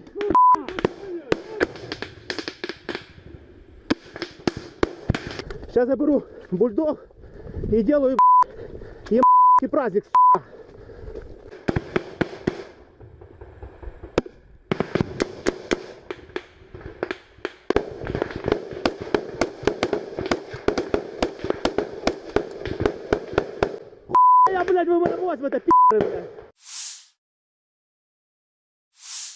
The armed forces of Ukraine reported on July 31st that Russia had lost 246,190 troops in Ukraine since the beginning of its full-scale invasion on February 24, 2022 last year. This number includes 490 casualties Russian forces suffered just over the past day. According to the General Staff of Ukraine's armed forces, Russia has also lost 4,211 tanks, 8,188 armored fighting vehicles, 7,292 vehicles and fuel tanks, 4,816 artillery systems, 699 multiple launch rocket systems, 460 air defense systems, 315 airplanes, 311 helicopters, 715 special equipments, 4,017 drones and 18 boats. Lieutenant General Igor Konashenkov July 31st said, the armed forces of Ukraine have been losing in total 458 airplanes, 245 helicopters, 5,381 unmanned aerial vehicles, 427 air defense missile systems, 11,048 tanks and other armored fighting vehicles. Also 1,140 fighting vehicles equipped with MLRS, 5,678 field artillery cannons and mortars, as well as 11,989 special military motor vehicles have been destroyed during the special military operation.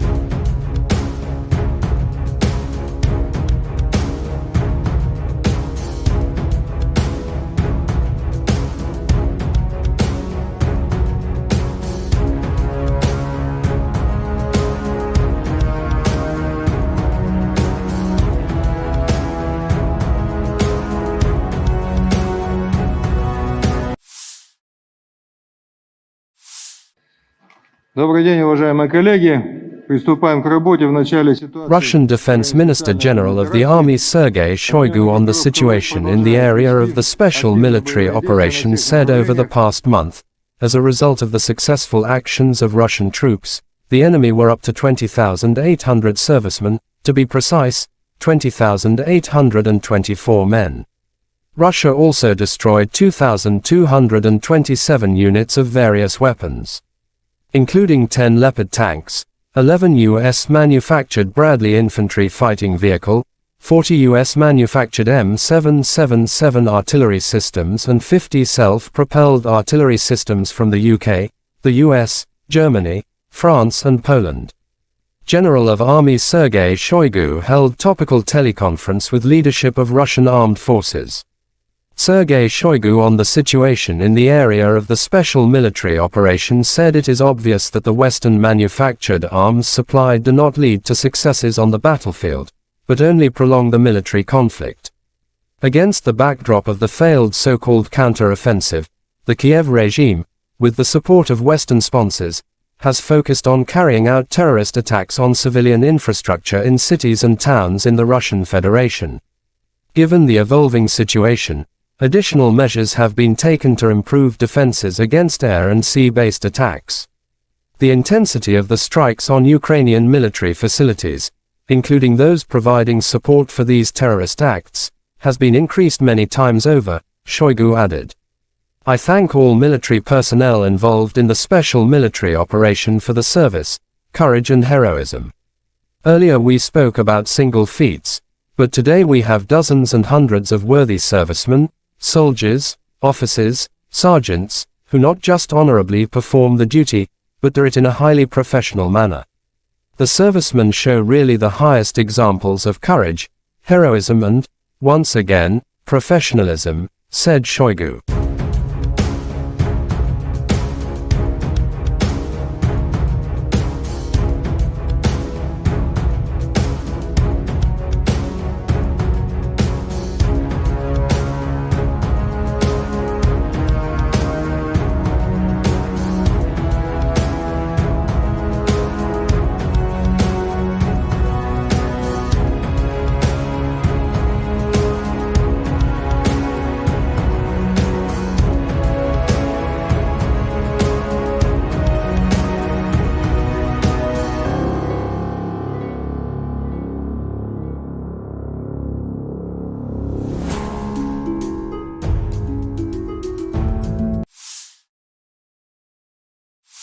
Дорогі українці, українки, сьогодні о 7 вечора завершена рятувальна операція в Кривому Розі на місці удару російських ракет. Це були 2 ракети «Іскандер», балістичні ракети проти житлового будинку. В одному під'їзді зруйновані поверхи з 4 по 9, просто проти цивільних людей, звичайних людей, проти дітей. Це тероризм, який ніхто в світі не назве інакше. Станом на цей час відомо про 6 загиблих, серед них дитина, дівчинка, її звали Дар'я. Їй було лише 10 років. Разом з нею загинула її мама, її звали Наталія. Звичайна родина в звичайному місті, чиє життя було знищене російськими вбивцями. Мої співчуття усім, хто втратив рідних і близьких. 69 людей постраждали, десятки зараз у лікарнях, серед них є і ті, хто у тяжкому стані, усім надається необхідна допомога. Я дякую кожному і кожній, хто бореться за життя людей. Рятувальна операція була складною, падали частини конструкції будинку на рівні 4-го поверху, пожежа загалом до порятунку. Було залучено понад 350 працівників ДСНС, поліції, комунальних служб, допомагали волонтери, вдячний всім.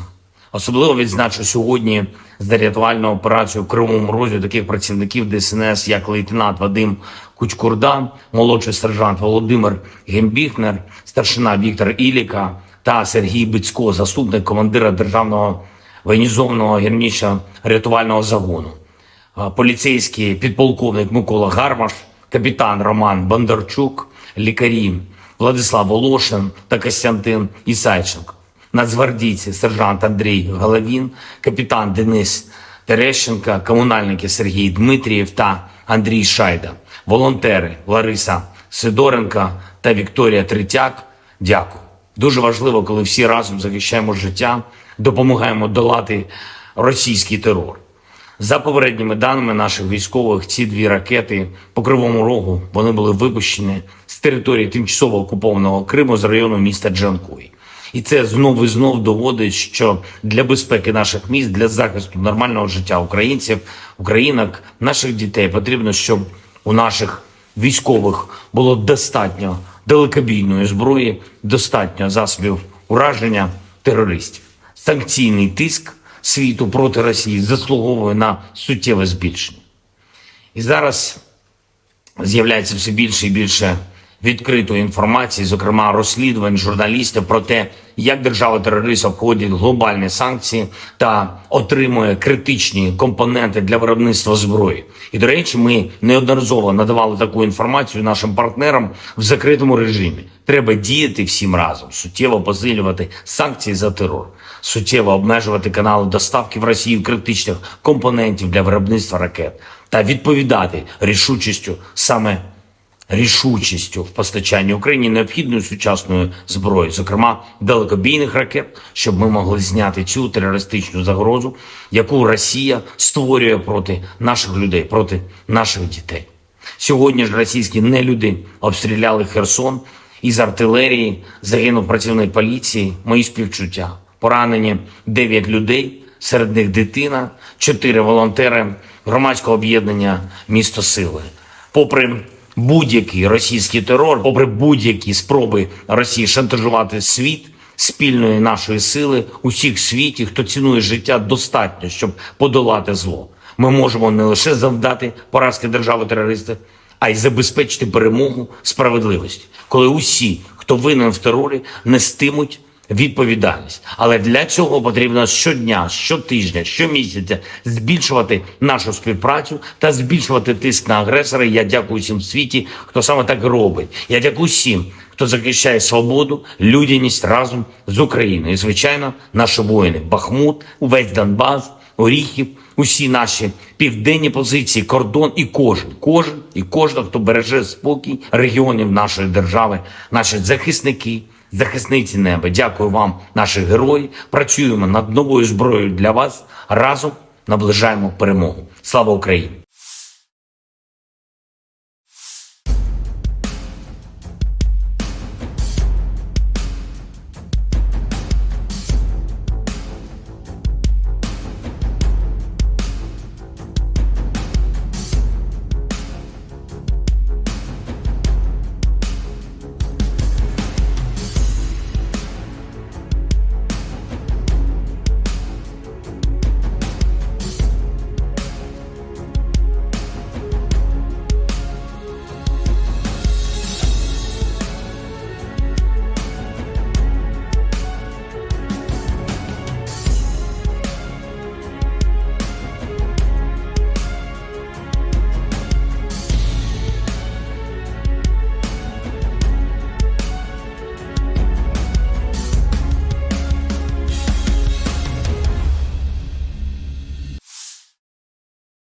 The armed forces of Russia launched cruise missile strikes against the city of Kryvyi Rih in Dnipropetrovsk Oblast on July 31st. At least 2 people were killed and 31 injured, including 4 children, wrote Governor Kryvyi Rih in Telegram. One of the missiles targeted a 9-story residential building, damaging parts of its 4th to 9th floors and starting a fire in an apartment on the 4th floor, the State Emergency Service reported. Another missile hit a 4-story university building, where the 2nd to 4th floors were destroyed. According to the State Emergency Service, at least 3 people were injured in an educational facility. Air Force spokesperson Yuri Inet said that based on preliminary data, Russia likely carried out the attack using ballistic missiles. According to President Volodymyr Zelensky, residential buildings, a university building, and a crossroads in the city were hit. This airstrike did not last long after the Russian capital Moscow was attacked by 3 drones and destroyed a number of buildings in the city center. Russia Defense Ministry swear to take a revenge after the attack.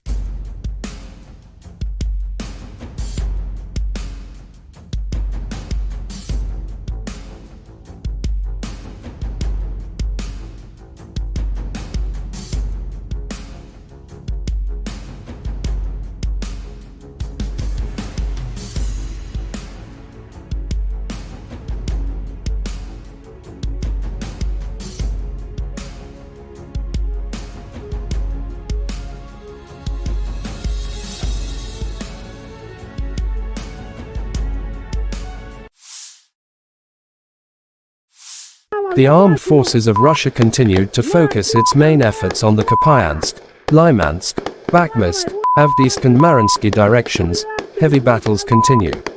Deputy Minister of Ukraine Defense Hanna Malaya July 31 said during the last week, more than 170 battles took place in these directions between two sides. In the Kupyan direction, the enemy stormed and searched for weak points in our defense. He actively tried to advance in the areas south of Novozelivsky in order to push our units beyond the barrier line of the Oskol River. But unsuccessfully, our defense forces are powerfully restraining enemy troops, added Malaya.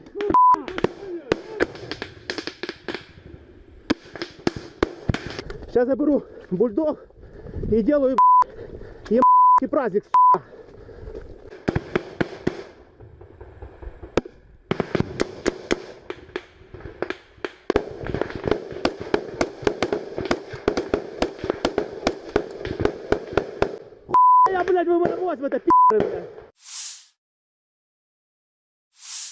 The armed forces of Ukraine reported on July 31 that Russia had lost 246,190 troops in Ukraine since the beginning of its full-scale invasion on February 24, 2022 last year. This number includes 490 casualties Russian forces suffered just over the past day. According to the General Staff of Ukraine's armed forces, Russia has also lost 4,211 tanks, 8,188 armored fighting vehicles, 7,292 vehicles and fuel tanks, 4,816 artillery systems, 699 multiple launch rocket systems, 460 air defense systems, 315 airplanes, 311 helicopters, 715 special equipments, 4,017 drones and 18 boats. Lieutenant General Igor Konashenkov July 31 said, the armed forces of Ukraine have been losing in total 458 airplanes, 245 helicopters, 5,381 unmanned aerial vehicles, 427 air defense missile systems, 11,048 tanks and other armored fighting vehicles. Also 1,140 fighting vehicles equipped with MLRS, 5,678 field artillery cannons and mortars, as well as 11,989 special military motor vehicles have been destroyed during the special military operation.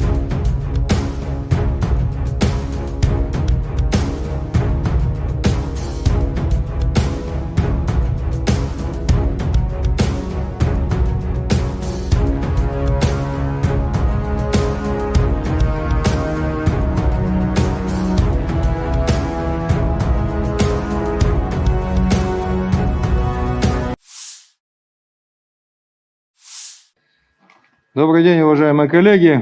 Приступаем к работе в начале ситуации. Russian Defense Minister General of the Army Sergei Shoigu on the situation in the area of the special military operation said over the past month, as a result of the successful actions of Russian troops, the enemy were up to 20,800 servicemen, to be precise, 20,824 men.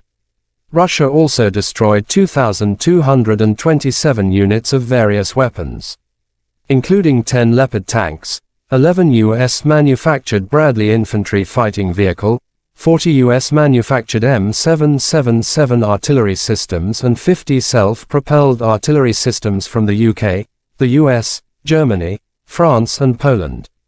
General of Army Sergei Shoigu held topical teleconference with leadership of Russian armed forces. Sergei Shoigu on the situation in the area of the special military operation said it is obvious that the Western-manufactured arms supply do not lead to successes on the battlefield, but only prolong the military conflict. Against the backdrop of the failed so-called counter-offensive, the Kyiv regime, with the support of Western sponsors, has focused on carrying out terrorist attacks on civilian infrastructure in cities and towns in the Russian Federation. Given the evolving situation, additional measures have been taken to improve defenses against air and sea-based attacks. The intensity of the strikes on Ukrainian military facilities, including those providing support for these terrorist acts, has been increased many times over, Shoigu added. I thank all military personnel involved in the special military operation for the service, courage and heroism. Earlier we spoke about single feats, but today we have dozens and hundreds of worthy servicemen, soldiers, officers, sergeants, who not just honorably perform the duty, but do it in a highly professional manner. The servicemen show really the highest examples of courage, heroism and, once again, professionalism, said Shoigu.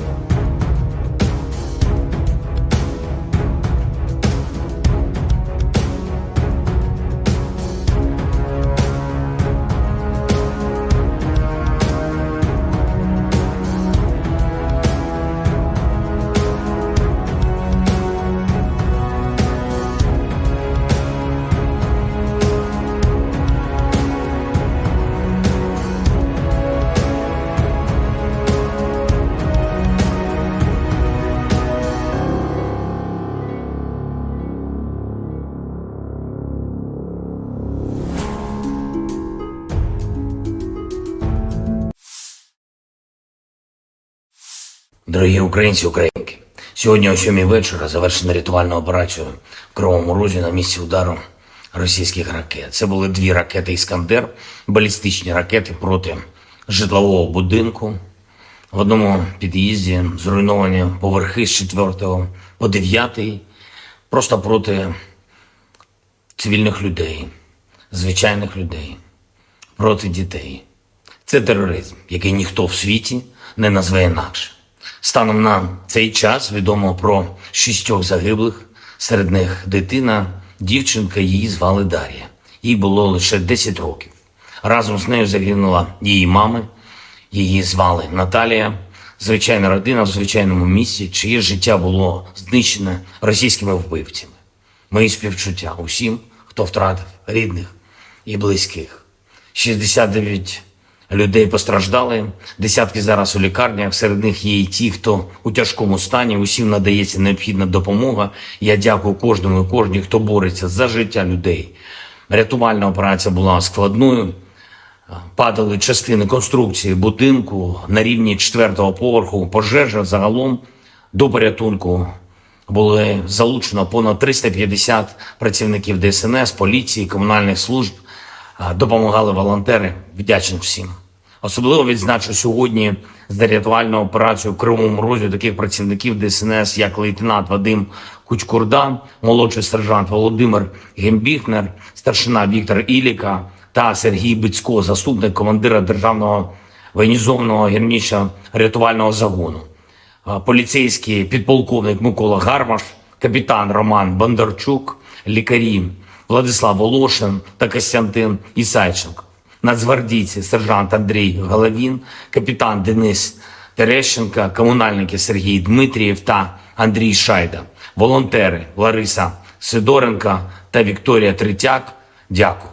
Дуже важливо, коли всі разом захищаємо життя, допомагаємо долати російський терор. За попередніми даними наших військових, ці 2 ракети по Кривому Рогу, вони були випущені з території тимчасово окупованого Криму з району міста Джанкой. І це знов і знов доводить, що для безпеки наших міст, для захисту нормального життя українців, українок, наших дітей потрібно, щоб у наших військових було достатньо далекобійної зброї, достатньо засобів ураження терористів. Санкційний тиск світу проти Росії заслуговує на суттєве збільшення. І зараз з'являється все більше і більше відкритої інформації, зокрема розслідувань журналістів про те, як держава-терорист обходить глобальні санкції та отримує критичні компоненти для виробництва зброї. І, до речі, ми неодноразово надавали таку інформацію нашим партнерам в закритому режимі. Треба діяти всім разом, суттєво посилювати санкції за терор, суттєво обмежувати канали доставки в Росію критичних компонентів для виробництва ракет та відповідати рішучістю в постачанні Україні необхідної сучасної зброї, зокрема далекобійних ракет, щоб ми могли зняти цю терористичну загрозу, яку Росія створює проти наших людей, проти наших дітей. Сьогодні ж російські нелюди обстріляли Херсон із артилерії, загинув працівник поліції, мої співчуття. Поранені 9 людей, серед них дитина, 4 волонтери громадського об'єднання «Місто Сили». Попри будь-який російський терор, попри будь-які спроби Росії шантажувати світ, спільної нашої сили, усіх в світі, хто цінує життя, достатньо, щоб подолати зло. Ми можемо не лише завдати поразки держави-терориста, а й забезпечити перемогу справедливості, коли усі, хто винен в терорі, нестимуть відповідальність. Але для цього потрібно щодня, щотижня, щомісяця збільшувати нашу співпрацю та збільшувати тиск на агресора. Я дякую всім в світі, хто саме так робить. Я дякую всім, хто захищає свободу, людяність разом з Україною. І, звичайно, наші воїни. Бахмут, увесь Донбас, Оріхів, усі наші південні позиції, кордон і кожен, хто береже спокій регіонів нашої держави, наші захисники, захисниці неба. Дякую вам, наші герої. Працюємо над новою зброєю для вас. Разом наближаємо перемогу. Слава Україні!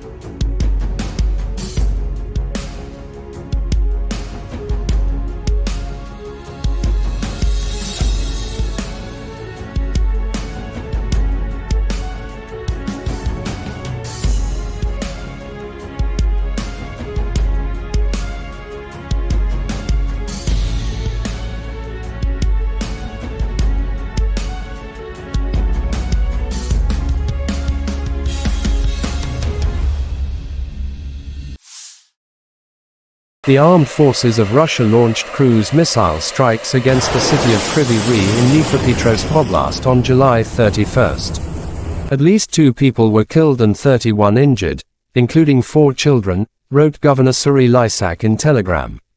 One of the missiles targeted a 9-story residential building, damaging parts of its 4th to 9th floors and starting a fire in an apartment on the 4th floor, the State Emergency Service reported.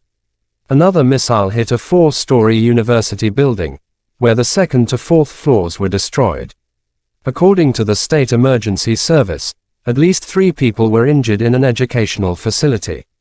Air Force spokesperson Yuri Inet said that based on preliminary data, Russia likely carried out the attack using ballistic missiles. According to President Volodymyr Zelensky, residential buildings, a university building, and a crossroads in the city were hit. This airstrike did not last long after the Russian capital Moscow was attacked by 3 drones and destroyed a number of buildings in the city center. Russia Defense Ministry swear to take a revenge after the attack.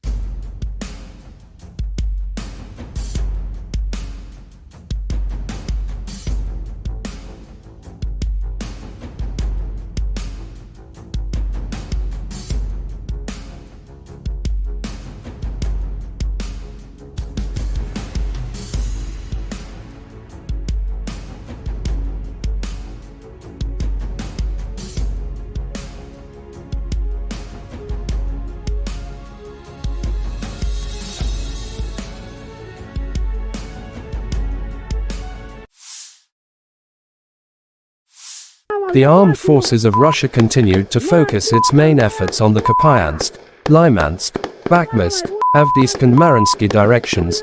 Heavy battles continue.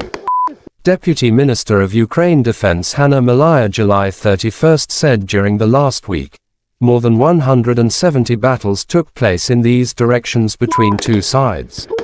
In the Kupyan direction, the enemy stormed and searched for weak points in our defense. He actively tried to advance in the areas south of Novozalivsky in order to push our units beyond the barrier line of the Oskol River. But unsuccessfully, our defense forces are powerfully restraining enemy troops, added Maliar.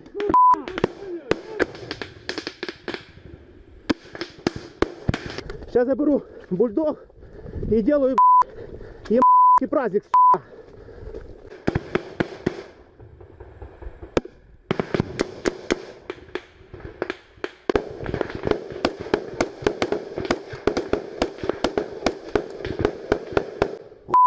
блядь, вы в это пи***ы, блядь. The armed forces of Ukraine reported on July 31 that Russia had lost 246,190 troops in Ukraine since the beginning of its full-scale invasion on February 24, 2022 last year. This number includes 490 casualties Russian forces suffered just over the past day. According to the General Staff of Ukraine's armed forces, Russia has also lost 4,211 tanks, 8,188 armored fighting vehicles, 7,292 vehicles and fuel tanks, 4,816 artillery systems, 699 multiple launch rocket systems, 460 air defense systems, 315 airplanes, 311 helicopters, 715 special equipments, 4,017 drones and 18 boats. Lieutenant General Igor Konashenkov July 31 said, "The armed forces of Ukraine have been losing in total 458 airplanes, 245 helicopters, 5,381 unmanned aerial vehicles, 427 air defense missile systems, 11,048 tanks and other armored fighting vehicles.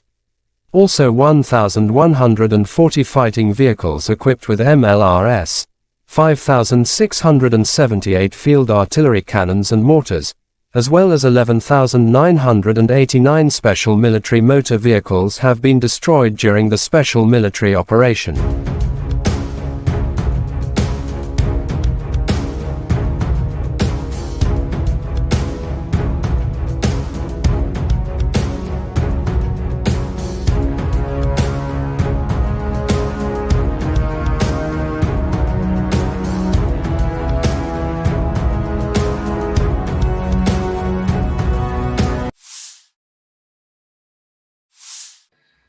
Добрый день, уважаемые коллеги.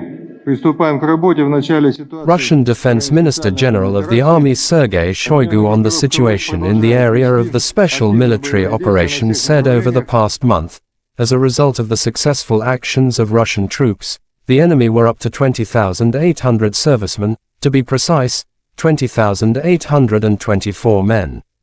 Russia also destroyed 2,227 units of various weapons, including 10 Leopard tanks, 11 U.S.-manufactured Bradley infantry fighting vehicle, 40 U.S.-manufactured M777 artillery systems and 50 self-propelled artillery systems from the UK, the US, Germany, France and Poland.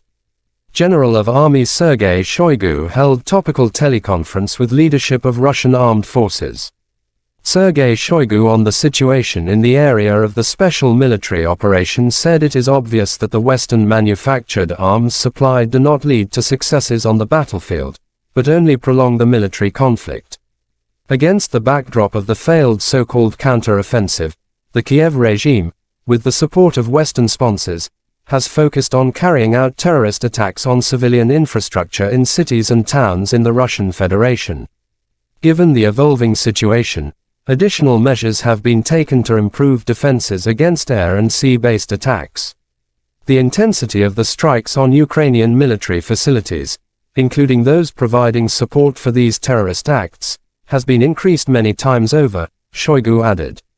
"I thank all military personnel involved in the special military operation for the service, courage and heroism. Earlier we spoke about single feats, but today we have dozens and hundreds of worthy servicemen, soldiers, officers, sergeants, who not just honorably perform the duty, but do it in a highly professional manner. The servicemen show really the highest examples of courage, heroism and, once again, professionalism," said Shoigu.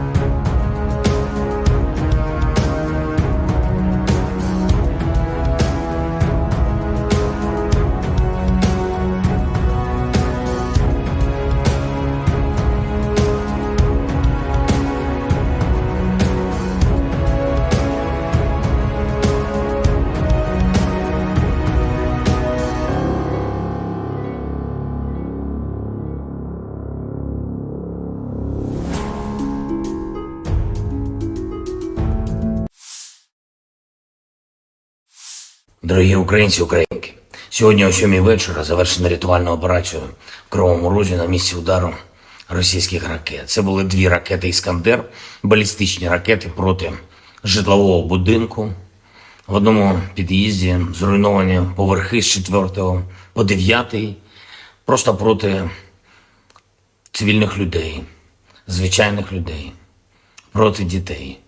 Це тероризм, який ніхто в світі не назве інакше. Станом на цей час відомо про 6 загиблих, серед них дитина, дівчинка, її звали Дар'я. Їй було лише 10 років. Разом з нею загинула її мама, її звали Наталія. Звичайна родина в звичайному місці, чиє життя було знищене російськими вбивцями. Мої співчуття усім, хто втратив рідних і близьких. 69 людей постраждали, десятки зараз у лікарнях, серед них є і ті, хто у тяжкому стані, усім надається необхідна допомога. Я дякую кожному і кожній, хто бореться за життя людей. Рятувальна операція була складною. Падали частини конструкції будинку на рівні 4-го поверху. Пожежа загалом до порятунку були залучено понад 350 працівників ДСНС, поліції, комунальних служб. Допомагали волонтери. Вдячний всім.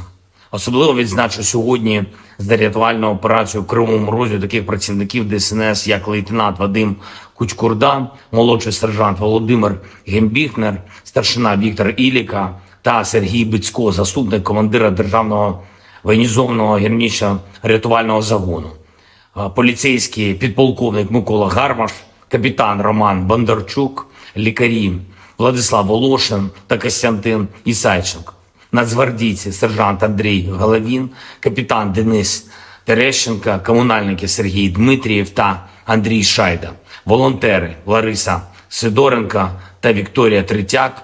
Дякую. Дуже важливо, коли всі разом захищаємо життя, допомагаємо долати російський терор. За попередніми даними наших військових, ці 2 ракети по Кривому Рогу, вони були випущені з території тимчасово окупованого Криму з району міста Джанкой. І це знову і знов доводить, що для безпеки наших міст, для захисту нормального життя українців, українок, наших дітей потрібно, щоб у наших військових було достатньо далекобійної зброї, достатньо засобів ураження терористів. Санкційний тиск світу проти Росії заслуговує на суттєве збільшення.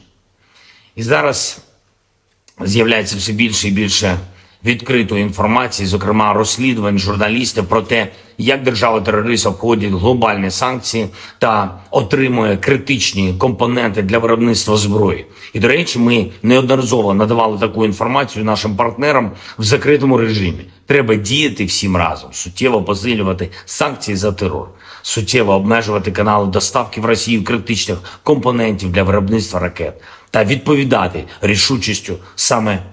рішучістю в постачанні Україні необхідної сучасної зброї, зокрема далекобійних ракет, щоб ми могли зняти цю терористичну загрозу, яку Росія створює проти наших людей, проти наших дітей. Сьогодні ж російські нелюди обстріляли Херсон, із артилерії загинув працівник поліції, мої співчуття. Поранені 9 людей, серед них дитина, 4 волонтери громадського об'єднання «Місто Сили».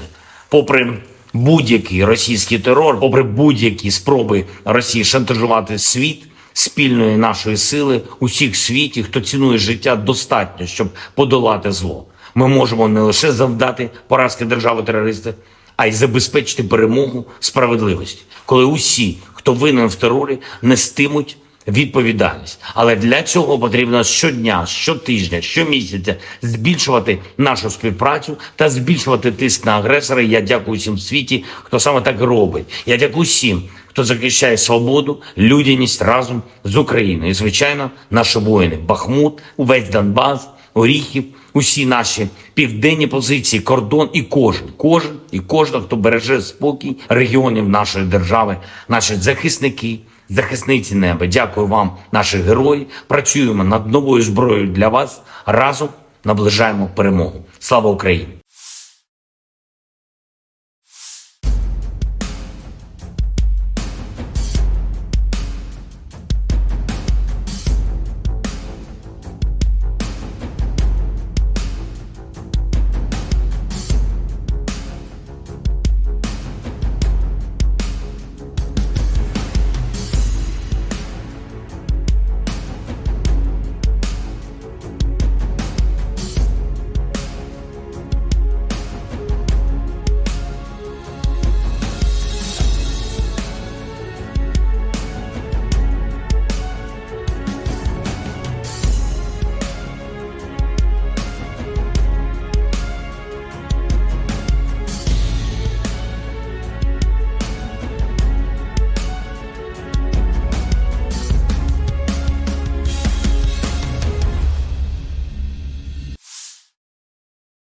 The armed forces of Russia launched cruise missile strikes against the city of Kryvyi Rih in Dnipropetrovsk Oblast on July 31st. At least 2 people were killed and 31 injured, including 4 children, wrote Governor Serhiy Lysak in Telegram.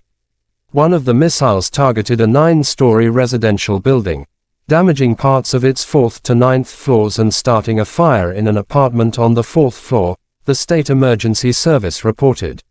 Another missile hit a 4-story university building, where the 2nd to 4th floors were destroyed.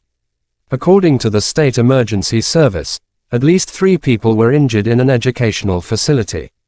Air Force spokesperson Yuri Inet said that based on preliminary data, Russia likely carried out the attack using ballistic missiles.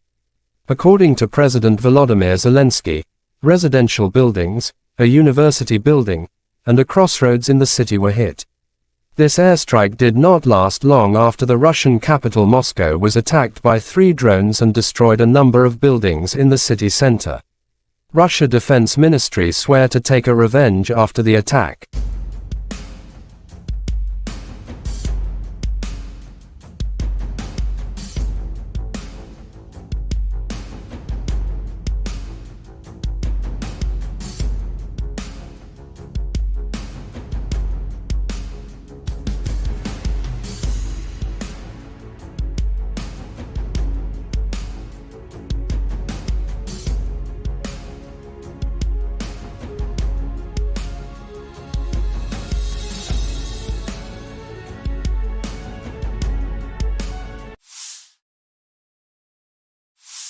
The armed forces of Russia continued to focus its main efforts on the Kupyansk, Lymansk, Bakhmut, Avdiivka and Mariinsky directions. Heavy battles continue. Deputy Minister of Ukraine Defense Hanna Maliar July 31st said during the last week, more than 170 battles took place in these directions between 2 sides. In the Kupyan direction, the enemy stormed and searched for weak points in our defense. He actively tried to advance in the areas south of Novoselivsky in order to push our units beyond the barrier line of the Oskol River. But unsuccessfully, our defense forces are powerfully restraining enemy troops, added Maliar.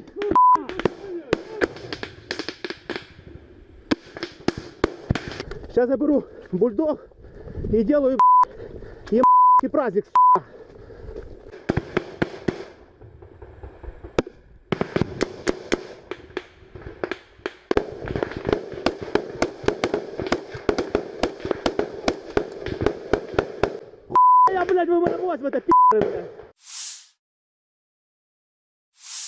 The armed forces of Ukraine reported on July 31st that Russia had lost 246,190 troops in Ukraine since the beginning of its full-scale invasion on February 24, 2022 last year. This number includes 490 casualties Russian forces suffered just over the past day. According to the General Staff of Ukraine's armed forces, Russia has also lost 4,211 tanks, 8,188 armored fighting vehicles, 7,292 vehicles and fuel tanks, 4,816 artillery systems, 699 multiple launch rocket systems, 460 air defense systems, 315 airplanes, 311 helicopters, 715 special equipments, 4,017 drones and 18 boats. Lieutenant General Igor Konashenkov July 31st said, "The armed forces of Ukraine have been losing in total 458 airplanes, 245 helicopters, 5,381 unmanned aerial vehicles, 427 air defense missile systems, 11,048 tanks and other armored fighting vehicles. Also 1,140 fighting vehicles equipped with MLRS, 5,678 field artillery cannons and mortars, as well as 11,989 special military motor vehicles have been destroyed during the special military operation."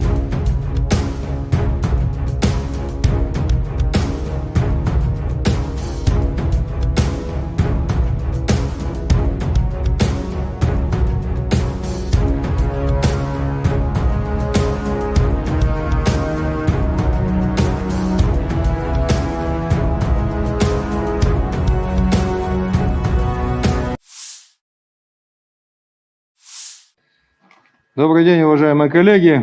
Приступаем к работе в начале ситуации. Russian Defense Minister General of the Army Sergei Shoigu on the situation in the area of the special military operation said over the past month, as a result of the successful actions of Russian troops, the enemy were up to 20,800 servicemen, to be precise, 20,824 men.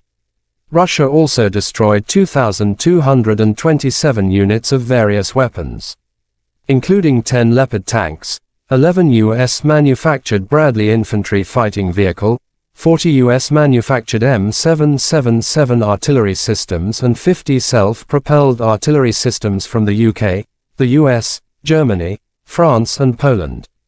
General of Army Sergei Shoigu held topical teleconference with leadership of Russian armed forces. Sergei Shoigu on the situation in the area of the special military operation said it is obvious that the Western-manufactured arms supplied do not lead to successes on the battlefield, but only prolong the military conflict. Against the backdrop of the failed so-called counter-offensive, the Kiev regime, with the support of Western sponsors, has focused on carrying out terrorist attacks on civilian infrastructure in cities and towns in the Russian Federation. Given the evolving situation, additional measures have been taken to improve defenses against air and sea-based attacks. The intensity of the strikes on Ukrainian military facilities, including those providing support for these terrorist acts, has been increased many times over, Shoigu added.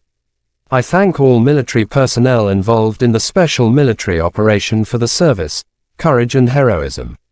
Earlier we spoke about single feats, but today we have dozens and hundreds of worthy servicemen, soldiers, officers, sergeants, who not just honorably perform the duty, but do it in a highly professional manner.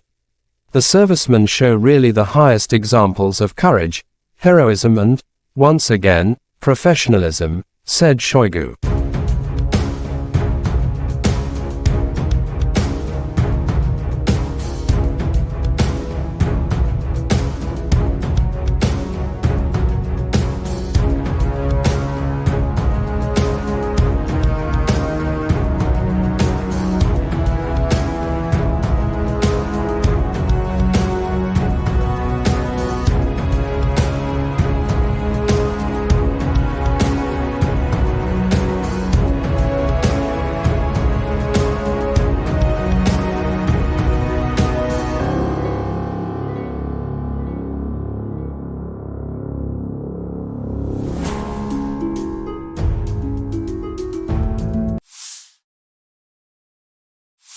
Дорогі українці, українки, сьогодні о 7 вечора завершена рятувальна операція в Кривому Розі на місці удару російських ракет. Це були 2 ракети «Іскандер», балістичні ракети проти житлового будинку. В одному під'їзді зруйновані поверхи з 4 по 9, просто проти цивільних людей, звичайних людей, проти дітей. Це тероризм, який ніхто в світі не назве інакше. Станом на цей час відомо про 6 загиблих, серед них дитина, дівчинка, її звали Дар'я. Їй було лише 10 років. Разом з нею загинула її мама, її звали Наталія. Звичайна родина в звичайному місці, чиє життя було знищене російськими вбивцями. Мої співчуття усім, хто втратив рідних і близьких. 69 людей постраждали, десятки зараз у лікарнях, серед них є і ті, хто у тяжкому стані, усім надається необхідна допомога. Я дякую кожному і кожній, хто бореться за життя людей.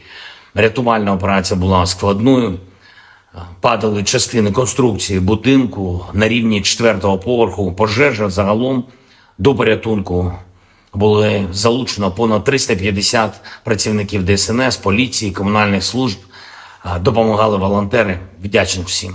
Особливо відзначу сьогодні за рятувальну операцію в Кривому Розі таких працівників ДСНС, як лейтенант Вадим Кучкурда, молодший сержант Володимир Гембіхнер, старшина Віктор Іліка та Сергій Бицько, заступник командира Державного воєнізованого гірничо-рятувального загону. Поліцейський підполковник Микола Гармаш, капітан Роман Бондарчук, лікарі Владислав Волошин та Костянтин Ісайченко. Нацгвардійці сержант Андрій Головін, капітан Денис Терещенка, комунальники Сергій Дмитрієв та Андрій Шайда, волонтери Лариса Сидоренка та Вікторія Третяк. Дякую. Дуже важливо, коли всі разом захищаємо життя, допомагаємо долати російський терор.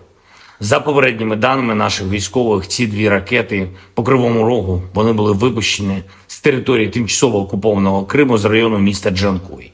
І це знов і знов доводить, що для безпеки наших міст, для захисту нормального життя українців, українок, наших дітей потрібно, щоб у наших військових було достатньо далекобійної зброї, достатньо засобів ураження терористів. Санкційний тиск світу проти Росії заслуговує на суттєве збільшення.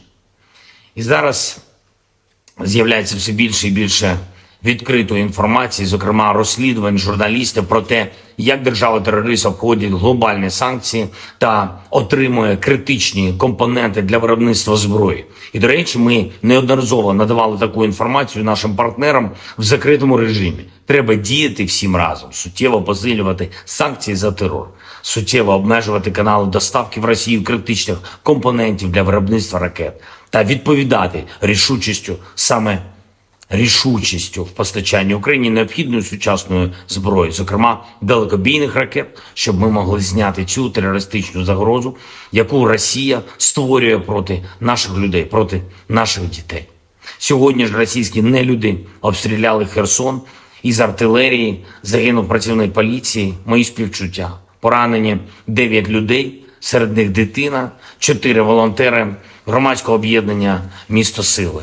Попри будь-який російський терор, попри будь-які спроби Росії шантажувати світ, спільної нашої сили, усіх в світі, хто цінує життя, достатньо, щоб подолати зло. Ми можемо не лише завдати поразки держави-терориста, а й забезпечити перемогу справедливості, коли усі, хто винен в терорі, нестимуть відповідальність. Але для цього потрібно щодня, щотижня, щомісяця збільшувати нашу співпрацю та збільшувати тиск на агресора. Я дякую всім в світі, хто саме так робить. Я дякую всім, хто захищає свободу, людяність разом з Україною. І, звичайно, наші воїни. Бахмут, увесь Донбас, Оріхів, усі наші південні позиції, кордон і кожен, хто береже спокій регіонів нашої держави, наші захисники, захисниці неба. Дякую вам, наші герої. Працюємо над новою зброєю для вас. Разом наближаємо перемогу. Слава Україні!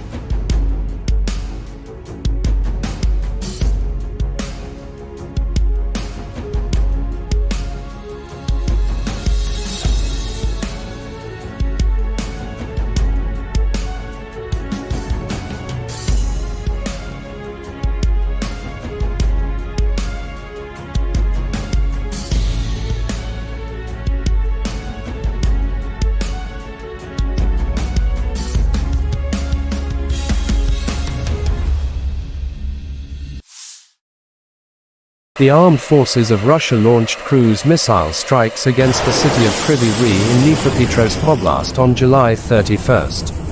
At least 2 people were killed and 31 injured, including 4 children, wrote Governor Kryvyi Rih in Telegram.